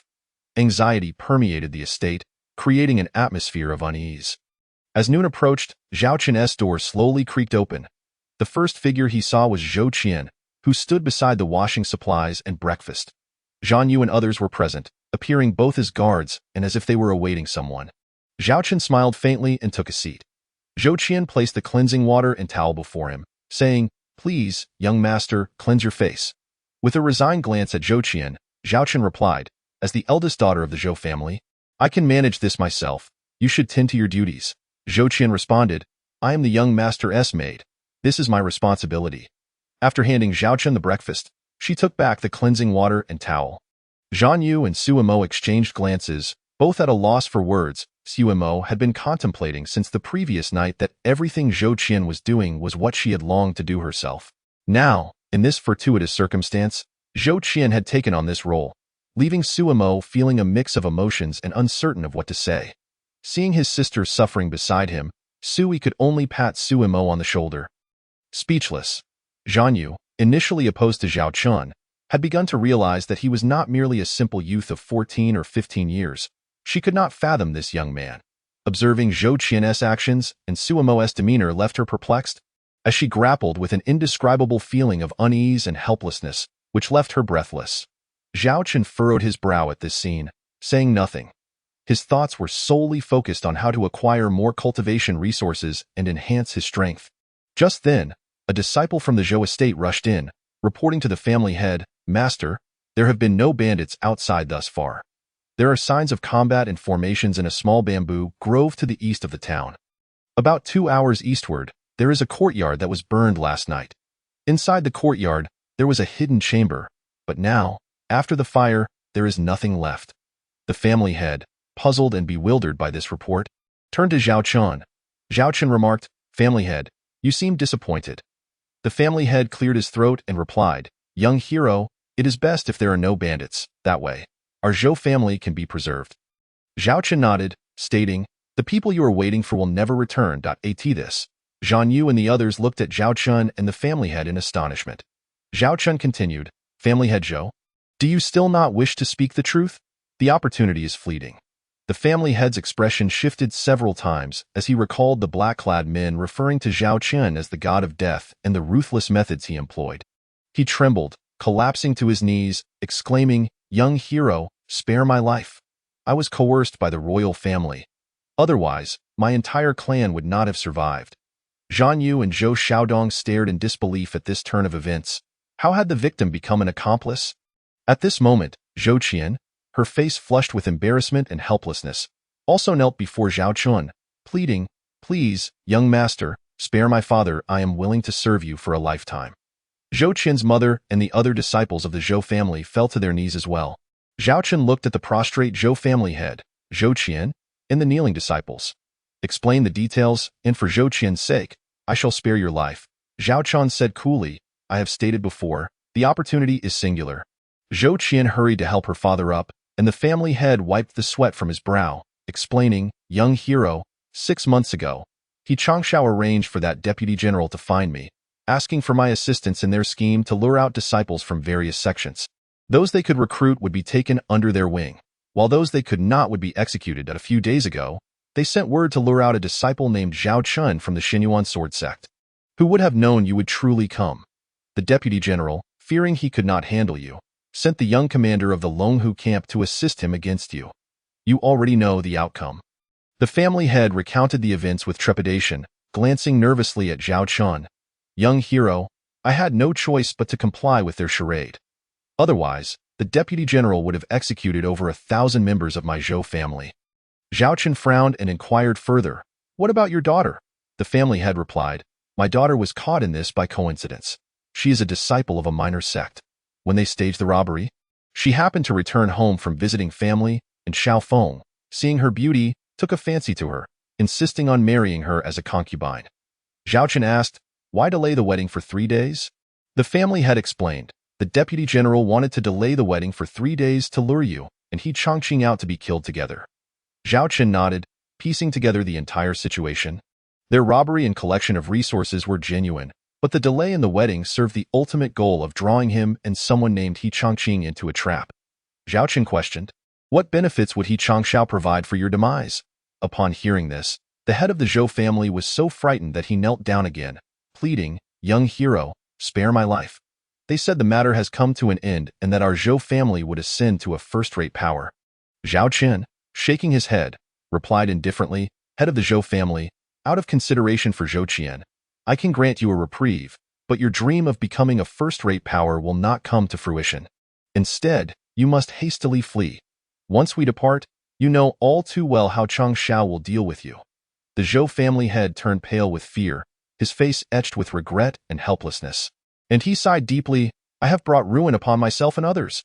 Zhao Chen glanced at Zhou Qian and said, Miss Zhou, gather your belongings and escape with your father. Zhou Qian immediately knelt, saying, Young master, I have pledged to serve you as a maid for life, both to repay your life-saving grace and to atone for my father's sins. Zhao Chen replied, We are all cultivators. There is no need to be bound by mundane rituals. You should flee with your father. We will return to our sect shortly. Zhou Qian insisted resolutely, If you disdain me for being a daughter of the Zhou family, I will end my life at once. Her eyes filled with determination and resolve. Zhao Chun could only smile helplessly and said, Since we are returning to the sect, then it is your choice. The Zhou family had asked, Young hero, could you perhaps leave at night? With so many of us during the day, we may not get far before they slay us. Zhao Chen said, You should prepare first, disperse some of your people, and then leave at night. The Zhou family began to bustle with activity as the head arranged for some to leave separately. Zhao Chen also instructed Zhang Yu and others to tidy up, preparing to return to the sect that night. Zhao Chen remarked, Sister, your mission may not be completed. From what I understand, the merchant convoy you were searching for has already been slaughtered by the deputy general, and the goods have been delivered to the crown prince's residence. Zhang Yu replied, Then we have no choice but to return and report the truth to the sect. Zhao Chen nodded, knowing full well that the goods were actually within his chaotic space. This was not a task he had undertaken, and he saw no reason to use his spoils to help them complete their mission. At the very least, Zhao Chun was not one to suffer losses. Chapter 65. The puppet. As night fell, the entire Xiaoyao Valley seemed to meld into one. The Zhou family had moved away overnight. Before leaving, the head of the Zhou family once again bowed to Zhao Qian, expressing gratitude for sparing their clan.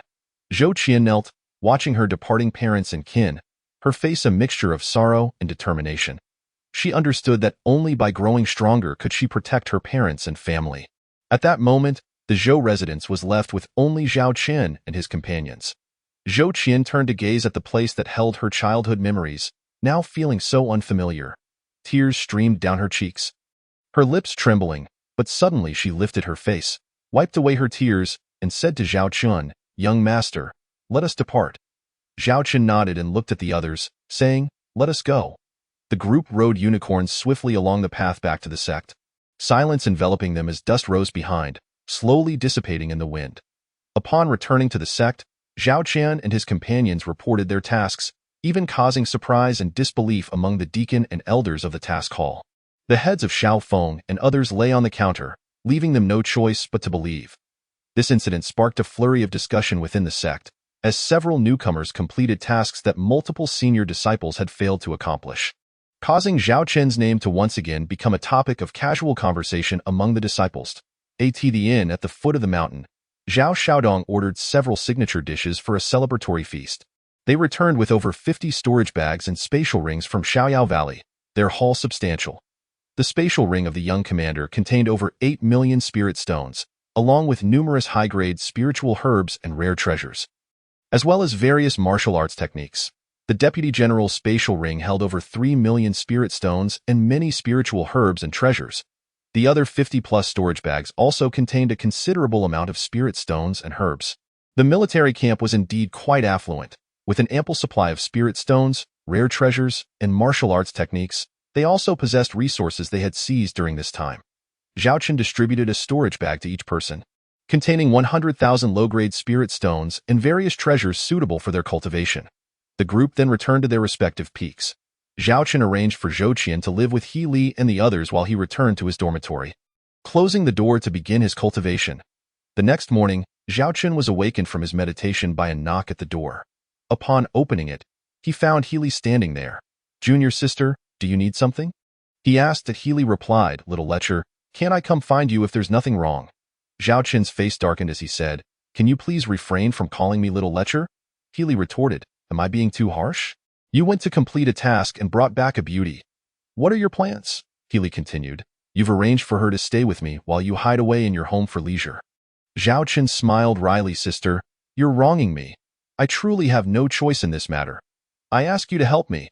Seeing the troubled expression on Zhao Chen's face, He Li burst into laughter. All right, my dear prince consort. I haven't eaten you, So why the long face? Zhao Chen noticed that Healy wasn't angry, realizing she was merely teasing him, and he shook his head with a smile, asking, Sister, did you come over for something specific? Healy replied, Yi-chan and the others saw you were meditating and didn't want to disturb you. So they asked me to inquire about how to arrange the personnel Yi-chan has gathered and when we will head to the trial tower. Zhao Chen asked, Where are they? Healy responded, They are all at the peak's entrance. Zhao Chen asked, Are you going to the trial tower, sister? Healy replied, Of course. Otherwise, how would I know if my prince consort would be snatched away by someone else? Upon hearing this, Zhao Chen hurriedly attempted to cover Healy's mouth. Healy smiled gracefully and said, All right, little lecher, I'm not joking anymore. They are all waiting for you at the peak's entrance. At the entrance of the peak, Zhao Chen spotted Yi-chan and the others. Why Yi-chan said, Young master, I've contacted many disciples who have not yet joined other sects. They are interested in our sect's purpose for forming a faction. I will arrange a meeting with them to discuss further. Zhao Chen replied, Good, you decide the timing. There is nothing pressing in the next few days. Xia Ziyuan then interjected, Young master, we all wish to go to the trial tower today for some experience. I also have something to discuss with you tonight. Zhao Chen agreed, All right, let us head to the trial tower now. Zhao Xiaodong said, Young master, let us go. We should head to the trial tower first. Zhao Chen replied, Okay, let us call sister and go together. The group chatted and laughed as they made their way toward the trial tower, soon catching sight of it from a distance. The tower stood 9 stories high, adorned with exquisite sculptures, each depicting different postures yet all remarkably lifelike. The tower's peak pierced the clouds, exuding a majestic aura as if narrating tales of millennia past. Zhao Chen and his companions gazed at the trial tower with awe. Upon reaching the entrance, Zhao Chen approached the duty deacon to obtain their trial identity tokens. There were 9 individuals, each requiring 5,000 contribution points. Zhao Chen presented his token, and the deacon deducted 45,000 contribution points. Zhao Chen was now quite affluent, both in contribution points and spirit stones, resembling a minor landowner. Tang Yin remarked, Each person enters an independent space. The puppets inside will adjust according to the individual's strength. Aim to advance as far as you can, but do not force your way through. Otherwise, you might find yourself in grave danger. The others nodded in agreement and began entering the trial tower one after another. Upon entering the first level, Zhao Chen felt as if he had stepped into a cave, with a winding path ahead. Just as he turned the first corner, he was unexpectedly struck several steps back by a puppet's punch. Rubbing his injured arm, he felt a sharp pain and thought to himself that if he weren't at the 4th level of body refinement, that punch could have rendered his arm crippled. Zhao Chen observed that the puppet was made of stone, surrounded by spiritual energy, possessing a head and 4 limbs, and its cultivation level was at the 3rd level of the Golden Core stage. Zhao Chen's true combat strength was no less than that of a 3rd-level Golden Core cultivator, so encountering such a puppet was quite normal. Stretching his injured arm, he activated the escape formation beneath his feet, clenched his right fist, and struck the puppet's head with the first move of the shattered star fist. The puppet stepped back with its left foot, while its right hand clawed at Zhao Chen's punch, its left hand striking toward Zhao Chen's abdomen. The puppet's moves were cunning, and its strength was on par with Zhao Chen's. Zhao Chen was taken aback. How could a mere puppet be more challenging to deal with than a martial artist? As Zhao Chen exchanged blows with the puppet, he thought, This puppet feels no pain, and its strength seems inexhaustible. Anxiously, he pondered how he could defeat this puppet if the battle continued like this. Soon enough, his own spiritual energy would be depleted before the puppet was. Zhao Chen had never felt this beleaguered even when fighting against a 5th-level Golden Core expert. Suddenly, the spirit within his weapon said, Young master, you cannot clash head-on with such a puppet. It feels no pain and will exhaust you as long as the formation is in operation. You must find its weakness to defeat it. Upon hearing this, Zhao Chen understood that he could not engage the puppet in a direct confrontation and needed to identify its weakness. As he fought with the puppet, he carefully observed its vulnerabilities. Chapter 66. The Trial Tower. By keenly observing, he discerned that the weakness lay at the puppet's neck. Zhao Chen tested this a few more times, and indeed, each time his fist neared the puppet's neck, it instinctively protected that area and retaliated swiftly. Ha! Zhao Chen laughed joyfully and excitedly as he attacked the puppet's neck. However, after several attempts, he realized that the entire neck was not necessarily its weak point. After probing several more times, he discovered that the true weakness was a specific point between the neck and chin. Zhao Chen adeptly employed the art of stealth, his left fist continuously disrupting the puppet while his right finger struck decisively at its neck. With a resounding thud, the puppet collapsed to the ground, unmoving. Rubbing his numbed arm, Zhao Chun proceeded towards the far end of the cave. Upon reaching the exit, he encountered a flight of stairs. Ascending the steps transformed his surroundings. He found himself in a martial arts arena, equipped with various training facilities and spiritual artifacts. At the center of the arena stood two puppets, both at the fourth level of the Golden Core stage. Each wielding a longsword. As Zhao Chen stepped into the arena, the puppet's upper body surged with spiritual energy. One advanced towards Zhao Chen's throat while the other aimed for his lower body. The tips of their swords quivered ominously, exuding a chilling aura of death as they lunged at him. Zhao Chen bellowed, "Come at me!" In a blur, he maneuvered to the left of the two puppets, bringing the extinguishing emperor's sword down upon them. The puppets, instinctively stepping back to draw their swords, barely escaped having their stone arms severed. Zhao Chun kept his sword poised at the puppets' necks, but despite his relentless assaults, he struggled to locate their vital points, creating a tempest of spiritual energy within the arena. Sparks flew as his sword struck the puppets' necks repeatedly, yet they persisted, their attacks growing increasingly cunning and ferocious. The two puppets, one to the left and one to the right, relentlessly targeted Zhao Chen's critical areas, plunging him into perilous circumstances. Observing that his strikes to the puppets' necks bore no fruit, Zhao Chen pondered where their weaknesses might lie. Suddenly, a puppet struck him with a forceful blow, sending him flying several feet and causing blood to spill from his mouth.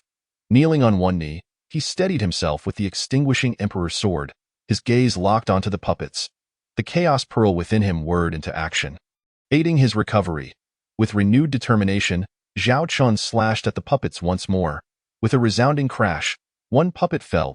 To his astonishment, Zhao Chun realized that it was his sword intent that had struck the puppet precisely at its solar plexus, causing its downfall. Elated, he deduced that the weakness of the puppets on this level resided in their solar plexus, not their necks. Now aware of their vulnerability, he found it easier to mount an offense.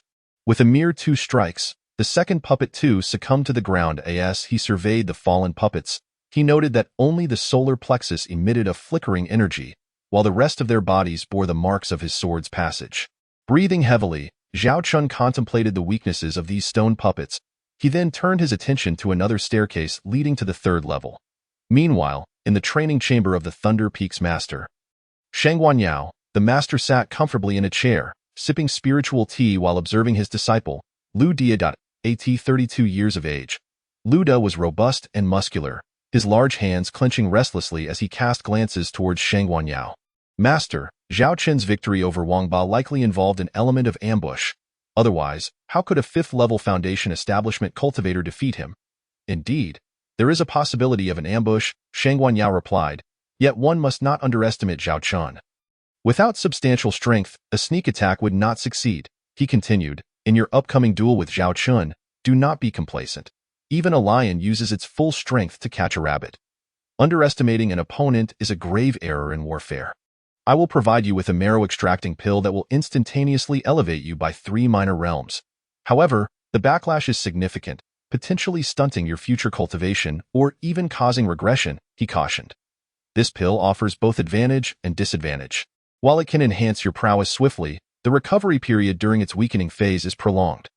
Thus, you must strike decisively and leave no room for counterattack. As you are currently at the 8th level of the Golden Core stage, I have prepared some rare materials for you. It should not be too difficult to reach the 9th level within 3 months, and perhaps even higher.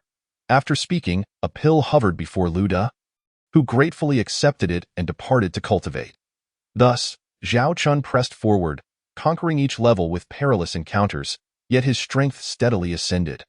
Senior brother, who is currently challenging the 6th level of the cultivation tower? Inquired a disciple at the entrance of the tower. I am unsure of the identity, but anyone who reaches the 6th level must be a formidable Golden Core practitioner, another disciple remarked. Without Golden Core strength, one would scarcely make it past the 4th level. In a circular chamber on the 6th level, Zhao Chun found himself surrounded by 6 puppets. Though his attire was tattered and he appeared disheveled, his eyes sparkled with the thrill of battle. With a flick of his wrist, the extinguishing emperor's sword glowed with spiritual energy as it sliced toward the 2 nearest puppets. Swiftly, He pointed his left finger at the other two, evading the attacks of the remaining puppets with remarkable agility. The sequence of his movements flowed seamlessly, like water. Both his strength and sword intent had significantly improved. The 6 puppets unleashed their full might, pushing Zhao Qian into a defensive retreat. Employing the stealth technique to its utmost, he darted between the 6 puppets. The clash of the extinguishing Emperor's sword against their stone bodies produced resplendent sparks, accompanied by a cacophony of energy colliding. With each strike of his breaking void finger reaching maturity, its essence ignited upon striking a puppet's stone form. Zhao Qian's finger landed squarely on the brow of one puppet, sending it staggering back before crashing to the ground. With jubilance, Zhao Qian discovered that the weakness of the 6th-level puppets lay in their foreheads. He relentlessly targeted their brows with his sword tip and finger strikes. After a fierce battle, the 6 puppets lay still, finally at rest. Panting, Zhao Qian examined the fallen puppets, noting that those on the 6th level were crafted from different materials and methods than those on the previous 5 levels. The 6th-level puppets contained elements of mysterious iron and were forged with intricate formations, allowing them to move with remarkable coordination. Look, the senior brother challenging the 6th level has succeeded. He may be advancing to the 7th level, exclaimed a disciple outside the tower. Indeed, I have confidence in him. He should have no trouble surpassing the 8th level, another disciple responded. That seems unlikely. I have heard that since the establishment of our sect, only a handful have managed to conquer the 8th level, and even fewer have reached the 9th. A disciple remarked, I am the 6th level. Zhao Qian sat down to meditate, commencing the restoration of his spiritual energy. Utilizing the chaos art, he circulated his true essence through 2 complete cycles before exhaling a breath of turbid air and gradually rising. He sensed that the bottleneck of his cultivation was beginning to loosen, an indication of an impending breakthrough. However, Zhao Qian suppressed this burgeoning energy, intending to return and break through elsewhere. He preferred not to cause a commotion in the cultivation tower, as it might attract unnecessary trouble. After changing into a fresh set of garments from the chaos space, he descended step by step towards the exit. Upon appearing at the entrance of the tower's 1st floor, Zhao Qian saw Xia Ziyuan and others waiting for him. The group made their way to the door of the training chamber. Brother, the light on the 6th level has extinguished, and the 7th level hasn't lit up either. Why hasn't the brother challenging the tower made a sound? Inquired an onlooker. Yes, the extinguished light on the 6th level signifies his success. He should have reached the 7th level by now, and the light should have illuminated long ago. I wonder what he is doing inside. Another disciple mused. Hearing their discussions, Zhao Qian paid them no mind as he and his companions exited the tower and returned to their mountain peak. Upon entering their room, Zhao Xiaodong remarked, today's tower challenge was intense. Akin to real combat, though I only made it to the 2nd level, Sue added. I only reached the 3rd level. The 4 puppets on the 4th level nearly overwhelmed me. Healy commented. I've heard that the 9th level is an illusion. It is the most challenging to traverse. Those with weak martial will and spiritual strength may never escape, as I've heard from some elders. Zhao Qian replied, as long as my brothers enjoy cultivating within, we can return another day. The group nodded in agreement. Well, young master, be sure to prepare ample contribution points. Zhao Qian chuckled. No worries. I have plenty of contribution points. And if that isn't sufficient, we can undertake more tasks to earn them. Just then, Zhou Qian and Suimo entered with dishes of delicacies, beast meat, and a jar of wine, and the group feasted and conversed. Yichen remarked, you should take on more tasks. I've contacted several disciples who haven't joined any factions.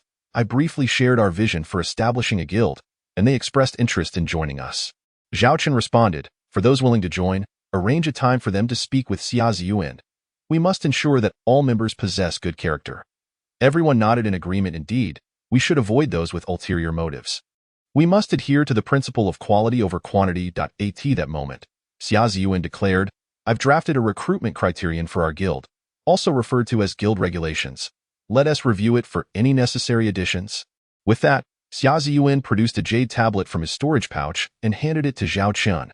After scanning it with his consciousness, Zhao Qian shared it with the others for their input.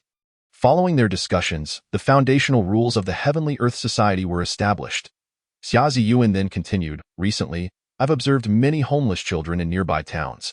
Among them, several possess commendable physiques. For our long-term development, Should we consider selecting some of these children with potential for cultivation? Upon hearing Xia Ziyuan's suggestion, the group fell into contemplative silence. It is widely acknowledged that if these homeless children can be properly nurtured, they would serve as the most formidable support. Their robust constitutions allow for swift cultivation, and they are free from worldly concerns. However, one critical factor remains: funding. The resources required for a child to embark on their cultivation journey and achieve any significant milestones are substantial. As anyone currently engaged in cultivation can attest, Wei Chun voiced this concern, and after much contemplation, Zhao Chun remarked, "I possess 5 million low-grade spirit stones. You should venture to the town at the foot of the sect's mountain, in a secluded area, to purchase a house. Begin by selecting a few of the more physically capable homeless children and cultivate them gradually." Zhao Chun continued, "We should consider children aged 10 to 15. I will secure the necessary funds. However, any with a history of theft or poor character are to be excluded." Witnessing Zhao Chun's decisive stance, everyone expressed their support and proceeded to discuss the specifics of recruiting children. Zhao Chun, having a chaotic space at his disposal, could arrange for accommodations, thus instructing Xia Ziyuan to first acquire a house for training the children. As these children are just beginning their cultivation journey, they would be integrated into the chaotic space once they mature sufficiently. Zhao Chun was not yet inclined to reveal all his cards. One day, while Zhao Chun was refining pills, his maid Qingyuan knocked on the door and entered, saying, "Young master, there is someone from the treasure pavilion at the foot of the mountain seeking you." Zhao Chun acknowledged her and made his way to the mountain's entrance, where he encountered Elder Kong from the treasure pavilion. Zhao Chun greeted Elder Kong and invited him into his quarters. Elder Kong stated, "Young clan leader, I have been sent by our pavilion master to convey a message." He then proceeded to inform Zhao Chun of the recent arrangements made by Han Yi.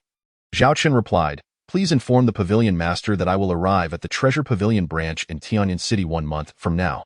He then returned with some refined pills, and Elder Kong took his leave to report back.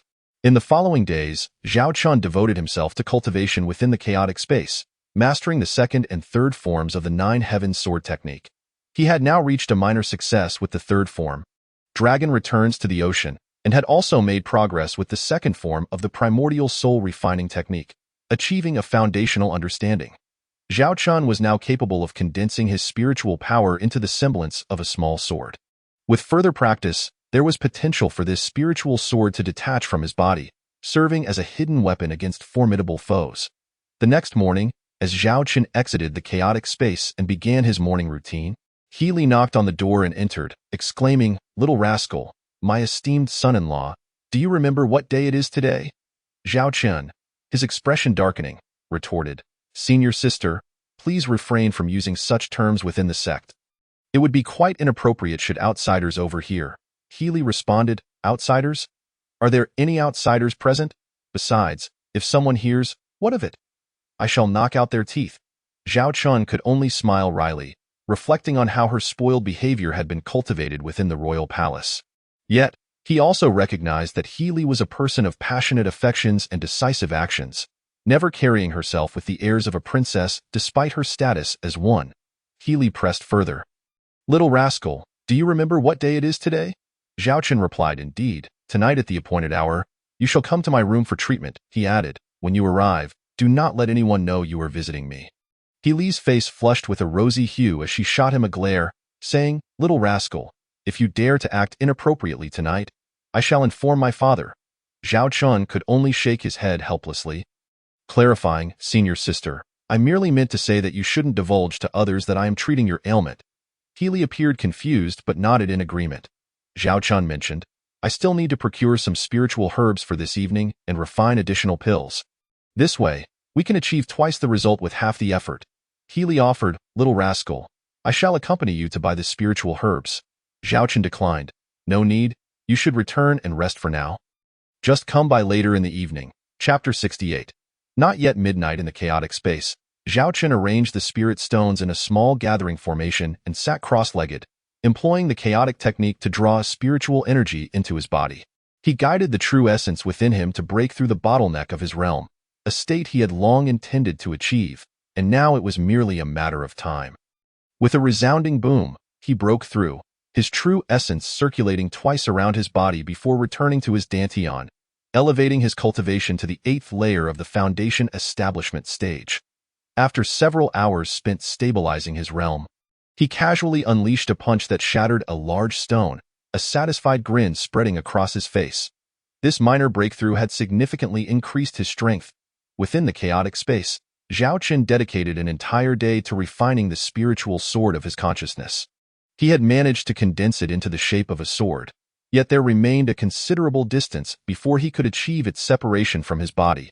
In the herb garden of the chaotic space, he discovered Qi Jingji and Yi Ninko, among other spiritual herbs, which could be used to concoct the snow spirit pill, aiding Healy in awakening her exquisite ice physique.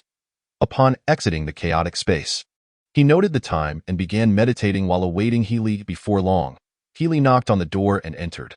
Upon seeing Zhao Qian in meditation, she hesitated to inquire about the spiritual herbs he had purchased but ultimately chose to sit across from him in silence. Zhao Qian, emerging from his meditation, remarked, "Senior sister, your gaze is rather alarming." Healy replied, "I did not wish to disturb your cultivation, so I opted to watch you instead." Zhao Qian instructed, "Close your eyes and relax your mind. I will take you to a place for your treatment." With curious eyes fluttering, Healy asked, "Little rascal, where are you taking me? You wouldn't be trying to take advantage of me, would you?" Zhao Qian, scratching the back of his head playfully, quipped, "Why would I pass up such an opportunity?" Healy blushed deeply, but her beautiful eyes remained fixed on Zhao Qian as she inquired further. Zhao Qian urged, "Senior sister, what are you thinking about daily? Quickly close your eyes. I shall take you for treatment." "Oh." Healy obediently shut her eyes and relaxed her mind, appearing as docile as a little rabbit. Zhao Qian, with a thought, transported Healy into the chaotic space, saying, "You may open your eyes now." Healy slowly opened her eyes, taking in her surroundings. The environment was breathtakingly beautiful, with distant mountains, dense forests, and a gently flowing stream that brought forth tranquility and comfort. Occasionally, the sounds of mystical beasts echoed from the depths of the mountains. The sky was dominated by a solitary blazing sun-like orb. Yet the spiritual energy here was exponentially more abundant than in other places. Healy inquired, "Little rascal, where is this place? I do not recall ever being here. Is it far from our sect?" Zhao Qian replied, "Senior sister, do not concern yourself with where this is. Simply know that you have come here for your treatment." Upon hearing this, Healy obediently stated, "Oh, little rascal, I won't ask any further. Please proceed with my treatment." Zhao Qian explained, "It is not yet time. Your treatment must occur at midnight, when the yin energy is at its peak, ensuring greater efficacy. You may venture into the mountains to hunt some mystical beasts for roasting while I concoct a batch of pills to assist with your ailment." Healy agreed and ventured deeper into the mountains, while Zhao Qian retrieved the Qinkuan cauldron, arranging the spiritual herbs meticulously. Once the cauldron was ignited, he added the herbs, and within half an hour, a rich medicinal aroma wafted through the air. Zhao Qian performed a hand gesture to channel his spiritual energy and struck the cauldron with one hand. With a low shout, 3 pills soared from the cauldron, swirling in Zhao Qian's hand. This spectacle caught Healy's attention upon her return from hunting, and her eyes widened in astonishment. She had known Zhao Qian could refine pills but had never witnessed it firsthand. Today, seeing him refine pills with such grace and fluidity was utterly captivating. Zhao Qian turned to her and inquired, "What is it? Why do you stand there staring? Hurry and roast the mystical beasts." "I am famished," Healy snapped out of her daze and replied, Right, I am coming." Zhao Qian cleaned the mystical beasts, set them over the fire, and began roasting them. After a while, the meat sizzled to a golden hue, the juices dripping onto the flames, creating a crackling sound and wafting delightful aromas into the air, enticing Healy, who couldn't help but swallow repeatedly. Zhao Qian then sprinkled seasoning over the roasted meat. Before long, he called out, "Senior sister, you may taste the roast now." Healy eagerly replied, "All right, I shall first see how my son-in-law's roasting skills fare." With that, she sliced off a piece of the meat and savored it slowly. "Wow, little rascal, where did you learn to roast like this? It's simply divine." Zhao Qian chuckled. "I'm glad you enjoy it. I do. Little rascal, from now on, I shall only eat your roasts," Healy exclaimed as they shared laughter and conversation while feasting until both were fully satisfied. Zhao Qian waved his hand, calling out, "Xiaobai, you're awake. Why don't you come and enjoy some roast?" Upon hearing Zhao Qian, Healy assumed there were more guests and searched around. A flash of white light revealed a small white cat sitting at Zhao Chen's feet. "Oh, what a beautiful little kitty. Come here so I can hold you." Healy beckoned to Xiaobai. Xiaobai looked up at Zhao Chen and asked, "Young master, who is this sister?" Zhao Chen replied, "She is my senior sister. There is no need to worry. She is one of us, and you can play with her." Xiaobai tilted its head and inquired, "One of us? Is she perhaps the lady master?" Zhao Chen responded, "You can just call her sister. Hurry over and let her hold you. She adores you." Healy embraced Xiaobai, stroking its fur, which felt as smooth as white satin, causing her to giggle joyfully. Xiaobai devoured the mystical beast meat, commenting, "Young master, your roasting skills have improved significantly." After a while, Xiaobai rubbed its round belly and said, "Young master, I'm full now. I'm off to sleep." With that, it vanished in a flash of white light, leaving Healy in a state of astonishment. Healy inquired, "Where has that little color-skinned cat gone? How many secrets do you still hold that I am unaware of?" Zhao Chen replied, "There are no secrets to speak of." Healy, still skeptical and wishing to say more, found her complexion paling, her expression reflecting a hint of pain. Zhao Chen remarked, "It is not yet midnight, and you are already succumbing. It seems that if you do not awaken your physique in a timely manner, the coming months will be quite arduous for you." Healy, in pain, could only nod in acquiescence. As a white mist began to envelop her visage, her countenance becoming increasingly frosty. Zhao Chun, noticing her hand had grown stiff with cold, gently touched it, observing the thin layer of frost forming on her face and body. Without hesitation, he conjured a stream of spiritual energy to envelop Healy and swiftly made his way deeper into the mountains. At the edge of the cold pond, he carefully set Healy down, noting that it was still not midnight. With a wave of his hand, he cast a spell, placing his palm against her back, channeling spiritual energy into her being. Healy emitted a pained groan. Chapter 69. Blossoming again at the stroke of midnight, Zhao Chun stripped Healy of her garments, revealing her curvaceous form before him. He beheld her skin, pale as jade, her figure slender and graceful, her bosom ample and fair, causing his blood to surge. He pondered why he had not taken the time to appreciate her beauty during their earlier encounter at the cold pond. Swallowing hard, he hastily closed his eyes to regain his composure. Slowly reopening them, he laid Healy down and retrieved a leather pouch from his storage bag, unveiling rows of silver needles of various lengths and thicknesses. An assortment he had acquired from the market for acupuncture. Zhao Chan swiftly inserted the silver needles into Healy's body according to the acupoints, and within a few breaths, 36 needles adorned her. He then infused each needle with spiritual energy, and as he did so, the thin layer of ice surrounding Healy began to dissipate, replaced by a delicate veil of mist. With a long exhale of relief, Zhao Chen retrieved a newly concocted pill from a jade vial. Healy had already succumbed to unconsciousness, her teeth clenched. Even if he placed the pill in her mouth, she would be unable to absorb its potency. Zhao Chun consumed the pill himself, feeling it dissolve instantly, and then positioned his mouth against Healy's lips, gently administering the potion into her. After a while, the icy layer enveloping her completely melted away, leaving a shroud of mist swirling around her form. Zhao Chun then placed 500 spirit stones in a small gathering formation, pressing his palm against Healy, channeling streams of spiritual energy into her body. Time passed, and eventually, Healy awoke, sensing a distinct difference within her. Her meridians flowed smoothly, and she felt an overwhelming surge of energy within her, as if it were about to burst forth. When she glanced at Zhao Chun, his eyes were slightly squinted, his complexion pale, and his handsome features bore the signs of exhaustion. Healy understood that it was Zhao Chun who had awakened her physique and infused her with energy. Her beautiful eyes glistened with emotion as she tightly embraced Zhao Chun. This embrace roused Zhao Chun from his thoughts, and their gazes met. "Sister, you are awake. Are you all right?"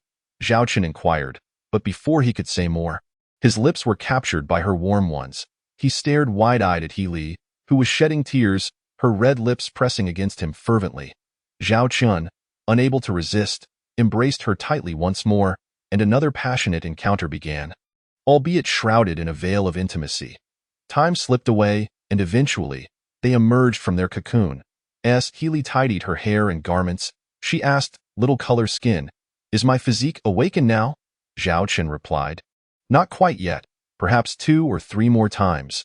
Upon hearing this, Healy playfully tugged at Zhao Qin's ear, exclaiming, "Are you trying to take advantage of me?" Zhao Qin, nursing his sore ear, murmured, "How could I dare? It is you who is taking advantage of me." Healy, having overheard, twisted his ear again, demanding, "Say that again." Zhao Qin, in a plea for mercy, conceded, "Sister, I was wronged and I won't dare again." Only then did Healy release her grip, stating, "Little color skin, be honest from now on, or I shall inform my father." With that, she gently caressed Zhao Qin's ear, asking, "Does it hurt, little color skin?" Zhao Qin, at a loss for words, paused before responding, "Sister, your awakening of the physique is quite late. It may require 1 or 2 additional awakenings for it to fully manifest. Otherwise, another episode could be even more perilous." This time, Healy refrained from twisting Zhao Qin's ear, simply replying, "I will heed your advice." Little color-skinned, as they conversed, Healy felt the pressure of her breakthrough overwhelming her, and she immediately sat cross-legged to commence her ascension. Utilizing her technique, her true energy circulated within her organs, and her essence surged through her meridians, causing her body to feel inflated. With determination, she channeled her power, exclaiming, "Breakthrough, bang!" Healy's cultivation level surged from the 3rd stage of the golden core to the 4th. Zhao Qin remained by her side, guarding her as she traversed this chaotic realm, wary of any disturbances that might disrupt her breakthrough. Moments later, Healy finally opened her eyes, her beautiful gaze fixed intently on Zhao Qin. "Little color skin, how is it that I achieved this breakthrough while with you?" Zhao Qin replied, "Sister, it is wonderful that you have succeeded." What Healy did not realize was that during their earlier encounter, Zhao Qin had employed a secret technique of dual cultivation. Thus, her rapid advancement had been facilitated. Zhao Qin had just reached a minor breakthrough himself, transitioning from the 9th level of foundation building to its pinnacle. Knowledge Healy was unaware of. Whispering the details into her ear, Healy's cheeks flushed as she asked, "Is this truly the case, little color skin?" Zhao Qin affirmed, "Would I deceive you, sister?" Healy inquired, "Why did you not employ this dual cultivation technique before?" Zhao Qin answered, "It is not too late now." Healy playfully reached for Zhao Qin's ear, prompting him to laugh heartily and flee.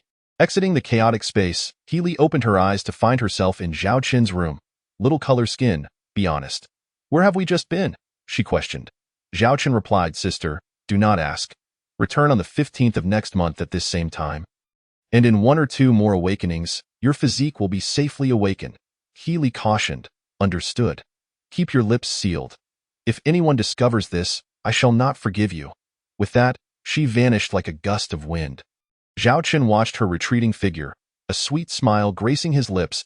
Healy's departure was witnessed from a distance by Tang Yin and Zhou Qian, who, though unable to hear their conversation, discerned much from their expressions. Originally, Tang Yin had come to seek Zhao Qian with joy, but upon witnessing this scene, her spirits dampened, her complexion paling as she turned to leave, oblivious to Zhou Qian's calls. Zhou Qian, shaking her head with a wry smile and a sigh, sought to calm her emotions before placing toiletries before Zhao Qin and turning to depart. Noticing Zhou Qian's change in demeanor, Zhao Qin asked, "What troubles you today? Did someone upset you?" Zhou Qian paused momentarily, replying, "Sister Tang just left." Zhao Qin furrowed his brow, asking, "Oh, did she come for something?" Zhou Qian replied, "I do not know. She looked rather unwell," before exiting the room. Zhao Qin was momentarily taken aback, piecing together that Tang Yin had likely seen Healy leave. However, he had little time to dwell on such matters. His focus lay on how to enhance his strength and how to defeat Lu Da in the upcoming arena competition in 3 months. At that moment, he recalled the leather pouch from Wang Ba's storage bag and decided to examine it for any treasures. Upon opening it, he discovered a treasure map, inscribed with the words 5 Elements Mountain. Chapter 70. He is too extraordinary. Zhao Qin studied the leather map for quite some time, realizing that the 5 Elements Mountain indicated on it was merely a 10-day journey from the sect. Situated in the northeastern direction and approximately aligned with the Treasure Pavilion's branch. This exploration of the secret realm could also serve as an opportunity to visit the Treasure Pavilion's branch for the Alchemist Qualification Assessment. The map marked the presence of high-level demon beasts, marshlands, and miasma zones within the 10,000 Great Mountains. Having taken note of these details, Zhao Qin exited Xiang Peak and arrived at the entrance of the scripture repository. After obtaining his identity token, he entered the 3-story repository, where rows of neatly arranged books awaited. The first floor contained foundational knowledge about cultivation, including explanations of various cultivation resources, spirit herbs, elixirs, formations, and talismans, alongside martial techniques for various spiritual weapons like spears, swords, and halberds. The second floor housed texts on various cultivation methods and martial skills, along with explanations of challenges faced during cultivation. The third floor was dedicated to humanities, geography, and anecdotes, serving as a veritable encyclopedia. Here, Zhao Qin found the map and compared it with the one acquired from Wang Ba. The directional markers were largely consistent, though there were minor discrepancies in detail. Additionally, he discovered an introduction and commentary on 5 Elements Mountain within the anecdote section. It was said that the legendary 5 Elements spirit pearls were sealed within, hence the name.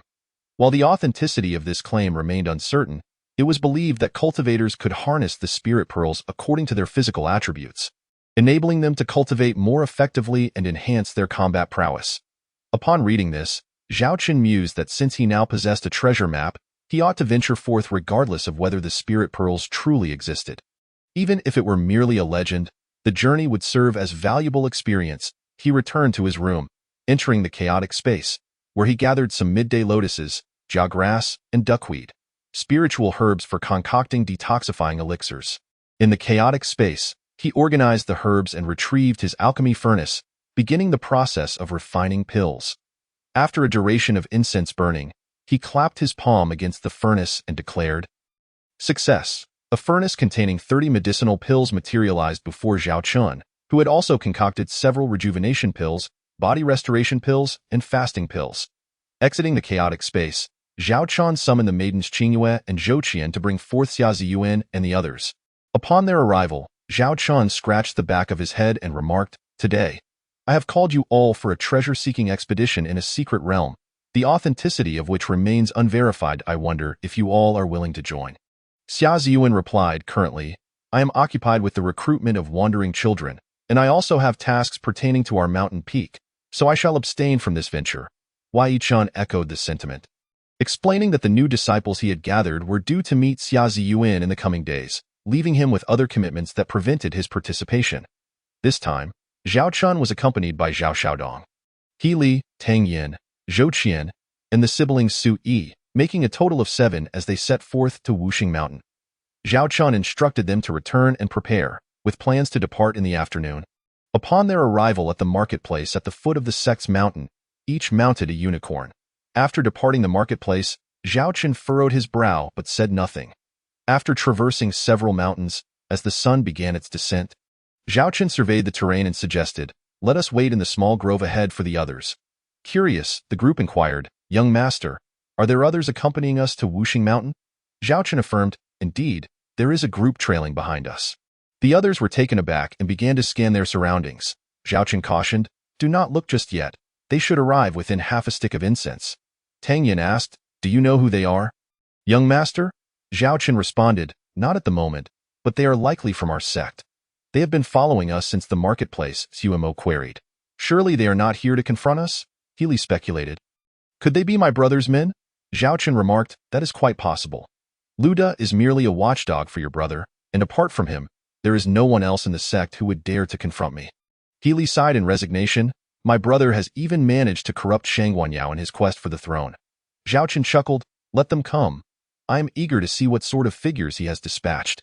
In the small grove, the group dismounted their unicorns, and Zhao Qin returned to a clear area in front of the grove, arranging spirit stones in accordance with the cardinal directions, awaiting the arrival of their guests.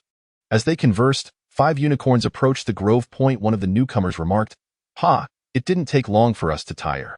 This is good. The sooner we resolve this, the sooner we can return to report." Upon seeing the 5 figures clad in black robes with their faces obscured, Zhao Qin assessed their cultivation levels, 2 at the 7th stage of Golden Core and 3 at the 5th stage. He thought to himself that He Changshao truly was impressive. Should this ambush fail, they might have to send the Peak Master next time. Zhao Qin stepped forward and inquired, "Brothers, what brings you here?" The leader replied, "You have mistaken us, young one. We merely passed by and saw you, and wished to borrow some spirit stones." Zhao Qin brandished the Miedi sword towards the 5, declaring, "If you have the ability, then come and take them." The 5 laughed heartily, taunting, "You, an ant, think you can kill us?" Zhao Xiaodong and the others, wielding their spiritual weapons, positioned themselves behind Zhao Qian and declared, "We are here as well." Healy added, "If you are indeed my brother's subordinates, please return and inform him that in 3 months' time, the young master will challenge Luda. He ought to refrain from causing trouble for Zhao Gongzi during this period." The leader of the black-clad figures laughed mockingly. "Who is your brother? We know nothing of what you speak." He continued, "Today, you few are irrelevant. If you are wise, keep your distance, and I shall deal with this brat and be on my way." Zhao Chen asserted, "You are no match for them. Leave this to me." One of the black-clad men at the 8th stage of Golden Core stepped forward, scoffing, "A mere foundation establishment ant dares to boast. Allow me to send you on your way." With that, he unleashed a torrent of spiritual energy, and a beam of sword light shot forth, curving through the air, piercing directly towards Zhao Chen with a thundering sound. The sword aura fierce and unrelenting. Zhao Chen's eyes sparkled with intensity, and he bellowed, "Come at me!" With the Miet Di sword in hand, he unleashed a terrifying sword intent that pierced through the void. Summoning clouds and thunder, his murderous intent palpable. The two forces collided in a clash akin to a tempest of spiritual energy, erupting between them and sending debris flying in all directions, as the dust settled. Only Zhao Chen remained standing, while the 8th stage black-clad man knelt on the ground, clutching his neck, crimson blood seeping through his fingers, his eyes wide with terror and disbelief, mingling with a sense of unwillingness. All present were rendered speechless, enveloped in a suffocating silence, unable to fathom how a foundation establishment cultivator could vanquish an 8th stage Golden Core practitioner in a single strike. Yet the truth lay before them. Had they not witnessed it with their own eyes, they would not have believed it to be real. At the moment of their confrontation, Zhao Chun had employed the ancient soul refining technique's secret method. Generally, cultivators possessed weaker soul power compared to alchemists, artifact masters, and formation masters. Although Zhao Chun had only just begun to master the second form of the ancient soul refining technique, he was capable of stalling the 8th stage black-clad man's breath for a fraction of a second, allowing him the opportunity to pierce his neck with a single sword strike. The leader was taken aback, unable to believe the outcome, and roared, "Everyone, together! Kill this brat. He is too monstrous." Chapter 71. The Secret Realm of Wuxing Mountain. The remaining 4, each wielding spiritual weapons, charged at Zhao Chun, who shouted, "Xiao Bai, come out and lend a hand." In a flash of white light, a small white cat appeared on Zhao Chen's shoulder. Zhao Chen instructed, "Xiao Bai, keep an eye on them. Not a single one shall escape today." Xiao Bai communicated telepathically, "Rest assured, young master." The 4 black-clad men erupted in laughter upon seeing Zhao Chen summon a small cat, and they charged forward, weapons drawn. Utilizing the escape technique, Zhao Chen's figure flickered, leaving behind an afterimage. As the 4 closed in, they suddenly found themselves bewildered, searching for Zhao Chen, who then appeared behind them, exclaiming, "I am right here." With a swift motion, he swept the Miet Di sword. This strike arrived like lightning, its brilliance dazzling, with runes intertwining in a radiant display, coalescing into a singular force. The 4 men hastily turned to defend against the attack. Bang, bang! The 2 nearest black-clad men staggered back, one of them shrieking in agony. The hand of the black-clad man wielding a long sword was severed, while another was gravely injured. Such was the overwhelming dominance. Such was the monstrous prowess. The leader of the black-clad figures roared, "This little beast must not be spared," and charged at Zhao Chen along with the remaining 2. Zhao Chen formed seals with his hands and stamped his foot. Suddenly, the surrounding spiritual energy surged, and a 5 elements killing formation manifested out of thin air, accompanied by a thunderous roar that seemed to shake the very heavens. The 4 black-clad men stood in stunned silence, feeling an immense and invisible pressure that filled them with astonishment and dread, as if struck by lightning, their hearts racing and completely at a loss. A cry of anguish shattered their stupor. They turned to see one of their own collapse, lifeless, the severed head still bearing a look of disbelief and questioning. He had wanted to say something, but his voice was forever silenced. The remaining 2 black-clad men, one missing an arm, turned to flee upon witnessing Zhao Chen's formidable strength. Bang, bang, bang. All 3 slammed against the formation's barrier, rebounding and spitting blood. Zhao Chen declared, "Since you have come, do not leave." As his words fell, a scream pierced the air. Xiao Bai had bitten through the wrist of one black-clad man, swallowing his hand whole. The remaining black-clad man, his legs giving way, knelt in supplication. "Zhao Shidi, please spare us," Zhao Chen smirked. "Did you not just claim to be from outside the sect?" The man pleaded. "We are disciples of the sect, under He Changshao. It was He Changshao and Sheng Guanyao who sent us to ambush you." Zhao Chen replied, "In that case, there is no need to spare you." With a flick of his wrist, several beams of sword light flashed, leaving marks on their brows, crimson blood streaming down their faces. Each pair of eyes filled with terror, unwillingness, and regret. Zhao Chun dispelled the formation and searched the five for storage bags and spatial rings. Delving into their contents, he discovered a wealth of treasures. Spirit stones numbering in the hundreds of thousands, with the leader possessing over 600,000, alongside numerous medicinal pills and rare materials. Zhao Chen remarked, "You all are quite generous, delivering such fine offerings to me." He distributed the spirit stones evenly among them, but they protested, "We cannot accept this. We did not even lift a finger. These are your spoils." Zhao Chen insisted, "We are all comrades. There is no need for such formality." Thus, he divided the spoils, and the group admired Zhao Chen's character. Tang Yin, cradling Xiaobai in her arms, exclaimed, "Young master, this little cat is simply adorable. Is it your pet?" Zhao Chen replied, "It is family." Xiaobai glanced at Zhao Chen, eyes brimming with satisfaction and pride. After tidying up the remains, they continued their journey. According to the map, they circumvented areas known for high-level beasts, resolving any that crossed their path. As evening approached, Zhao Chen pointed towards a towering mountain. "This should be the great mountain we seek." Venturing into the heart of the mountain, they occasionally encountered other martial artists. Upon inquiry, they learned that these were also treasure seekers. Zhao Chen pondered this revelation. If Wang Ba could possess such a treasure map, it stood to reason that others might also have access to similar maps. After traversing deep into the mountains for half a day, a group of individuals stumbled upon at least a couple of hundred martial artists ahead. Among these warriors, some were solitary, while others congregated in small groups, evidently having arrived together. The arrival of Zhao Chen and his companions attracted the attention of numerous martial artists.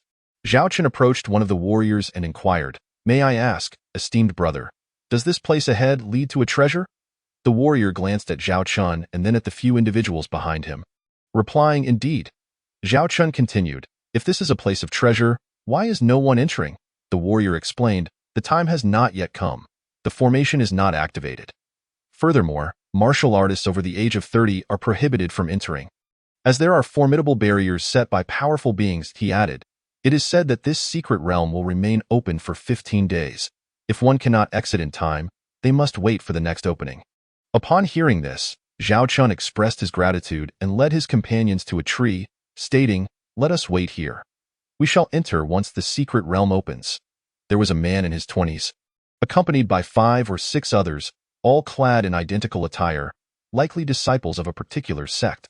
This man had a somewhat lecherous appearance, with narrow eyes exuding a lascivious glint, thin lips, and long hair cascading over his shoulders. He approached Healy and said, "Sister, I am Ri Qinyu, the Inner Gate's chief disciple of the Shindao sect. I would like to team up with a few sisters to enter the secret realm. After all, it is often said that beauty brings calamity." Healy recognized that the Shindao sect was a top-tier power in the reincarnation continent, while the Xinjian sect could only be considered a second-tier force, with the Shindao sect's overall strength far surpassing that of the Xinjian sect. Healy looked at Ri Qinyu and replied, "We have already formed our group. Please seek out others to team with." Ri Qinyu responded, "Is it acceptable if I join your group? Those behind me are merely my followers." Zhao Chen, observing Ri Qinyu's persistent approach, stepped forward and stated, "There is a problem. We do not wish to associate with you." One of Ri Qinyu's followers retorted, "How dare you speak to us like that?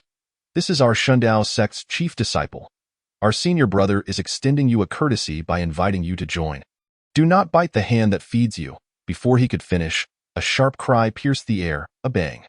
The disciple who had spoken was sent flying several steps back by a resounding slap from Zhao Chen, landing heavily on the ground. Half of his face instantly swelled, and he spat out a mouthful of blood and teeth. Ri Qinyu's expression darkened immediately, and just as he was about to erupt in anger, a voice announced, "The secret realm has opened. Hurry and enter." With a fierce glint in his eyes, Ri Qinyu snorted disdainfully at Zhao Chen, saying, "You are fortunate today. I shall spare you for now, but in the secret realm. I will make you pay. Chapter 72. Werewolf. Upon witnessing the entrance to the secret realm open, Healy urged Zhao Chun and the others to hurry inside. The entrance. Some martial artists in their 30s attempted to blend into the crowd to gain entry. But as soon as they stepped through the threshold, they were repelled by an invisible force, either rendered incapacitated or severely injured. Zhao Qian did not even cast a glance at Ri Qinyu. Instead, he turned to his companions and said, "Let us swiftly enter the secret realm." After saying this, he took the lead toward the entrance. Healy hurried after him, saying, "You shouldn't have offended Ri Qinyu. He is a chief disciple of the Shendao sect, and this may lead to trouble." Zhao Chen replied nonchalantly, "A worthless individual. I would rather deal with him directly than let it slide." As they entered the secret realm, they felt an overwhelming force pulling them in, leaving them dizzy. Once their feet touched the ground and they opened their eyes, they found themselves separated. The vastness of the secret realm meant each person was teleported to different locations. The environment was reminiscent of another world, shrouded in a grayish mist, akin to a chaotic space. Zhao Chun surveyed his surroundings, noting the dense forests and towering trees, reminiscent of a primordial wilderness. He spread his spiritual sense, which was limited to about 30 steps, likely due to some restrictions of the secret realm. Determining a direction, he decided to move that way in search of Healy and the others. As he walked, a sudden roar echoed nearby. He focused his gaze and spotted a first-tier two-headed demon wolf not far ahead. The wolf bared its sharp teeth, extending a long, blood-red tongue, its eyes glimmering with an eerie blue light, exuding a wild and mysterious aura. Curious about the two-headed demon wolf, Zhao Chen noted that most first- and second-tier beasts would typically flee upon seeing him, yet this one remained, fixated on him without any intent to attack. Instead, its gaze was filled with expectation. "Xiao Bai," Zhao Chen called forth his companion. "What do you make of this two-headed demon wolf?" Upon seeing Xiao Bai, the wolf's eyes immediately filled with fear, and it began to retreat. Xiao Bai observed the creature and let out a series of roars. The two-headed demon wolf halted, responding with a few growls of its own. Xiao Bai turned to Zhao Qian and said, "Young master, this two-headed demon wolf is a mutated species. It is still a young pup." Xiao Bai continued, "It harbors no malice towards you. It merely senses a power within you, akin to what I felt at first." "Oh," Zhao Qian replied, intrigued. "Xiao Bai, ask it if it is familiar with this secret realm." Xiao Bai conversed with the two-headed demon wolf again and then turned back, saying, "The wolf is somewhat familiar with the outer areas of the secret realm, but it has never ventured to the core. There are high-level beasts present there." Zhao Chen then asked, "Inquire if the two-headed demon wolf would be willing to guide us through the secret realm." Xiao Bai relayed the message, and the wolf expressed its desire to escape the confines of the secret realm, wishing to explore the outside world. It further stated that it would be willing to acknowledge Zhao Chun as its master if it could be freed. Zhao Chun pondered, "I already have you. I cannot take on another battle pet. I will help it find a suitable owner instead." Xiao Bai communicated this to the two-headed demon wolf, which in turn approached Zhao Qian, nuzzling against his leg with its head and wagging its tail. Zhao Qian knelt and patted the wolf's head, saying, "Very well. For now, follow Xiao Bai. Once you find a suitable master, you may acknowledge them. I shall call you War Wolf for now, and your future master can rename you." The two-headed demon wolf continued to rub against Zhao Qian's legs, letting out low growls of approval. Xiao Bai announced, "Young master, the two-headed demon wolf agrees with this name." Zhao Qian then inquired, "War Wolf, do you know if there are treasures within the secret realm?" The wolf growled and promptly dashed off in a particular direction. Xiao Bai remarked, "Young master, let us follow War Wolf. It is leading us to treasure." War Wolf bounded ahead. It growled, and Xiao Bai added, "It intends to take us to a centipede that frequently bullies it. There is a spiritual treasure near the centipede." Zhao Chun shook his head, contemplating, "This little creature is leading us on a treasure hunt while also seeking revenge. Since I have taken it in, I might as well help it resolve this grievance." While traversing, War Wolf suddenly halted, growling incessantly. Xiao Bai warned, "This is the lair of the centipede. Young master, be cautious." Zhao Chen replied, "Let us see what kind of centipede it is." At that moment, War Wolf let out a series of roars toward a cave. Afterward, it retreated several paces, its gaze fixed on the cave entrance. Suddenly, a cloud of black mist billowed from within the cave, causing War Wolf to crouch low and back away cautiously. Observing this, Zhao Qin ordered, "Everyone step back. Its toxins are too potent. I shall handle it with that." He swallowed a detoxifying pill. Emerging from the cave was a centipede approximately 10 feet long. Flat and sleek.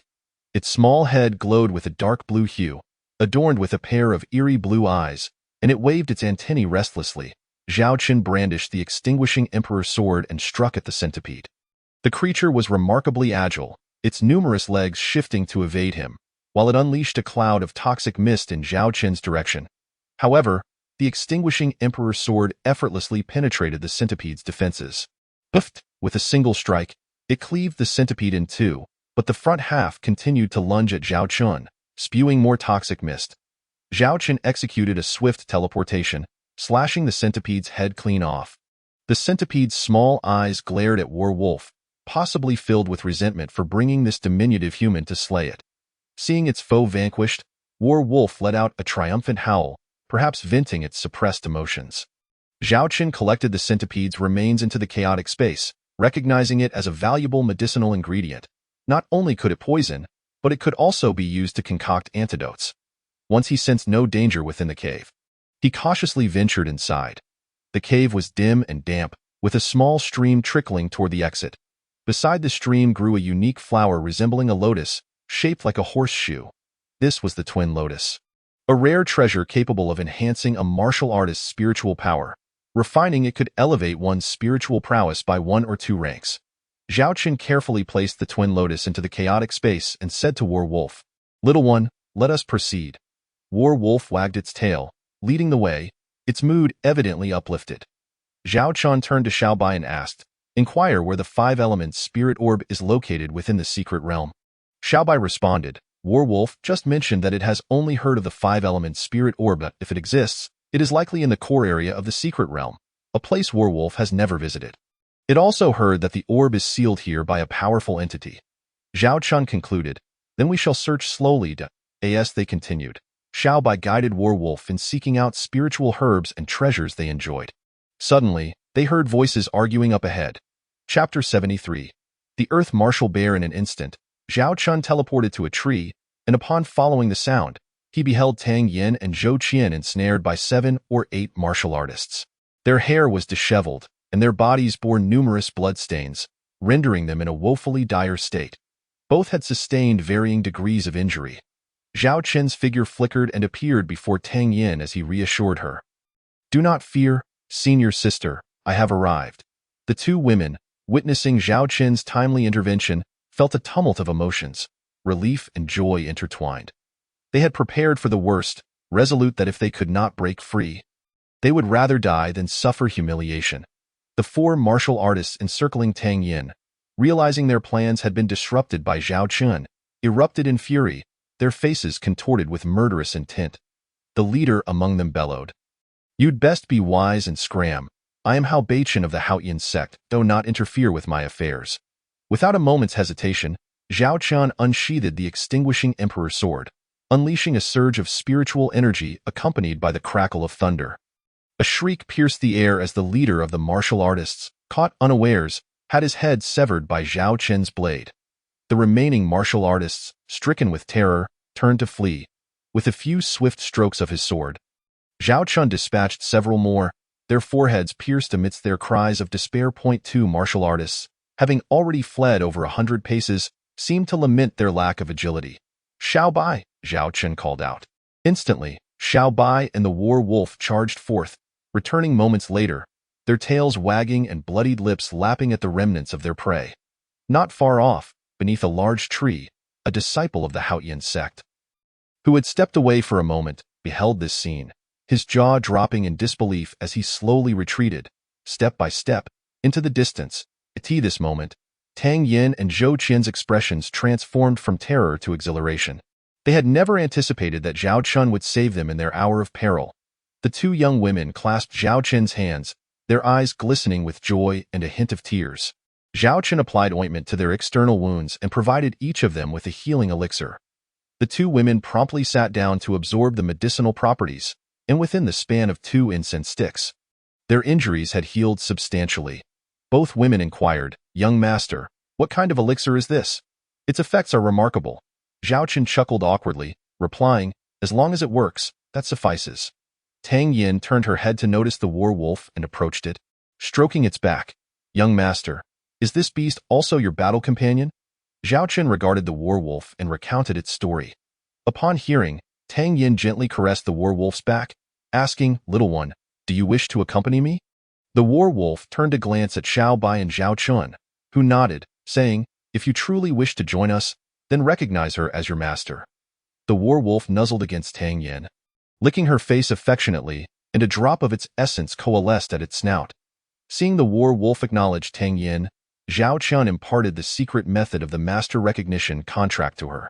Following the method, Tang Yin absorbed the war wolf's essence into her spiritual sea, completing the contract, thus allowing them to communicate telepathically. Overjoyed, Tang Yan's eyes brimmed with tears of excitement and exhilaration. Earlier, witnessing He Li and Zhao Chen's interaction, she had returned to her room, her heart a tumult of emotions. Yet, the thought that she was Zhao Chen's fiancée eased her mind. She had learned from her father that Zhao Chun was extraordinarily gifted. Thankfully, during the last grand competition among the four great families, her engagement had not been rescinded. Otherwise, she would not be by his side now. Moreover, with a talent like his, it was inconceivable that he would lack female companions in the future. This realization brought her a sense of relief. Now, with Zhao Chun gifting her a battle companion, it signified his affection for her. Thus, acquiring the war wolf felt like receiving Zhao Chen's affirmation of her worth. Zhou Qian, observing from the side, was filled with envy. Zhao Chen smiled and remarked, "Next time we encounter a spirited beast, I shall procure a battle companion for you as well." Zhou Qian's eyes sparkled with joy as she asked, "Really, young master?" Zhao Chen nodded, affirming, "Indeed, it is true." He then commanded, "Let us cleanse the battlefield." Xiao Bai and the warwolf assisted, retrieving the storage bags of the two fleeing Haoyan sect disciples. Zhao Chun divided the storage bags into 3 portions, declaring, "These bags are for your cultivation. They are gifts from our adversaries." Understanding Zhao Chen's character, Tang Yin and Zhou Qian accepted the bags without hesitation. Zhao Chen inquired, "How did you two end up together?" "Do you know where the others are?" Tang Yin explained, "We were transported not far apart and soon met. We intended to search for you, but encountered the Haoyan sect members along the way." Zhao Chen replied, "Very well, let us proceed in search of them." With that, he led the way in a chosen direction, Xiao Bai leaping onto Zhao Chen's shoulder. The war wolf stayed by Tang Yan's side, occasionally growling softly at Xiao Bai, as the two beasts engaged in lively conversation, much to Zhou Qian's envy. As they journeyed, they collected numerous spiritual herbs and treasures, with Xiao Bai's keen sense guiding them to valuable finds. Zhao Chun was elated to discover Xiao Bai's ability, realizing that future treasure hunts would be considerably more efficient. Xiao Bai and the warwolf consumed any spiritual herbs they fancied, while the trio continued their quest for treasures and for He Li. Suddenly, they heard a thunderous roar, sensing a disturbance ahead. Zhao Chen swiftly pursued the source of the energy fluctuation. Upon reaching a tree, they observed a skirmish, a group of 5 martial artists facing off against another group of 4 female martial artists. They appeared to be from different factions, confronting a formidable 6th-tier earth martial bear. The bear, immense as a small mountain, boasted a dense coat that shimmered like golden waves in the sunlight. Its eyes gleamed with intelligence, and its broad nose seemed to sniff out every corner of the world. The martial artists opposing the earth martial bear were already injured, and the bear's massive paws danced menacingly as it let out low growls. In a sudden charge, the earth martial bear lunged into the midst of the 5 warriors, swinging its left paw and distorting the air around it. Sand and stones flew as trees rustled violently. One martial artist, caught off guard, was obliterated in a shower of blood. The combined attacks from the two groups barely fazed the earth martial bear. Its defenses remained unbroken in an instant. Another martial artist was seized and torn to shreds. Zhao Chen asked Tang Yin to identify the factions of the martial artists based on their attire. She replied, "The 4 female martial artists nearby seem to be disciples of the Wuzhizong. The remaining 3 appear to belong to the Jinglei Hall." She then added, "Young master, if we can assist them, we should." Zhao Chun, recognizing Tang Yan's compassionate nature, sighed inwardly. While kindness is admirable, it does not always serve one well in the martial path. Chapter 74. The Xuanjia Overlord Crocodile. Though Zhao Chun contemplated the risks, he ultimately decided to lend a hand.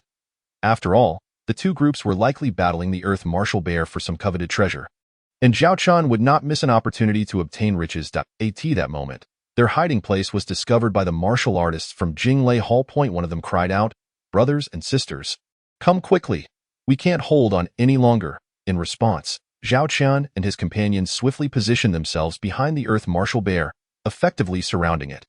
Without hesitation, Zhao Chun charged at the bear, wielding the extinguishing Emperor's sword with a swift stroke. The blade shimmered like lightning, cleaving through the air and tearing a rift in space itself. Unexpectedly, the Earth Martial Bear was caught off guard by Zhao Chun's speed and precision. Before it could react, Zhao Chun's sword struck its back, penetrating its defenses and leaving a gaping wound, blood spraying forth. Roaring in pain, the Earth Martial Bear lashed out with a mighty paw, its strike tearing through the air towards Zhao Chun. In a flash, Zhao Chun executed a swift movement, leaving only an afterimage in his wake, as he thrust the extinguishing Emperor's sword forward. The blade shot forth, piercing through the air with a resounding whoosh. Zhao Chun's strike found its mark on the bear's leg, further humiliating the creature as it suffered blow after blow. The bear, wounded on its back and leg, began to lose momentum, with a glint of determination in his eyes. Zhao Chun seized the opportunity and swung his sword once more, unleashing a wave of spiritual energy that threatened to obliterate everything in its path. Aiming for the bear's neck, the blade sliced through, leaving a deep gash from which blood gushed forth, as the bear clutched its neck with one paw while the other sought to retaliate against Zhao Chun. In a swift maneuver, Zhao Chun darted forward again, plunging his sword into the bear's other leg. With its neck bleeding profusely, the Earth Martial Bear was unable to stem the flow of life's essence. In a matter of moments, the mighty creature collapsed. Defeated, its eyes filled with rage and disbelief at its unexpected demise at the hands of a mere human. Zhao Chun approached the fallen bear, delivering a final blow to its head and retrieving a fist-sized beast core. Placing it into his storage, the other martial artists cautiously approached, still reeling from shock. 4 of the female warriors stepped forward, clasping their fists in gratitude. "We are disciples of the Wuzhizong. My name is Luo Shihan. Thank you, senior brother, for saving us. Otherwise, we would have perished here today. Just moments ago, 2 of our junior sisters fell victim to this beast." At that moment, the 3 leaders expressed their gratitude, saying, "Thank you for saving our lives. We are disciples of the Thunder Palace. I am Danwu Luo. Just now, 3 of our fellow disciples perished." After speaking, he discreetly glanced at Zhao Chun's storage bag, his eyes glinting with greed. Zhao Chun, noticing this, chose to ignore him and merely waved his hand, stating it was nothing, just a small effort. He then inquired of the group, "How did you come to engage in battle with this beast?" With a sigh, the disciples of the Thunder Palace lamented that they had discovered a precious spiritual herb, only to encounter a formidable guardian beast that had claimed the lives of several of their comrades. At this juncture, Luo Shihan interjected, "Originally, it was Danwu Luo who targeted them. Fortunately, this senior brother saved our lives. You may take that spiritual herb as a token of our gratitude." Zhao Chun regarded Luo Shihan with a discerning eye. Noting her remarkable ability to consider gratitude even in the presence of treasures, such individuals are indeed rare. Meanwhile, Danwu Luo, feeling exposed by Luo Shihan's words, coughed awkwardly and conceded, "Yes, senior brother, please take the herb." A fleeting flash of resentment flickered in his gaze. Zhao Chun, feigning ignorance, understood that Danwu Luo begrudged him the spiritual herb. Casting his gaze towards a nearby cave, Zhao Chun spotted a spiritual herb growing at its entrance. Holy Soul Grass. This herb possesses the ability to awaken souls and is a celestial-grade herb, useful for concocting elixirs for resurrection and healing. Zhao Chun remarked, "Then I must thank you, junior sister and brother." He stepped forward to harvest the Holy Soul Grass and place it into his storage bag, while Danwu Luo's eyes remained fixated on Zhao Chun's bag, filled with envy and malice. Zhao Chun stated, "I shall take this herb, we shall depart together. Any other spiritual herbs or treasures you find, you may keep." Luo Shihan expressed her gratitude, observing, "Thank you for your kindness, senior brother. Judging by your attire, you must be from the Xinyuan sword sect. May I inquire your name?" Zhao Chun replied, "I am Zhao Chun, a servant disciple of the Xinyuan sword sect." Luo Shihan was taken aback, pondering the prowess of even the servant disciples of the Xinyuan sword sect. She quickly added, "Brother Zhao, we must seek out other junior sisters, so we shall take our leave." With that, She led her companions away. Duan Wulua, now alone with Zhao Qian and two maidens, could not suppress a sinister smile. Suggesting, Brother Zhao, shall we venture forth together? Zhao Qian scrutinized Duan Wulua, asking, are you aware of any treasures nearby, Brother Duan? Duan Wulua replied, not far ahead lies a treasure, but it is guarded by a beast. Would you care to take a look, Brother Zhao? Zhao Qian, already aware of Duan Wulua's ulterior motives, discerned his gaze lingering on Tang Yin and the other maiden, realizing that Duan Wulua harbored ill intentions. Nonetheless, Zhao Qian was unperturbed and curious about what Duan Wulua planned. Very well, Brother Duan, lead the way. Let us see what we can find. Beside a small lake lay a formidable black-armored overlord crocodile, its massive body clad in thick, impenetrable scales, exuding an aura of danger. Behind the crocodile, in the stream, blossomed a resplendent seven-color lotus. Brother Zhao, Duan Wulua said, your strength is commendable. Please distract the black-armored overlord crocodile while I collect the seven-color lotus. Certainly, Brother Duan. Exercise caution while harvesting that lotus, Zhao Qian cautioned. Duan Wulua smirked, rest assured, Brother Zhao. With the Emperor's sword in hand, Zhao Qian lunged at the crocodile, the sword radiating with spiritual energy, slicing through the air with explosive force. The black-armored overlord crocodile opened its jaws, revealing its razor-sharp teeth glinting ominously in a flash. It lunged at Zhao Qian's calf, but he swiftly retreated. That moment, two other black-armored overlord crocodiles, lying in ambush in the grass, swiftly blocked his escape, encircling him. Zhao Qian, alarmed, shouted, Brother Duan, help me! Duan Wulua erupted in laughter, taunting, you shall serve as a snack for the black-armored overlord crocodile. You had no business taking my holy soul grass and the earth-moving beast's demon core. He continued, die. The spiritual herb and your two lovely companions are mine. In truth, Duan Wulua had previously encountered 3 black-armored overlord crocodiles, losing 2 fellow disciples in the battle. Chapter 75. The Imperial Palace. Duan Wulua assessed the black-armored overlord crocodiles, realizing they were beyond his capability to confront, and he could only retreat with his companions. Having just witnessed Zhao Qian save several of them, and feeling resentful over Zhao Qian's acquisition of the earth-moving beast's demon core, he was seething with discontent. Once Luo Shihan and her companions had departed, Duan Wulua's mind turned to the black-armored overlord crocodiles. He schemed to ensnare Zhao Qian with the beasts while he plucked the 7-color lotus.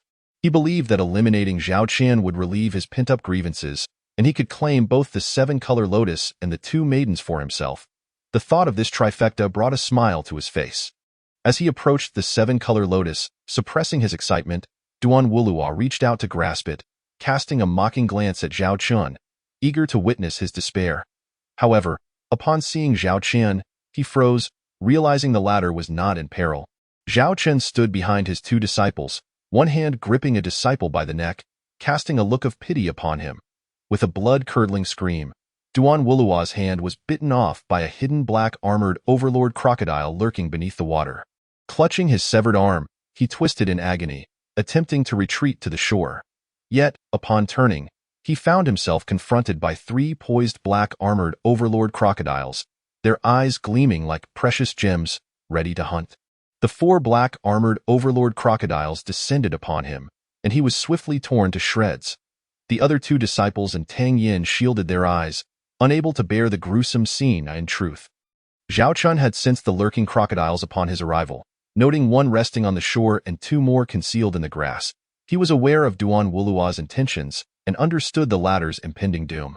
Zhao Qian released his grip on Duan Wulua's disciples, who fell to their knees, trembling in fear. Spare us, senior brother. This was all Duan Wulua's idea. Please show us mercy, they pleaded, bowing repeatedly. Zhao Qian replied, you may rise. Your brother Duan brought this upon himself. He cannot blame anyone else. You are free to go. The 2, having witnessed everything, expressed their gratitude, saying, thank you, Brother Zhao. We shall report the truth to our sect. They departed. Bowing in appreciation, Tang Yin remarked, young master, we shall forego the 7-color lotus. Let us leave. Zhao Qian understood her concern for his safety and responded, sister, fear not. How could I abandon such a treasure? You may observe from the sidelines. The black-armored overlord crocodiles have the advantage in the water. I must provoke them to come ashore if I am to slay them and seize the seven-color lotus. With that, Zhao Qin channeled the power of the stars. Swinging the emperor's sword with overwhelming force, interwoven with thunderous light and intricate patterns, in an instant, he cleaved one black-armored overlord crocodile in two, red and white flesh splattering the stream. The remaining three, enraged, scrambled onto the shore, encircling Zhao Qian and baring their razor-sharp teeth, in the water. The black-armored overlord crocodiles held the advantage. On land, Zhao Qian was dominant. Within mere moments, he dispatched the three beasts. Claiming their demon cores, he also preserved their hides, teeth, and claws, valuable materials for crafting. Zhao Qian then carefully harvested the seven-color lotus, storing it in his chaotic space to cultivate in his spiritual herb garden. This lotus could enhance the cultivation of martial artists below the golden core stage, which would be essential for the children he planned to summon. Alongside Tang Yin and Zhou Qian, with their two beasts, Zhao Qian journeyed deeper into the secret realm, following the map's indications. As they rounded a mountain peak, they beheld a grand palace, where a gathering of 1 to 200 martial artists had amassed. With more arriving continuously, Zhao Qian and his companions navigated through the crowds, aiming to get closer to the palace, the locus of activity, where information would be most readily available. Little color, young master, we are here. Upon hearing the familiar voices, Zhao Qian looked over to see Healy, Su Imo, Su Yi, and Zhao Xiaodong waving at them. Upon reuniting, the girls joyfully embraced, weeping tears of joy as they recounted their journeys since arriving in the secret realm. The most perilous among them was Healy, who, upon being transported, found herself utterly disoriented. She wandered alone for an entire day without encountering a single soul. While washing by the riverbank, she was relentlessly pursued by a sixth-tier demon beast for half a day, narrowly escaping several life-threatening situations. Finally shaking off her pursuer, she then encountered her nemesis, a disciple from the He Huan sect, leading to a chaotic chase filled with combat. When her spiritual energy was nearly depleted, she stumbled upon Su Yi and Zhao Xiaodong. In contrast, Su Imo had considerably better fortune. She had gathered numerous spiritual herbs throughout the secret realm and even encountered Luo Shihan. Luo Shihan informed Su Imo that Zhao Qian had saved her and several of her junior sisters. Together, Luo Shihan and Su Imo made their way to the square, where they fortuitously encountered Healy and her companions. As well as several disciples from the Xianjian sect, Su Imo conveyed to Zhao Qian that Sister Luo is truly wonderful. She keeps praising you, saying how great you are. She has gone off to find her fellow disciples and will be here shortly. Sumo's words drew the attention of Healy and Zhao Xiaodong, who gazed intently at Zhao Qian. This made Zhao Qian, feeling somewhat awkward, clear his throat and inquire, "What is the current situation in this palace? Why are so many people gathered here?" Zhao Xiaodong replied, "It is said that this is the secret realm of an emperor, containing the emperor's legacy and his 5 elemental spirit pearls. The palace is protected by formations set by the emperor himself. Although the power of the formations has waned over time, they are not something we can breach easily at present," he continued. "Currently, all major forces are convening to discuss matters, and some of our senior brothers from the Xianjian sect are participating in the meeting, deliberating on sending individuals to break the formations." Chapter 76. Breaking the formation. Upon hearing Zhao Xiaodong's words, Zhao Qian turned to gaze at the palace, observing a shimmering light curtain adorned with intertwining runes, exuding an aura that was both mysterious and ancient. Zhao Xiaodong remarked, "The array masters from the various sects should be arriving shortly." At that moment, a chilling voice cut through the air. "Kid, are you Zhao Qian?"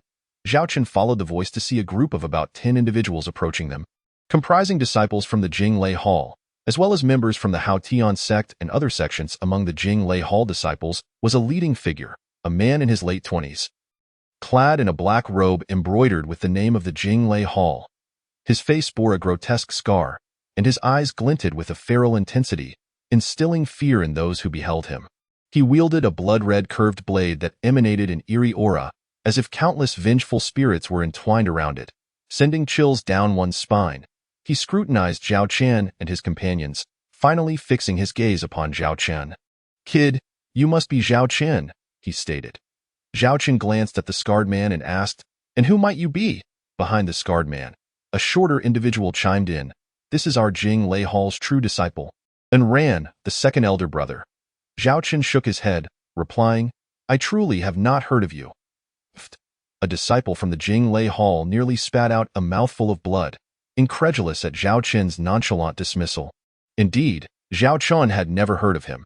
Having come from a small place called Qingshan City, he had not ventured far since joining the Xianjian sect.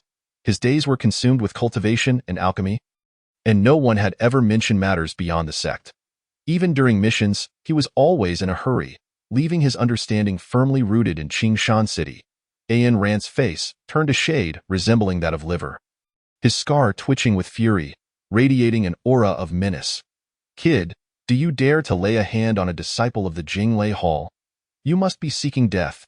Upon hearing Ayan Ran's words, Zhao Qin glanced at the two disciples behind him, realizing they were the same two he had previously released.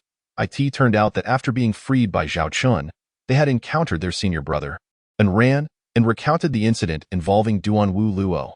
When Ayan Ran learned that Zhao Qin possessed a high-grade sword and was accompanied by two beautiful companions, his body filled with a sense of weakness.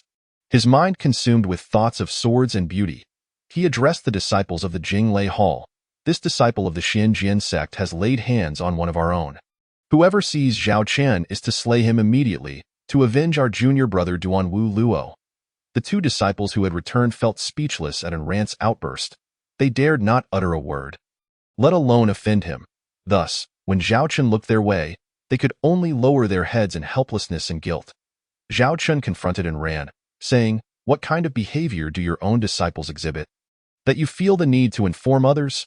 Ayan Ran, infuriated, his eyes flashing with cold light, summoned his long blade, channeling his spiritual power, preparing to strike Zhao Qin.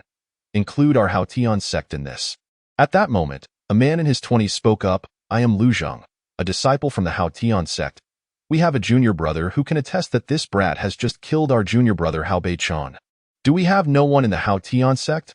a bystander remarked. "This person is formidable. He has slain so many within the secret realm, and they include disciples from two sections," another added.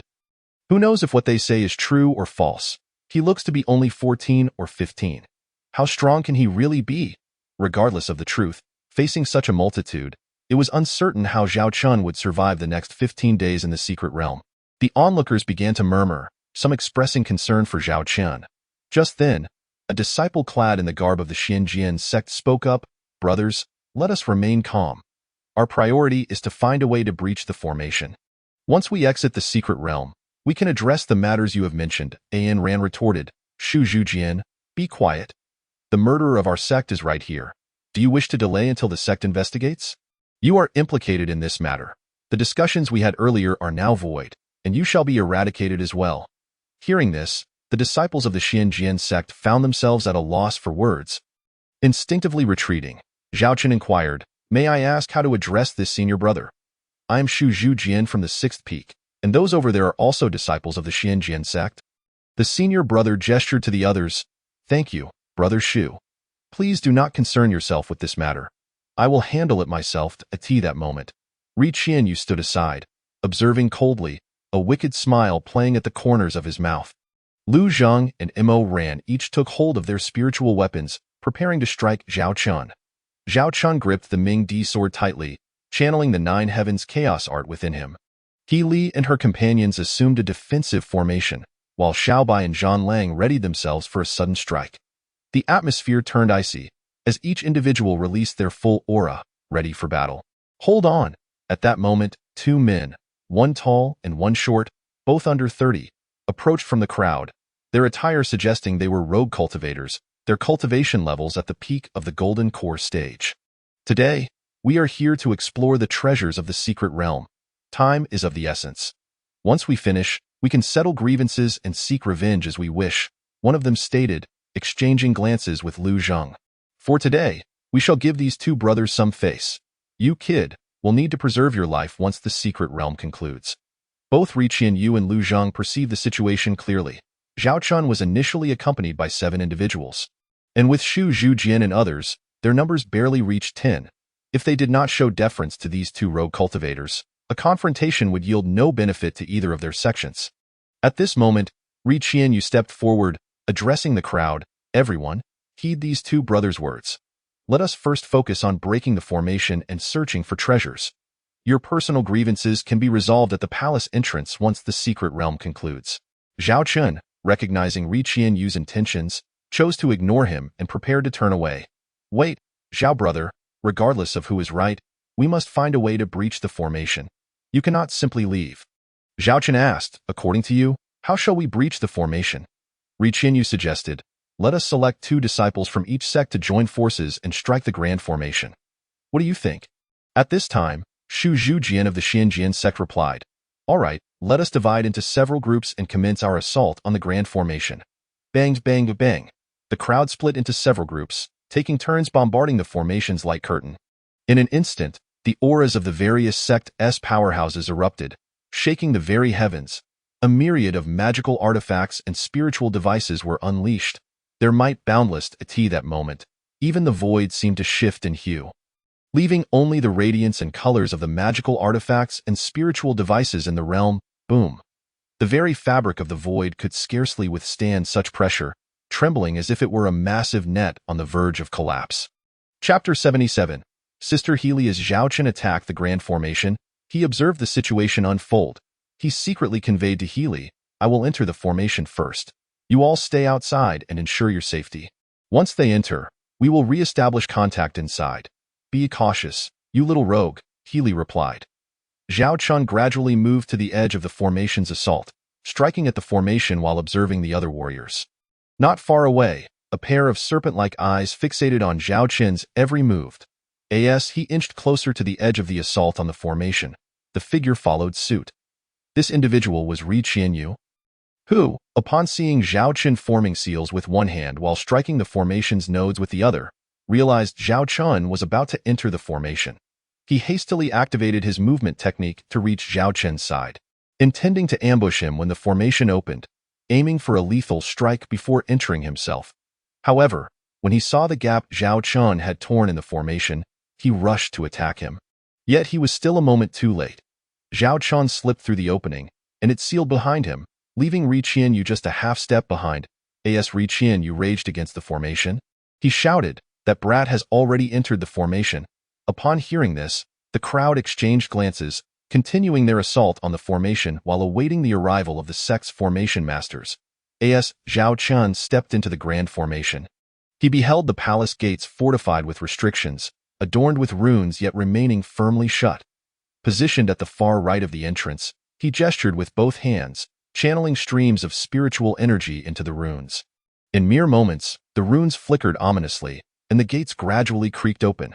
Zhao Chun entered, the gates closing slowly behind him. Upon glancing around the main hall, he noticed a high platform adorned with an offering table. Upon it rested 3 jade boxes, but Zhao Chun refrained from seizing them immediately. He observed that all 3 boxes were imbued with protective runes, and he was wary of falling victim to their traps. Scanning the sides of the hall, he spotted 2 side chambers, and without hesitation, he ventured into one inside. He discovered 4 chests. With a simple wave of his hand, 2 of the chests sprang open, and his eyes widened in astonishment. Fortune smiled upon him.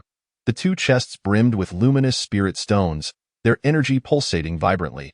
Each chest contained no less than 30 million spirit stones, alongside mid-grade spiritual artifacts. Without a second thought, Zhao Chun whisked both chests, along with their contents, into his chaotic space. As he prepared to open the remaining chests, he found them filled with martial techniques, secret treasures, and various cultivation herbs and elixirs, all of which he swiftly collected into his chaotic space.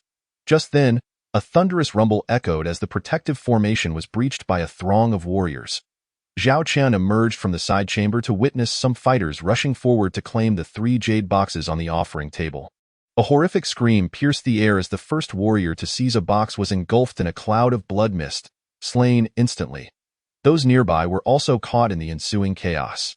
Another box contained a jade tablet, likely a martial technique or similar item. However, before the warrior could secure the tablet, another struck, severing his wrist and causing crimson blood to flow profusely. Amidst the frenzy, the other jade box was also being fought over. Warriors poured in and out of the side chambers, embroiled in fierce combat. The hall erupted with the sounds of clashing blades and the sparks of battle. As Zhao Chun turned to seek out He Li and the others, he suddenly sensed the looming threat of death.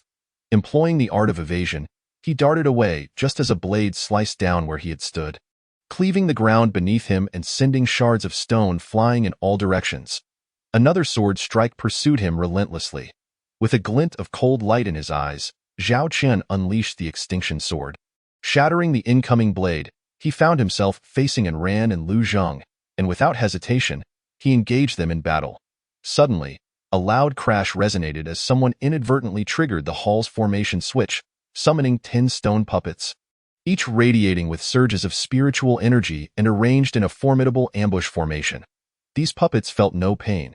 Even if defeated, they could reassemble and continue fighting. Moreover, the puppets were fortified with formation enhancements, indicating that the warriors would pay a hefty price to overcome them. Zhao Qian had no desire to linger in conflict with Ran and Lu Zhang, so he deftly maneuvered through the formation, swiftly distancing himself from the two.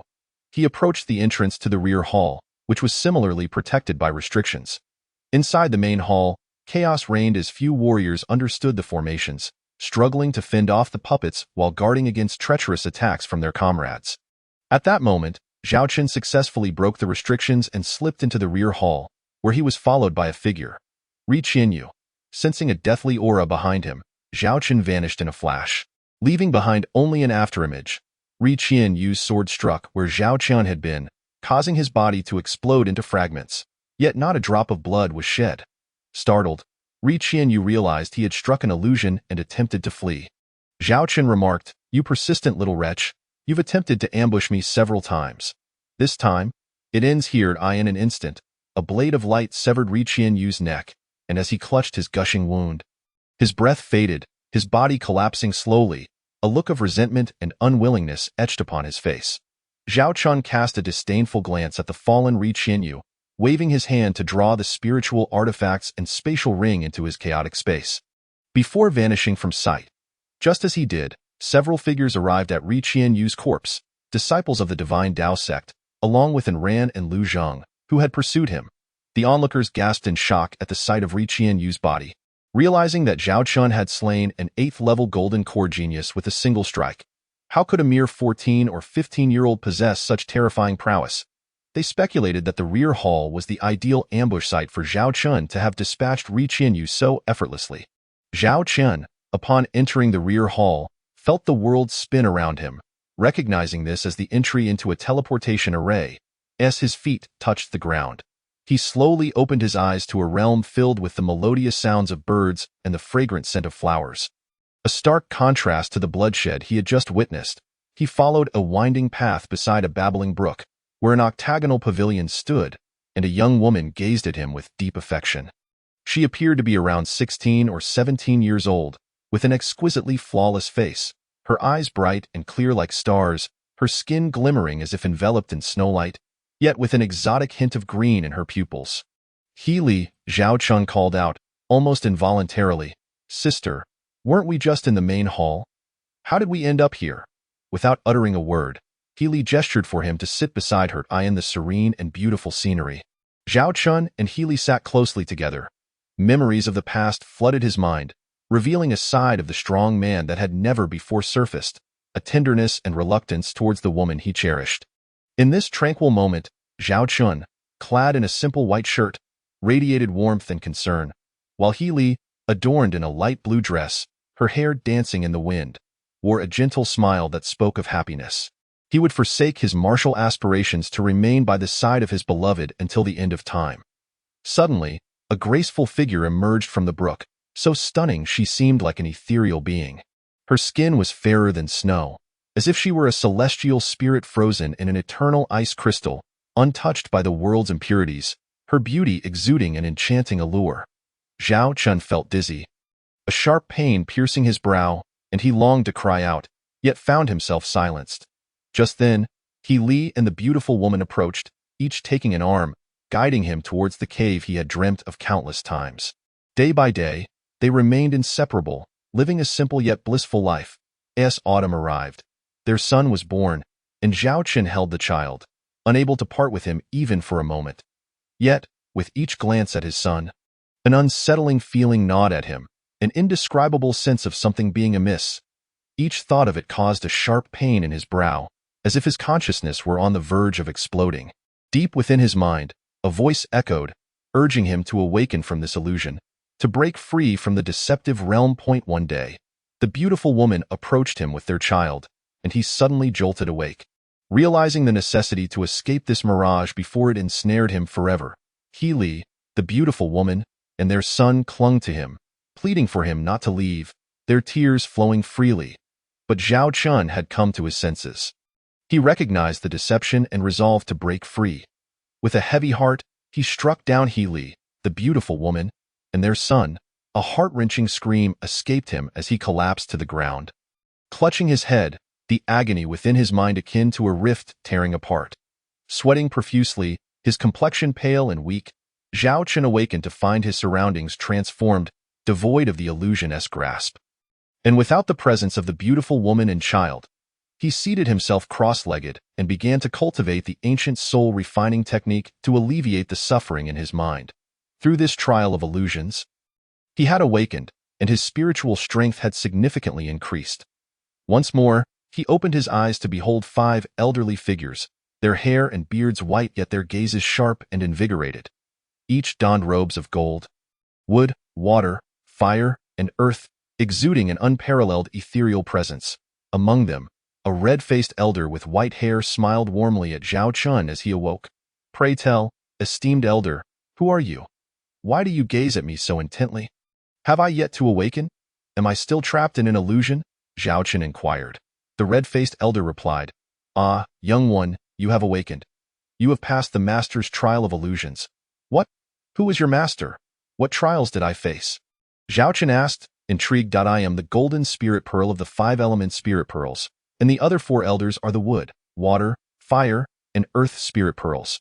You must now undergo our trials. If successful, we shall recognize you as our master," the elder explained. "We 5 wish to leave this place. We long to explore the outside world. We have been here for countless ages," the golden spirit pearl continued. Zhao Chun responded, "So you are indeed the golden spirit pearl of the 5 elements?"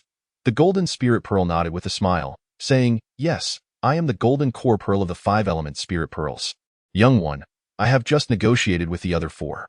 Originally, there were to be 5 trials, but we decided to consolidate them into one.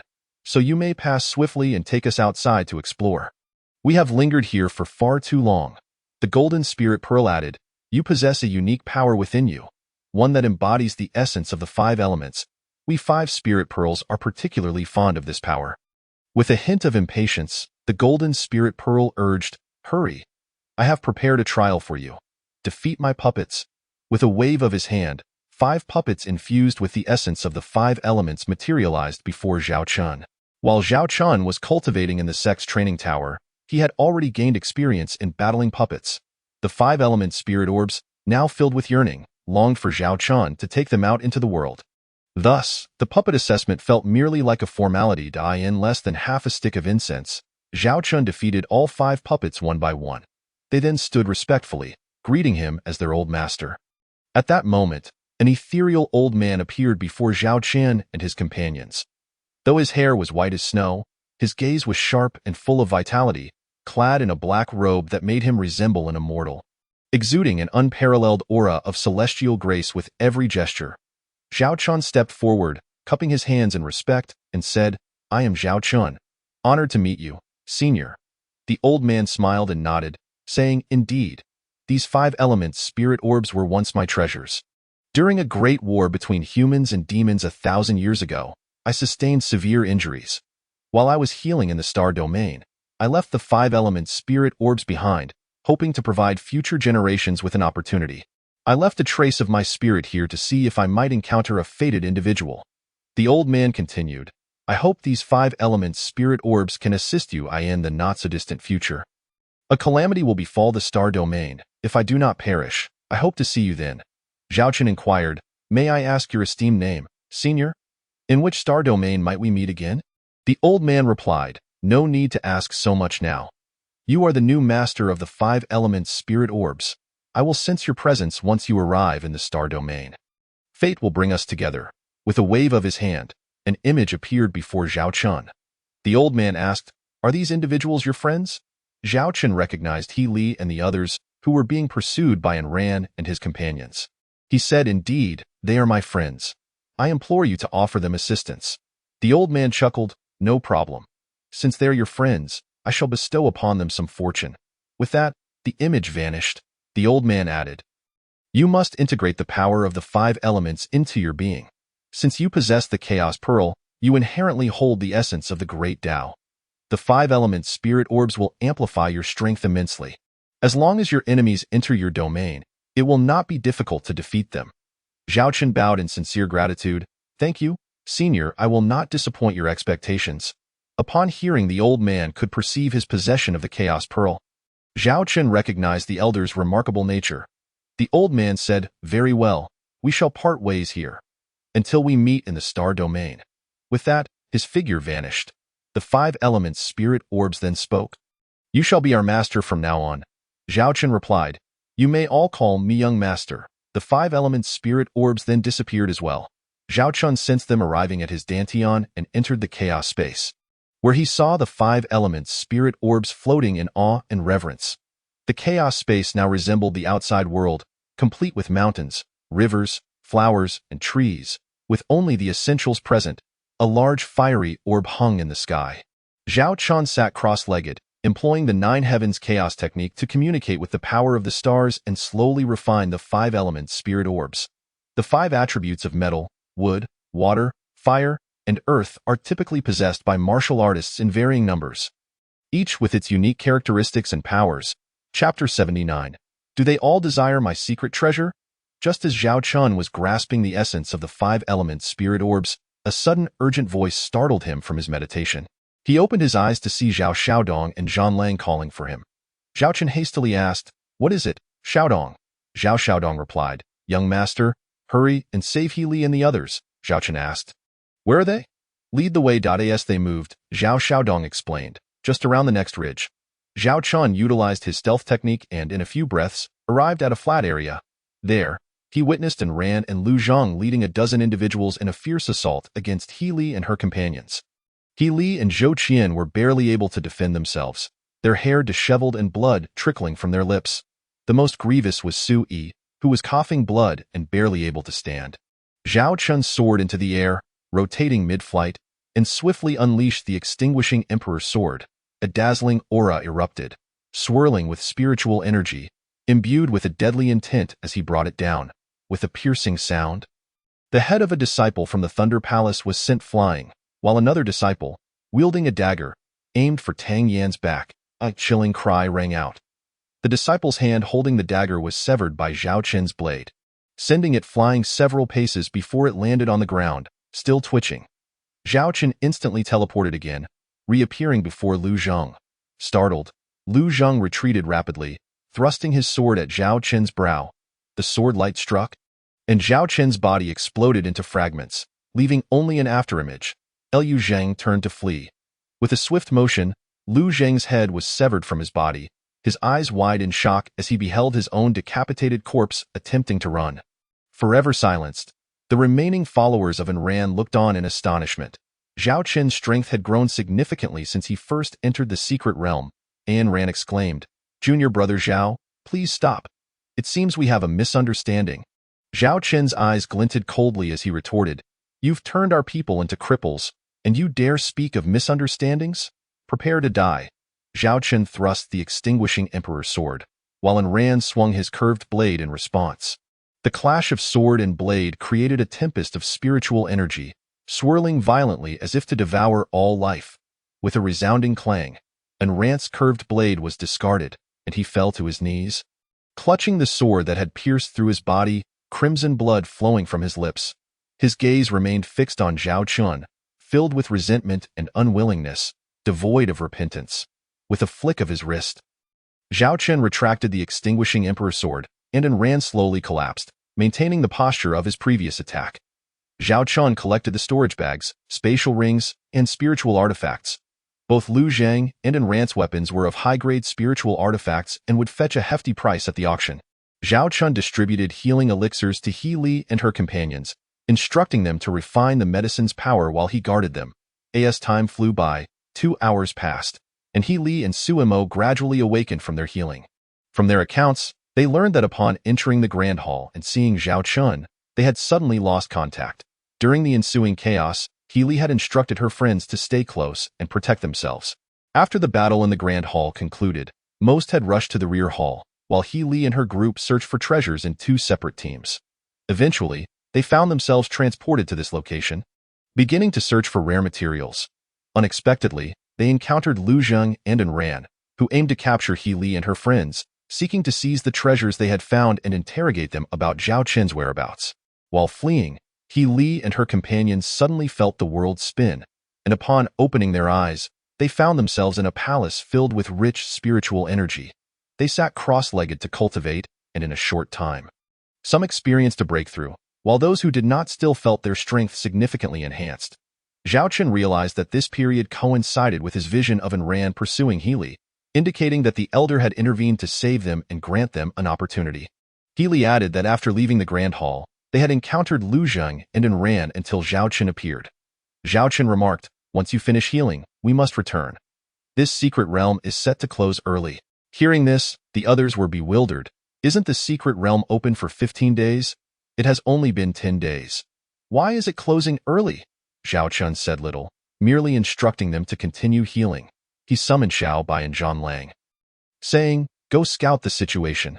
The two swiftly departed, returning after about the time it takes to burn a stick of incense. From Xiao Bai's report, the situation was not optimistic. News of the secret realm's early closure had spread among the martial artists. Zhao Qin's slaying of Ri Qianyu, An Ran, and Lu Zhang had become widely known. Leaders from several sects awaited Zhao Qin's emergence, seeking vengeance for their disciples. Zhao Qin understood that the call for revenge was merely a pretext. Their true desire lay in the treasures he possessed. He smiled and said, "No worries. If they seek death, I shall grant it with a single sword." Upon hearing this, He Li and the others exchanged glances, unsure of the confidence that allowed him to make such a declaration. However, they knew that, aside from the scattered cultivators, the disciples of the Divine Path sect, the Haotian sect, and the Thunder Palace were mostly at the 5th to 8th levels of the Golden Core stage, with some even at the peak of the 9th level outside the secret realm. Zhao Qin calmly stated, "Do not dwell on these matters. Focus on enhancing your strength and maintaining your combat readiness." The group continued to gather spiritual herbs while making their way toward the secret realm's exit. As they approached, they saw a dozen figures waiting for them. Among them were disciples from the Divine Path sect, the Haotian sect, and the Thunder Palace, along with members from the Xinjian sect and other sects, as well as several scattered cultivators. A disciple from the Divine Path sect stepped forward upon seeing Zhao Qian and said, "Zhao Chen, how dare you slay our disciples? You have one chance to surrender all your storage bags and spatial rings. We can grant you a complete corpse." Zhao Chen regarded them coolly and replied, "And if I refuse?" A disciple from the Thunder Palace roared in wrath, "What do you mean if? We shall tear your corpse into 1,000 pieces to avenge our sect's disciples." A disciple from the Haotian sect echoed, "Hand over the treasures, and we may grant you a complete corpse." Zhao Chen surveyed the other sect disciples and remarked, "What say you? Do you all desire the same thing? Do you all wish to seize my secret treasures?" Upon hearing Zhao Chen's words, the disciples of the Xinjian sect retreated a few steps and said, "Zhao Shidi, do not be overly suspicious. We are all disciples of the sect and will not participate in any encirclement against you. But we will not offer our assistance either." The other sect disciples added, "We have found no opportunities in the secret realm, but we shall not involve ourselves in this matter." In Chapter 80. This little fellow is under my protection. There remained only the disciples from the Shindao sect, Haotian sect, and the Jinglei Hall, along with a few rogue cultivators, numbering perhaps fewer than 20. Zhao Qian surveyed them and calmly remarked, "Do you wish to challenge me individually, or shall we engage together?" What audacity! To speak such words in the face of disciples from 3 different sects commanded the admiration of everyone present. This disciple from the Xinjian sect is exceedingly arrogant. He dares to speak so boldly even when facing several sect disciples. One onlooker exclaimed. Indeed, however, the fact that he has survived thus far while confronting 3 sect disciples speaks to his remarkable prowess. Lamented another observer, in the secret realm, one could find refuge, but now he is directly facing the onslaught of 3 sect disciples. At that moment, Zhao Chen instructed He Li and the others, "You should not engage in this matter. Proceed to the exit where the elders of the sect should be waiting. He Li, Tang Yin, Zhao Xiaodong, and Su Yi, however, stood resolutely behind Zhao Chun, each gripping their spiritual artifacts tightly. A disciple from the Jinglei Hall stepped forward, appearing to be around 28 or 29 years old, with a cultivation level at the 4th stage of the Golden Core realm. With a disdainful glance at Zhao Chun and the others, he declared, "I am a disciple of the Jinglei Hall. My name is Shi Bubao. I require no more than myself to handle you." With that, he swung a long knife toward Zhao Chun, the blade shimmering with spiritual energy, coalescing in the void into a formidable long knife that bore down with an invisible pressure. Zhao Chun's entire being surged with spiritual energy as he shouted, "Come forth!" The Miet sword in his hand met the attack in an instant. Its brilliance accompanied by the power of thunder, boom. The two streams of spiritual energy collided, causing stones and wood to tumble and spiritual energy to ripple through the AI art. As the dust settled, a chasm spanning several dozen feet appeared between the two, with Zhao Chun stepping back a few paces, his hair dancing in the wind and his complexion slightly pale. Shi Bubao staggered back a dozen paces, spitting blood, his face ashen, his hands charred from the lightning, his clothes in tatters, while arcs of electricity crackled around his fallen long knife. Zhao Chun's figure flickered, reappearing before Shi Bubao, and with a flash of his sword. Shi Bubao's head soared high into the air, his disbelief evident as he realized he was no match for Zhao Chun in a single exchange. "Kill!" Zhao Chun roared, directing the Miedi sword toward the 3 sect disciples. Xiao Bai and Zhang Lang closely followed, with He Li and the others joining the fray. The 3 sect disciples, intimidated by Zhao Chun's overwhelming aura, lost all resolve to fight, especially as He Li and her companions fought with desperation. With no will to battle left, they fled towards the exit of the secret realm. As Zhao Chun pursued them, he called out to Xiao Bai to gather the storage bags left behind. This battle saw the 3 sect disciples abandon 8 or 9 corpses, leaving the watching disciples of the Xinjian sect and other sects in a state of fear.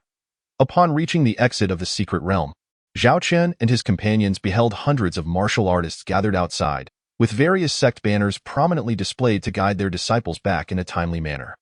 Zhao Chun summoned Xiao Bai and Zhang Lang into the chaotic space, as Zhang Lang, being a beast of the secret realm, could only be taken out through such means. Upon exiting, Zhao Chun made his way directly to the banner of the Xinjian sect, where he encountered the peak master Xia Yuan. The group approached, cupping their hands in greeting. "We are Zhao Qian and others, here to meet Master Xia." Seeing Zhao Qian and his companions emerge from the secret realm unscathed, Xia Yuan laughed heartily. "Excellent, you have returned safely." The sect leader heard of the early opening of the secret realm and learned that you might have entered. Thus he sent me to bring you back. Zhao Qian and the others bowed in gratitude. "Thank you, sect leader, and thank you, Master Xia, for your concern." Xia Yuan replied, "It is of no consequence. Let us return to the sect. We can discuss matters there." With a wave of his hand, he enveloped them in spiritual energy, preparing to return to the sect. "Wait!" A commanding voice interrupted. Elders from the Jinglei Hall, Haoyan sect, and Shundao sect, along with their disciples, blocked their path. Xia Yuan inquired, "What is the meaning of this? Are you preventing us from leaving? Or do you wish to discuss our meal as well?" His words nearly provoked the 3 sect elders to retch with fury. Elder Zhou of the Shundao sect retorted, "Old Xia, enough with the jesting. Your disciples massacred ours in the secret realm. You must keep Zhao Chen here while you and the others return. This little wretch must be torn to pieces." Xia Yuan glanced between Zhao Chen and the 3 sect elders, proposing, "How about this? Allow Zhao Chen and the other disciples to return, and I shall remain. How does that sound?" "How dare you?" One elder erupted. "We want Zhao Chen, not you. Why would we allow you to stay? If you disagree, then cease your prattling. Return to your sect and have your leaders seek out ours.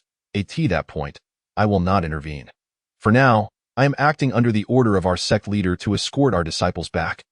Xia Yuan said earnestly. Elder Zhou responded, "Old Xia, you will not take this little wretch away today. Can your sect withstand the combined might of our 3? Xia Yuan boldly replied, "Zhou, you may test that claim. As long as I, Xia Yuan, stand here, none shall take my disciples." A spectator remarked, "He just escaped from the secret realm and now faces the elders of 3 sections. He must have an elder backing him." Another disciple added, "But now the elders are outnumbered 3-1. This is no easy challenge." Concern rippled through the onlookers for Zhao Chun. The elders began to channel their spiritual energy, and in an instant, the area was engulfed in 4 powerful energies. Xia Yuan formed hand seals, golden light radiating from him, as if a divine being had descended, his immense power swelling. The impending battle loomed, and disciples from all sects prepared for a fierce confrontation. "Please, elders, stand down."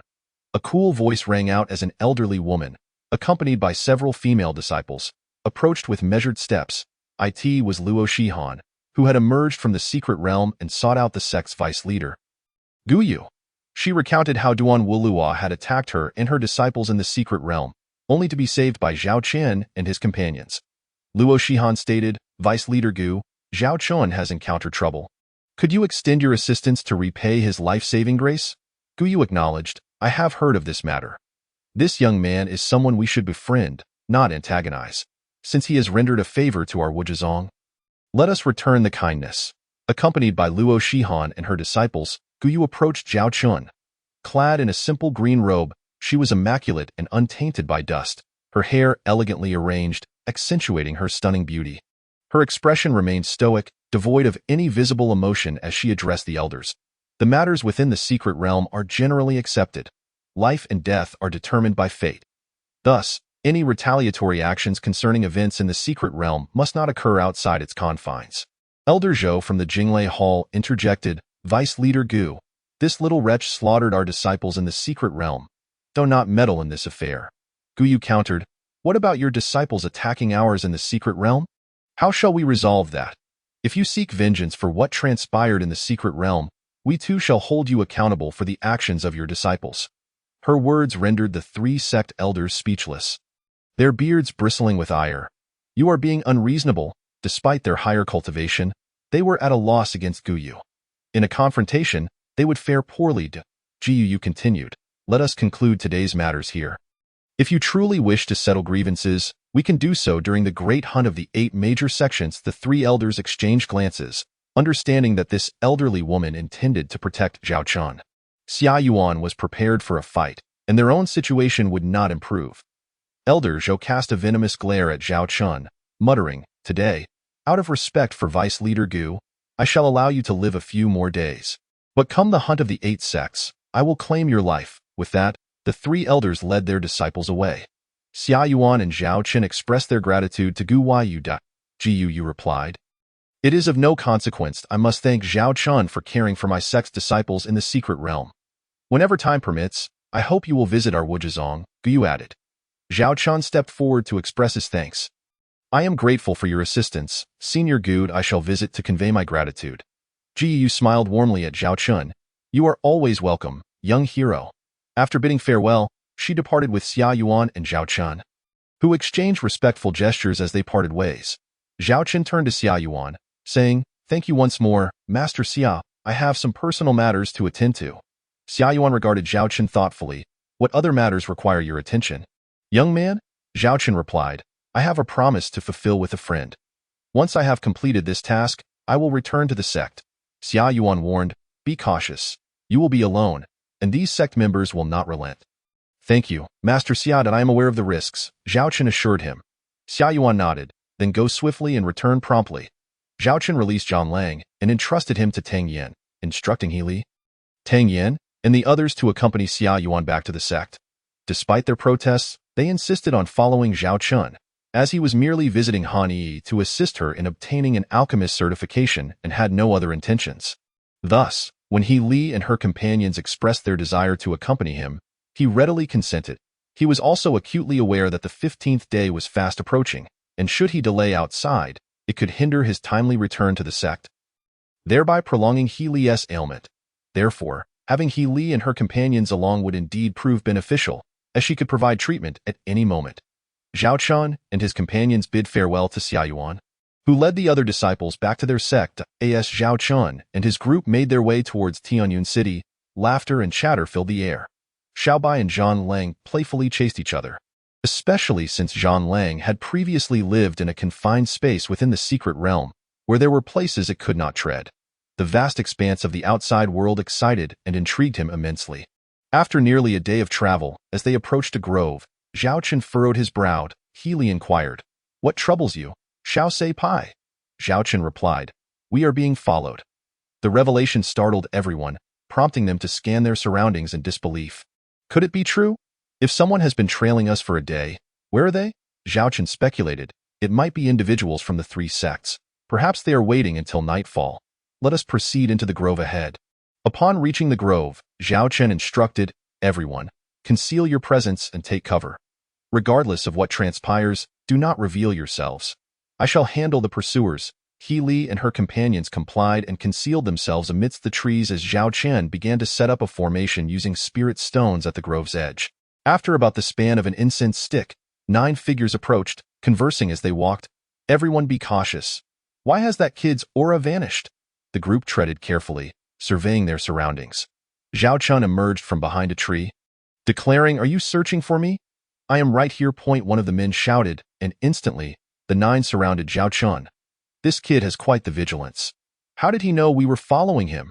Remarked a man clad in the attire of a steward. Appearing to be in his 30s, Zhao Chen observed, By the looks of your attire, you are from 3 different sects. Indeed. Since you have discovered us, you may as well accept your fate. It saves us the trouble of hiding. The steward retorted. The 9 individuals, the weakest among them at the 8th level of the Foundation establishment stage, included 3 at the 4th and 5th levels of the Golden Core stage. With weapons drawn, they unleashed a torrent of spiritual energy, each exuding a different pressure directed towards Zhao Chen. At that moment, He Li and her companions emerged from behind the trees, encircling the pursuers. The assailants laughed derisively. A few ants think they can retaliate, Zhao Chen instructed. You all stay on the perimeter and ensure no one escapes. I can handle these few myself. Xiaobai, Zhanlang, it's time for you to act. With Zhao Chen's command, Xiaobai and Zhanlang instantly materialized by his side. The steward cautioned, This kid is somewhat peculiar. Everyone, be careful. Zhao Chen replied, It is already too late. Before he finished speaking, his figure vanished from sight. Ah! A sound of impact followed, as one disciple at the 9th level of the Foundation establishment stage crumpled to the ground, his head rolling some distance away. This kid is attacking from the shadows. Kill him! The remaining individuals activated their techniques, charging at Zhao Chen. Xiaobai and Zhanlang responded swiftly, and soon, anguished cries filled the battlefield. The air was thick with the clash of spiritual energy, bursting forth in dazzling brilliance, as if attempting to rend the very sky. In mere moments of the 9. Only 4 remained, their faces etched with terror as they gazed at Zhao Chen, unable to fathom how a mere 8th-level Foundation establishment cultivator could so severely injure them in such a short time. Observing his aura, they could confirm he was indeed at the 8th level. How was this possible? Xiaobai and Zhanlang were licking their bloodied lips, their eyes fixed intently on the remaining 4. Among them were 3 stewards and 1 disciple at the 9th level of the Golden Core stage, who, feeling genuine fear, turned to flee. Bang! A scream echoed as the fleeing disciple was hurled back by the formation. Half his body reduced to a mist of blood. He is a formation master. One of the stewards exclaimed. Zhao Chen smiled faintly. Why else, however, to the 3 stewards, his smile was 100-fold more terrifying than that of a demon. Zhao Chen inquired, Do you wish to live or die? You vile creature, perish. Before he could finish, 2 blasts of Golden Core 4th-level energy surged forth. Zhao Chen roared, unleashing the Miedi sword, its radiant blade carving a resplendent arc through the air as his figure vanished once more. Thud, thud. 2 bloodlines appeared on the necks of the Golden Core 4th-level disciples, who clutched their throats in a futile attempt to staunch the flow of blood gushing between their fingers, with expressions of horror and resentment.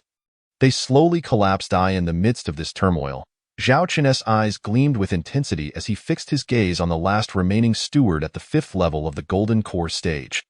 Asking, Do you wish to live or die? The steward, trembling, knelt before him, pleading, Please spare my life, young hero. I wish to live. Zhao Chen queried, Who sent you?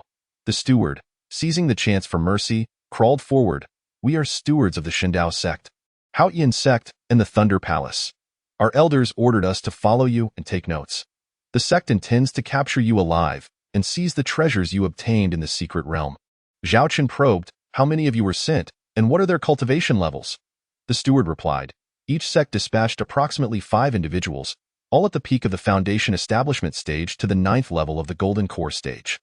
Zhao Qin mused on the three sects' formidable array of disciples sent to contend with him. It seemed they truly regarded him with significance. You may leave, Zhao Qin declared. The steward, still skeptical, asked, will you truly let me go? Zhao Qin replied, why? Do you wish for me to treat you to a meal? I have said I shall not kill you. Overjoyed, the steward bowed deeply before Zhao Qin and hastily made his exit. However, he had forgotten that the formation remained intact. Boom! The formation erupted with dazzling light, its patterns flickering, accompanied by a tempest of thunder. A cry of despair resounded as the steward was flung back, collapsing to the ground. Xiao Bai advanced, sinking his teeth into the steward's neck. Crack! The neck was severed in one bite, the steward's fingers still pointing accusingly at Zhao Qin in death. Zhao Qin grinned enigmatically. I told you I would not kill you. Perhaps you can report me to the underworld. He instructed Xiao Bai and Zhang Lang to clean the battlefield, gathering all storage rings and spirit artifacts. Exclaiming, you are all such good people. After dismantling the formation, Zhao Qin addressed He Li and her companions, dispose of the bodies without a trace. We must continue our journey. He continued, there are more formidable foes behind us. While we are not afraid, being pursued could lead to complications. Let us suppress our auras while traveling. This should allow us to shake them off. The group nodded in agreement, meticulously disposing of the bodies before setting off once more. With Xiao Bai and Zhang Lang leading the way. After a day's journey, they arrived at the gates of Yuntian City, a place far grander than the Yendang mountain city at the foot of their sect. Each of them paid 10 spirit stones at the city gate and, upon entering, were greeted by a splendid array of palatial structures, exuding opulence and elegance. The streets were bustling with life, filled with the vibrant sounds of commerce and chatter. The marketplace was a hive of activity, showcasing an array of valuable goods, dazzling garments, jewelry, and everyday items that left one utterly mesmerized. Zhao Qin, following the throng, arrived at an inn where the front courtyard served meals and the rear offered lodging.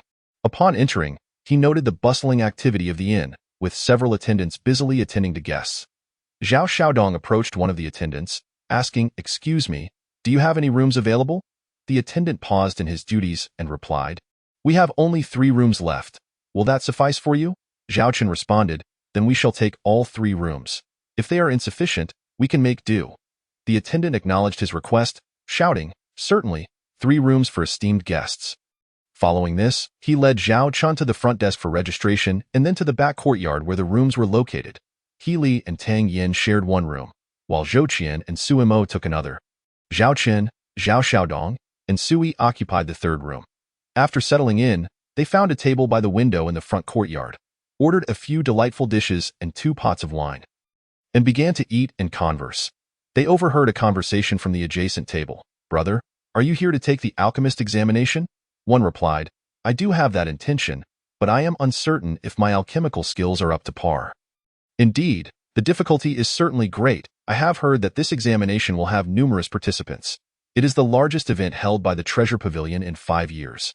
Zhao Qin signaled for an attendant, asking, excuse me, how many days until the Treasure Pavilion examination?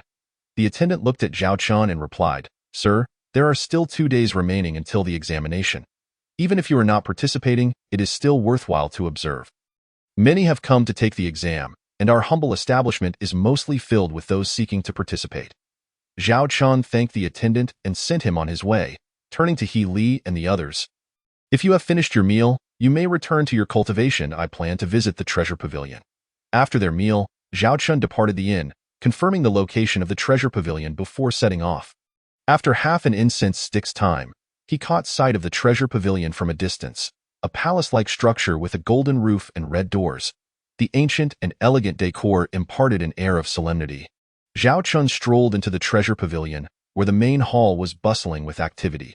Inside, rows of counters displayed a myriad of wares, including potions, powders, ointments, and pills, all splendidly arrayed. Customers were busily buying elixirs or selling spirit herbs, and the hall was a cacophony of lively chatter. Zhao Qin approached an attendant and inquired, excuse me, good sir, is Han Yi from the Precious Treasure Pavilion available? The attendant, taken aback by Zhao Qin's question, scrutinized him and responded, may I ask who you are, esteemed sir, and from whence you hail? Zhao Qin replied, I am Zhao Qin, a resident of Qingshan City and a friend of Han Yi. The attendant looked at Zhao Chun again and stated, "Our young mistress is indeed present, though I cannot ascertain whether she has the time to meet you." Zhao Chun discreetly presented 10 low-grade spirit stones into the attendant's hand, saying, "I kindly request your assistance in notifying her." Simply stating that a person named Zhao Chun seeks an audience. The attendant accepted the spirit stones and replied, "Please wait here for a moment. I shall inform the hall steward, and whether the young mistress can meet you will depend on your fortune." With that, the attendant made his way toward the inner hall. After a brief interval, the attendant returned at a brisk pace, unobtrusively handing the spirit stones back to Zhao Chun. "I apologize, esteemed sir. I was unaware of your status as a distinguished guest of the young mistress. Please do come in." Before he could finish his sentence, a middle-aged man and a young woman emerged from the inner hall. The man, appearing to be in his 40s, was clad in a black robe, his slight stubble giving him a rugged and straightforward demeanor. Zhao Chun did not recognize this middle-aged man, but he did recognize the young woman, Han Yi. Her charming face radiated joy, and her gem-like eyes sparkled with surprise and delight upon seeing Zhao Chun. Zhao Chun stepped forward and clasped his hands in "Greetings, Pavilion Master Han." Han Yi responded, "Young clan leader, you must be weary from your travels. Why did you not inform me of your arrival in advance?" Zhao Chun replied, "I have only just arrived." Han Yi continued, gesturing toward the middle-aged man, "Allow me to introduce you. This is my uncle, Han Baoshan, the vice master of the Precious Treasure Pavilion." She then turned to Han Baoshan, saying, "Uncle, this is my friend Zhao Chun, whom I have mentioned to you, and he is also an honorary alchemist of our pavilion." Han Baoshan clasped his hands in greeting and said, "Zhao Xiaoyu, you have worked hard. Please, let us enjoy some tea in the inner hall. Wow, this young woman is indeed Pavilion Master Han's daughter." "Han Yi," exclaimed one person, "I've only heard of her beauty, but to see her in person is a true blessing for Pavilion Master Han." Another added, "Indeed, I have also heard that Han Yi is now a Pavilion Master in her own right. Truly, like father, like daughter." The crowd continued to praise her. Chapter 83. The Alchemist Certification Examination. Zhao Chun accompanied Han Yi to the inner hall. Where they took their seats, a maid-servant presented fragrant tea. Han Yi inquired, "Young clan leader, where are you staying in Yuntian City?" Zhao Chun replied, "I am residing at an inn." Han Yi responded, "Why stay outside when you could move in here at the Precious Treasure Pavilion? It would be more convenient for any matters that arise." Zhao Chun explained, "Staying outside is just as fine. I am accompanied by several fellow disciples, and residing at the pavilion would pose some inconveniences." Han Yi insisted, "You need not be so polite. I will arrange for someone to bring your fellow disciples here to stay at the Precious Treasure Pavilion." Zhao Chun expressed his gratitude. "Thank you, Pavilion Master Han, but we are quite comfortable outside. It is convenient for us to come here for the examination." Han Yi replied, "That is understandable. Should you require anything, I will have the attendants deliver it to you." She continued, "The day after tomorrow is the examination day. I will arrange for you to have an additional temporary assessment." Noticing the look of confusion on Zhao Chun's face, Han Baoshan explained, "In order to participate in the Precious Treasure Pavilion's examination, one must possess at least a second-grade alchemist certificate. I have heard from E that you do not yet have your certificate, hence the need for an additional examination." Zhao Chun responded, "Ah, I see. Then I shall rely on Vice Master Han's assistance and will follow your arrangements." Han Yi added, "When you arrive the day after tomorrow, I will have someone take you to obtain an examination number and facilitate your alchemist certification assessment." Zhao Chun then handed Han Yi the prepared elixirs, and after some casual conversation, he clasped his hands again and took his leave. Upon returning to the inn, he recounted his encounter with Han Yi to his companions and instructed them to continue their cultivation. He then entered his chaotic space to begin his own training. Time flew, and the examination day arrived. Zhao Chun and his companions made their way to the Precious Treasure Pavilion, where they encountered the same attendant from 2 days prior. The attendant approached them and, after exchanging pleasantries, said, "Esteemed guests, please follow me to queue for your examination numbers." Zhao Chun followed the attendant to the examination window, where they found a long line of applicants.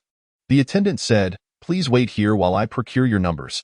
Zhao Chun replied, "That may not be prudent. It could trouble Pavilion Master Han. We can queue ourselves and be quicker." The attendant, seeing Zhao Chun's insistence, conceded, "Very well, you may queue first. I will return shortly." With that, he bid farewell and hurried away. Zhao Chun urged his companions to explore a bit while he began to wait in line. As he approached the window, A young man in his 20s wearing a white robe embroidered with the character for Elixir walked leisurely toward him. His long hair cascaded down to his waist, his complexion pale yet his eyes gleamed with intensity. A jade belt adorned his waist, and his smile bore an alluring and mischievous quality.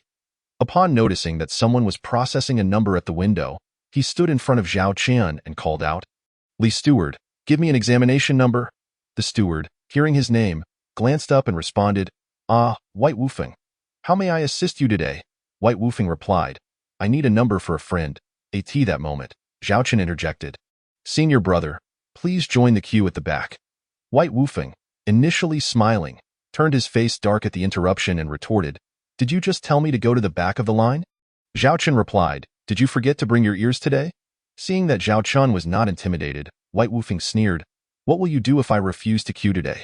Are you planning to forfeit your examination?" Zhao Qian replied, "Whether or not I take the examination is my own concern. If you wish to obtain a number, please queue at the back." White Wufeng's face turned not just pale but a shade of purple as he glared at Zhao Qian, saying, "You won't get to take the examination today." Zhao Qian replied, "Do you have the authority to decide that?" At that moment, a well-meaning bystander chimed in, "Little brother, it's best to let it go. White Master is not someone you can provoke. He is a first-grade alchemist, and his master is a disciple of the second elder of the Precious Treasure Pavilion, Yi Mozi.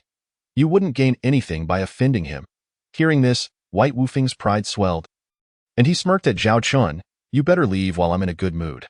Zhao Qian turned to the kind bystander and said, "Thank you for your warning." Then, he addressed White Wufeng, "Is being merely a first-grade alchemist enough to bully others so brazenly? How did the Precious Treasure Pavilion accept a disciple like you?" White Wufeng, already pleased with the praise from others, was now enraged by Zhao Qian's words. "You ungrateful brat, you're asking for trouble. Today, you want to leave the Precious Treasure Pavilion unscathed." He continued, "Aren't you here for the alchemist examination? Today, you will hand in a blank test. Do you possess that kind of authority, being a mere first-grade alchemist?" Zhao Qian questioned. Just then, an elder, over 70 years of age, with a long white beard and profound eyes, approached. The elder's forehead bore a faint black line, and he was dressed in a white robe with a golden elixir character embroidered on the front. Exuding an air of dignity and pride, the elder strolled over and inquired, "What is happening here, White Wufeng?" White Wufeng, seeing the elder, quickly reported, "Master, this fellow has shown disrespect for the Precious Treasure Pavilion, and I suggest revoking his qualification to participate in the examination." Thus, he embellished the tale, portraying Zhao Qian as a troublemaker.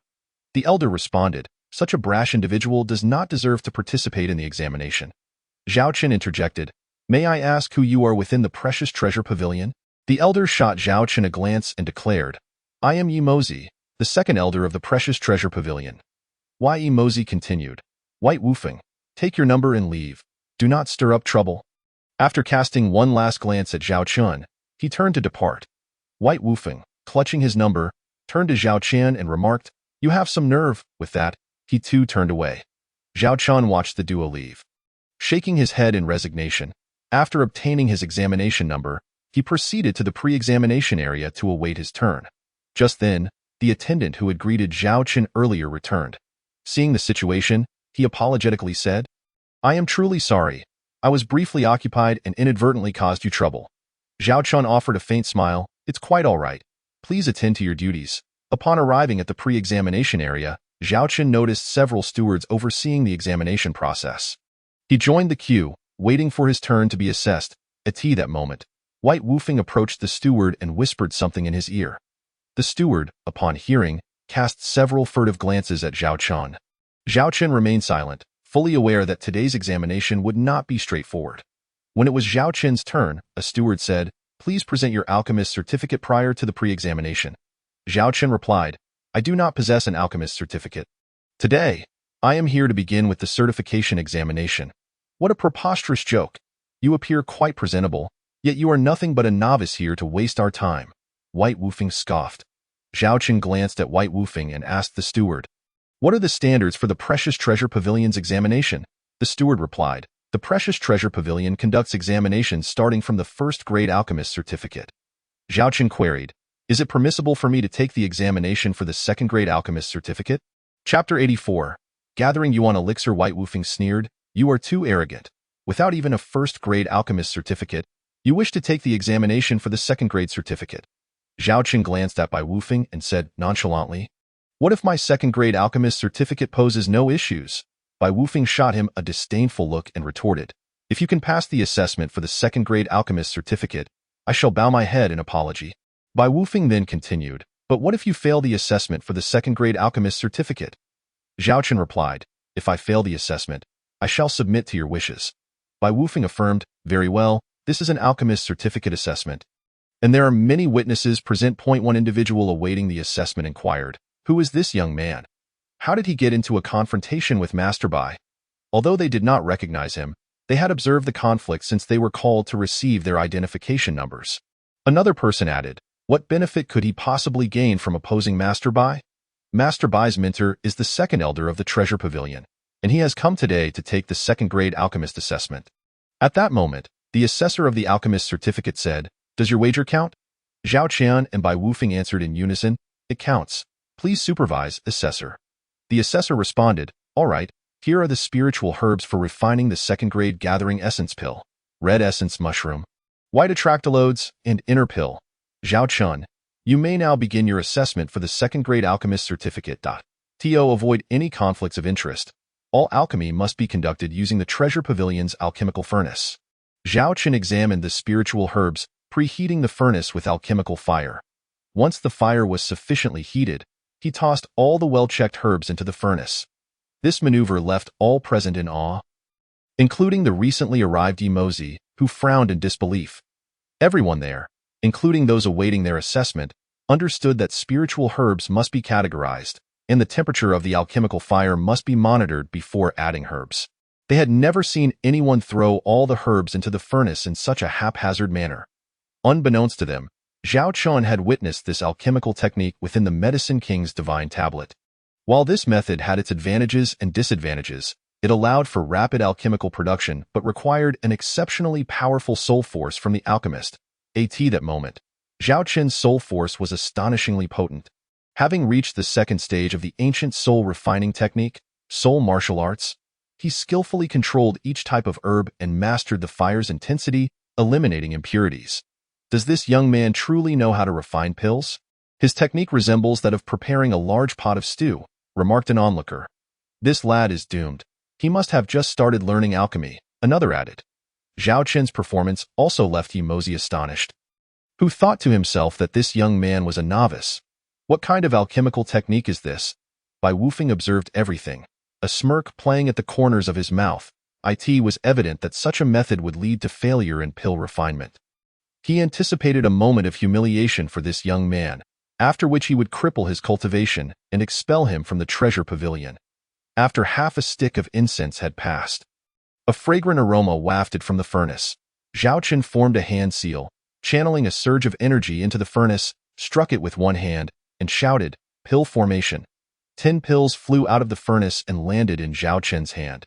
He placed the pills into a prepared jade vial, executing the entire sequence with fluidity and grace, before handing the vial to the assessor, requesting an inspection. The assessor took the vial, barely glancing at it, and directly passed it to Emozi, saying, "Please inspect it."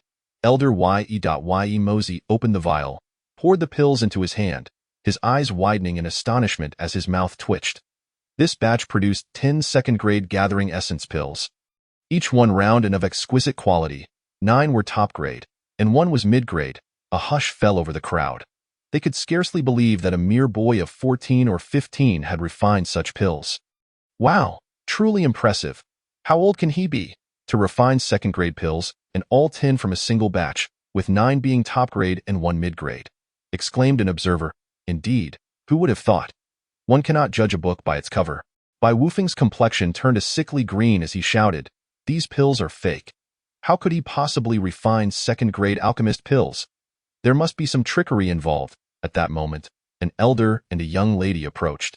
The elder, seemingly in his 50s with a flowing beard, possessed a square face and a pair of deep, wise eyes that commanded respect. The young lady, clad in a sky-blue cloud feather dress, perfectly accentuated her figure. Her eyes sparkling like gems, and her hair cascading like a waterfall. Zhao Qin recognized this young lady as Han Yi. Upon seeing the elder, Yimozi respectfully handed him the jade vial, saying, "Guild Master, please have a look at the pills for the second-grade alchemist assessment." Han pointed at Zhao Chun and said to the elder, "Father, this young hero is Zhao Chun, the one I mentioned to you." She then turned to Zhao Chun and said, "Young clan leader, this is my father, the guild master of the treasure pavilion." Zhao Chun stepped forward and cupped his hands, saying, "I am Zhao Chun, honored to meet Guild Master Han." The guild master stroked his beard and nodded, "Young friend, these pills are your handiwork?" Zhao Chun replied, "Indeed, they are the pills I refined." The guild master nodded, then turned to the assessor, who appeared pale with fear. The assessor recounted the wager between Bai Wufeng and Zhao Chun in its entirety. The guild master, upon hearing this, remained silent for a moment before turning to Zhao Chun and asking, "May I be so bold as to inquire? From whom did you learn your alchemical techniques?" Zhao Chun glanced at Han Yi and respectfully replied, "It was imparted to me by my master." The guild master nodded. "The assessment is concluded, young friend. Please join me for a discussion in the back." Zhao Chun bowed slightly. "I shall heed your arrangement, guild master." "You may continue with the assessment," the guild master instructed, handing the jade vial back to Yimozi. While Han Yi followed him to the inner hall, an onlooker remarked, "Is that really Guild Master Han and the young lady? It's the first time I've seen them after all these years." Another replied, "Well, even if we saw them, we wouldn't recognize them. How does the young lady know this boy? Their relationship seems quite close. Keep your voice down. Do you want to get us in trouble?" The onlooker glanced around to ensure no one was listening, then sheepishly fell silent. Meanwhile, Bai Wufeng was left in shock, realizing that no matter the outcome of Zhao Chen's pill refinement, he now had connections with the Han family.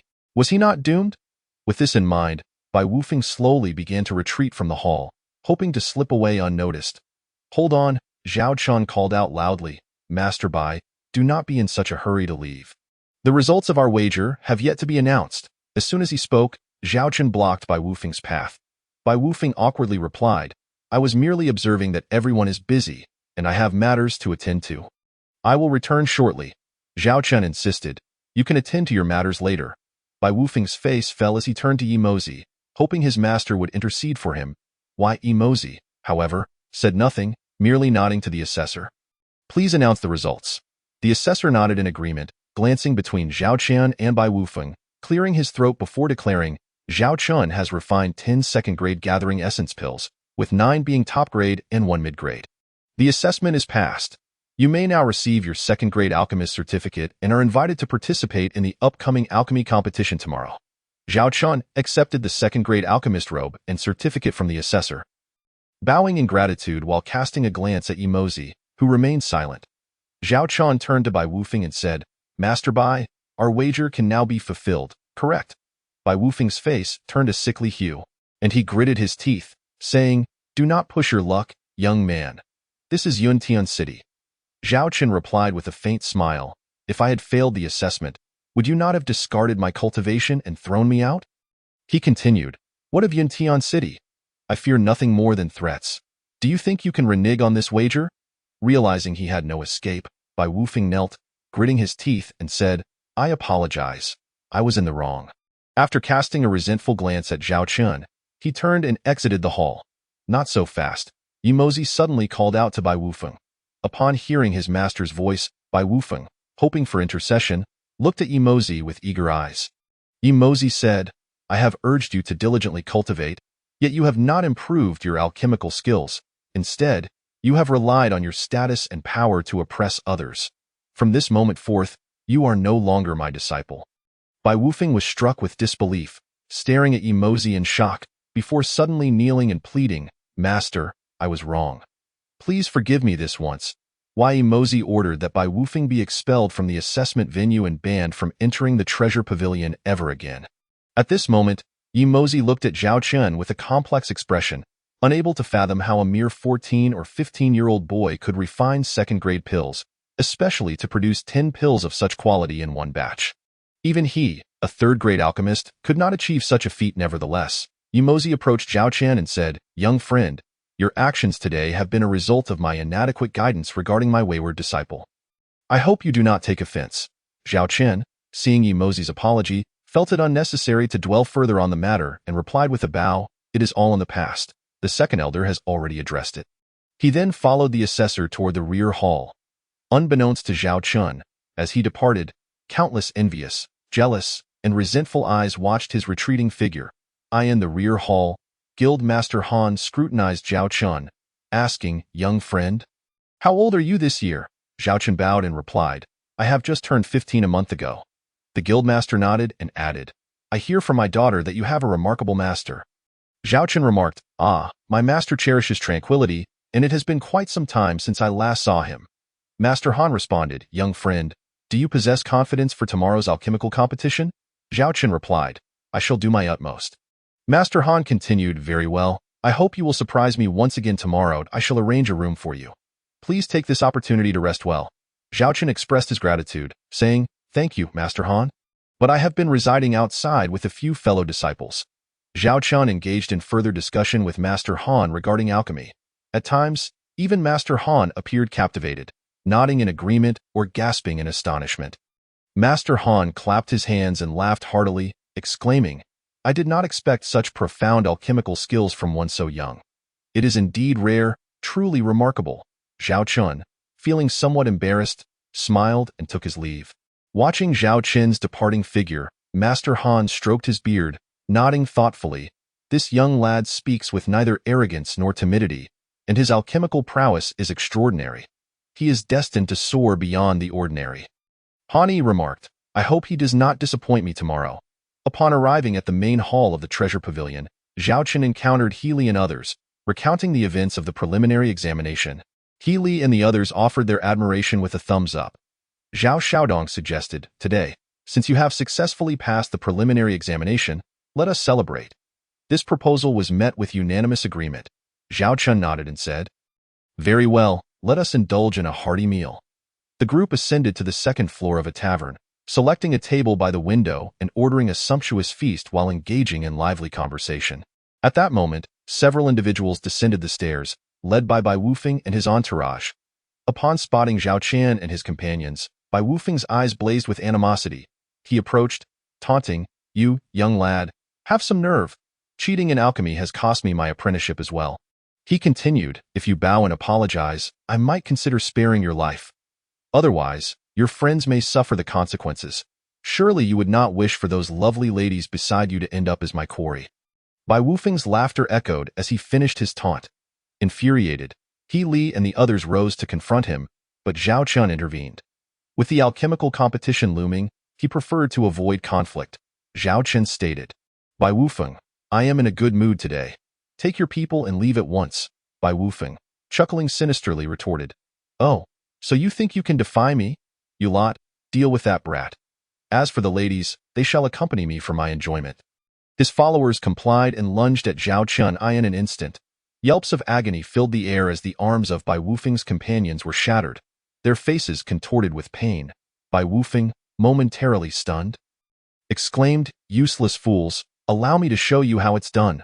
With a surge of spiritual energy, he unleashed a powerful punch towards Zhao Qian, his fist shimmering with runes, a beastly silhouette flickering within its aura. Zhao Qian shifted his stance, fingers curling as he summoned his own spiritual force. A shriek escaped Bai Wufeng as his fist disintegrated into a mist of blood, his overconfidence having led him to underestimate Zhao Qian, who had swiftly incapacitated him. Bai Wufeng, his face pale and contorted with rage, shouted, "You dare ruin my hand? Prepare for the wrath of the Bai family." Zhao Qian glanced at him dismissively, stating, "You, a mere waste. Dare to boast? Now, be gone." Bai Wufeng's followers assisted him in retreating, leaving behind threats of vengeance. The tavern attendant approached, saying, "Young sir, you should leave quickly. The Bai family is not one to provoke lightly." Zhao Qian inquired, "Is the Bai family truly that powerful?" The attendant replied, "The Bai family wields considerable influence in Yuntian City, being a second-tier power, but Bai Wufeng has a brother who is a direct disciple of the Haoyan sect." Zhao Qian nodded, "Thank you for the information." After their meal, Zhao Chun and his companions returned to their rooms to rest. Zhao Chun entered the chaotic space to practice the third form of the Nine Heavens sword art. Dragon returns to the sea. Chapter 86. I will not submit. The following morning, after Zhao Chun and his companions had freshened up, the attendant brought breakfast. They finished their meal and made their way to the treasure pavilion. Upon arrival, they found a large crowd gathered. and soon they were escorted by an attendant to an assessment plaza. The front of the plaza, a main examination platform had been set up, where the pavilion's master, deputy master, and senior elders Saturday Hani, seated beside her father, scanned the crowd for Zhao Chun. The sidelines were filled with the heads of various branches of the treasure pavilion, as well as notable figures and guests from Yuntian City. Holding their identification cards, Zhao Chun and his companions awaited the attendant's instructions for the assessment. An attendant called out, "Now, young friends, please proceed to the examination area according to your identification numbers as we prepare to commence." The attendant then announced, "Today, we have over 200 second-tier alchemists participating in the alchemical competition, which consists of 3 rounds. Any individual found cheating will have their alchemist certification revoked and be expelled from the venue, never to be accepted again. The first round will test your basic knowledge of alchemy, the second will assess your ability to classify spiritual herbs, and the third will be a practical alchemy test." The attendant continued, "For the first round, each participant will receive a paper. Correct any incorrect answers within the time it takes for a single incense stick to burn." Zhao Chun opened the paper to find 10 questions related to the names of spiritual herbs used in recipes, the quantities of materials needed for alchemy, and various precautions to take during the process. He completed the task in less than half the allotted time. After setting down his pen, he closed his eyes to rest. Observing Zhao Chun's tranquil demeanor, Bai Wufeng began to feel uneasy, pondering whether Zhao Chun had indeed completed the exam or was merely pretending. Others speculated that he might be stalling due to his lack of knowledge. The most likely candidates for victory are Chu Qiudu and Tang Yiqiu. They have both been second-tier alchemists for years and are rumored to have hopes of advancing to third tier, one spectator remarked. As the high-ranking officials remained silent, the crowd formed their own conclusions about the assessment. However, Han, the pavilion master, and the deputy master frowned at Zhao Chun's calmness, uncertain of his situation. Only Yi Mozi observed with a knowing gaze. Acknowledging Zhao Chun's composure and predicting his future success, as the time for the incense stick drew to a close, the attendants collected the papers and presented them to the main examiners. Han Baoshan and Yi Mozi. After reviewing the papers, one mark stood out, prompting a flurry of discussions among the officials. An attendant proclaimed, "All papers have been graded by the examiners, and the results are as follows." The crowd fell silent, eagerly awaiting the announcement of the first round's results. The attendant began to declare the top 10 scores. 10th place, Bu Zhujiang, 79 points. 9th place, Shou Jiangshan, 82 points. 8th place, Shun Feng, 86 points. 7th place, Tang Chudai, 89 points. 6th place, Yuan Kuanglan, 90 points. Bai Wufeng, upon hearing the results, realized Zhao Chun's name had yet to be mentioned. It seems Zhao Chun is just as I suspected. He likely failed to complete the exam, he thought, feeling a sense of schadenfreude. The attendant continued, 5th place, Tang Yiqiu, 92 points. 4th place, Emoniandan, 93 points. A spectator questioned, how could Tang Yiqiu only secure 5th place? His alchemical skills should have placed him higher. Another responded, perhaps he did not perform well this time. 3rd place, Chu Qiudu, 95 points. 2nd place, Duan Mingtian, 97 points. The crowd buzzed with anticipation as the attendant paused before announcing the first place winner. 1st place, Zhao Chun, 100 points. Silence enveloped the crowd, followed by a commotion. Who is Zhao Chun? How did he secure the 1st place? Bai Wufeng shouted, Zhao Chun cheated on the exam. The most indignant were Chu Qiudu and Duan Mingtian, with the latter exclaiming, I refuse to accept this. The attendant's expression darkened as he warned, do you dare question the integrity of the treasure pavilion's grading? The mere utterance of this threat silenced the dissenters, who, despite their discontent, dared not offend the treasure pavilion. Yi Mozi observed the proceedings, contemplating the need to examine Zhao Chun's paper to determine where the discrepancies lay. The steward, upon receiving instructions, held Zhao Chun's examination paper for all to see. However, their heads shook in disbelief, their faces betraying unmistakable skepticism. Yi Mozi rose and stated, you all know that Zhao Chun completed his paper in the shortest time. Upon reviewing his answers, it is evident that not a single question is incorrect. Furthermore, our exam was designed with areas for contemplation, and Zhao Chun has provided annotations and suggestions for each. Yi Mozi continued, regarding the medicinal herbs utilized in the alchemical formulas, Zhao Chun has meticulously noted their quantities and the methods of refinement. With these words, the onlookers began to scrutinize Zhao Chun's answers, falling into a contemplative silence. The steward addressed them, If anyone has any questions, now is the time to voice them. Duan Mingtian and Chu Qiudu, along with the others, were rendered speechless on the stage.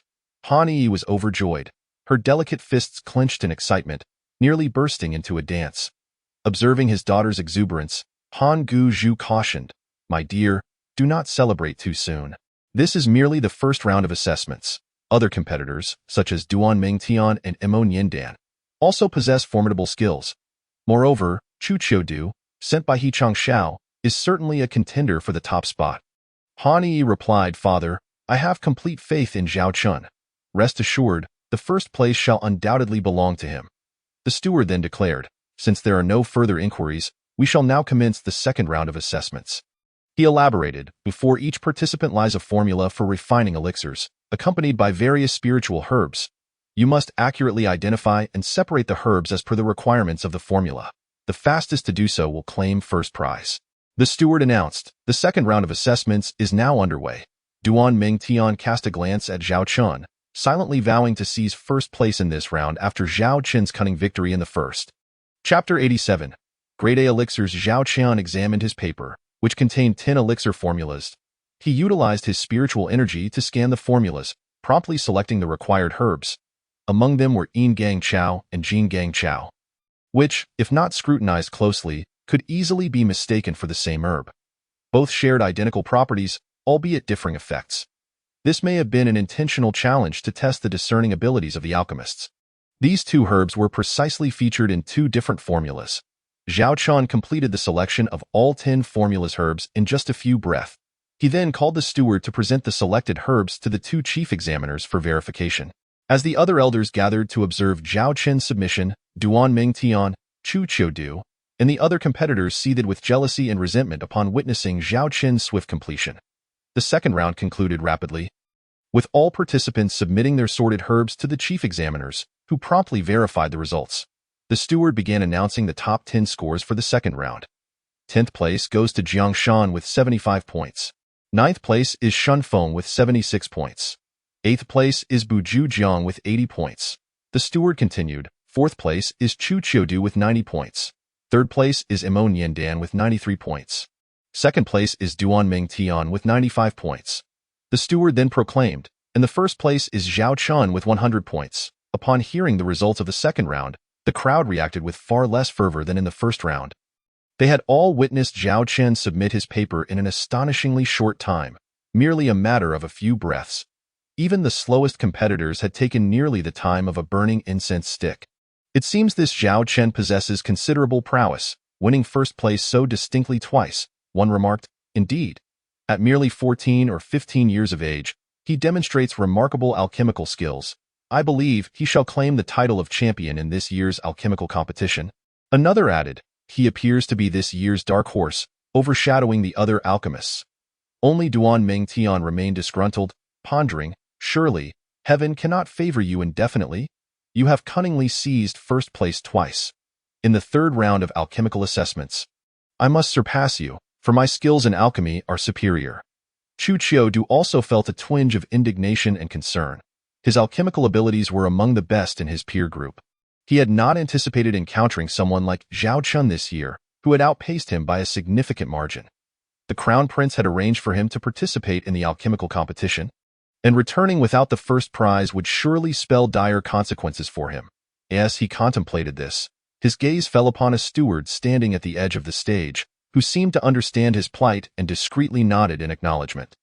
At this moment, another steward announced, "We shall now proceed to the third round of alchemical assessments." The steward continued, "This year, the third round lacks a specific topic. The grade is unrestricted. Based on your alchemical prowess, produce your highest quality elixir." The Treasure Pavilion has prepared a variety of spiritual herbs for participants to select from based on their desired elixirs, and the use of personal alchemical furnaces is permitted. The time allocated for refining is 1 incense stick. Following the announcement of the assessment rules, participants displayed expressions of exhilaration, for this allowed them to showcase their most specialized skills. They eagerly began selecting the herbs they would require for their alchemical endeavors. Placing their chosen herbs in front of their stations while preparing their furnaces for USE.AS, they selected their herbs. One steward called over a participant situated right behind Zhao Chun. The participant appeared visibly intimidated and nodded repeatedly in response to whatever was said. Zhao Chen summoned the Qinkuan Ding from his chaotic space, simultaneously touching the spatial ring on his finger. Observers assumed that Zhao Chun had retrieved his furnace from within the spatial ring. Indeed, Duan Mingtian and Chu Qiudu were fixated on Zhao Chun, noting the high-grade furnace he had produced. Given their own alchemical skills, possessing a high-grade furnace was not unexpected, so no one paid extra attention to it. Zhao Chun began preheating the furnace, meticulously inspecting the selected herbs once more. Ase Mozi and the higher-ups observed Zhao Qin's chosen herbs. Their lips involuntarily curled into faint smiles. Yet they refrained from commenting, instead focusing on Zhao Qin's next steps in alchemy. Once the steward confirmed that all participants were prepared, he announced the commencement of the third round of assessments. All competitors concentrated intently on their alchemical processes, proceeding through the steps of managing the alchemical fire, adding herbs, refining, and forming the elixir. Zhao Qin followed suit, first raising the flame to a suitable intensity before adding all the selected herbs into the furnace. He enveloped the herbs with his spiritual energy, intensifying the alchemical fire to prepare the herbs for transformation into medicinal liquid. At this moment, many spectators, both on and off the stage, fixated on Zhao Chen, their expressions reflecting confusion as they witnessed his unorthodox method of alchemy, akin to boiling a large pot of stew. Han Yi's fists were nearly clenched to the point of drawing blood, perspiration forming on her forehead and nose. Han Guzhu, observing his daughter's fervent anticipation, could only shake his head in resignation, yet he too harbored expectations for Zhao Chen. He Li and the others had been closely monitoring Zhao Chen, elated by his first-place victories in the earlier rounds, but now their concern mounted as this third round unfolded. Although they lacked knowledge of alchemy, they understood the myriad uncertainties involved in the process. Should Zhao Chen fail in this round, the significance of his earlier victories would diminish. They also recognized that a quiet environment was essential for successful alchemical endeavors, as loud noises could disrupt the process. So they could only silently cheer him on from the sidelines. Bang! A resounding explosion shattered the silence as a furnace exploded, the result of a competitor mishandling the fire's intensity. The eruption occurred precisely during the refining phase, severely impacting the other participants. Many found their medicinal liquids reduced to ash, while others failed to purify their concoctions. They were forced to select herbs anew and reattempt their elixirs, but time was of the essence. Even if they managed to produce an elixir, they might not have sufficient time remaining. Bang bang. Following that initial explosion, several more competitors experienced similar mishaps, with the detonations occurring alarmingly close to Zhao Chen. Many competitors couldn't help but smirk at the thought of Zhao Chen potentially failing due to the explosions around him. Chapter 88. A lesson learned. Chu Qiudu and the steward observed Zhao Chen caught in the greatest turmoil. His furnace likely rendered useless, and a triumphant smirk crept onto their faces. Although Zhao Chen was closest to the explosions and faced considerable disruption, he remained steadfast, refusing to select new herbs. He diligently continued with the alchemical process, his hands forming intricate gestures, his true essence flowing into the furnace. After a series of meticulous operations, Zhao Chen approached the conclusion of his alchemical endeavor. He began nurturing the elixir, suddenly exclaiming, "Form!" with a swift motion. He struck the furnace, and a single elixir soared from within, landing gracefully in his palm. A prime-grade elixir. Observers gasped in astonishment as Zhao Chen held the elixir aloft, its surface smooth and plump, radiating a warm, crimson mist, adorned with 10 distinct patterns. A deep inhalation revealed a refreshing sensation that coursed through his entire being. The entire venue fell into a profound silence, an almost deathly stillness. No one had anticipated that Zhao Chen, despite the chaos of the explosions, could successfully refine a prime-grade Qingyun Dan. The elixir, flawless and vibrant, stood as a testament to his exceptional skill. It is well known that a Dan medicine with 10 intricate patterns is already considered a top-tier elixir, while 11 patterns signify the pinnacle among the finest. As for a Dan medicine adorned with 12 patterns, it represents a flawless quality. Upon witnessing the Dan medicine in Zhao Chen's hands, Yi Mozi felt a tempest of emotion surge within him. He understood that not only was it beyond his capabilities to concoct such an exquisite Dan medicine under the tumultuous conditions of the exploding furnace, but even the pavilion master would find it impossible. At that moment, Pavilion Master Han's figure flickered and appeared before Zhao Chen. He carefully examined the Dan medicine, inhaling its aroma, and remarked, "Young friend, despite the chaos caused by the furnace explosion, you have managed to forge this exceptional elixir. It is evident that not only do you possess profound knowledge of spiritual herbs, but your alchemical skills are truly remarkable. Securing first place is undoubtedly well-deserved." Zhao Chen humbly replied, "Pavilion Master Han." "You flatter me." Han nodded, casting a glance at Zhao Chen before swiftly returning to the main viewing platform. Duan Mingtian and Chu Qiudu, who were also affected by the furnace explosion, had distanced themselves slightly, but their success in crafting Dan medicines was not significantly hindered. When Duan Mingtian and Imo Niandan saw that Zhao Chen held a top-tier Dan medicine, they were momentarily stunned. They could not fathom how, under similar circumstances, their concoctions yielded only yellow and profound-grade Dan medicines. Chu Qiudu gazed at the exquisite Dan medicine with an expression of utter disbelief. His eyes nearly bulging from their sockets, he was baffled by how Zhao Qian had emerged unscathed from the furnace's impact. A sense of foreboding washed over him as he contemplated the consequences of his impending failure upon returning home. His eyes betraying a shadow of resentment and malice, as the incense stick burned down, the steward collected all the completed Dan medicines, and the chief examiner began to inspect them one by one. All eyes in the audience instinctively turned towards Zhao Qian. Han Yi, overwhelmed with joy, could no longer remain seated, bouncing on her seat and shaking her petite fists in excitement. Pavilion Master Han pulled her back, saying, "Sit down, child. The chief examiner is about to announce the results." The steward ascended the stage, proclaiming, "The alchemical competition has concluded. I will now announce the rankings of the top 10 contestants. 10th place, Xin Feng. 9th place, Shou Jiangshan. 8th place, Yuan Kuanglan." The steward continued, 4th place, Chu Qiudu. 3rd place, Imo Niandan. 2nd place, Duan Mingtian. And 1st place goes to Zhao Chen. Upon hearing the results, Duan Mingtian sighed inwardly, acknowledging, "I am indeed inferior to Zhao Chen." Yet, a glimmer of determination ignited in his eyes. He knew that only through relentless practice and improvement could he hope to catch up to Zhao Chen. Chu Qiudu's face turned ashen, his gaze filled with resentment and unwillingness as he cast a final look at Zhao Chen before departing in frustration. At this moment, Pavilion Master Han announced, "The first place winner shall receive 10,000 high-grade spirit stones and a celestial repairing herb, along with the honorary title of Elder in the Treasure Pavilion."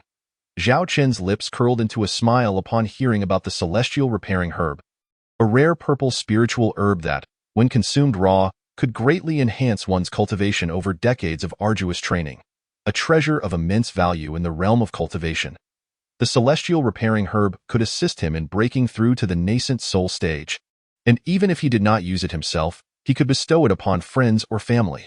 The 2nd and 3rd place winners would each receive 5,000 high-grade spirit stones. With a grand gesture, Pavilion Master Han presented the 10,000 high-grade spirit stones, the Elder's robe of the Treasure Pavilion, and the celestial repairing herb, all floating before Zhao Chen. Zhao Chen bowed in gratitude to Pavilion Master Han and stored the items in his spatial pouch.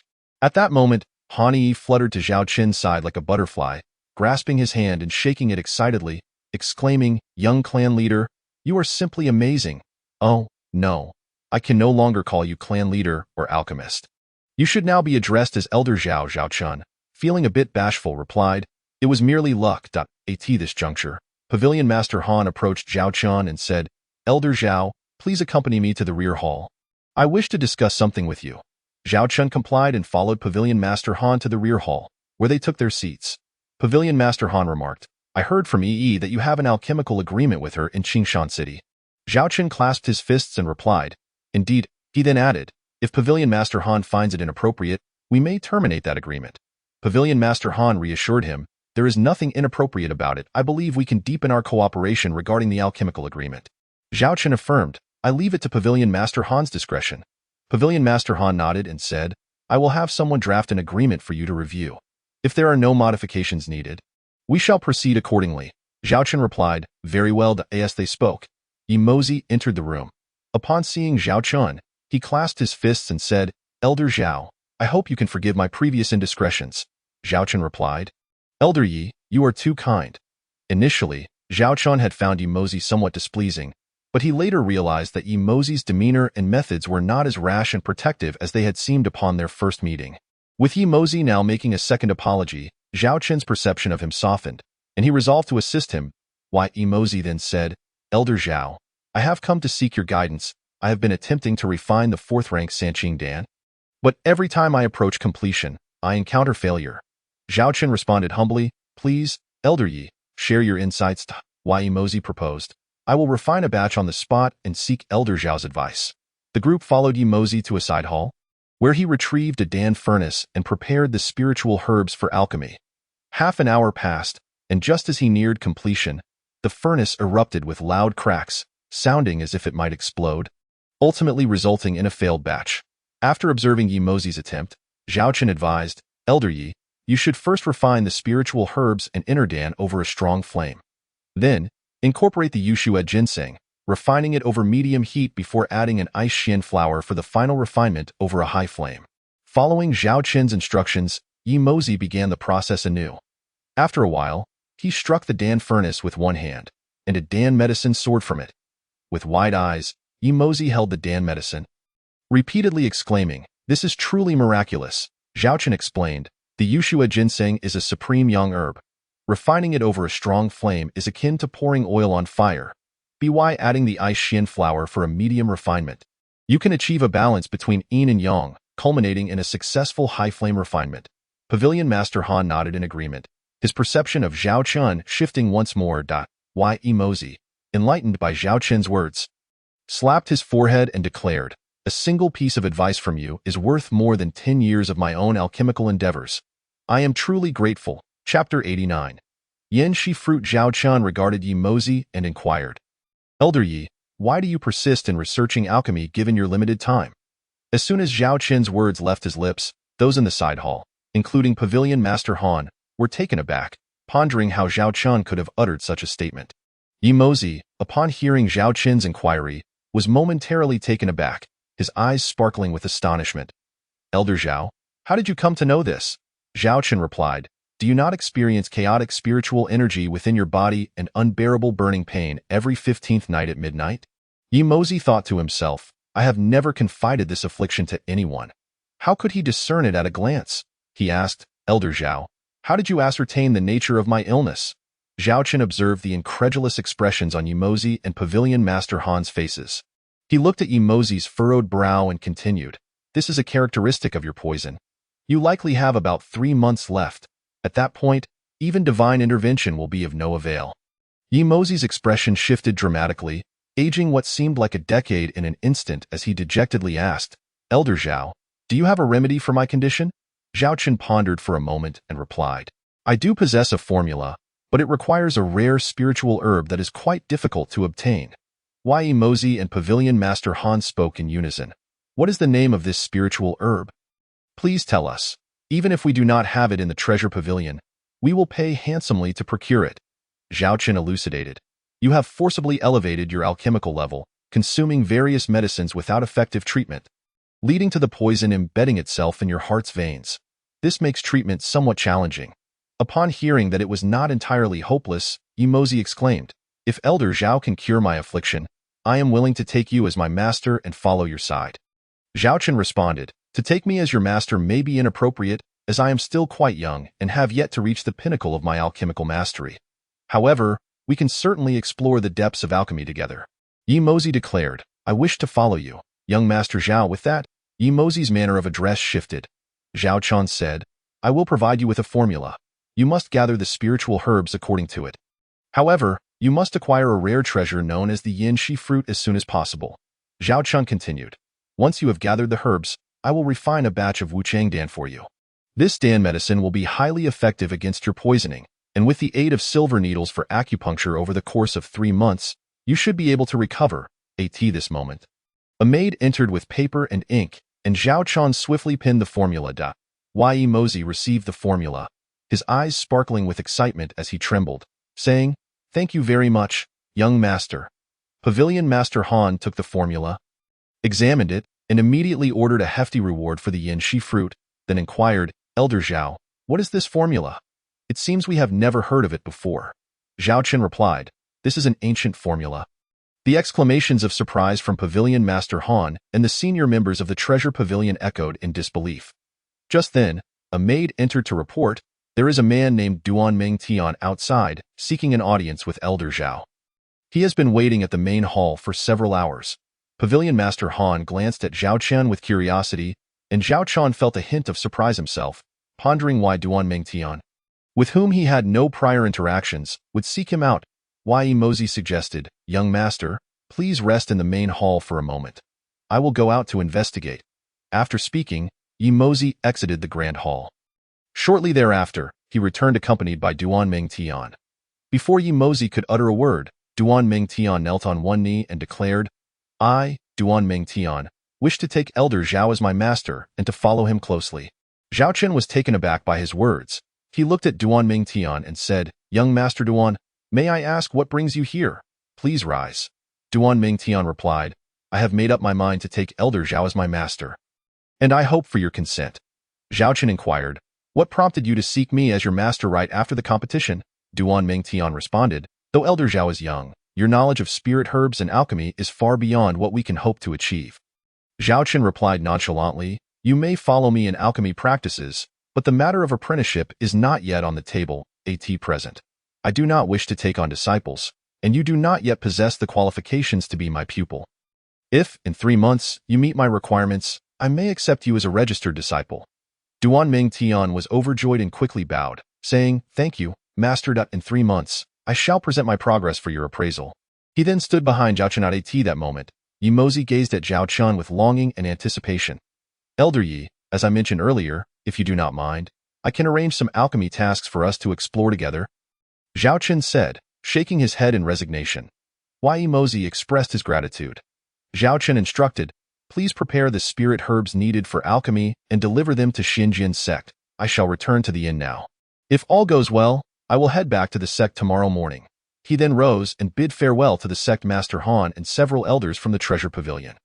Zhao Chen approached Han Yi and said, "This time, I have fulfilled the task entrusted by sect Master Han in the alchemy competition, and I take my leave." Han Yi replied, "Thank you, Elder Zhao." She watched the retreating figures of Zhao Chen and Duan Mengtian. Her lips parted to speak, yet no words emerged. Sect Master Han observed his daughter and shook his head with a sigh before returning to the inner hall. He understood her sentiments. Yet such matters could not be forced. All would depend on fate. At the inn, Zhao Xiaodong and the others surrounded Zhao Chen, some celebrating while others recounted thrilling moments from the alchemy competition. Zhao Chen introduced Duan Mengtian to everyone, urging them to grow closer. Zhao Xiaodong proposed that they should not return until they were thoroughly intoxicated, a suggestion that received unanimous approval. Zhao Chen agreed, saying, "Very well, let us enjoy this evening together. However, we must hasten back to the sect in the morning."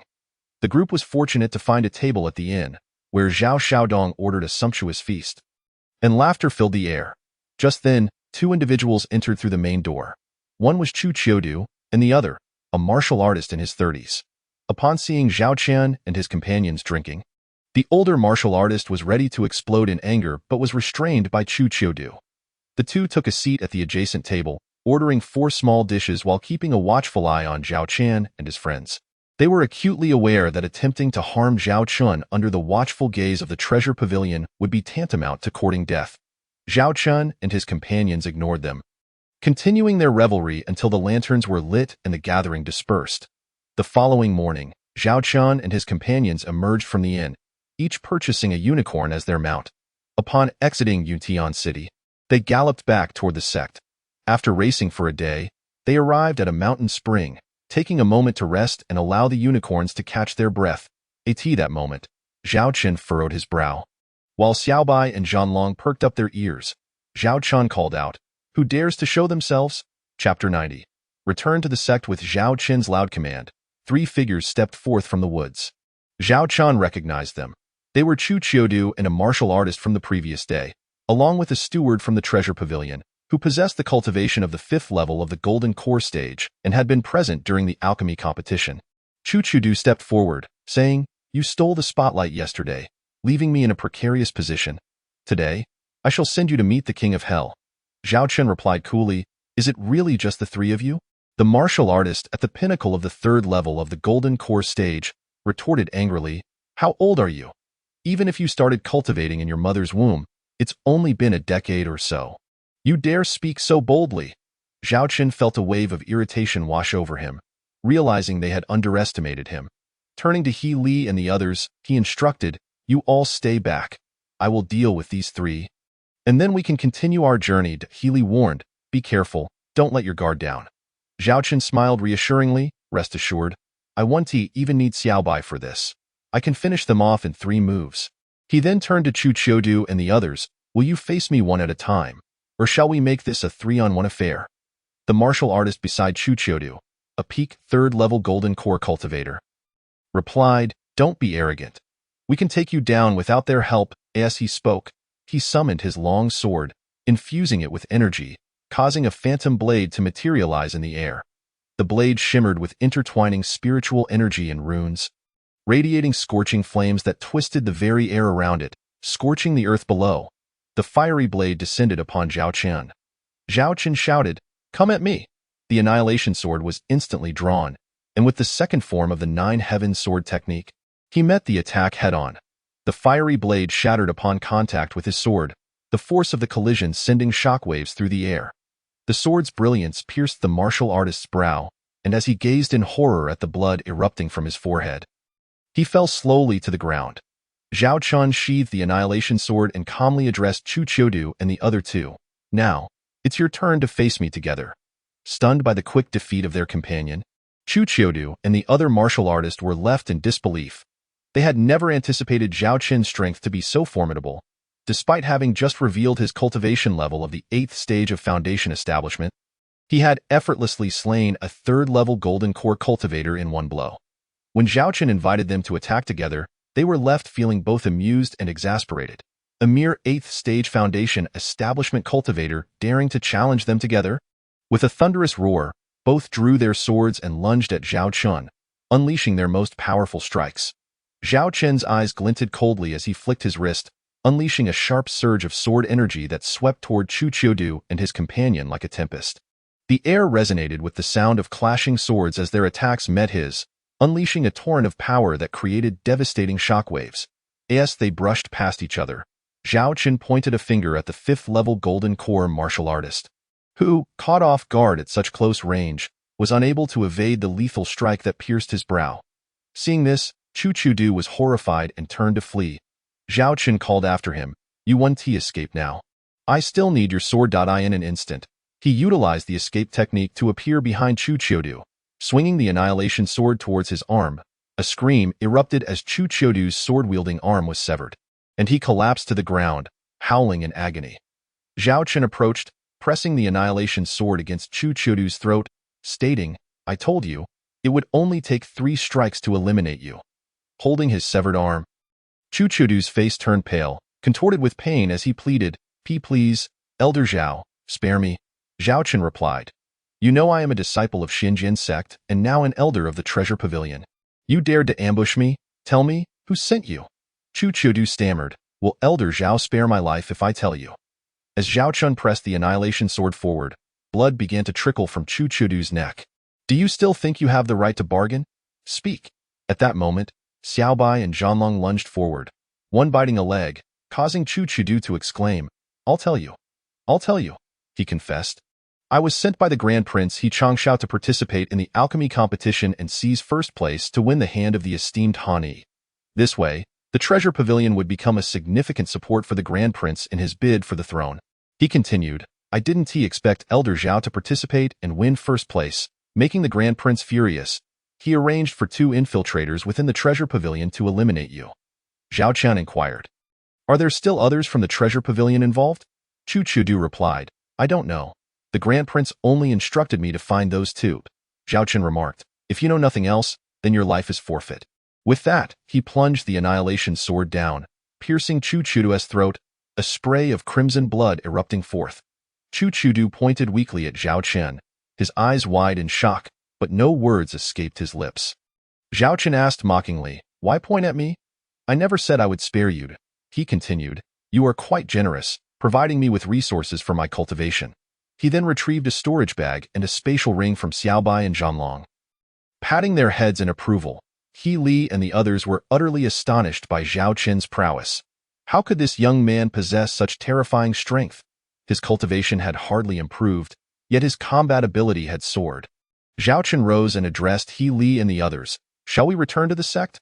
Awakened from their stupor, He Li and the others responded, yes, let us continue our journey to Ayin, the main hall of the Xinjiang sect summit.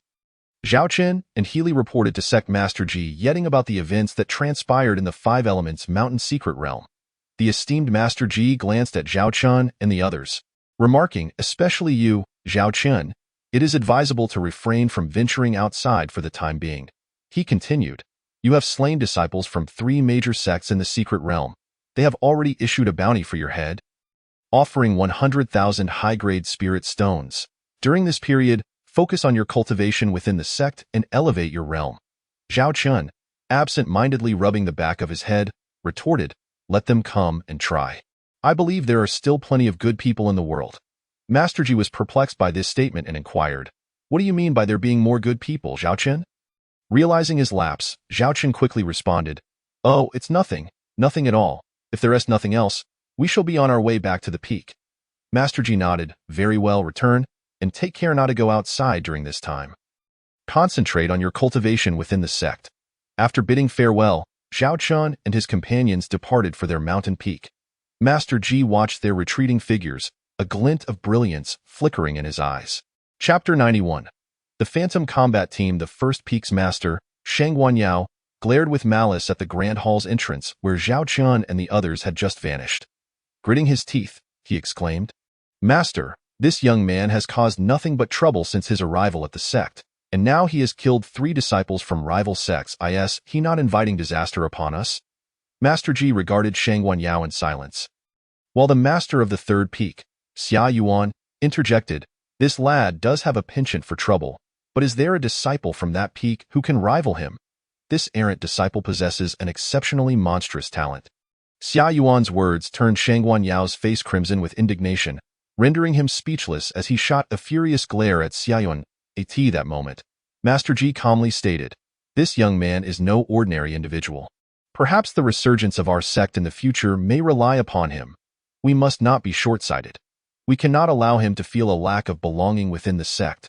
Hearing this, Shang Guanyao's eyelids involuntarily twitched. He pondered, could it be that I have misjudged him and made a grave error in my judgment? If this young man were to seize control of the Xinyuan sect in the future, what fate would await me? He must not be allowed to remain. On Xiang Peak, He Li and her companions gathered around Zhao Chen, saying, young master, we are heading to the 5 Elements Mountain Secret Realm. The master has not blamed us. Zhao Chen replied, from what the elders discussed, this secret realm was opened prematurely, and the sect had no time to react and arrange for disciples to enter. Other sects are in the same situation. Any disciples in the vicinity of the secret realm entered by chance. Our entry into the secret realm was fortunate, and we did not disgrace the sect. Therefore, there shall be no punishment from the sect. Any treasures found in the secret realm are ours. He Li, noticing Zhao Chen suddenly frowning, asked, what troubles you, little lecher? Zhao Chen replied, I cannot shake the feeling that Master Shangguan's aura seems off, though I cannot pinpoint what is amiss. After engaging in idle chatter, they eventually dispersed. As He Li was leaving, she asked, little lecher, do you know what day it is today? Zhao Chen paused for a moment, then quickly realized, nodding, sister, do come over tonight. He then inquired of the maid, Qingyue, sister, have Xiaoziwen and Yichen come by in the past few days? Qingyue responded, both senior brothers came yesterday, but left upon seeing you were not back. Saying they would return in a couple of days, Zhao Chen thanked Qingyue and entered the chaotic space to practice the 4th and 5th techniques of the 9 Heaven Sword technique. He was also nearing great success with the 2nd technique of the ancient soul refining art. He currently had little time to refine the 5 elements spirit orbs, so he sought to comprehend the Tao domains of each orb, aiming to maximize their power in the future.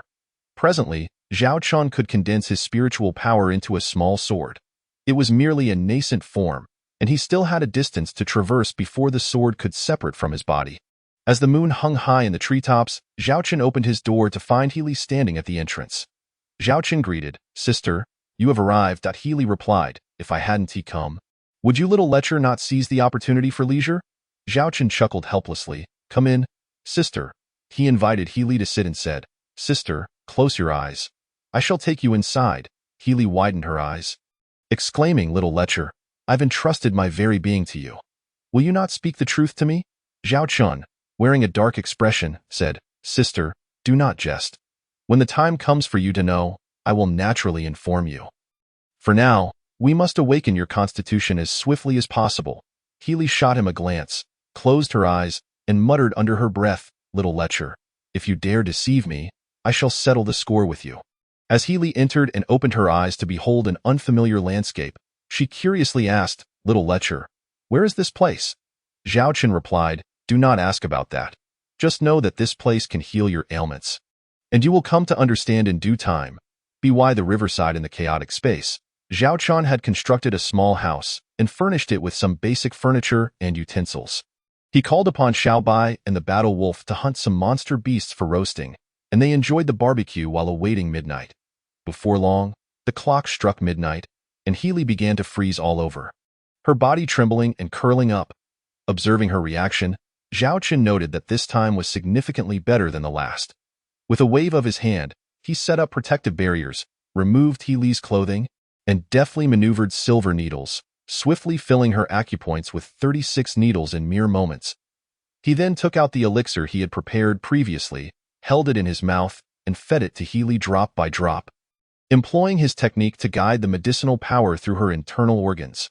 After approximately an hour, Healy gradually awakened, her first sight being Zhao Chun meditating beside her, safeguarding her. The silver needles had long been removed, and her own clothing covered her body. Healy softly murmured, Little lecher. Zhao Chun opened his eyes to gaze at Healy, asking, Sister, you are awake? How do you feel now? Healy replied, I feel much better than last time. But I still feel weak all over. Zhao Chun said, Another session of acupuncture will suffice. Allow me to assist you in getting up. He helped Healy to her feet and dressed her. While treating her earlier, he had been oblivious to the sensations, but now, upon seeing her well-proportioned figure, Zhao Chun felt a rush of blood and certain parts of his body responding, causing him to swiftly close his eyes. At that moment, Healy's sensuous lips pressed firmly against Zhao Chen's. A night of dragon and phoenix passed quietly, and both Healy and Zhao Chun sensed a forthcoming breakthrough in their realms. They sat cross-legged, employing their techniques to channel spiritual energy through their meridians. Bang, bang. Both of them broke through a minor bottleneck. Zhao Chen's realm reached the early stage of foundation establishment, S9th level, while Healy advanced from the 4th to the early stage of the 5th level in the golden core stage. Healy, both elated and shy, exclaimed, Little lecher, your dual cultivation technique is astonishing. IVE broken through a minor realm in just one night. She continued, Little lecher, shall we do this again tonight? Zhao Chun, scratching his nose and shaking his head with a wry smile, replied, Sister, such rapid breakthroughs can weaken your foundation, which may hinder your future cultivation and lead to an unstable realm. Healy understood the principle, then looked at Zhao Chen and proposed, Then shall we venture out to train and solidify our foundations before returning here to cultivate? Zhao Chen replied, We shall discuss it later. We must return now, for Xia Ziyuan and the others may arrive soon. With that, he led Healy out of the chaotic space. Once outside, Healy opened her eyes and remarked, Little lecher, that place is wonderful, no one to disturb us, and the spiritual energy is several times more abundant than here. It is an ideal place for cultivation. As they conversed, Xia Ziyuan and Yi Chen arrived. Xia Ziyuan said, Just now, Sister mentioned that the energy there is abundant and an excellent place for cultivation. His words caused Healy's face to flush like a blooming peach blossom. Xia Ziyuan added, Sister, with such a wonderful place, why did you not bring your junior brother along? Healy, embarrassed, lowered her head to her neck, unable to utter a single word. Zhao Chun, seeing this, quickly changed the subject. We will have the opportunity to take you both there in the future. Have you two completed the tasks I assigned? Xia Ziyuan, eager to report, said, I came to update you on the situation regarding the wandering children. He explained, We located over 1,800 wandering children, and after careful selection, we now have over 100 who possess decent physiques and cultivation talents. When shall the young master go to see them? Zhao Chen agreed, We shall go shortly. Zhao Chun then turned to Yi Chen, who added, I have contacted around 40 to 50 senior brothers, each at varying realms. None of them have participated in any factions. Zhao Chen nodded and asked Xia Ziyuan, Have we decided on names for the children yet? Xia Ziyuan replied, I have a name I'd like to propose. What do you think of Phantom Combat Team? Chapter 92. choosing a location for the faction. Healy and Yichen both expressed approval, exclaiming that Phantom Combat Team was a splendid name, indicating its all-encompassing nature. Zhao Chen remarked, "As today is relatively free, let us go and check on the Phantom Combat Team." At that moment, Zhao Xiaodong, Zhou Qian, Tang Yin, and Sui arrived. Zhao Xiaodong inquired, "Young master, I overheard you discussing going to see what battle team?" Zhao Chen replied, "Since everyone is here, let us go and see together." With that, they followed Xia Ziyuan towards the direction of the Phantom Combat Team. After a journey of more than a day, they arrived at a remote place known as Green Willow Town. On the eastern side of the town, against a cliff, lay an estate, flanked by dormitories on both sides, with a large training ground in front. Upon reaching the estate's entrance, Xia Ziyuan saw two children, around 12 or 13 years old, standing guard at the door. Upon noticing Xia Ziyuan's arrival, they immediately bowed, saying, "We greet the esteemed one." Xia Ziyuan instructed, "Please notify everyone to gather at the training ground point." One of the guards responded, "Please wait a moment," and promptly took out a whistle, blowing 3 sharp notes. As I observed the silhouettes within the dormitory gradually fade away, I noticed orderly lines of small formations in the training ground. Although clad in various attire, each was impeccably clean. Xia Ziyuan and Zhao Chun approached the group of children and, in unison, addressed them, "Who shall we express our gratitude to for our food and clothing?" The children replied in unison, "We must thank young master Zhao Chun for our current provisions." Xia Ziyuan responded, "Indeed, the Zhao Chun you must thank daily has come to see you." With that, Xia Ziyuan gestured towards Zhao Chun standing at the forefront of the line, proclaiming, "This is Zhao Chun, the young master." The children knelt before Zhao Chun, some of them sobbing quietly. They understood that without this Zhao Chun, they would have faced hunger and homelessness, often witnessing the unfortunate fate of those who perished by the roadside. Everything they possessed now was bestowed upon them by Zhao Chun, the young master. Zhao Chun surveyed the crowd and urged them to rise, saying, "From this moment forth, we shall be one family. However, for our own sustenance and shelter, we must strive for self-improvement." Pausing for a moment, he continued, "To ensure a better life for all, we must continuously grow stronger. As long as you diligently cultivate, I will provide a steady stream of training resources." Zhao Chen further explained, "The martial world has no shortage of individuals with remarkable talents or good fortune. Yet, those who truly reach the pinnacle, standing above all others, are distinguished not only by talent and luck, but also by relentless effort." His words ignited a fervor among the children, who began to cheer and shout, "Strive, strive, strive." Later, within Zhao Chen's quarters, Xia Ziyuan recounted the arrangements for this group of children. From over 1,000, they had selected those with exceptional talents or unique physiques, ultimately narrowing it down to just over 100. As their initial training commenced, any underperformers would be dismissed, adhering firmly to the principle of better to have fewer than to have mediocre. Xia Ziyuan remarked, "Currently, the uniforms and spiritual tools for the team are in the planning stages. Additionally, the children's training program should be finalized by tomorrow. I will ask the young master to review it then." Zhao Chen replied, "You and Yi Chun can handle it. With the current limited personnel, you two shall bear the initial burden. Once we have more members, you may rotate out." With a wave of his hand, Zhao Chen summoned a collection of pill bottles and several tomes of martial techniques onto the table. "Each of these pill bottles is labeled," he explained, "from purging impurities from the body to guiding qi into the body and refining muscles and bones. Each stage has specific pills to assist," he continued. Addressing the group, to establish a solid foundation for the children, the allocation of pills, training, and practical experience must be meticulously planned. "You few will take them into the mountains for training in shifts." Zhao Chen added, "These martial techniques and body movements I have simplified, yet they remain quite practical and effective. Additionally, there are several formations, from enhancing individual combat capabilities to formidable formations capable of defeating powerful foes. Given time, when they master the 3 talents combined attack formation, the 7 kill formation, and blend them into a grand array, even those at the peak of the nascent soul stage would find it challenging to gain the upper hand." The group, including Healy and several others, listened in astonishment, their mouths agape. Zhao Xiaodong inquired, "Young master, is this grand formation truly so powerful?"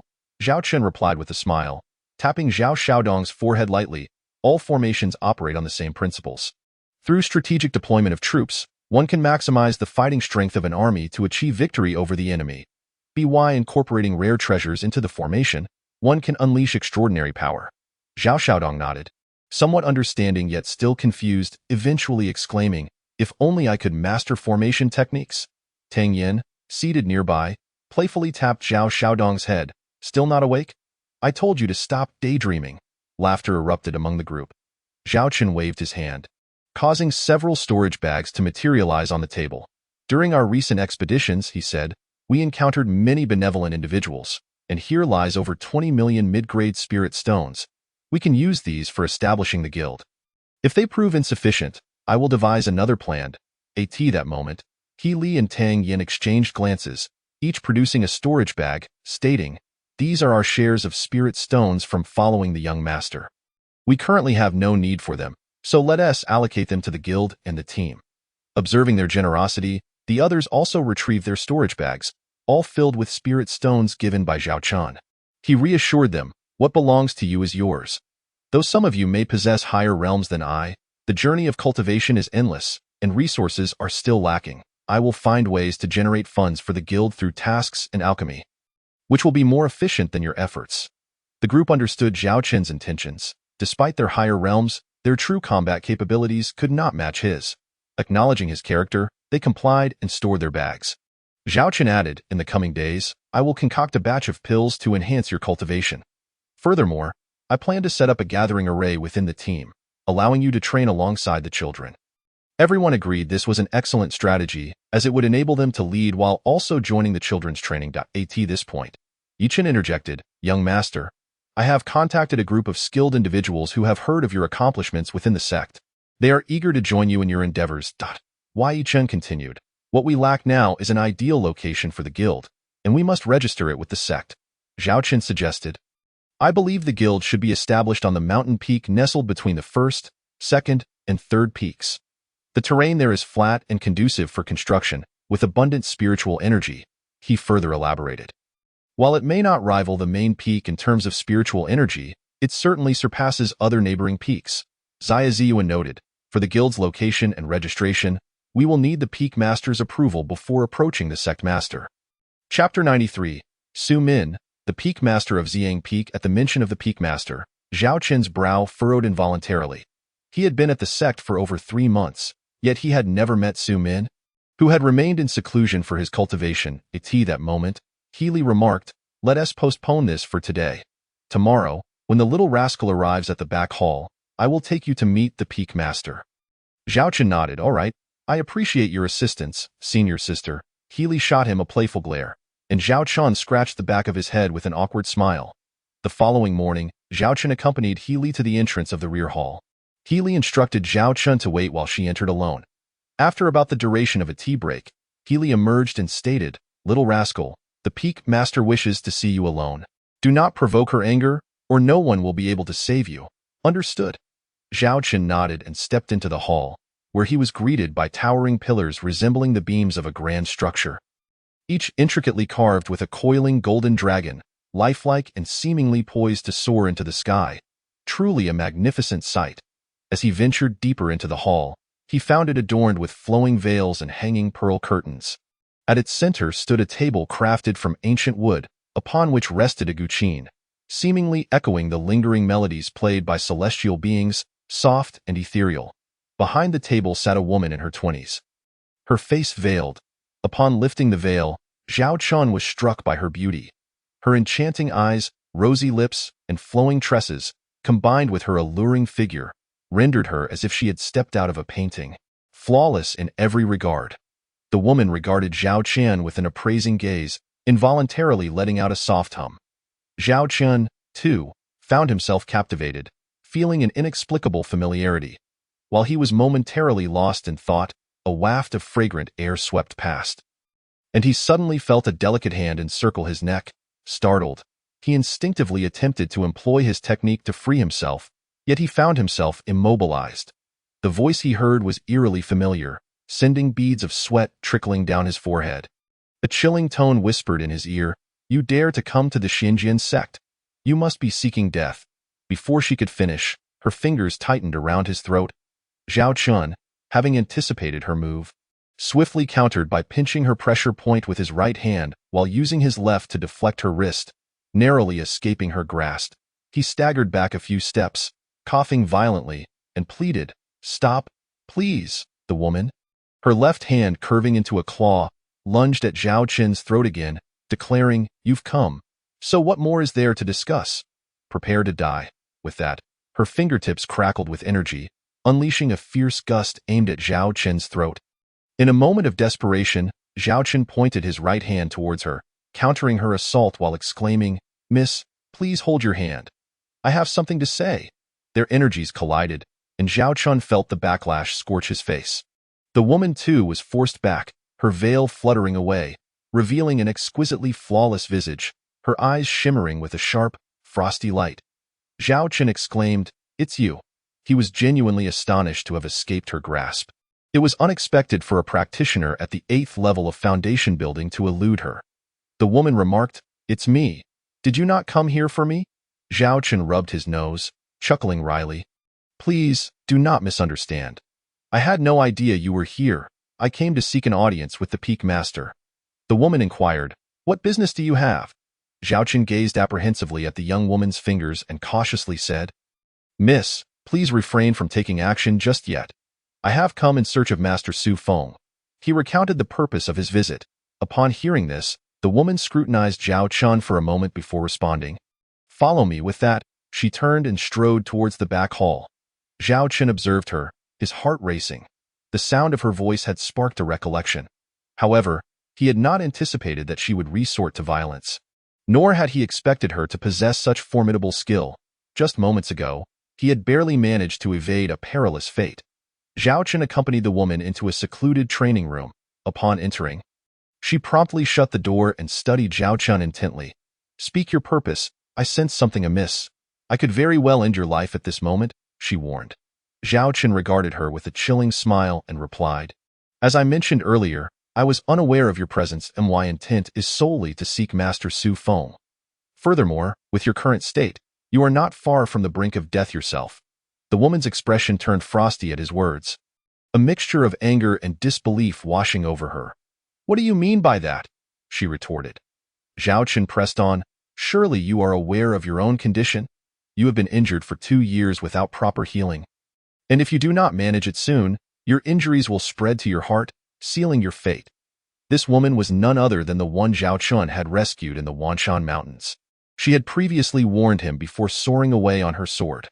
Now, seeing her plight, he felt compelled to speak candidly, albeit with a hint of exaggeration, in hopes of preserving his own life. "I am Su Min, the master of Xiang Peak," the woman declared. Zhao Qin's surprise was palpable.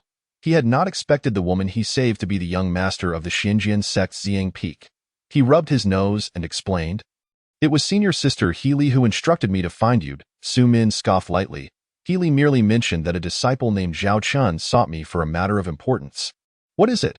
Zhao Qin proceeded to elaborate on his plans to establish a faction in the location he had in mind. Su Min responded, "I will discuss this with the sect leader and ascertain their views before proceeding further." Zhao Qin nodded, expressing his gratitude. "Thank you, master." Just as he was about to take his leave, Su Min interjected, "Wait. Since you can discern the nature of my ailment, you must possess a means to treat it." Zhao Qin pondered for a moment before advising, "It would be best for you to consult the sect's alchemist for treatment." Su Min narrowed her eyes at him. "Continue." Zhao Qin replied, "If you seek the sect's alchemist, I bear no responsibility." Su Min's disdain was palpable as she retorted, "And what if I were to seek your help?"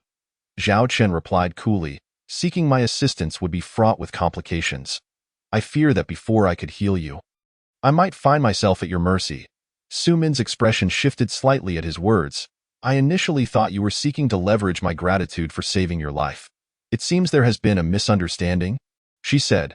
Zhao Qin mused silently that her misunderstanding had nearly cost him his life.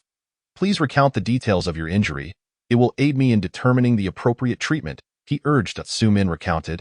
2 years ago, I engaged in a fierce battle with the leader of the Huan Valley. I was struck by his palm, which bore the taint of demonic energy due to his possible connections with dark forces. A remnant of that energy now lingers within me." Zhao Qin assessed Su Min and noted, "This internal affliction has persisted for over 2 years. I will need to concoct a medicinal elixir for you. Complemented by my acupuncture techniques, you should be healed within 3 days." He continued. I observed that the residual demonic energy is concentrated near your dantian. Each time you employ your techniques, that energy intensifies. And should it reach your dantian, you risk becoming a true demon, Su Min mentioned. I heard that the long lin fruit might be effective against this affliction, but as you know, it proved ineffective. She glanced at Zhao Chun, a faint blush creeping up her neck. The sect leader had no viable solutions, and I have largely remained on the peak for the past 2 years, suppressing the encroaching demonic energy. Zhao Chun clarified, the long lin fruit is primarily for enhancing one's cultivation and healing minor injuries. It holds little significance against your demonic energy, Su Min, realizing the depth of Zhao Chun's understanding, mused that he must possess a remedy. You believe your elixirs and acupuncture can eliminate the demonic energy within me? She asked. Zhao Chun affirmed, it should suffice. I will gather some spiritual herbs to prepare the elixir. Su Min added, the sect has an alchemy peak and a spiritual herb garden. Any herbs lacking can be procured with a generous reward upon notifying the sect leader. Zhao Chun replied, I have some herbs of my own, and I can also purchase the rest from the market at the foot of the mountain. There is no need to trouble the sect leader. With that, he rose to leave, leaving Su Min gazing at his retreating figure. Her expression a whirlwind of emotions. Memories of 3 months prior, when this young man had saved her in a cave, flooded her mind. A faint blush colored her cheeks, enhancing her already breathtaking beauty. After a brief interval, Zhao Chun returned to the main hall and approached one side.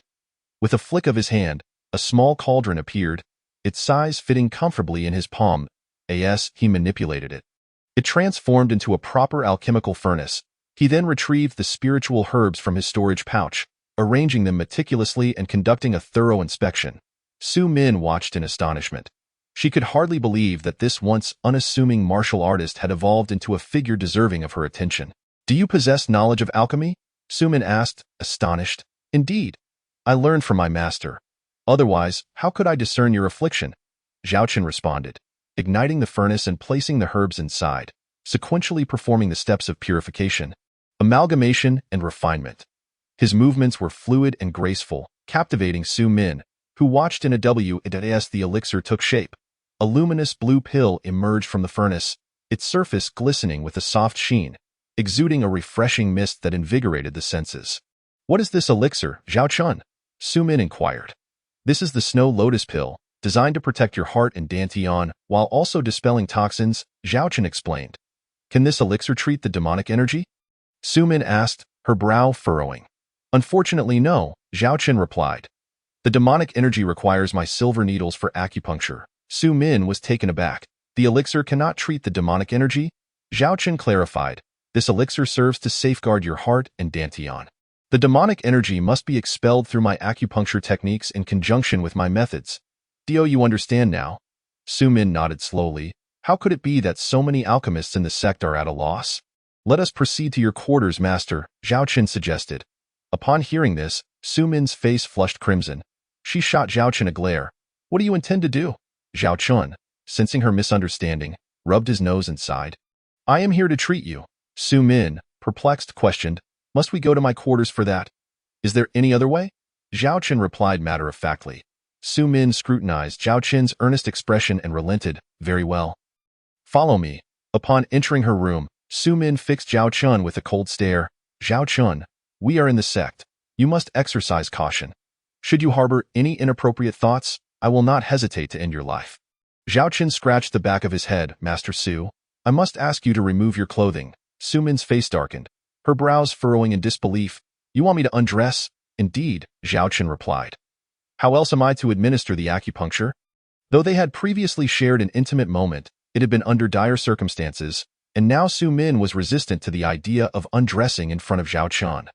Zhao Chun waved his hand, casting a barrier around the room. Su Min gasped. You are also a formation master? Zhao Chun nodded. I have some understanding. Su Min, overwhelmed by the revelations of the day, found herself growing numb to the surprises.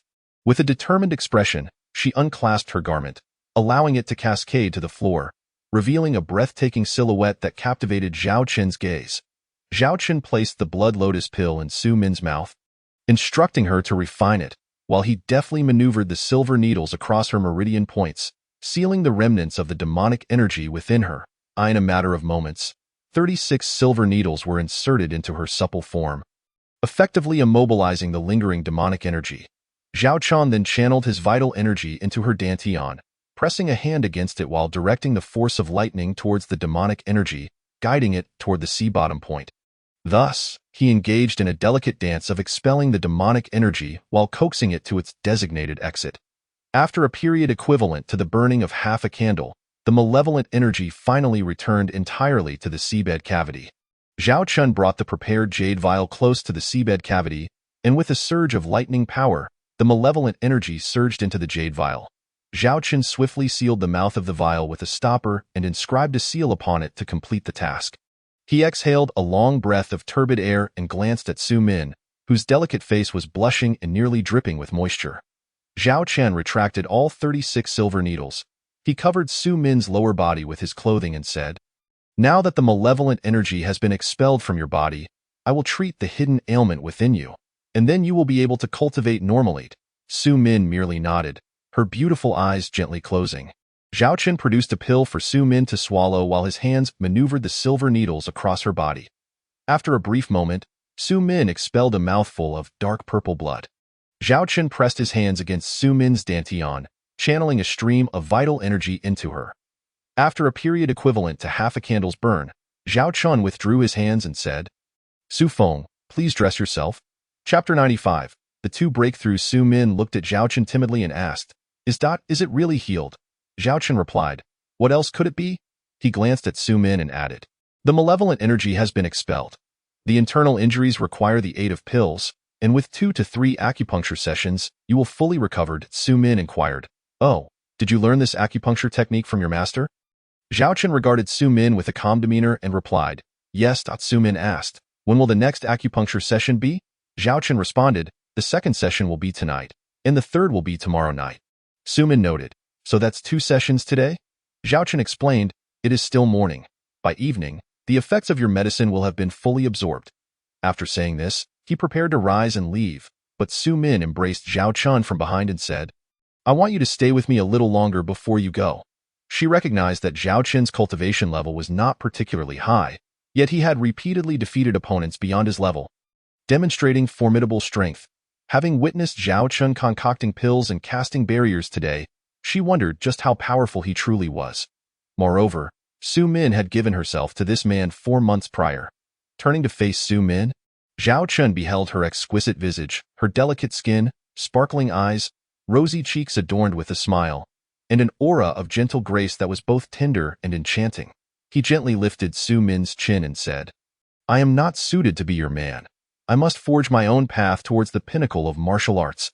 The journey is fraught with peril, and a single misstep could jeopardize your entire life." Su Min listened to Zhao Chen's words with calm attentiveness, her regard for him deepening. Su Min's father was the former head of the Xinjiang sect, who had not returned after venturing into a mysterious realm for the sect's sake.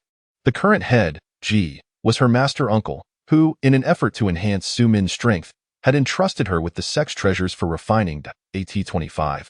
Su Min had already reached a level comparable to the older generation. Alone on Xiang Peak, the sect leader, concerned for her solitude, had appointed her as the peak master,